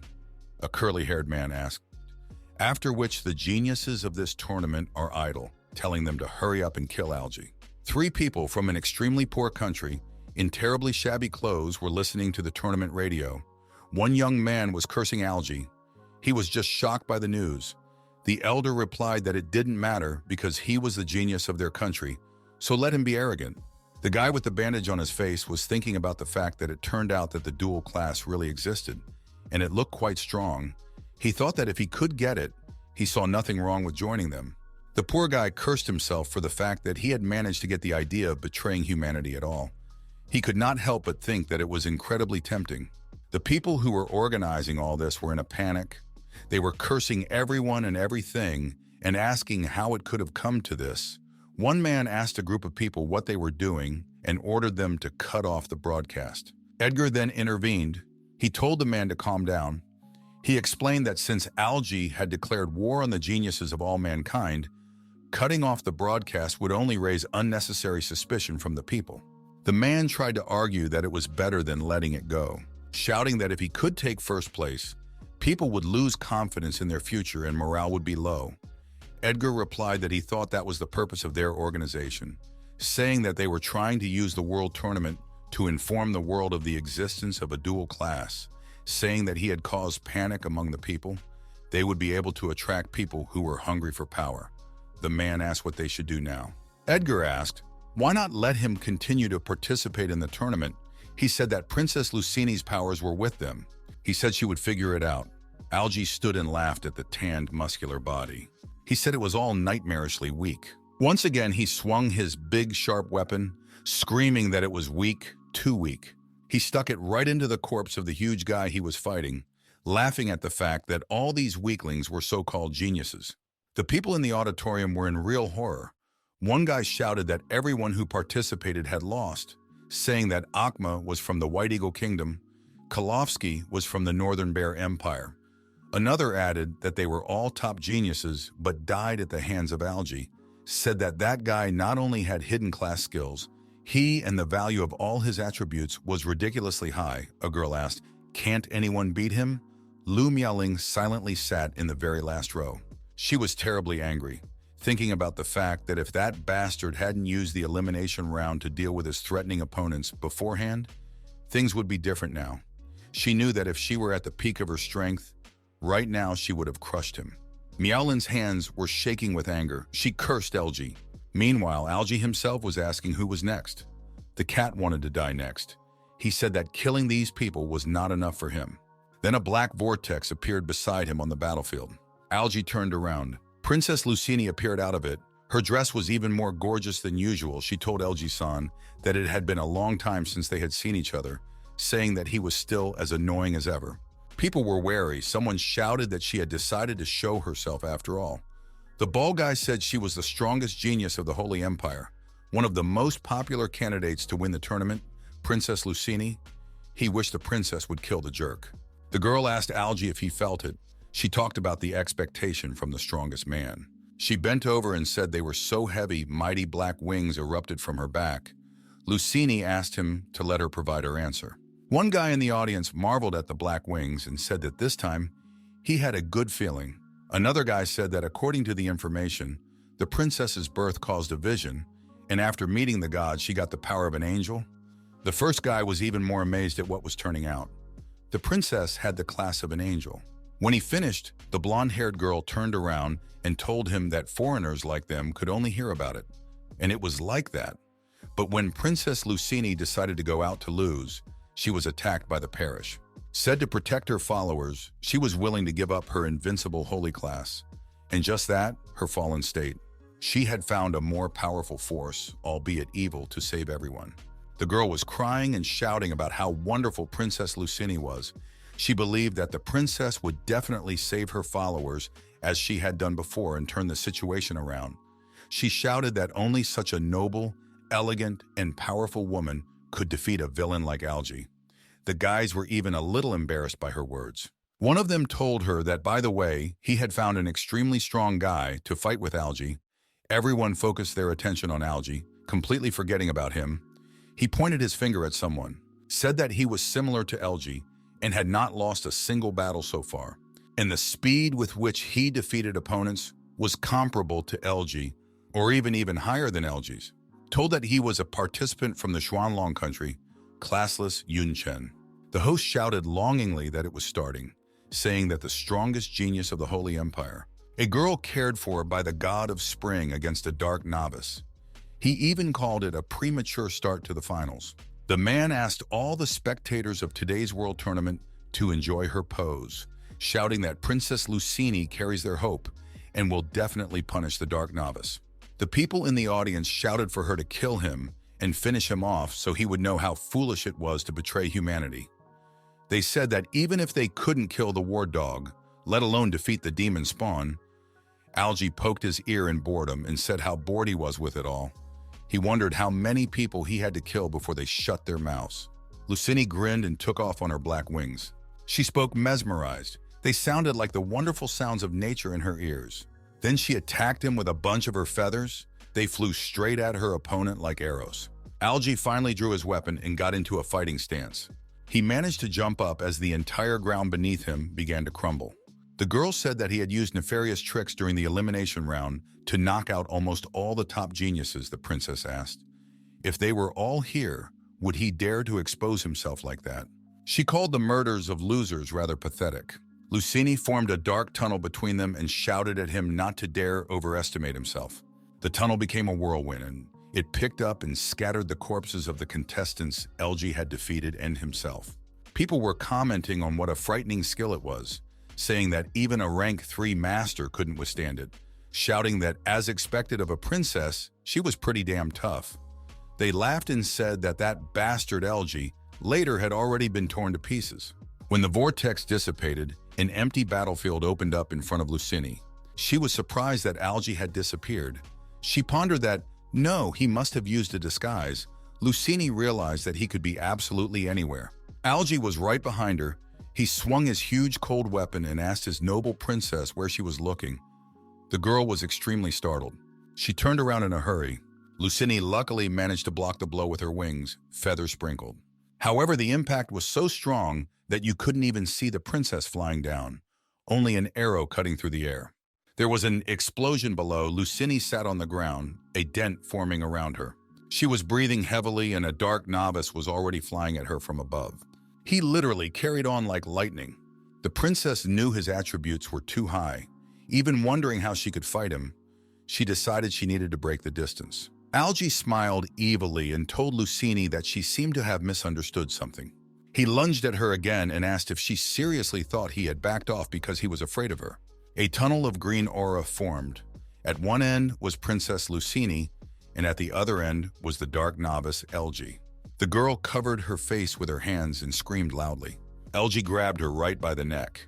He lifted her higher and said he'd just like to minimize the risks. Lucini's mouth was bleeding. She whispered with all her might, the breath of the eye of the storm, the shaman of the storm. She told Algie that it turns out he had not 2, but 3 hidden classes. Algie congratulated her for guessing so quickly, saying that such a clever girl deserved an extra reward, and then snapped his fingers. A black hole appeared behind her, a portal. Algie explained to her that he would send her straight to the world of darkness at the mercy of the Overlord. Now Princess Lucini was truly afraid. She begged him not to do it. But he didn't care at all about her pleas. Algie threw her into the arms of darkness without a moment's hesitation. Soon the portal closed. There was silence in the auditorium. People were just terrified. Some covered their mouths with their hands. Some were stunned. Algie asked them why they had fallen silent, asked if they had been yelling joyfully recently, shouted at them to continue. One guy asked desperately how this could happen. Another said that Princess Lucini had lost and had even been sent to the world of darkness. A third said he couldn't even imagine such a thing, wondering what nightmarish torments awaited her there. An elderly man said he couldn't believe it. So many geniuses had participated, and one single dark novice had defeated them all, shouting that he hadn't even been beaten by a battle. A new participant in the tournament had already appeared in front of Algie. The dark novice smiled and asked if he was his next opponent. The guy, through tears, shouted that no, he'd rather abstain. He said he was automatically teleported. He shouted that he didn't want to fight. He didn't want to die. He ran away and begged him to let him out. The guy shouted to the organizers that he wouldn't fight because Algie would make a chop out of him. He said that he had 3 hidden classes, maybe even a 4th. He shouted that to fight such a monster was to die. The poor guy asked for help. And so it happened time after time. One shouted that even Princess Lucini couldn't handle it, whereas they could. Another that he didn't want to fight, that he didn't want to die, also asked to teleport him out of there. The 3rd girl and the 4th guy shouted that they wanted to drop out of the tournament, asked to be eliminated. Algie was laughing hysterically at the fact that all these pathetic people were so-called geniuses of humanity. The way he was laughing was broadcast everywhere, and so it wasn't just those who were there who were horrified. The people of the city looked at the screen on the building and said that the other participants were scared to death because of the loss of the princess, asked what was the point of them talking about the victory over the demons if they cannot even deal with the subordinate mutt. One guy said that it's over, their world is over. However, all of a sudden someone interrupted him, pointed at the screen and yelled for everyone to wait, because there was one more person who wasn't afraid of him. It was said that this person even volunteered to come to the set, and this shocked everyone. The host announced that they still had a genius who had not given up, saying that he was not afraid and was not going to give up. Shouted that he wanted to fight. Of course it was Chen. He said that it was time to end this farce. Somewhere in the undead swamps, everything was terribly gloomy and terrifying. A castle could be seen ahead. The trees around had long since dried up and died. Inside, everything was in house, broken stone slabs, corpses of dark novices and demons, and there was a woman sitting on a throne with 2 girls standing below her, 3 men bowing to them below, one of whom was clearly the bossy one. This man had orange hair and an extremely disgruntled look that was obvious. On the throne sat Dean Xia. She told him that it was no wonder their headquarters was so hard to find.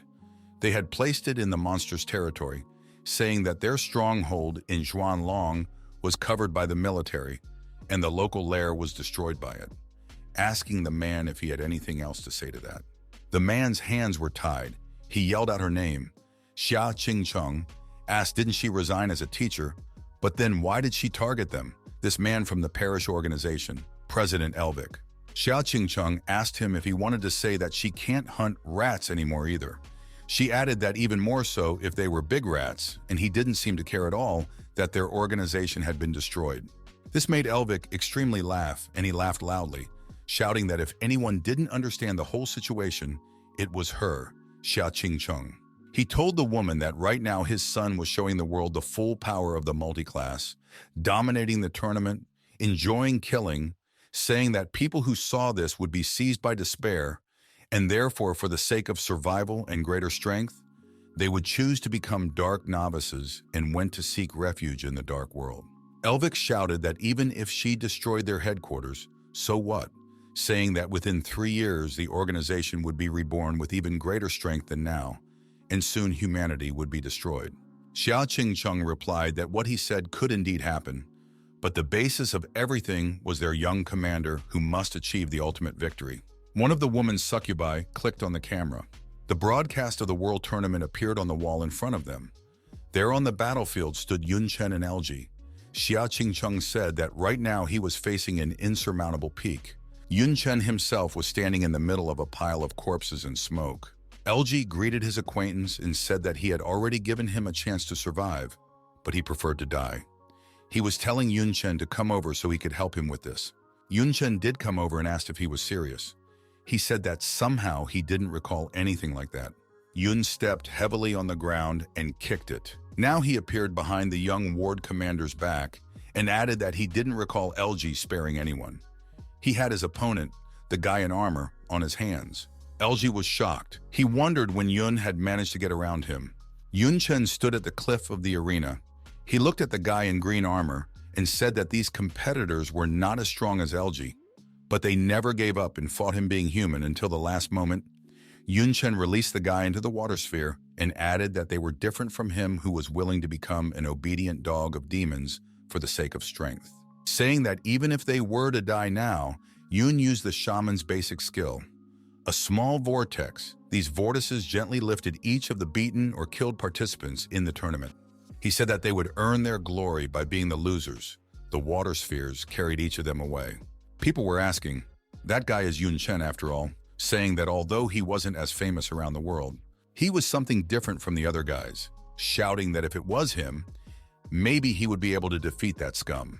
Then Algie said that it seems like Yun Chen is trying to give people back a glimmer of hope, but himself just loves to crush them. The young commander's eyes gained craziness. He used the Dragon Slayer class. Rainbow Dash. Being in red magic, he threw himself at his opponent. There was a violent explosion and the ground exploded under the impact of LG's attack. LG realized that Yun Chen had disappeared again. Yun appeared from the side, swung his spear at the enemy, and said that he would be surprised. But all the parishes that saw this skill were essentially dead. He used a fusion of the spearman skills, crushing and berserk, fierce strike.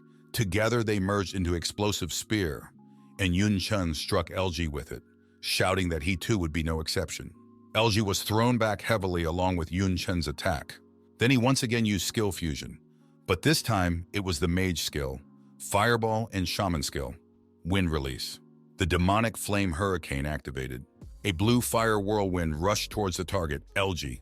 In response to the attack, LG used Mad Storm. He aimed his lightning bolts at the fire, however. To his great surprise, nothing happened. The flames were still rushing towards him as well. LG angrily and shockedly asked himself, how come he even started to get worried? The blue flame did catch up with him, though. Algie flew down and thought about the fact that he was blessed with the high attributes of the hidden class, and yet he was still defeated. The young commander landed on a stone slab. It was painful and loud. He lay motionless, and Yun Chen had already flown at him, aiming his spear. It stabbed straight into his opponent's back. However, something was not right here. There was no blood, no screams. In a word, nothing. Yun Chen realized almost immediately that this body was an illusion. Right now, LG and many more of his illusions were swirling around Yun Chen. Right, things just couldn't end so easily. Someone in the auditorium shouted that they were clones, the ghost hunters' multi-image. Another said that it was because Princess Lucini didn't have time to deal with the situation. All her attacks were going through the clones. The first guy shouted to Yun Chen to be careful. LG and his clones were circling around the protagonist in a wall, trying to confuse him. LG laughed and asked how much of a shock Yun Chen had given him, shouting that this was the power of the ghost hunter. Now a couple of his clones, or maybe himself, were flying at him, and the young commander shouted that Yun wouldn't even realize before he died. Yun Chen was not confused. He used the skill fusion again. Now it was the fighter skill, inch punch, and the Taoist skill, crushing fist. His fist attack flew straight into the enemy's face. Then with a topami, he sealed LG into a rock. Then he had already replied that at the very least, he knew how LG was going to die. Yun Chen greatly towered over the young ward commander. There was a tall pillar of smoke on the battlefield. It was coming from LG's body, and Yun Chen was standing on top of it. The audience was shocked.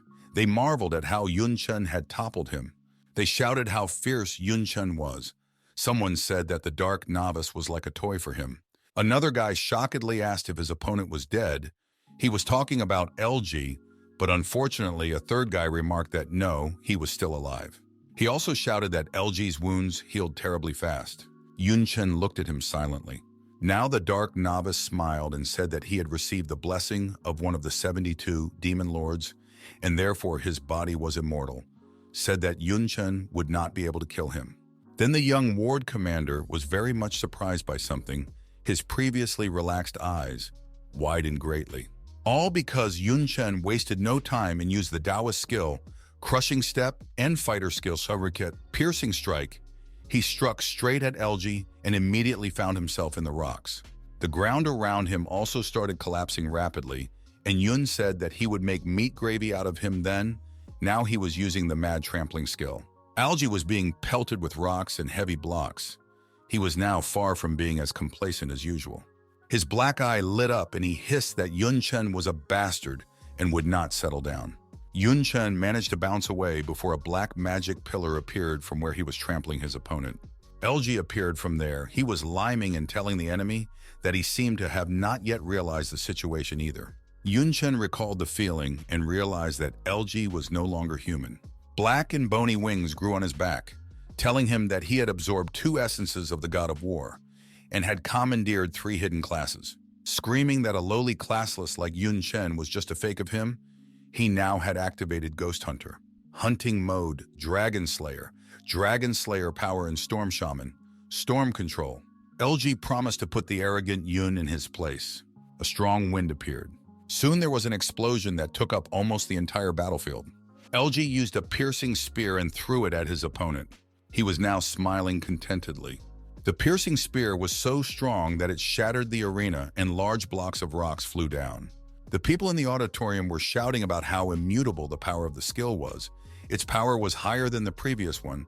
Someone said that his attributes were high, so he was using the skills of 3 hidden classes at once. They said that it was hard for them to even imagine how strong it was. For themselves, many spectators had already decided that it was over for them. LG laughed and flew straight towards Yun Chen, saying that only the world of darkness could provide such a powerful force. Through the smoke from the explosion, a silhouette appeared. It was Yun Chen's silhouette. He was shaken up quite a bit. LG's big weapon attack was already flying towards the protagonist, and the dark novice shouted that Yun Chen would experience it on his own skin. His strike met with the golden weapon. It was Yun Chen's weapon. Now he was already in a completely different appearance and easily repelled the dark novice's attack. The young ward commander was furious. He asked himself how Yun Chen was able to stop his attack. What was even going on? Yun Chen asked if LG liked folding attributes. Not that it was a question, so without waiting for any answer, he said that it would be as he wished. One of his divine hands was already preparing to give LG a good flick. The dark novice's whole body was shaking with anger. He clenched his teeth with all his might. The golden iron hand kicked him and he flew far backward while screaming. He slammed into the wall of the sphere. Blood spurted out of his mouth and a noticeable imprint was left on his forehead. Yun Chen had already managed to be very close by and attacked the enemy once again. This time the young commander managed to block the blow. The stones behind him started to make strange sounds, vibrating and rubbing against each other. Yun Chen used a fusion of skills. Right now it was a magic swordsman skill, decapitating flaming sword, and a berserker skill, fierce strike. After the fusion of these skills, a golden and powerful dragon was formed. It jawed at LG and flew down with him, threw him off, and the dark novice entered the very ground, leaving a golden magical plume behind his path. The spectators were far more amazed than before, saying that it was destroyed anyway, that this arena had been specially prepared for the tournament. Even third-ranked masters would have a hard time destroying it. One guy said one was scarier than the other. LG lifted himself up and cursed everything. Yun carefully landed beside him. The dark novice's entire nose and mouth were covered in blood. He said that he had 3 essence god of war. So why the hell can't he defeat Yun Chen? Now, not only one of his eyes was black, but both of them. Yun came closer and explained that it was because it was very important to practice push-ups. This really surprised LG. He obviously didn't expect such a response. Meanwhile, Yun grabbed him by the neck with all his might and lifted him up just like Algae had done to Lucini. He said that Algae had said himself that he couldn't kill him. The Dark Novice said that he had received the blessing of the Supreme Demon Lord. Even if the internal organs, bones, or muscles were destroyed, he would still not die. Saying that Yun Chen would have to pay a heavy price for being in this form, asked if this was true without waiting for an answer, said that he would be the only one to die in this battle. After these words, the young commander laughed. The protagonist asked if it was true, used a fusion of skills and reached out with his hand, shrouded in magic, to the enemy. He touched the guy's chest with it. It was a fusion of the skills of a mage, fireball, and a magical swordsman, future flame. Now there was an explosion of blue fire like no one had ever seen before. Both of them were lifted up in the flames. People were shouting and marveling at this technique. shouting that if attacks couldn't kill an immortal, then burn him alive. They refused to believe that LG could even stay alive after this. People were already starting to celebrate the victory, shouting for Yun to burn him sooner. LG did begin to slowly dissolve in Yun Chen's hands. He could hear the people's wishes for him to be burned. Finally, Yun threw him to the ground, and the people kept shouting and screaming. His golden hair started to fall off. A little while later, his entire image disappeared. The protagonist was breathing heavily, trying to get his breathing back to normal. He knew that tens of thousands of strength was imposing strong debuffs that caused his attributes to literally go to zero. The seventh sweat was dripping down him, and he pondered the fact that it would be extremely difficult for him to deal with even a normal class human right now. Then he wondered how it was over and looked at the dark novice. LG's hands and insides were on fire, fire coming from his mouth. His body was broadcast on all the screens. People were cheering. Even the sun seemed to peek out from behind the clouds in honor of this event. People were shouting that he had won. He was able to defeat the novice. They said that despite the 3 hidden classes or the immortal body, he could not defeat them. Humans, they were terribly happy that the world still had a future. They called Yun Chen a true hero. Perhaps today, humanity had a new hope and desire to live. However, one guy interrupted out of joy, saying that he couldn't believe his eyes. Shouted that that guy's hand had just moved, and it was true that Algae was still capable of some body movements. This once again made everyone terrified. They couldn't believe that he was moving. Once again, they started talking about how it was definitely over, and Yun Chen was in a weakened state and couldn't beat anymore. The girl next to her was terrified because Yun still failed to kill him. Lu Miaoling was sitting behind those two. She was silent and worried. Then she stood up. LG stood up and asked if all Yun Chen came up with was to just burn him alive, and added that he was too naive. Yun asked, what did it mean to just burn him, telling him that LG was too underestimating his magic flame. In fact, poor Yun Chen no longer had the strength to even straighten his back. He was saying with his last strength that it was S rank and had the effect of burning the soul, saying that even if his body was immortal, so what? Saying that after being in the flames for so long, his soul had already started to deteriorate. Extremely shocked and frightened, the dark novice. He stood up and realized that, damn it, consciousness was really dissipating. He asked himself if this was the sensation of death. Algae's eyes gradually closed. He thought about the fact that he might die, but Yun Chen would also lose his life. And otherwise, sooner or later, he would turn into a disaster for the world of darkness. Suddenly, Lu Miaoling shouted loudly that it was bad. Iliji stretched his hand forward from his last strength and asked the demon lord to accept his last sacrifice. A dark vortex appeared in the air. Yun Chen was shocked. He hadn't realized what was happening. Iliji shouted, "Reverse gate, lock on." The protagonist summoned divine lightning. He thought about the fact that what he had decided to counterattack before he died was within his expectations. However, Yun had counted on the fact that the remaining magic power would be enough to make the final jump. The seal on his neck began to hurt badly and began to fly away along with the blood. Yun Chen immediately realized that he had fixed the soul pursuit seal on him, and as long as it was activated, he wouldn't die. But what scared him more was that the leap wasn't working. A black-gloved hand appeared next to Yun Chen's face. It was Lu Miaoling, who, despite having little strength of her own, came to his aid. The girl grabbed him and jumped back with him from the attack. They landed on a stone slab, and she watched as the black vortex destroyed absolutely everything in its path. Lu Miaoling shouted that it was dangerous and it almost dragged on. Yun told the president that she shouldn't have come here because the soul pursuit seal had activated, saying that this skill, not to be avoided, the vortex changed direction towards them. He rushed at them, again destroying everything in his path. After a short period of time, there was silence. There was a deep hole in the ground and no one in it. The audience couldn't find words. And LG laughed and asked Yun Chen what of Yun Chen's strength, saying that the victory still turned out to be for him, for the parish. He asked the audience if he needed to talk about what happens to a person after entering the world of darkness. LG himself had already almost vanished into thin air. However, he did answer that they were being killed by demons. People were extremely disappointed, saying that he had almost won. They cursed the damn dark novice. They asked how it was possible, not being able to win, to decide to sacrifice. Nicole became worried. Even her elf ears drooped with sadness. She asked how so. Someone knocked hard on the wooden table, leaving a mark of impact there. It was Dean E. He shouted that it was nonsense and what the hell the organizers were doing. He asked why the fourth-ranked masters did not do anything during the whole round. What are they doing there? Do they really want to die? He shouted that they should not have sent them to participate in the tournament. Suddenly, Teacher E ran into his office. She yelled to Dean E that something terrible had happened. She told him that the speed of the flow of time in the Academy Square had changed dramatically.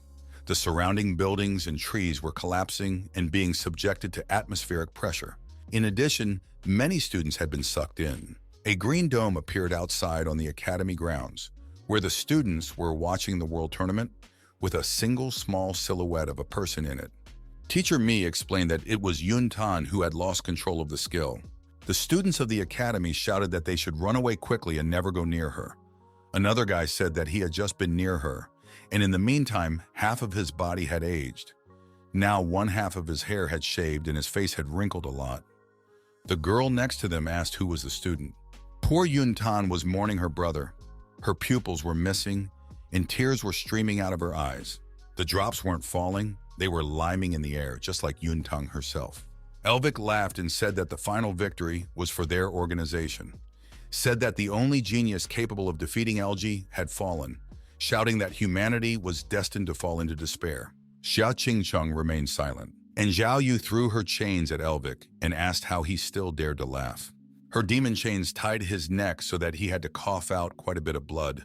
The succubus shouted at him to try laughing again, ordering him to laugh. Keep laughing. The other demon girl told the madam about Yun Chen. Dean Xia replied that he was just transported to the world of darkness. He did not die. She said that she wanted to send him there herself, but he was there a little earlier. And then she said that she trusted her intuition and such a difficult situation would not be a hindrance to him. The surprising thing was that Xia Qingcheng said this with absolute calmness and confidence. A black vortex appeared in the field in the Rocky Mountains. Yun Chen was extremely exhausted. He and Lu Miaoling were being spun around in the whirlwind. They landed on the green grass, with Miaoling doing so much more confidently than Yun Chen. They stood up and looked around. The beauty was really magnificent. Lu Miaoling asked if this was the world of darkness, and Yun Chen said that just like Teacher Xia said, it was different from the perceptions. Suddenly, someone loudly made strange sounds, which greatly frightened the poor protagonist. When he turned around, he realized that it was Lu Miaoling, and she had just fallen to her knees from extreme fatigue. He swore and remembered that he had almost forgotten that the local air was soaked with the breath of darkness. He thought to himself that he might not be affected by it, but the student council president was another matter. He crouched down to the girl and told her to hold on. Unfortunately, there was nothing else he could do to help right now. Yun Chen drank some liquid from a blue bottle. Afterward, he took out his spear and waved it around a bit. This bottle activated the priest's main skill of purification. Yun Chen created a dome around Lu Miaoling. Miaolin stood up. She was greatly surprised, and her chest still had a large and noticeable scar on it from LG's blow. Yun Chen realized that he was still in a weakened state, and therefore, even if he drank the mana potion, he would have to use purification a few more times. Suddenly, he sensed something and turned back. There was a stunned demon walking towards them, which Yun was not at all happy about. The demon was also very frightened to see people here. He cursed and ran away, shouting that the sneaky humans had come, saying that they wanted to destroy their village. This demon looked almost the same as a normal human, but his skin was red and he had horns on his head. He was running away and asking the guards for help. Yun Chen didn't understand what happened at all. Lu Miaoling told him not to let the demon escape. She stretched out her hand towards him. Yun Chen hurriedly told her not to move. After all, he didn't have much strength left as it was. The classless man opened the very potion bottle with his teeth. He drank it all down and said that in this world, the dark aura was boundless. Purification would only delay the inevitable, so she needed to adapt to the environment. Otherwise, she would turn into a monster sooner or later. Lu Miaoling irritably said that she was aware of this and had already started working on herself. She called that cheeky dark aura insignificant. Shouting for her to not even think of decomposing it, lightning swirled around Miaoling and a dark tail appeared. Yun Chen asked if it had worked. The girl now looked much more confident. She said that her last two elements were yin and yang, and among them, the yin element was something similar to her, and black strands appeared on her hair. Lu Miaoling said that it had helped her a lot. Before they knew it, a bunch of armed demon guards gathered around them. Then Yun Chun said that from the looks of it, it wasn't time to relax yet. The demons said that the despicable people should perish. They suggested each other to sacrifice their corpses to the god. Wasting no time, they rushed to attack, shouting that they would kill them immediately. Yun Chun said that they were not that strong. Their strength was at the first and second rank level, but he needed another half an hour for the weakened state to descend, and the president was not in the best condition. He realized that engaging in battle would be a bad idea and said so. Unexpectedly, Lu Miaoling grabbed his arm and threw him on her back. Yun Chen was extremely shocked by this turn of events. He probably expected anyone but not this. The girl replied that, of course, fighting was not an option right now. She shouted to the junior to hurry up. The demons said about how determined they were to escape. Some kid behind the demon army ordered them to rush in pursuit and prevent them from escaping. The demons immediately obeyed the order. Lu Miaoling asked if it was a long-range attack. She said that he was obviously not tested. She also, leaning heavily to the right, shouted to the junior not to be careful and not to fall. They were rushing from side to side, dodging every attack. Suddenly they fell, slipping on the grass. However, the girl immediately got up, dodging another attack. Her mouth was bleeding, but she said that it was a perfect dodge, asking Yun Chen how he felt about her base. Yun Chen replied that he was able to dodge everything, but what about her? Indeed, Yun was unharmed, but Lu Miaoling was wounded, with many arrows sticking out of her body, but she still ran. The girl laughed and told Yun to forget about it. After all, it was just scratches, and they were already at their destination. Yun Chen asked what other destination. Lu Miaoling abruptly slowed down. Ahead was a high cliff, and in it was a cave. Miaoling shouted that it was here, said that it took her a long time to find such a perfect place. The girl was already barely walking. Yun asked the president, really?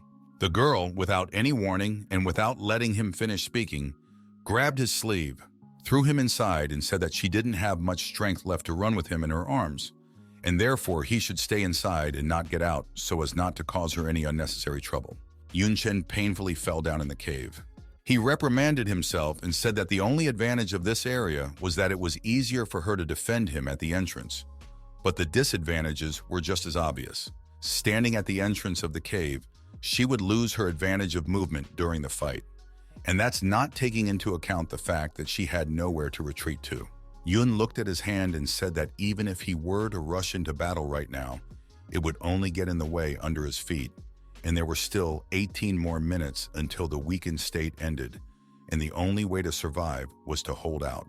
He shouted to the president that if it gets tough, she should run, saying that it wasn't worth fighting to the death here. Lu Miaoling replied that running away with her tail between her legs was not her style, saying that it was time to fight to the death. The demon army had already approached the cave. Lu Miaoling fought them as hard as she could, a lot of dust rising around her. The demons used Shadow Blade, flames of destruction, blood claw against her at the same time. The girl was in great tension, although they were not too strong. In such a state, fighting alone against an entire army is extremely hard. Lu Miaolin activated the healing. The demon attacks met her shield. Miaolin cursed everything. Another burst of blood flew out of her mouth.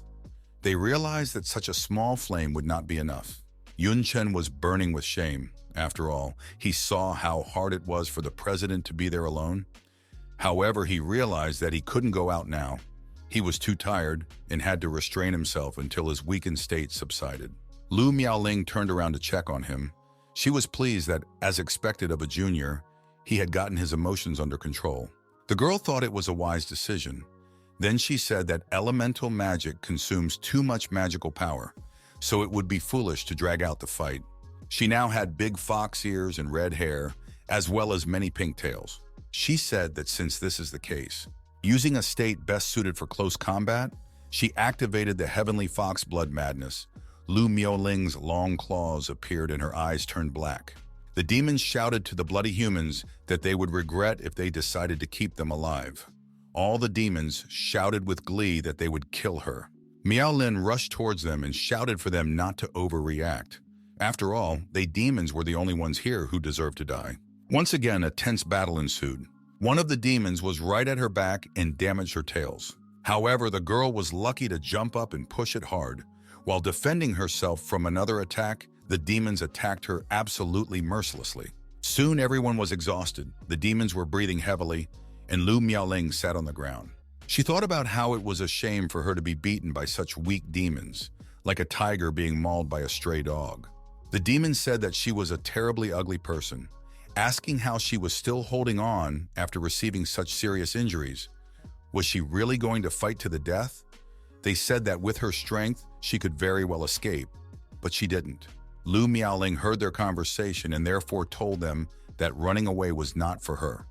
She said that she had to protect this amazing kid, telling them that although she herself doesn't know what he uses, but he has unlimited potential and is only getting stronger every day. As long as he continues to grow, he will bring countless opportunities to mankind. The girl shouted that she was willing to give her life for him. It would be worth it. One of the demons ran out of formation and took another swing at the girl, shouting that it was all nonsense and none of them would survive. Lu Miaoling told the younger one that she was at her limit, and he, with his brains, should find a way to stall for a bit until the weakening subsided completely. The demon's huge and sharp axe was already quite close to Miaoling's head, and she said that their date was coming to an end.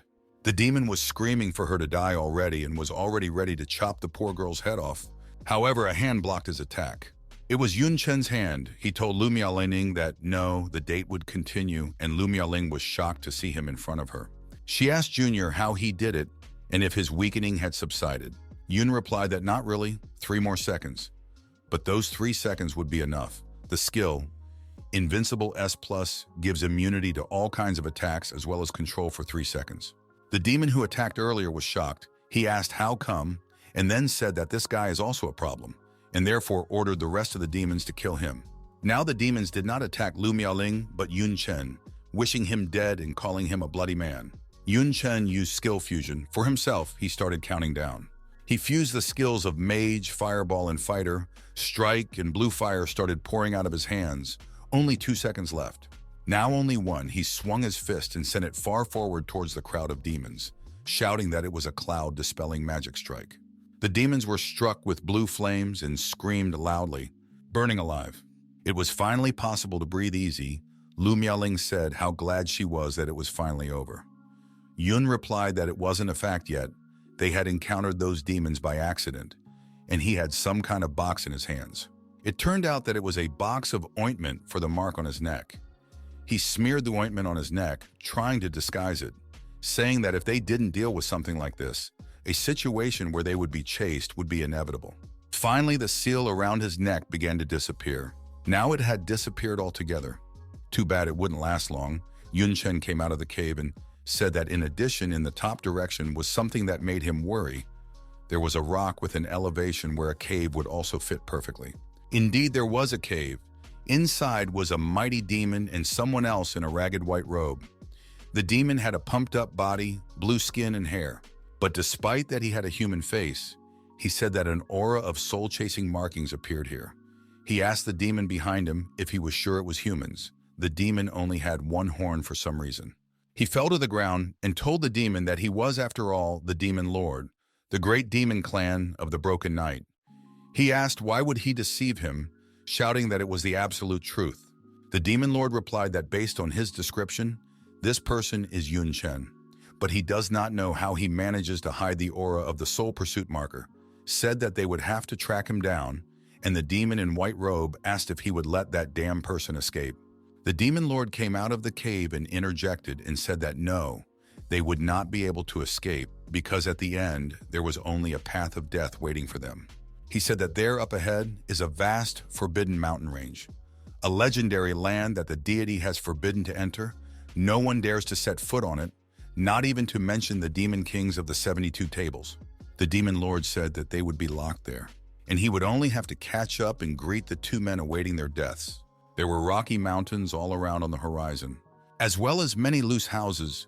Inside, someone was breathing heavily. It was Yun Chen. He was diligently doing push-ups. Lu Miaoling came into his room, She told Junior that he was so enthusiastic about basic exercises that he didn't even forget about them after entering the world of darkness. Chen replied that exercise was extremely important. He understood that attributes and skill points were accumulated as he completed daily tasks, so he couldn't miss a day. In front of him was a notification window. It said about the main task, the tournament. It was discovered that Master Chen had won first place in the world tournament, and the highest level reward would be given for completing the task. Chen decided that now was the time to receive the rewards for completing the tasks. He thought about the fact that the spatial environment he would receive as a reward could be used to create spatial treasures, expanding the space in his backpack, but it was extremely malleable. Many powerful bigwigs used it to create portable palaces, such as Teacher Xia's treasury. He also knew that the effect of the limit-breaking stone he would also receive as a reward was much simpler. It could allow an equipment item or ordinary item to break the limit of its class and reach a higher level, about the effect of the luck potion and the go potion. Lu Miaoling didn't understand why he was staring at one point for so long. Chen didn't pay attention to her. He understood that if he had good materials, it would be possible to make quality armor. Lu Miaoling, with a spoon in her hands, asked what he was doing there, telling him to go have breakfast. They were already sitting at the table, and the girl said that they were lucky that there was a lot of monster meat from the extreme cold territory left in her backpack. Otherwise, they would not have had a sweet time. However, she said that on the other side there was a village found on this barren land, albeit a ruined one. Lu Miaoling said that it looked like it had been abandoned for decades, but it was better than sleeping in the open. Suddenly, Chen asked the president if she thought the tournament was strange, saying that to such an important world-level event, the Holy Empire should have hired fourth-rank masters, but they did nothing from the beginning to the end. Told that according to the rules of the qualifying round, only basic potions were allowed. Even food was forbidden to take. But LG had brought along a special item for curses. But even after he reported the incident with the Dark Novices, LG still continued to participate in the tournament. He said that perhaps his guess was correct. Yun wanted to take another piece of meat. Lu Miaoling didn't let him finish and told him not to. She squeezed his chopsticks with hers. The girl said that she knew what he was thinking, but they had no proof and it was only a guess. She said that the most important thing for them right now was to overcome the difficulties in front of them. Chen replied that it seems like she has already decided on a conclusion, but she is afraid to face the truth. He told her to eat faster, for it was time for them to go. Lu Miaoling called out to the younger one. They were already on their way. She looked up and asked if this was their destination, saying she didn't like it any way she looked at it. It was a terribly high, rocky, and in places snowy mountain. Chen replied that the people who suddenly appeared were killing a bunch of demons. This was supposed to be a big deal, saying that this was the only place they could go, and if they turned back, they would encounter a dead end. Indeed, there was a cliff at the back and nothing else. The protagonist said that he used his skills to explore the surrounding area and found no signs of life within a 1,000-li radius, saying that with their food supplies they wouldn't go far, so the only thing left to do was to move forward. In front of them was a pillar of green light. Chen added that there was one thing that made him worried. He felt an inexplicable, familiar aura. He asked what was on the mountain. Lu Miaoling tapped on the green pillar and said that the texture was very hard and it didn't look like they would be able to break through it through physical strength. She was afraid that they were stuck here. Chen asked her to let him try it. As soon as he put his hand on it, it immediately went through the wall as if it was through a fog. This amazed Chen very much. Soon the wall dispelled altogether. Ahead was a cliff, and after it was a cliff with a cave. Lu Miaoling was shocked. She asked Junior what he had just done. He replied that he didn't do anything. It opened by itself. Yun was as amazed as Lu Miaoling. He said who knew there was a cave. They jumped over the cliff in a flash and had already landed in the cave. In front of them were piles of old coffins. Some of them were wrapped with chains. Miaolin was greatly frightened by these remains, and she wondered what was behind them. If it was a corpse, she wanted to touch the iron. However, she was hurriedly stopped by Chen. He shouted for her not to touch them in any way. He said that it might be like some hidden treasure, but it was better not to touch it. The girl didn't realize what had happened at all. She looked at Chen questioningly. The protagonist was thinking about something even more interesting. was that these coffins were causing a very familiar feeling in him. He looked at the coffins and asked himself, what is the source of this feeling? Is it someone he knows? He even had thoughts that he must be the one to become one of the beings in the coffin, and this place is his haven. Chen was greatly annoyed that this feeling is too appealing. He doesn't want to stay in this place even for a moment anymore. He told the girl that it was time to get out of here. Lu Miaolin agreed. Lu Miaolin noticed that the junior had severe mood swings, and this was the first time she saw this on him. The demon lord became furious and shocked. He asked how to understand this. He stood at the cliff where Yun and Miaolin were just now. As well as the green barrier wall, the demon lord said that there was no way to enter the locked ground after all. But now it was open. He held his head and said that it was impossible. Absolutely impossible. He thought that he must be having trouble with his eyes. But no, beyond any doubt it is open. He told himself that according to legend, decades ago, boundless mountains suddenly just fell from the sky. Accompanied by divine light, they caused visions of heaven and earth. In the aftermath of their appearance caused all living things within 1,000 li radius to be destroyed. Even after the incident of decades, no new life was ever born in them. The demon lord said that only a god could do such a thing. His act of destroying all living things was most likely a warning. No outsiders allowed. He said that since this was something sent down by the gods standing on top of the demon lords, the 72 tables were tempted. After a dozen years of temptation, finding that the gods showed no signs of answering, all decided to unite. As a result, no matter what actions they took, they were unable to enter, causing them to eventually have to give up. He said that the place that the supreme demon lords could not enter was now open. The demon lord realized that something like this would definitely be impossible for him to handle alone. He must report back to Lady Duanyi. Yun Chen and Lu Miaoling were at the camp. Miaoling was preparing food while Yun was silently pondering about something. Something started to happen to the scar on the girl's chest. It disappeared. Lu Miaoling was overjoyed. She shouted that the curse was finally gone, telling the younger boy that they should think about going back home. He didn't respond, and she had to call out to him again. Then already Yun Chen had already responded. Lu Miaoling worriedly asked what was wrong with him. She said that he was all pensive after seeing those coffins. She wondered if they were bothering him or if he was homesick. Yun Chen kindly replied that there was a little bit. He said that he was still more worried about his little sister. In fact, those coffins also bothered Yun Chen, but he did not understand why at all. But he realized that there was no point in thinking about it. Then Yun thought of a way to return home. Not that there wasn't one. Yun Chen realized that he had, after all, the cross of rebirth, and if he died, he would be resurrected in the human world. But unfortunately, that wasn't guaranteed either. And resurrecting in the world of darkness would be a problem. Lu Miaoling silently put food on. Yun Chen looked at her and realized that, moreover, even if the rebirth in the human world was successful, the president would be left here all alone. So the cross of rebirth was not a solution. He stood up from his seat and told his companion that he was going to go to the demon village to gather basic information, telling her to stay here and wait for his return. He did this because he knew that now she would already be able to stand up for herself. This shocked Lu Miaolin. She asked how he would go to the demon village alone, asking if he wanted to present himself to the demons on a platter. Then Yun Chen explained that he was not going to go there in human form. Something began to happen to him. Soon his appearance changed a lot. His clothes became different. His eyes were black-yellow and his hair was snow-white. He said that somehow now he looked like a demon. Yun Chen was walking through the demon city. It was no different from human cities, only the people there were different.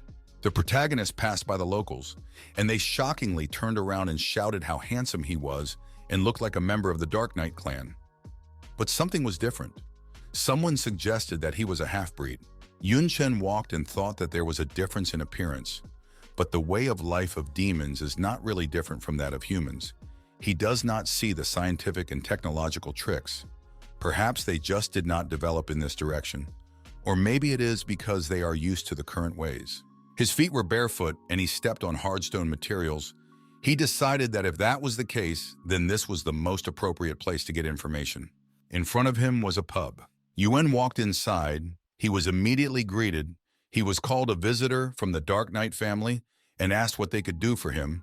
Yuen asked for their specialty. At a table nearby, the demons were laughing and shouting loudly. They were gambling, drinking alcohol. Chen thought that it seemed that demons were also divided into races. He decided so since using the skill of the Queen of the Night, his appearance was similar to the representatives of the Dark Knight. He sat down at the table and realized that he should start gathering information. He used the hunter's basic skill of perception enhancement. Now he had heard everything about the conversation between the demons. Someone asked if the damn Lord was finished. Someone said that his son had only turned 16 and he had already been sent into battle as cannon fodder. Someone said that he had heard that Karos from Lotta Street had become a middle demon. Someone was wondering when the housing prices would come down. It was hard for Chen to receive so much useless information. He decided that he needed to filter it. Suddenly, a tray of food was placed on his table. Chen jerked in surprise. The waiter told the honored one that this was their specialty, raw devil octopus tentacles and swamp soda. He wished the protagonist a pleasant appetite. The waiter also put a sign with the bill on the table. Yun asked if the 3 demonic crystal coins he owed, and he was pleased that the writing and language were similar to the human world. It saved a lot of trouble. Yun held out the coins to the demon. He remembered that the demons he had killed had all sorts of junk and even money. However, regarding the dish, Chen hoped that his stomach could handle it. The tentacles really did look just disgusting. So much so that Chen's hands were shaking as he looked at it. A little while later, Chen was already walking down the road. He held his stomach and said that the taste was still not bad. But when he started to think that there was that tentacle in his stomach, he started to feel nauseous. He exhaled and said that luckily it was worth it. In just a day, he had gotten quite a lot of information. Telling himself that unlike the human world, the world of darkness has not implemented game, but everything living here is filled with magical power. Because of the large variety of magical powers, the world of darkness has not developed in the scientific and technological direction. In addition, the demon hierarchy is different from the one presented in the human world. There are 4 types of demons: lower demon, middle demon, higher demon, and demon king. They correspond to the ranks of classes with the human world: 1, 2, 3, and 4 ranks. Among them, the higher powers of the higher demons are called demon kings, and most of them have their own territory. The demons of the 72 pillars is the title of the highest caste among the demons, the demon kings. Being the rulers of their races, this was the only thing Chen had learned so far. He took a hold of his neck. He was stressed that the sea god jelly would end sooner or later, so we should deal with the soul pursuit mark sooner rather than later. He abruptly turned his attention to something off to the side.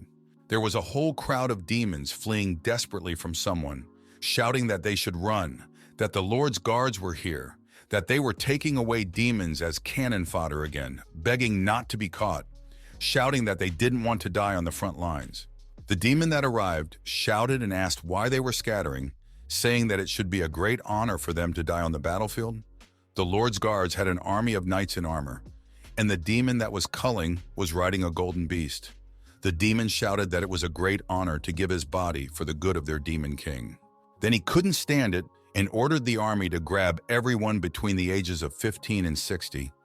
He said it didn't matter if they were men or women. Those immediately rushed in pursuit. They took the inhabitants one by one. The inhabitants cursed them and asked why they themselves did not go to battle then. Someone shouted that he did not want to die and asked to let him go. Then the guards noticed Chen and were surprised, even shocked. One asked the other why that guy is so calm and does not move. The other said that he is not calm, but clearly scared, shouting to grab him quickly. Then Chen himself approached them and said that they didn't have to catch him. Because he would go on his own, he decided that this was his chance. Ahead was the luxurious Taroko Castle. The carriage that was surrounded by guards was on its way there. Soon a crowd of demons, Chen among them, were standing in front of the stairs to the top. At the top stood 2 demons and their guards. One of them asked the other, the manager, why he had come. The manager replied that it was on the Lord's orders. He said he had to personally look at the quality of the new recruit. Ordered to begin. The guards replied that it would be done. The demon that was gathering the demons stepped forward, spread his hands apart and shouted that he congratulated the newcomers, that very soon they would turn from useless civilians into brave warriors. After that, they would give their lives for the great Lord and for this world. he said that it was not too late to swear allegiance. One of the demons pointed a finger at him and loudly asked to whom that loyalty surrendered, shouted that they are the same force brought them here, said that he was cannon fodder, let the real soldiers go. The red-haired demon pressed the opposition man into the ground. His foot was so heavy that the poor man's ribcage crunched. Black blood spurted from his mouth. This threw everyone else into fear. They said that they had done nothing wrong. They only objected to him. They asked how it was so, and said that it was just a terrible ruthlessness. Then the red-haired demon asked if they knew why he was training them, and not the other way around. He waited for an answer, and then he said it was because he was stronger than them. And in this world, power speaks. He ordered everyone to drop to their knees. Everyone obeyed, and only Chen remained standing straight. The red-haired man pointed his finger at him, called him a brat, and asked why he was not on his knees. He was very angry. Chen smiled and replied that it was because he was not worthy. The demon laughed and asked if he was unworthy. The demon had a horrible face and black-blue eyes. He said that he was the strongest one present, and therefore how could he be the one who was unworthy? He walked closer to Chen and asked the guards who this boy was and what his name was. One of the guards shouted, reporting, told that his registered name was Ushi, called today, looked young, but perhaps he was of a different bloodline. The demon replied that it was clear to him and turned to the manager, Bahar. He said that although they were short of soldiers, as discipline, you could after all kill a couple of soldiers. He asked if the Lord would hold a grudge against him. Bahar replied that it was obviously a necessity. The demon laughed and said that then he would not give him a chance to ask for mercy. He started to say that after which his corpse. Chen didn't let him finish. His foot flew right into the demon's head, and the demon still finished telling him that he would hang him on the city gate. Chen's kick was very strong. It knocked the demon to the floor. A lot of teeth and blood flew from his mouth. The demon was stunned. He was asking himself what it was and how he had missed his punch. He refused to believe that he could be beaten by a new recruit. There was a severe dent on his face, and Chen had already brought 2 fingers with blue fire to it. He said that he didn't seem to be that strong. The demon was in the blue flames, and Yun was calmly standing nearby. The blue flames burned high and bright. Chen decided to leave. The other demons were horrified, asking if this guy had killed the captain and how it was that the captain died before he could resist. The others said that the captain's strength was at the level of the highest current of middle demons. Chen went up to Bahar, and the latter thought that, judging from the situation, that Wuxi kid is a higher demon. Then he became scared. Because he had clearly snuck in here with some intent, he decided that he needed to report to the Lord urgently. He rushed to run. However, Chen stopped him. He was right in front of his face. This greatly frightened and surprised the manager. Chen told him that according to that guy, as long as you are strong, you can get anything. He asked if he killed him, would he be able to get his status? Bahar fell on his knees and told the noble supreme demon Wuxi that he was only running petty errands, and therefore what status could he have? He asked not to kill him. Chen said that he was in charge of errands therefore, and there was a benefit to it. He promised to keep Bahar alive, and he would listen to him. Bahar dubbed Wuxi as a lord and said that he would do whatever he reaped. The other 2 demons asked in trembling voices, what about them? Chen looked at them, asked why they were still here, and ordered them to get the hell out of here. He knew that the less demons sent to fight humans, the better. The demons immediately ran away, not forgetting to thank Mr. High Demon Wuxi. They were happy to finally return home. The castle was shrouded in night. Inside, a light was burning at the desk. Chen and Bahar were sitting there. Bahar asked the Lord why they asked him to bring all these books. He said that much of what was written in them were mundane things, and therefore there was no need to look through them all. Chen loudly slammed down the book he was reading. He said that he was hearing too many questions. Then Bahar hurriedly apologized and admitted that he had behaved rudely. Chen pondered that, as expected from the Demon King's vault, there was quite a lot of useful information. The races or the history of the dark world. Everything was detailed here. He knew that although there are hundreds of different races of demons in the dark world, there are also mixed blood races, but still dominated by 72 major races. Similar to the history of mankind, there were also territorial wars and resource battles between the demons of the dark world. The history is one of wars. It was like this until the demon of nothingness appeared. No one knows where he came from. We only know that he appeared suddenly, as if straight out of thin air, possessing absolute crushing power. He ruled the entire world of darkness for only 3 years.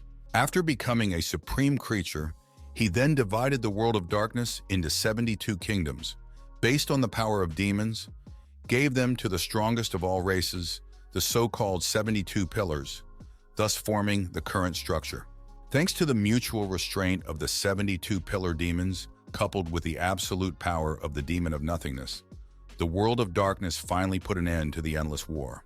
Until 70 years ago, when a creature called humans appeared, they broke through space, aimlessly invading the world of darkness, destroying the demons. Eventually, the world of darkness was broken, and the demons began to fight back and entered into war with the world of humans.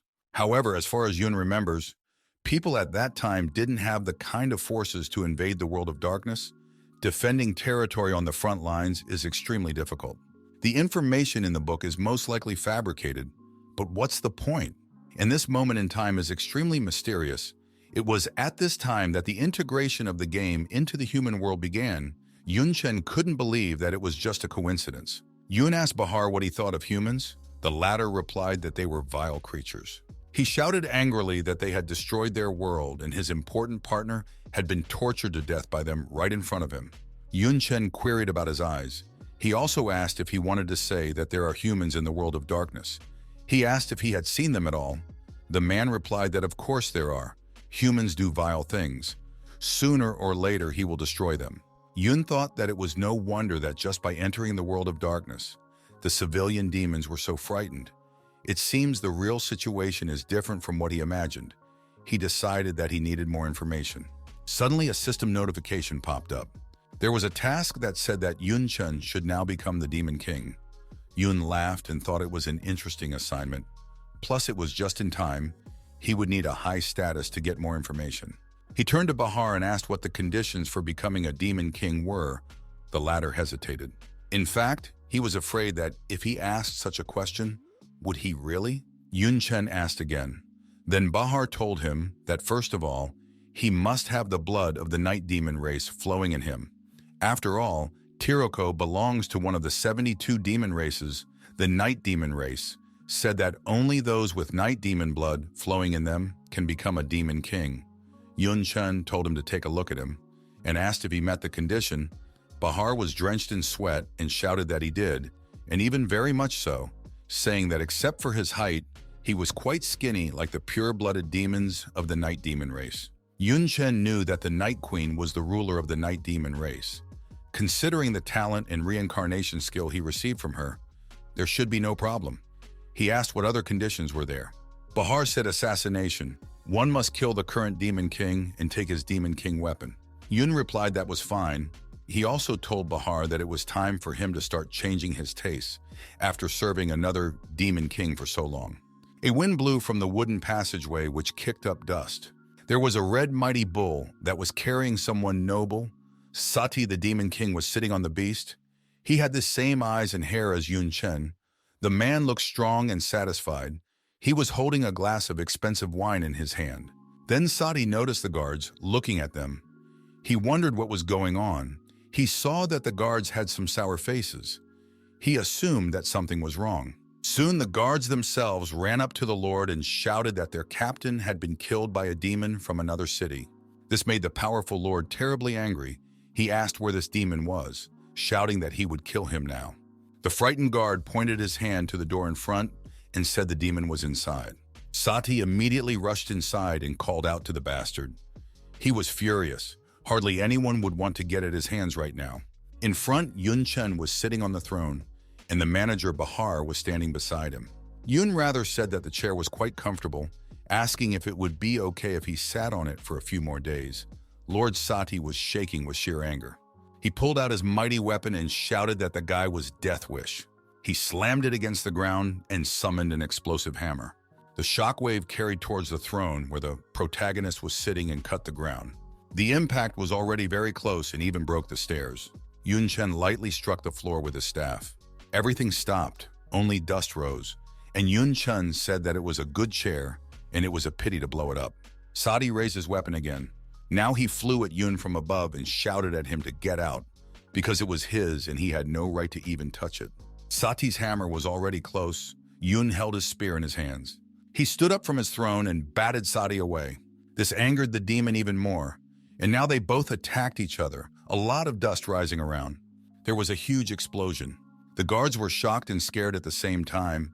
They said that this was a battle between supreme demons. They have such power, they couldn't even interfere. Chen jumped up and attacked Sati from above. This time, his target was not the demon, but his weapon. Sati held it tightly, but the spear flew right in the middle. The weapon flew out of the man's hands and Sati himself flew backwards. When he came to his senses, his hands were burning, and a terrible smile was on his face. He said that the boy seemed weaker than the weakest, but hides so much strength, he was already quite tired. Sati asked if he was still fighting him in hand-to-hand combat. He said that it was very, very good. Iron armor appeared on his arm and he lifted him up, then turned to the guy and asked if he had attacked him a few times already. Shouted that the kid would be a stepping stone that would only make him stronger. Sati used the Demon King equipment, a devastator. Yunchen's body began to involuntarily burn. The protagonist didn't realize what was happening. This fire was being absorbed into Sati's Lord equipment. The demon was terribly pleased with himself. He laughed and said what an exquisite delicacy it was, shouting about the strength.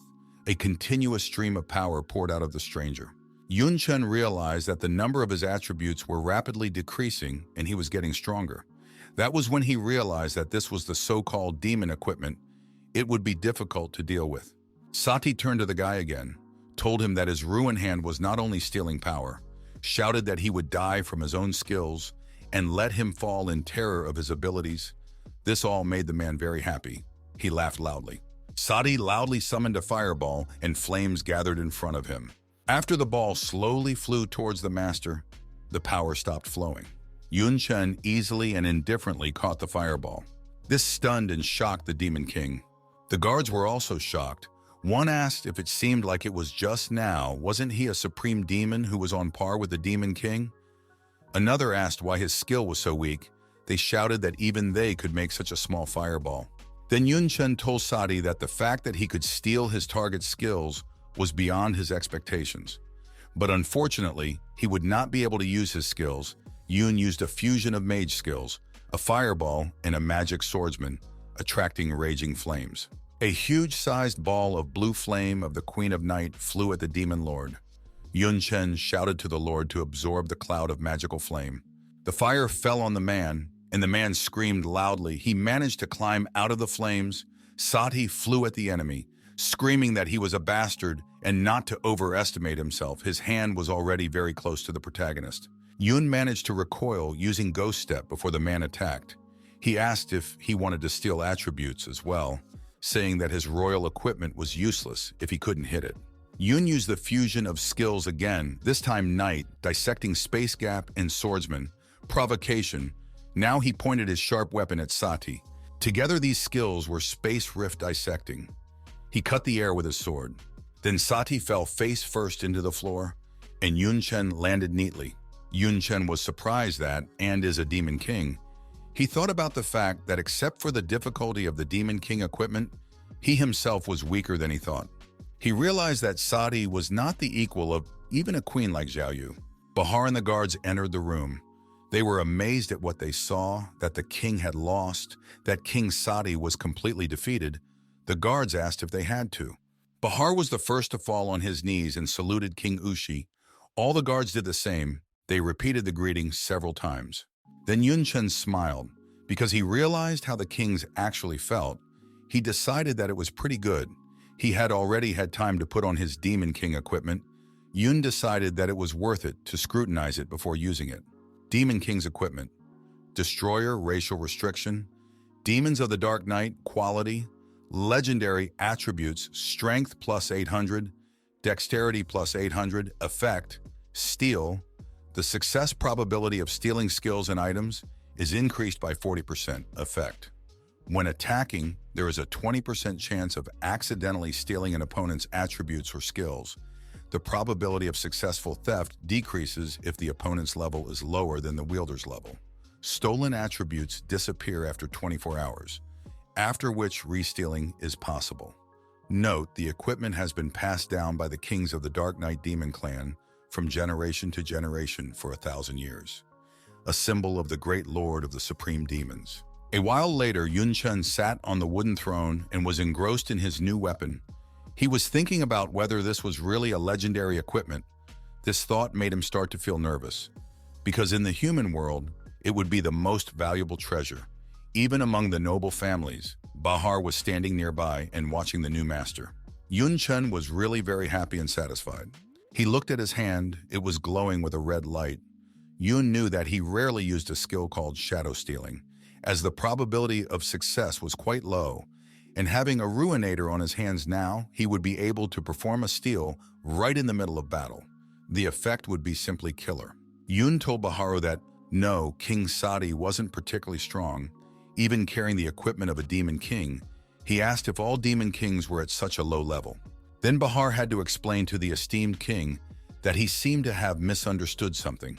He told him that it wasn't only King Sati who was weak, but also the Dark Knight Demon Clan country itself. Bahar told Chen the story of how 3 years ago, a terrifying human woman had appeared from a crack in space and led an army to destroy the demon world. And the most frightening thing was that her exact destination was their country. He said that he was only a lowly guard at the time, so he had no choice but to furtively watch it from afar. Though he only saw her from afar, the scene was memorized for the rest of his life. The demon remembered Dean Shaya's face perfectly. He said that she had cold eyes and a stony expression, as if there was a real iceberg in front of him. It seemed that every demon in her eyes was like an insect that she could swat at any moment. He said that she soon did so. She started waving them around. Barash said that at that time she brought a tragic massacre to their country. In just 3 days in that battle, 15 supreme demons died. The dead and wounded soldiers were not even numbered. Even their supreme commander, one of the 72 pillar demon kings, fell at her hands. What was even more incredible was that 2 of the strongest demon kings had surrendered under her onslaught. Chen guessed who this woman was. He didn't even expect that teacher Xia was so ruthless to massacre in the world of darkness. Bahar sadly said that fortunately, there was a powerful demon king behind her who was able to fight her back. Otherwise, their Dark Knight demon country would have been destroyed. Chen asked if it came out that since almost all the powerful demons were killed, Sati had no choice but to organize summons. Bahar replied that yes, that was the case. After all, such a large territory would not be left as it was. In terms of strength, the king was much weaker than the demon kings. He said that originally their Dark Knight Demon Clan was ranked 60th among the 72 demon clans, but now it seemed to him that it was at the very bottom. This made the manager terribly sad. He bowed and said that although he didn't know why he was so unhappy with the prize warriors, but there was no way to do without such a thing, he asked the newly minted king to withdraw the order. Chen replied firmly that there was no way he would do that, saying that he wanted Bahar to make a new announcement, saying that from now on, there would be no conscription in his territory and taxes would be cut in half. He said that in his opinion, all demons should live a good life, even if no one thought of going to war. This shocked Bahar nightmarishly. He shouted that the main task for all demons was to provide military resources to destroy humanity, saying that such a blatant violation would lead to serious problems. Chen asked if he was going to disobey orders. The man immediately said that he would immediately go to fulfill it. Chen told himself that he didn't plan to stay in the world of darkness for long, so even if there were any problems, what did he care? Once they won, it would all be over. He said that no matter what, he should first get the reward for the completed task. He opened the system. He was pleased to see that the level had risen from 42 to 46 and grew further. Chen examined himself and said that the system was creating worthy rewards. He gained just a huge amount of experience. In the end, his level rose to 48th. Chen was very happy that he had risen as much as 6 levels. The feeling was also not bad. The protagonist reminded himself that the first stage of the task was completed, so the second stage should already be unlocked. What he saw amazed him. He stared at the system window. Then sweat appeared on his face, and he said that as expected from the second stage, the system had given him a good such problem. Soon Chen was walking through the demon city with Lu Miaoling and the guards. The locals were jubilant seeing him. They shouted that this was the Demon King, welcomed and exalted him, asked to look over here at them, said they would always follow him. Lu Miaoling was uncomfortable. One of the demons was surprised, called the fact that there was a Demon King man beside him strange. Another told him that this was probably the first time he had seen such a thing, told him that she was his slave, saying that still it was quite normal for great demons to have humans as slaves. Lu Miaoling was amazed that Junior had become a Demon King in just a few days, and besides, he seemed to be loved here. Then Yun explained that the taxes had been halved and the army recruitment had been canceled, so how could there be no popularity? A large heavy gate opened in front of them and they went inside. Bahar was already waiting for them. He said hello to the king. He also asked what he should call the slave girl he had picked up. This offended Lu Miaoling. Chen replied to call her Belle, and also said that she was not a slave but a retinue. Bahar said that the king is so generous to allow a person to enter his entourage. He said that the day of tribute is approaching. Asked the king to go to the warehouse to recalculate military resources. The warehouse interested the protagonist, and he said he should take a look. A little while later, he and Lu Miaoling were already at the kingdom's warehouse. Inside were many shields, helmets, and other military junk. Lu Miaoling was amazed at such an abundance of supplies, and of such high quality. She realized that such a thing would be enough to cover the treasury of a medium-sized country in the human world. Chen asked Bahar to stay outside, saying that he didn't want to be disturbed during the inventory. When he left, Miaolin asked her partner what he would do with all these things. She said that since they were military resources, they would most likely be used against the human world. Chen asked what could be easier. He took out a black magic inventory and ordered it to empty the warehouse. All the items, swords and magic stones, shields and helmets, began to fly into the protagonist's hand and disappear into the black hole. This surprised Miaolin even more. She shouted that it was impossible, that a spatial backpack wouldn't be able to hold such a volume.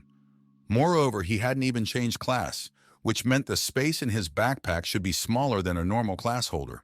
Chen said that he had used the information he had obtained earlier to increase the capacity of the spatial backpack, and he would be able to fit 10 more such warehouses in it quite well. Then they noticed a large car nearby. Chen said that from the entire warehouse, this was the only thing that made him uneasy. He closed his eyes. He opened them and said that he should examine it thoroughly.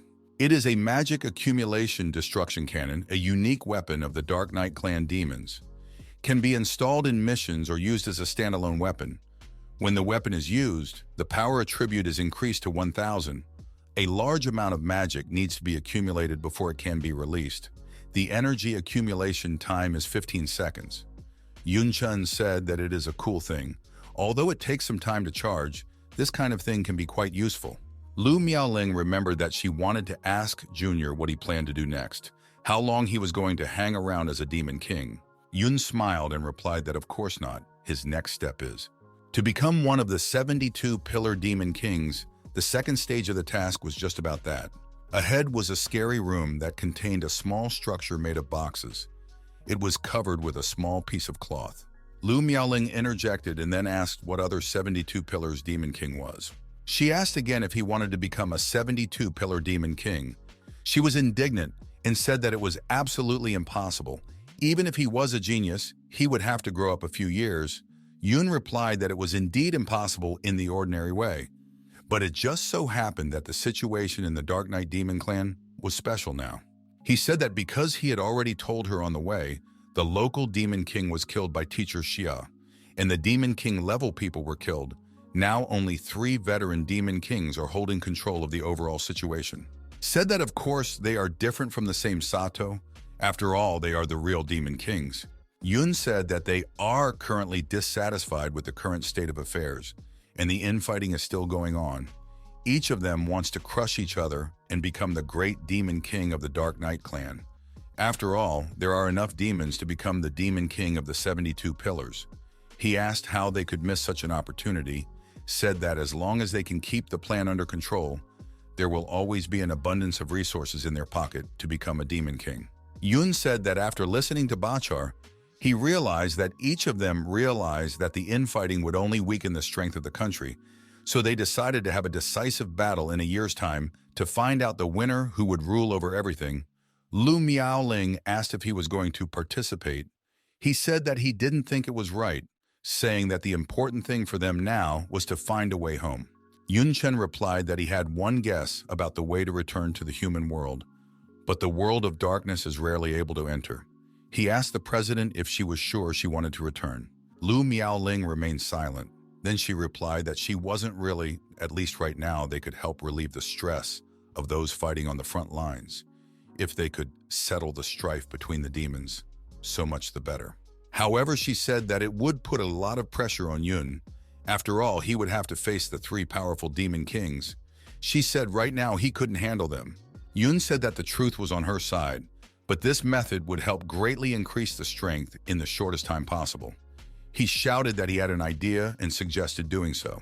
Bahar stood at the iron doors. Yun and Miaoling walked out of the warehouse. Chen turned to Bahar and told him that the inversion was finished and asked him to close the warehouse. The manager replied to the king that it would be done and headed towards the entrance of the warehouse. What he saw inside amazed Bahar to the core, namely that it was completely empty. There was nothing there. He hurriedly asked the new lord how it came to be. Chen told him that he had taken some of the items to his warehouse, asking if there was any problem with that. This frightened Bahar because the warehouse was so empty that there was not even a hair left in it. And what does it mean that he took it? It was obviously stolen. He said that Mr. Wuxi is a king, so he can take as much as he wants. But the military resources should be transferred to the three demon kings. That is the problem. Chen replied to him that if there is a problem, let them come to him. He asked the manager what he was so steamed about. Bahar fell to his knees in despair. He felt that they were finished. He blamed himself for meeting such a king, saying that he had angered the three kings. Toriko Castle would be destroyed. There were two people standing at the cliff, in front of the cliff with the cave, a demon and a demon girl. She looked forward and said it was unexpected. She said that the mountain range bond is really open. This girl is the demon queen of 72 Stopal. Interrupted night, Meishaji. Her eyes were the same as Chen and Sati demon. Her hair was black and she had horns on her head. She was slender and had something like wings, only without feathers. The demon beside her told me that the specific reason was unknown, but it was most likely related to the two people that had entered their world. He said that perhaps they had fulfilled some hidden condition. The demoness wondered about the humans. Then she said that Chen and Lu Miaoling were supposedly teleported here. On the other side of the mountain range is the territory of the Dark Knight demon clan. She said that they most likely fled there. The demon asked if he should organize a chase. Meishaji said that in normal times he should, but now there was a more important matter. She flew up and told the demons to go. They would take a look at the lands the god had descended upon. The demon did the same, asking what they were hiding there. Soon they stepped onto the cave ground. The demons were surprised. The demon asked if it was all coffins. Meishaji said that it was interesting and she would like to see the bodies that are in them. After all, from this mountain range descended a god. Her magic enveloped one coffin, the one hanging on the chains above. The coffin swelled and creaked. The demon was horrified. He wondered what they were made of. He saw that cracks had formed on it, even after the blow from the Lady of the Interrupted Night, Meishaji. The girl clenched her fist with magic and ordered the object to break. Finally, the lid of the coffin broke through and it fell to the floor. Inside lay a body that had spent a lot of time there. All that was left of the body, there were bones and a skin-tight face and hair. His body also had a bandage and something black on his ribcage. The demon said that the seal on that corpse was like Daitara from the Demon Devourer clan. He shouted that he was a great genius 60 years ago, but didn't he die in the war that passed long ago? He asked how his body ended up here. The demon girl replied that it didn't matter. No matter how high his status was when he was alive, when death caught up with him, he became an ordinary corpse. There was no value in it, she said. Meishaji ran her hand over the wooden wall of the coffin and said that the material for the coffin seemed unusual. It didn't look like something from their world. It was even more likely that it was of the lower human world.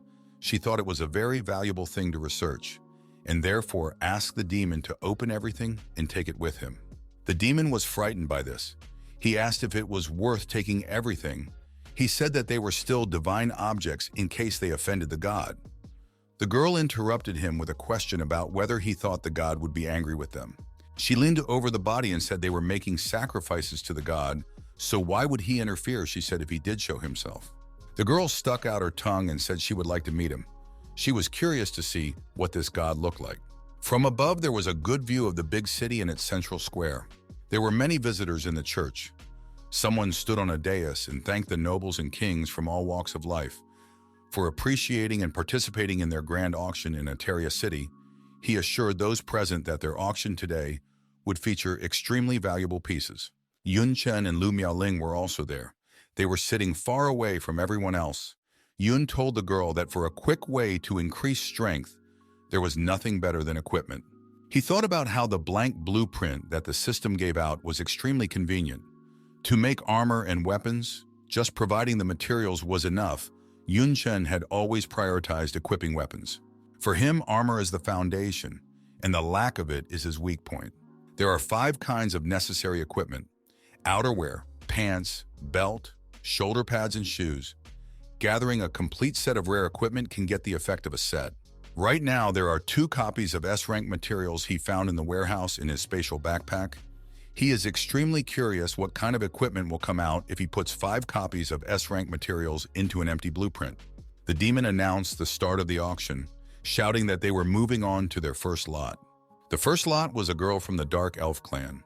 The girl was beautiful, but she was sitting in a cage and was chained to it by her arms and neck. She had a lush form and tattered clothes. The girl was obviously very scared, and the demon shouted that the starting bid was 380,000 coins of magic crystals. The demons in the audience admired her, said that in their country of dark night demons, they rarely put dark elves on auction. Someone said that yes, but in the country of interrupted night demons, such a common thing, said that the quality seems to be good, worth buying to have fun. Lu Miaolin was thinking about that dark elf. She knew that they were considered a unique race in the world of darkness. This was the first time she met a member of the Dark Elf clan. She had also heard from her junior that there were wars and disputes between demons, so it was no surprise that members of other clans were used as slaves. Except Lu Miaoling knew that Junior usually acted cold, and it was as if he wasn't interested in women at all, so he obviously wouldn't be interested in such an item. Unexpectedly, Chen made the first bid of 380,000. The demon shouted that rather unexpectedly quick bid 380,000 coins of their magic crystals. He asked if anyone else wanted to raise the price. The demons weren't so happy anymore. 2 of them were discussing that in an auction of this magnitude, the people sitting in the box were usually noble demon lords. They wondered what territory they were from. They also said that they were usually empty, but this time one lord had come and also thought that it would be extremely unethical to compete with a lord for some slave girl. The demon judge started the countdown. The girl was sold to Chen, and he announced the move to the second lot. There was a knock on the door to their box. Chen invited them to enter. The big doors opened and 2 people entered there, a slave girl and a demon servant. He bowed in front of the king and said that he brought his slave girl. He asked to take her in. Chen coldly replied that here was the money. He threw it and then said that he was free to go. The demon caught the spatial magic stone, a tool to hold the world of darkness. The demon was clearly satisfied with the payment. Lu Miaoling took her forehead, laughed, and said that it turns out that Chen might also be interested in beautiful girls. She said that it would be nice to have a dark elf as a maid, just like Teacher Xia. Chen stood up, smiled, and told the president that it seems she misunderstood something, saying that he had a rank-a-soul contract that he got from Director E. He turned to the girl and the girl shuddered. The poor elf was scared. Yun said he wasn't going to use the contract on her. He walked closer and waved his sword in front of the captive. The girl all cowered. She thought she was going to be beaten. However, the dark elf was extremely startled when the chains on her arms and neck fell apart. Chen smiled sincerely at her and congratulated her that she was now free again. The girl hurriedly bowed and thanked the master. She asked him to give her name, saying that she would definitely repay his kindness in the future. Yun introduced himself as Wuxi, telling her that he was the king of Tiroko Castle. He turned around and said there was no reason to pay him back, told her to go back quickly and try not to get caught again. The elven woman rushed to escape, remembering to thank the king once again. Lu Miaolin was angry. She told him to listen to her about how dark elves were different from the elves of their world. They could even be called demons. She asked how he could buy her just to let her go. The girl yelled that being too good was also bad. Yun was pleased with himself. He told his partner not to worry so much. He assured her that he already had a plan. The demon judge cheerfully shouted that the next thing he wanted to present to them was the 8th auction item, an extremely rare and valuable material extracted from the depths of the stone forest of the dead, said that it could be used to forge armor or weapons, as well as extracting the power of death to greatly strengthen the body. The demon pulled the veil off the item and shouted even louder that its name was Death Energy Stone. The stone was frightening yet beautiful. Blue with fangs, the demon said that the starting bet was 7,600,000 coins of magic stones. The demons immediately started betting, first 8 million coins from magic stones, then 8,300,000, then 8,800,000, then 9,970,000 coins. Chen said that Bahar's information was accurate. There was indeed an S-rank material in the auction. He said that once he got it, there would be 2 more S-rank materials to create a set of armor. The protagonist raised the bid to 12 million coins of magic stones. Such a large amount of money stunned the demons. They were enraged, shouting that it was him again, saying that of course a lord wouldn't let such a thing out from under his nose. However, someone asked, so what? After all, it was important for him to get the Death Energy Stone as well. The bid was raised to 128,000,000 and then to 13 million coins, and Chen didn't lag behind either. He put forward a sum of 20 million coins of magic stones. He asked himself, do they really want to compete with money? Yun has the fortress's wealth in his hands, accumulated over many years. They won't be able to ruin him so easily. The demon judge, unlike ordinary demons, was very happy with such a high bid, saying that it was exactly as expected from the greatness of the Lord. He has no limits. Just in case, he asked if anyone wanted to raise the bid. Demons were disappointed, cursed everything, and asked why the Lord took it seriously. Another said that no matter how rich they were, they cannot compare with the wealth of the fortress. He realized that they have no way to get the material, said that all they have to do is surrender. The demon judge started the countdown. The material was sold. The demon hit the table with a heavy hammer. He congratulated the Lord that from now on the Stone of Death energy goes to him. Suddenly there was an explosion, right on the dais where the demon lord and the material stood. People in black and white cloaks rushed into the room. They rushed straight at the demons. The demons were terrified. They asked what was going on here. Was the auction venue under attack? They said that the damned humans had decided to show up at the wrong time. People shouted and told each other that most of the demons present were nobles. They promised each other to kill each of them, a thought that pleased the mages and warriors. The demons were killed one by one. Some tried to escape, shouting that they were actually humans, begging not to kill them. He promised to give as many magic stone coins as they wanted. Another told him to notify the guards sooner. The demons were cursing and shouting that by the time the guards arrived, they would all die here. He suggested to just run away with all their might. Chen and Lu Miaoling looked at the ruins, corpses and smoke, and from above, Miaoling asked if they were human. She was shocked. She wondered how people ended up in the world of darkness. Yun replied that he had no idea and they were not weaklings. Most of them were second-ranked level 45, said that there were 2 third-ranked ones among them. The auction house couldn't handle such opponents. He also saw that the material he needed had been stolen.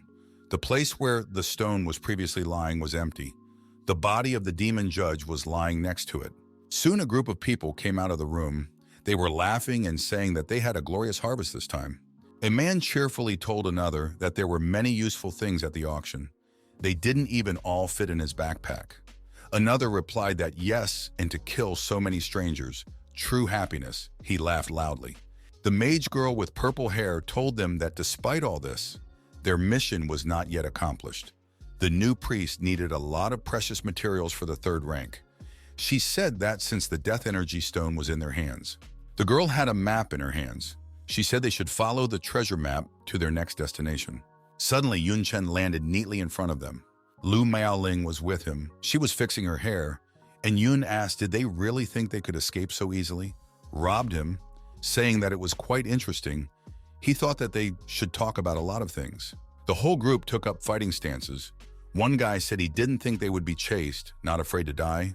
Another man said they would finish him off quickly. Yun told them that he thought they were mistaken about something. He returned to his normal, human form, smiled, and said that perhaps they could make contact. Yun Chen, along with Lu Miaoling, were a dozen meters away from the group of people. One of the men was greatly surprised that he was a human disguised as a demon. The mage girl also suggested that in that case, he might be a demon disguised as a human. Yun Chen heard this and therefore said that being human, they are not affected by the aura of darkness. He also said that they do not revere demons and even kill them, and therefore they are not like dark novices. He asked who they serve and how they came to the world of darkness. What is their purpose? Then he was very surprised at something. Right at the protagonist from above flew a golden arrow of enormous size. It slammed into the ground, accompanied by a violent explosion. Abun, Lu Miaoling, and Yun Chen managed to bounce away. At that time, Yun told the people that it looked like they were not interested in communicating at all. The mage girl stretched one hand up and loudly summoned a holy grace. All the other people were enveloped by the golden light. Some were scared. Some seemed to be going crazy with happiness. Such a man shouted that power. He was overwhelmed by boundless power. The man who was frightened soon changed his expression. Now he was also excited, saying that it looked like the bishop couldn't wait to smash them. All of them rushed towards the young men, Lu Miaoling and Yun Chen. The bald man attacked Miaoling. The girls shouted that they weren't lying to them. They were really humans and not disguised demons, saying that it was rather stupid to kill each other in the world of darkness. The attacker smiled and asked who they were, and how dare they call them their kin. He only wished them death. Yun Chen was attacked by several people at once. He fought off each one. Everyone was tense in their battle with the protagonist. The spear of one of the attackers came very close to Yun's head. Luckily, he managed to change his position. He asked if they were attacking to kill, if they felt the joy of a rare meeting with fellow countrymen. The man who fought him shouted that whether they were humans or demons, anyone who did not serve the Lord was a stranger. He shouted for them to atone for their sins at the cost of their lives. He threw a spear of divine power at Yun. There was a lot of golden smoke. People cheered and shouted. He was definitely turned into ashes by the third-rank master's full-force strike. Another said that his soul and body were purified. He sincerely wished him to rest in peace. The man who had struck was also satisfied, primarily with himself. Suddenly, his expression changed to one of fear and shock. The smoke cleared, and Yun Chen calmly held the man's spear by the very spout. Yun revealed that he had killed all the third-rank demons, and he was a third-rank paladin. Yun equipped his iron hand on the demon king and asked if he was thinking of killing him. The god worshippers were already starting to get on his nerves. He started to come closer and said that since he had failed to clear him, he would in turn clear the man's head, and the man was terrified. He didn't understand what kind of weapon the enemy had. Yun shouted that the only difference was that he would do it physically. Yun Chen clenched his fist and used a fusion of martial arts master skills, a crushing fist and a fighter, striking with all his might. As he aimed at his opponent, his face looked wild. There was another explosion of even greater magnitude. From under the smoke, a hand showed itself. When the dust had more or less cleared and the man was seen lying on the ground, his teeth were knocked out by the shockwave and his pupils rolled backwards. Yun Chen said that the gap in strength was obvious, but they could have just talked. It didn't end there. Two more men ran up to him, one from above and one from the side. They shouted that there was no greater honor in this life than to die for the Lord God. They shouted that it was time to kill the kid. Yun Chen thought they were truly crazy. Soon the battle was over. 3 were lying senseless, and 2 were sitting in front of Yun and Miaolin. The mage girl and the 4th guy were left alive. They were both looking down. Lu Miaoling was really angry. She said that they were crazy, and yes, all their attacks were deadly. She said that she had no free time, so she killed them. Yun Chen said that everyone was dead. He said that as expected of them, they never show gentleness at critical moments. Said that most of their classes are paladins and swordsmen, and this woman is a high priestess of the 3rd rank. He said that they are so-called saints. Lu Miaoling replied that it is true. These classes are very common in the Holy Empire, but this is the world of darkness. Yun Chen looked up at the priestess, said that if he was right, they are the kind of people who often attack demons and wreak havoc in the world of darkness. He asked them to tell him about their goals and the power behind them. He said that he might even join. This made the high priestess laugh. She shouted that their parish organization could only have those who sacrificed everything to their Lord join. A small wing in a golden sphere appeared on her forehead. Lu Miaoling noticed this and hurriedly pushed Yun away. She shouted that it was a wing of commandments and should be dodged sooner rather than later. The girl's brow glowed brighter, her face rose to the sky and her eyes rolled back. She shouted that they were creatures and that they should die. Something happened. Yun and Miaoling were thrown back by the shockwave. Chen used a fusion of mage skills, magic shield and druid skills, guardian vine. He placed the shield he had built right in front of the golden wave that flew towards them. The entire ground in the neighborhood began to smoke. The bald guy opened his eyes. He figured this was a great opportunity. There were white clouds in the sky. The golden wave had finally disappeared. Now in a small crater in the ground lay the things and the material Yun had bought. Lu Miaoling said that the commandment wing was a unique item of the sacred empire. As soon as the user thought that he had broken a commandment, an explosion would happen, like a self-detonating device. Chen replied that engraving such a thing on one's body was really crazy, but that in itself helped them. Yun held a white small feather in his hand, said that after the explosion, a death energy stone and other things such as a treasure map fell out. Besides all this still, Yun did not see any information about the feather he held in his hand. He said that this white feather is the same as the black feather he got from the Dark Novice. It is impossible to identify. Maybe it is some kind of identification mark. Said that in addition, before she died, this woman said that she was from the parish organization. He asked if she was related to the parish of their world. Lu Miaoling replied that there might be other organizations with the same name. After all, the parish organization worships demons and hopes for their coming, while the guys here act the opposite, killing demons and showing no loyalty to the human world. Yun said that yes, he also wondered what the local parish organization was trying to achieve. He also told the president that there was something else they needed to deal with. He turned back and said that one of the people they thought Lu Miaoling had killed had managed to escape, which surprised the girl. Yun and Miaolin walked closer. Chen said to his partner that she intentionally left that guy alive. The girl replied that there was nothing to hide from him. There were 2 corpses lying near them, and all their belongings were lying around the bodies. Lu Miaoling said that it was still hard to get information out of crazy people like them. She said that leaving a witness would pave the way for them, and if it came out, there would be a chance to get into their organization. They both looked at the corpse of one man. Miaolin said that they were senselessly killing civilians and demons. They seemed to be on the side of humans, but their actions were not doing much harm to the world of darkness. On the contrary, they were aggravating the demons' hatred for humans, which would lead to even more burning revenge. The girl said that in the long run, they were serving as a catalyst for war. Saying that being human doing such a thing was nightmarishly vile, he decided that she should find out their true intent. Yun replied that she could do as she knew, but he wouldn't be able to go with her, saying that not to mention how dangerous it was for a human to act in the world of darkness. Lu Miaolin climbed closer and said that it was so touching that Junior was worried about her. She said that she was also going to join the human organization after all. Even if she can't disguise herself as a demon, she has nothing to lose. The girl smiled and said that she didn't want to follow Yun around all the time. She said that you rarely find something that makes you happy. Yun even felt a little sorry for her, but he kept silent.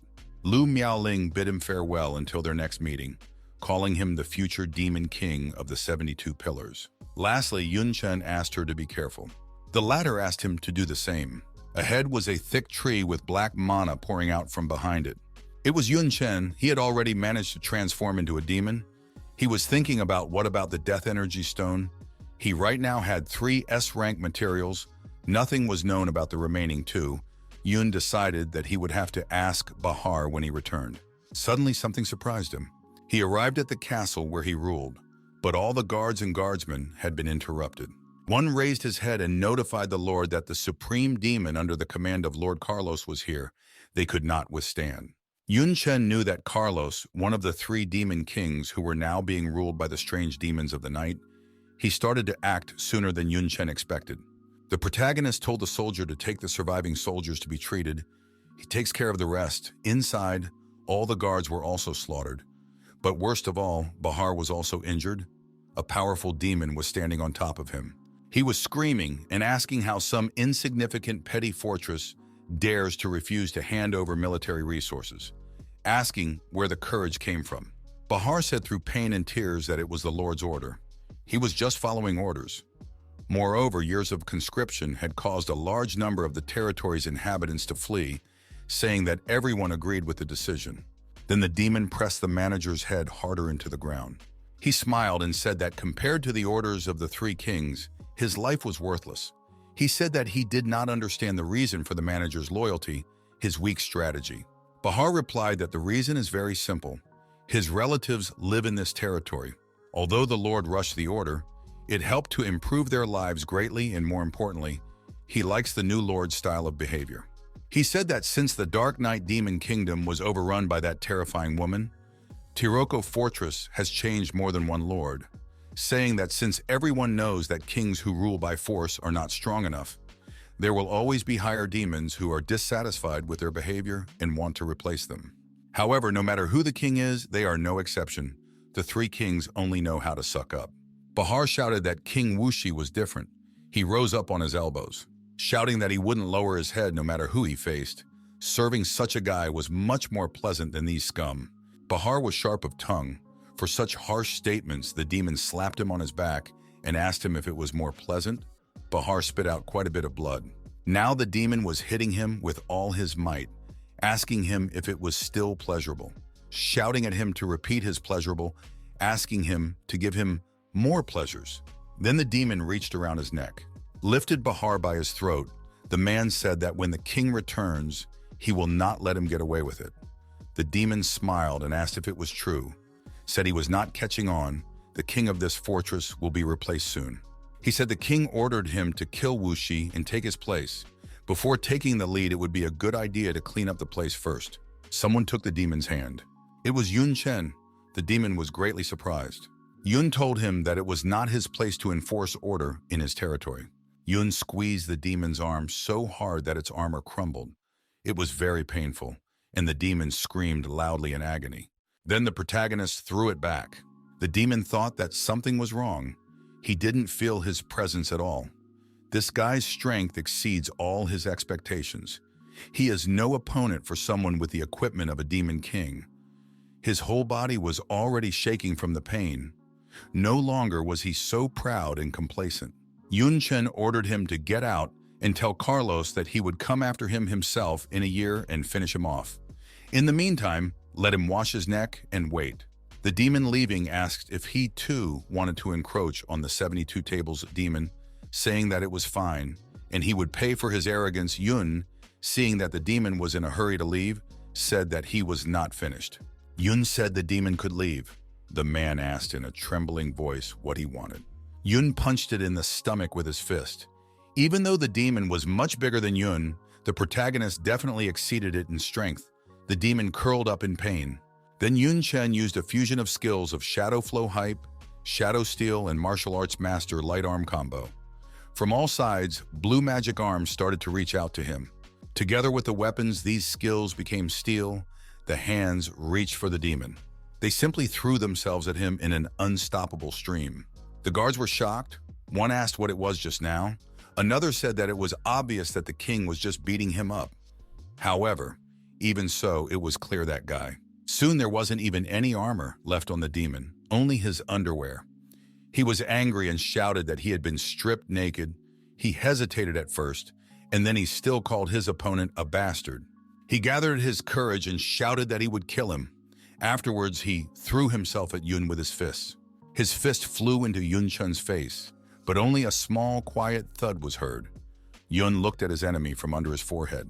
The demon was furious and bewildered. He wondered why it didn't work. Maybe his defense was too strong.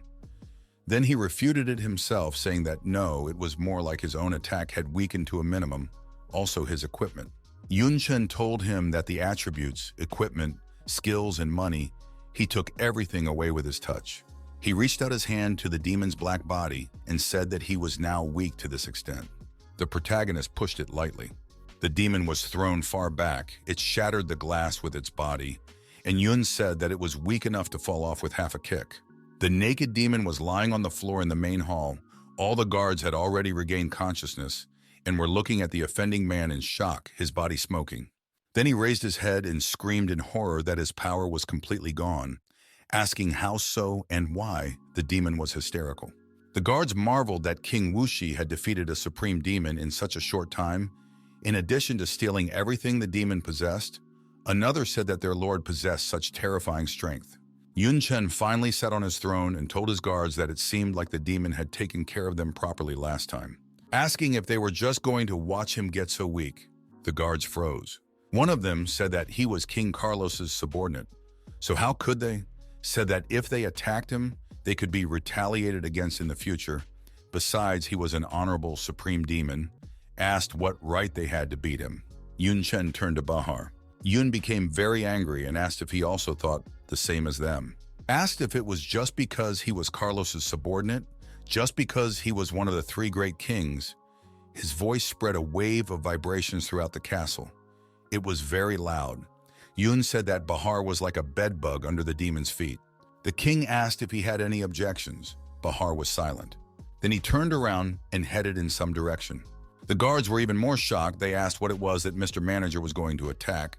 They could not believe it. They said that even considering his opponent's injuries, he was still restrained. And now this, someone agreed and said that he might be good at business. But fighting, for some reason, he called it a good joke. The demon laughed loudly too, calling Bahar a lowlife living in a remote territory, asking if someone like him thinks he is worthy to touch him, shouting that his lord has stepped on a slippery slope. King Carlos will finish him off sooner or later. He said Bahar is not stupid enough to die with him, asking if he is. His screams were interrupted by Bahar's attack. He stepped right on his face. This left the guards in shock and deep horror. They swore and shouted that he was a subordinate of King Carlos. They said that if the manager dared to hit him, there was something wrong with him. They thought he was crazy, that Mr. Bahar had gone mad. Bahar's eyes were blazing. He towered over the demon and asked the guards if they hadn't heard. He said that this was how the three demon kings treated them. They showed no mercy to the members of their own clan. He asked if they really wanted to remain their lowly ants. He said that an opportunity has arisen in front of them. Their King Wuxi intends to become one of the 72 tables, demon kings. He pointed at Chen sitting on the throne, shouting that even the supreme demon who dared to touch him has lost his power. What qualities do those cowards who have demon left in them possess to lead the people? And what qualities does he possess? Then Chen stepped in. He held out his hand to the guards, told them to work for him, and together they would overthrow the three demon kings, or they would prefer to continue to grovel as insects under their feet. His voice echoed around the spacious hall, and he said again, giving them a choice. Now the eyes of the demon guards were burning just like Bahar's eyes. They were shouting that they had long wanted to get rid of the three demon kings, that the number of soldiers allocated to the front line should have been equally distributed among each territory. But they were forcibly distributing their share between them, making the civilians hate and fear them. They said that Uncle was now a subordinate of the future demon king of the 72 tables, and his personality had changed. The mere thought of beating a noble supreme demon made them tremble with excitement. They all towered over the supreme demon. Right now, he was really scared. He was asking what they were up to, shouting that they couldn't escape the consequences if such filthy and unworthy creatures dared to touch him. The guards started beating him with all their might with the whole crowd. They shouted for him to go to their demon kings. Then they would see how he would like the beatings, compared to the future demon king of the 72 pillars. Some supreme demon is nothing. Their meeting with him would allow them to ascend in the future. They shouted that a bastard like him deserved only to be a stepping stone on their path. They told each other to beat him as hard as they could. The supreme demon shouted that they were creatures. Then they threw him as hard as they could out of the hall. He fell down. The demon had many bumps and abrasions on his face. He called them creatures and promised to report everything. When the beating was over, the guards were frightened. Many were shaking with fear. One said that the words of the Lord had a magical power that took control over him. Another sobbed on his knees about what he had done. They thought that now everything was over. They would be avenged and killed. they did not know what to do now. Bahar was also sitting in a corner in despair. He thought that he was obviously mad for doing such a thing. He said that soon the fortress would be destroyed. Only Chen seemed to be satisfied. He said that it was normal to be frivolous when they were young and they had nothing to fear. In fact, he was having a hard time getting them to be brave. He thought that if he hadn't hooked them with his skills, they probably would have never dared to do this. What he used on them was a fusion of the skills of a warrior, battle cry, and a spearman. Inspiration. Together, it became excitement. Yun realized that of course everything worked because there was resentment in their hearts. Otherwise, he wouldn't have been able to achieve such an effect even with skills. Yun thought that although it was a bit unfair of him, fortunately the goal had been achieved. Now they had no choice but to work for him. Now they had no choice but to work for him. Now they had no choice but to work for him. And also, he would fulfill his duty to raise their status in society. Then Chen threw something to the manager and said that he had a new task for him, to spend all the money and resources to maximize the quality of the guards. He was holding a spatial backpack in the shape of a magic stone. Bahar saw that inside was most of what the Lord had taken last time from the warehouse. He realized that although everyone knows that the truth is force, but is Lord Wuxi still going to spend all the savings? Chen asked if he had managed to learn anything new about the S-rank materials they had talked about earlier. The demon shook his head and replied that there was nothing, saying that such things were extremely hard to find, and the fact that he had managed to find out that such a thing would be at the auction was just luck. The protagonist then threw a treasure map on the desk he was sitting at and said that it seemed that this map was the only clue right now. He asked Bahar to take a look and then asked if it was reliable. The question made Bahar think. He said that the route is not difficult, but the goal can be reached through the endless desert, the swamp of the lost and the city of nothingness, until it reaches the purgatory of the fire demon. Suddenly, some idea popped into the manager's head. He shouted, asking where he got this treasure map. His demeanor changed very abruptly. He shouted that this was obviously some idiotic idea. Chen stood up and asked if he was serious. Did he mean to say that the map was fake and no treasure actually existed? Bahar replied that this was not the case, said that if he followed the map, not to mention the S-rank materials, he would also find valuable boundless treasures. But the problem is that the destination is the fire demon purgatory, the territory of the exploding flame demon clan. He said that the explosive flame demon clan is a race of demons that existed before the demon of nothingness divided the demons into 72 races. They have great power, and the strength of their head is as strong as any demon king of the 72 pillars. But one day the entire clan was suddenly destroyed. Told that there are many theories about what the specific cause was. Some say they angered a god and were destroyed by him.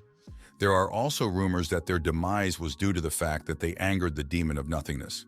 But regardless of what it was due to, the purgatory of fire demons is full of various treasures, but powerful demons and demon kings.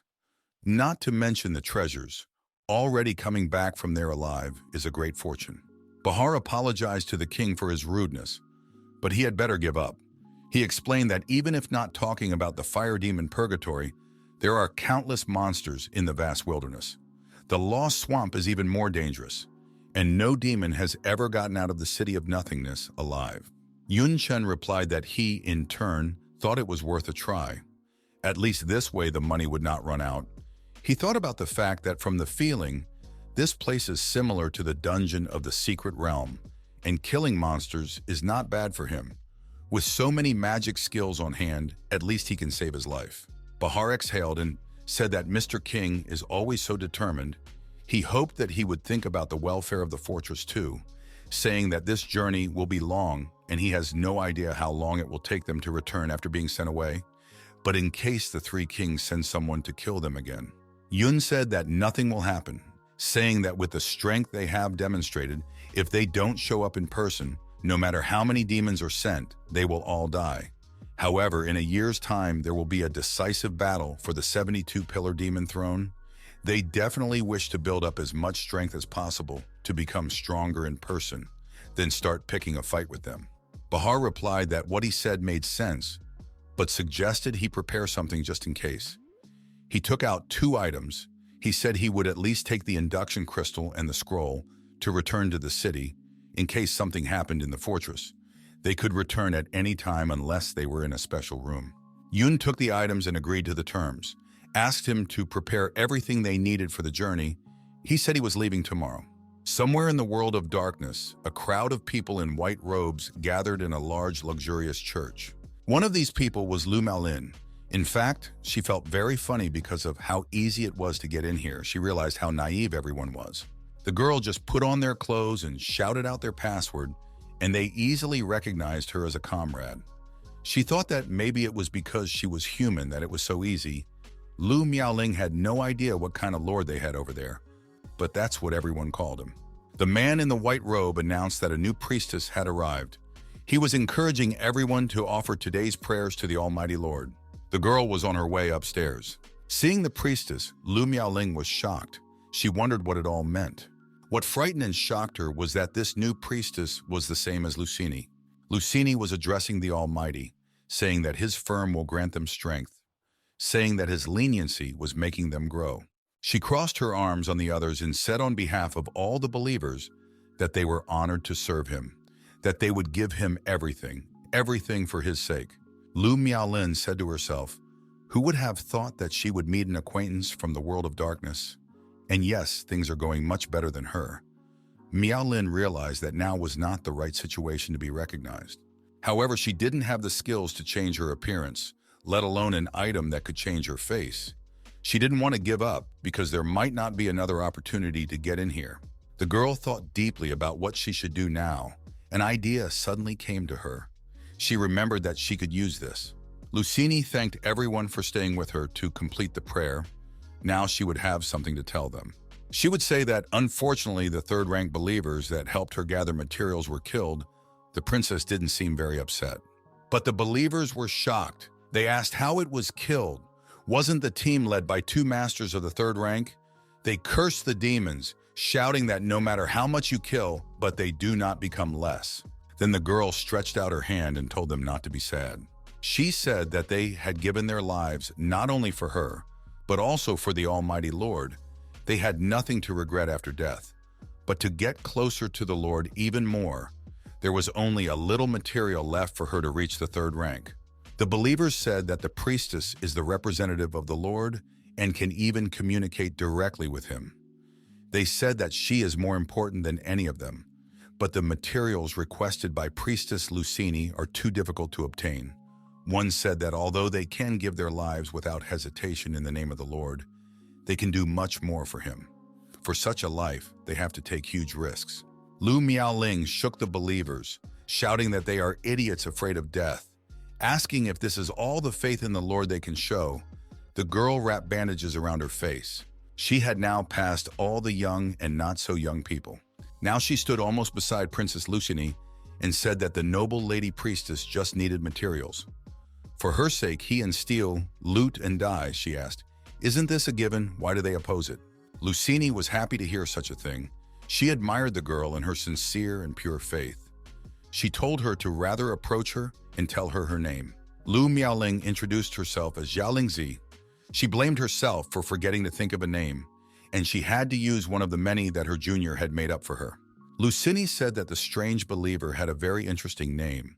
She asked why she was wearing a bandage on her face. Was she injured? Lu Miaoling replied that she was. She told her that she said that it was disfigured by one of the demons, but she believes that the Almighty Lord will turn her face sooner or later. Lucini said that such devout faith was intoxicating, but also told her that there was a single flaw in the girl. Her voice. It was very similar to the voice of a certain sow the princess knew. So she said. Lu Miaoling told her to herself that she herself was a sow, and her whole family. The girl was angry. She couldn't stand the princess. However, she had to force herself to calm down. Lucini rushed to comfort Zhao, shouted that she did not deserve to be compared to Zhao, promised to report to the Lord about her sincerity. Suddenly, large black wings grew out of the priestess's back and enveloped her in Lu Miaoling. Lucini said that the Almighty would definitely help her transform. The believers shouted that this was a miracle of the Lord, that her sincerity had touched the Lord. They said that even if they had to steal or die, They would definitely help the priestess gather materials. They called the princess Miss Sophini, asking her to forgive them for their former rudeness, asking her to convey their sincerity to the Lord as well. Lu Miaolin realized that it was no miracle and they were idiots. She knew that it was just a visual effect created by some show-off skills and item. They clearly had a problem with their heads if they fell for the lie so easily. Then Princess Lucini turned to the faithful Xiao Lingzi, said she hoped she would lead the new material retrieval team, asked if she could handle it. The girl replied to the priestess that of course she would, that yes, that she wouldn't let her down. Lucini slipped her hand right under Miaoling's nose. She could hardly contain herself. She wondered if she was amused by the kissing. Lu Miaolin thought it was an absolute abomination. Wished the princess would wait until sooner or later to make her lick her feet. There were someone's footprints on the ground. These footprints were left by Yun Chen's bare feet. He was heading somewhere while reading a book. He was reading something about the vast desert. Then he deducted in which direction he should go. Suddenly Yun stopped. He read that the land does not belong to any race of demons. The area itself is dangerous. That's how it was named. There are many wild beasts and insects in the desert. Yun said that it got its name because of the endlessly appearing demonic creatures. Yun decided that in that case, it would be a good time for him to stretch out. It had been a long time since he had encountered monsters. The protagonist used a fusion of the swordsman's skill, acceleration, and the knight's skill. Aerial dissection, he was lightning fast and moved a couple dozen meters forward. Along the way, he slashed and killed monsters. There was a whole army of monsters. They were all screaming and throwing themselves at Yun Chen. Yun Chen dodged them, thinking about the fact that the monsters were scattered over a wide open area. Killing each one required time and effort. The main character's magic vines twisted the monster. Yun, wasting no time, hurled a blue flame. It fell to the ground. There, the fire formed a crater, and the blue flame itself became a hot semblance of a lake. Yun turned back. There was a bunch of insects flying at him. Yun Chen took out a firearm. He asked if they were monster insects. He said that they were really annoying freaks. Now he was equipped with demonic terror. The weapons could be in the form of paired pistols, shotguns, or short spears. Yun pointed the muzzle of the gun at the attackers. Soon, all the insects were blazing in blue demonic fire. A while later, Yun Chen stood calmly in the middle of the corpses of the slain monsters. He sat down at one of them and said that unlike the dungeon here, killing monsters does not drop equipment. If he wanted to get any materials, he would have to dig through their bodies. He said that it was good to get experience points. At least he did not kill for nothing. Besides, the demon monsters here would drop things that you couldn't get from the dungeon monsters. Yun stuck his hand right inside the monster. There he immediately dug up a crystal magic stone. Yun knew that the stone was rich in dark magic power, which could be absorbed by lemons to become stronger. He said that coins and demonic crystals were the universal currency of the world of darkness, precisely because they were made from crystal magic stones, which themselves had a certain value.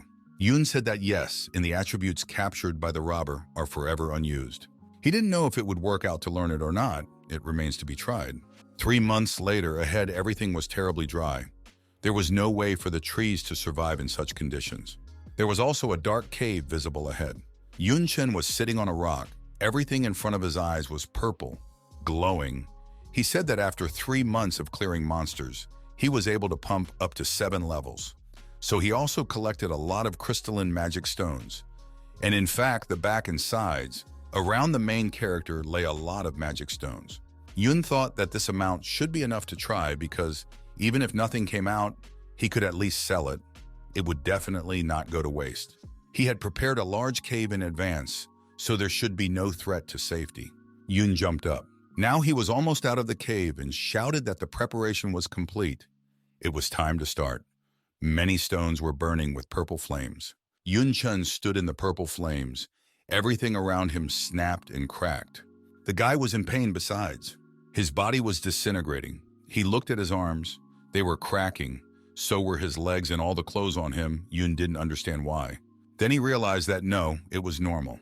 After all, the power of dark magic is to first destroy the body and then recreate it afterwards. All the cracks on his hands soon began to heal. Just a different color, differently. Yun looked at his own hands and said that right now his entire body from the bones to the muscles, blood vessels, and skin, turning demonic. Yun Chen began to be enveloped by violet-blue flames, and once again, he didn't realize what was happening. Soon he found himself in a cocoon. The sensation inside was not too pleasant. He could feel that a powerful force continued to pour into his body. Now his face was also changing color. Then Yun realized that it was the magic power of the dark novices. He closed his eyes and called out Teacher Xia to himself. He remembered how he and her were walking through the academy, and he told her what she said. The essential difference between the world of darkness and theirs was the highly concentrated magical power in the atmosphere. As he asked if humans could adapt to living in the world of darkness and become as strong as demons. Then the teacher answered that they could. But the problem is just in the adaptation. Simple adaptation will not be enough to live. We are talking about the perfect adaptation of demons, and even the use of dark magic unique to the world of darkness. She said that since the so-called quantitative change leads to a change in quality, the extremely high concentration of magic power makes the magic power of the world of darkness gradually change, forming a dark magic power superior to the ordinary. Once there were demons secretly studying human skills and eventually using the skills they learned to release dark magic. Then the effect is greatly enhanced. As Yun asked what if humans were able to use the skills of demons, the teacher replied that it wouldn't work. The skills of demons are drawn from the power of dark magic, not ordinary magic.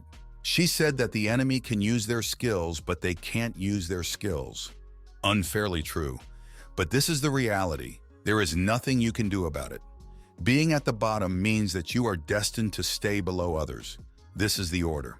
Then Yun thought about it and said that he could use the Demon Queen talent and the demonic underworld flame. These are all demon skills after all. Teacher Xia told him that only the source of his demonic underworld flame was an item. It would only become his skill after absorption, and the essence of a demon lord was only created by a formula given by a god, the ability to ignore the rules, change, or even create them. The teacher reiterated that only a god could do that. She approached him, saying that if he wanted to gain the power of demons, he would have to infuse dark magic power into him as well as the dark novices, saying that by absorbing enough, he could completely become a demon. Teacher Xia pulled him even closer and said that after he became a demon, he would never become human again, asking if he wanted to do so. Yun Chen remembered this, but only now was he able to give an answer to the question. He started to say, "Of course." "He doesn't want to." Yun ripped the horn from his body and began to resist the magic, screaming that after all, it was just an attempt, and he would stop at nothing for the sake of power. And since he couldn't possess dark magic being human, the guy already had a second horn growing on his head, the first one he had broken off. Yun Chen said, refusing to devour it. He tried to tear off this horn as well. Suddenly something stopped and surprised him. He looked at his hand. His hand began to grow long and sharp nails, claws. Then he realized that the transformation did not stop. Yun looked at both of his hands already and panicked, asking if the already started it wouldn't reverse. He activated super self-healing. He said even super self-healing didn't work, which meant this wasn't a normal injury. Yun realized that it was more like he had broken a certain rule, and now that rule was going to erase him. He thought that the cross of rebirth wouldn't work in this case. The whole thing was falling apart, but for some reason he said it felt so familiar to him. He realized that he was dying again. Yun remembered lying in the hospital with a girl sitting next to him. The pulse meter beeped rhythmically. Yun Chen finally opened his eyes. He was all skinny like death. Yun Tang was sitting next to him, sobbing profusely. The poor girl was screaming at her brother not to close her eyes for anything, that he should keep his eyes closed. The girl was so scared that she was shaking all over. She was begging him not to leave her. Yun Chen couldn't answer her anything out loud, but to himself he apologized to Yun Tang. He said that he also wanted to live, but he could feel his consciousness fading away little by little. His eyes closed again. He blamed himself for not being able to linger. Even for a second, he could do nothing in the face of death. The protagonist felt like he was floating in water. He realized that his consciousness was dissipating and he couldn't stop it. Again, that feeling of powerlessness, the same as back then.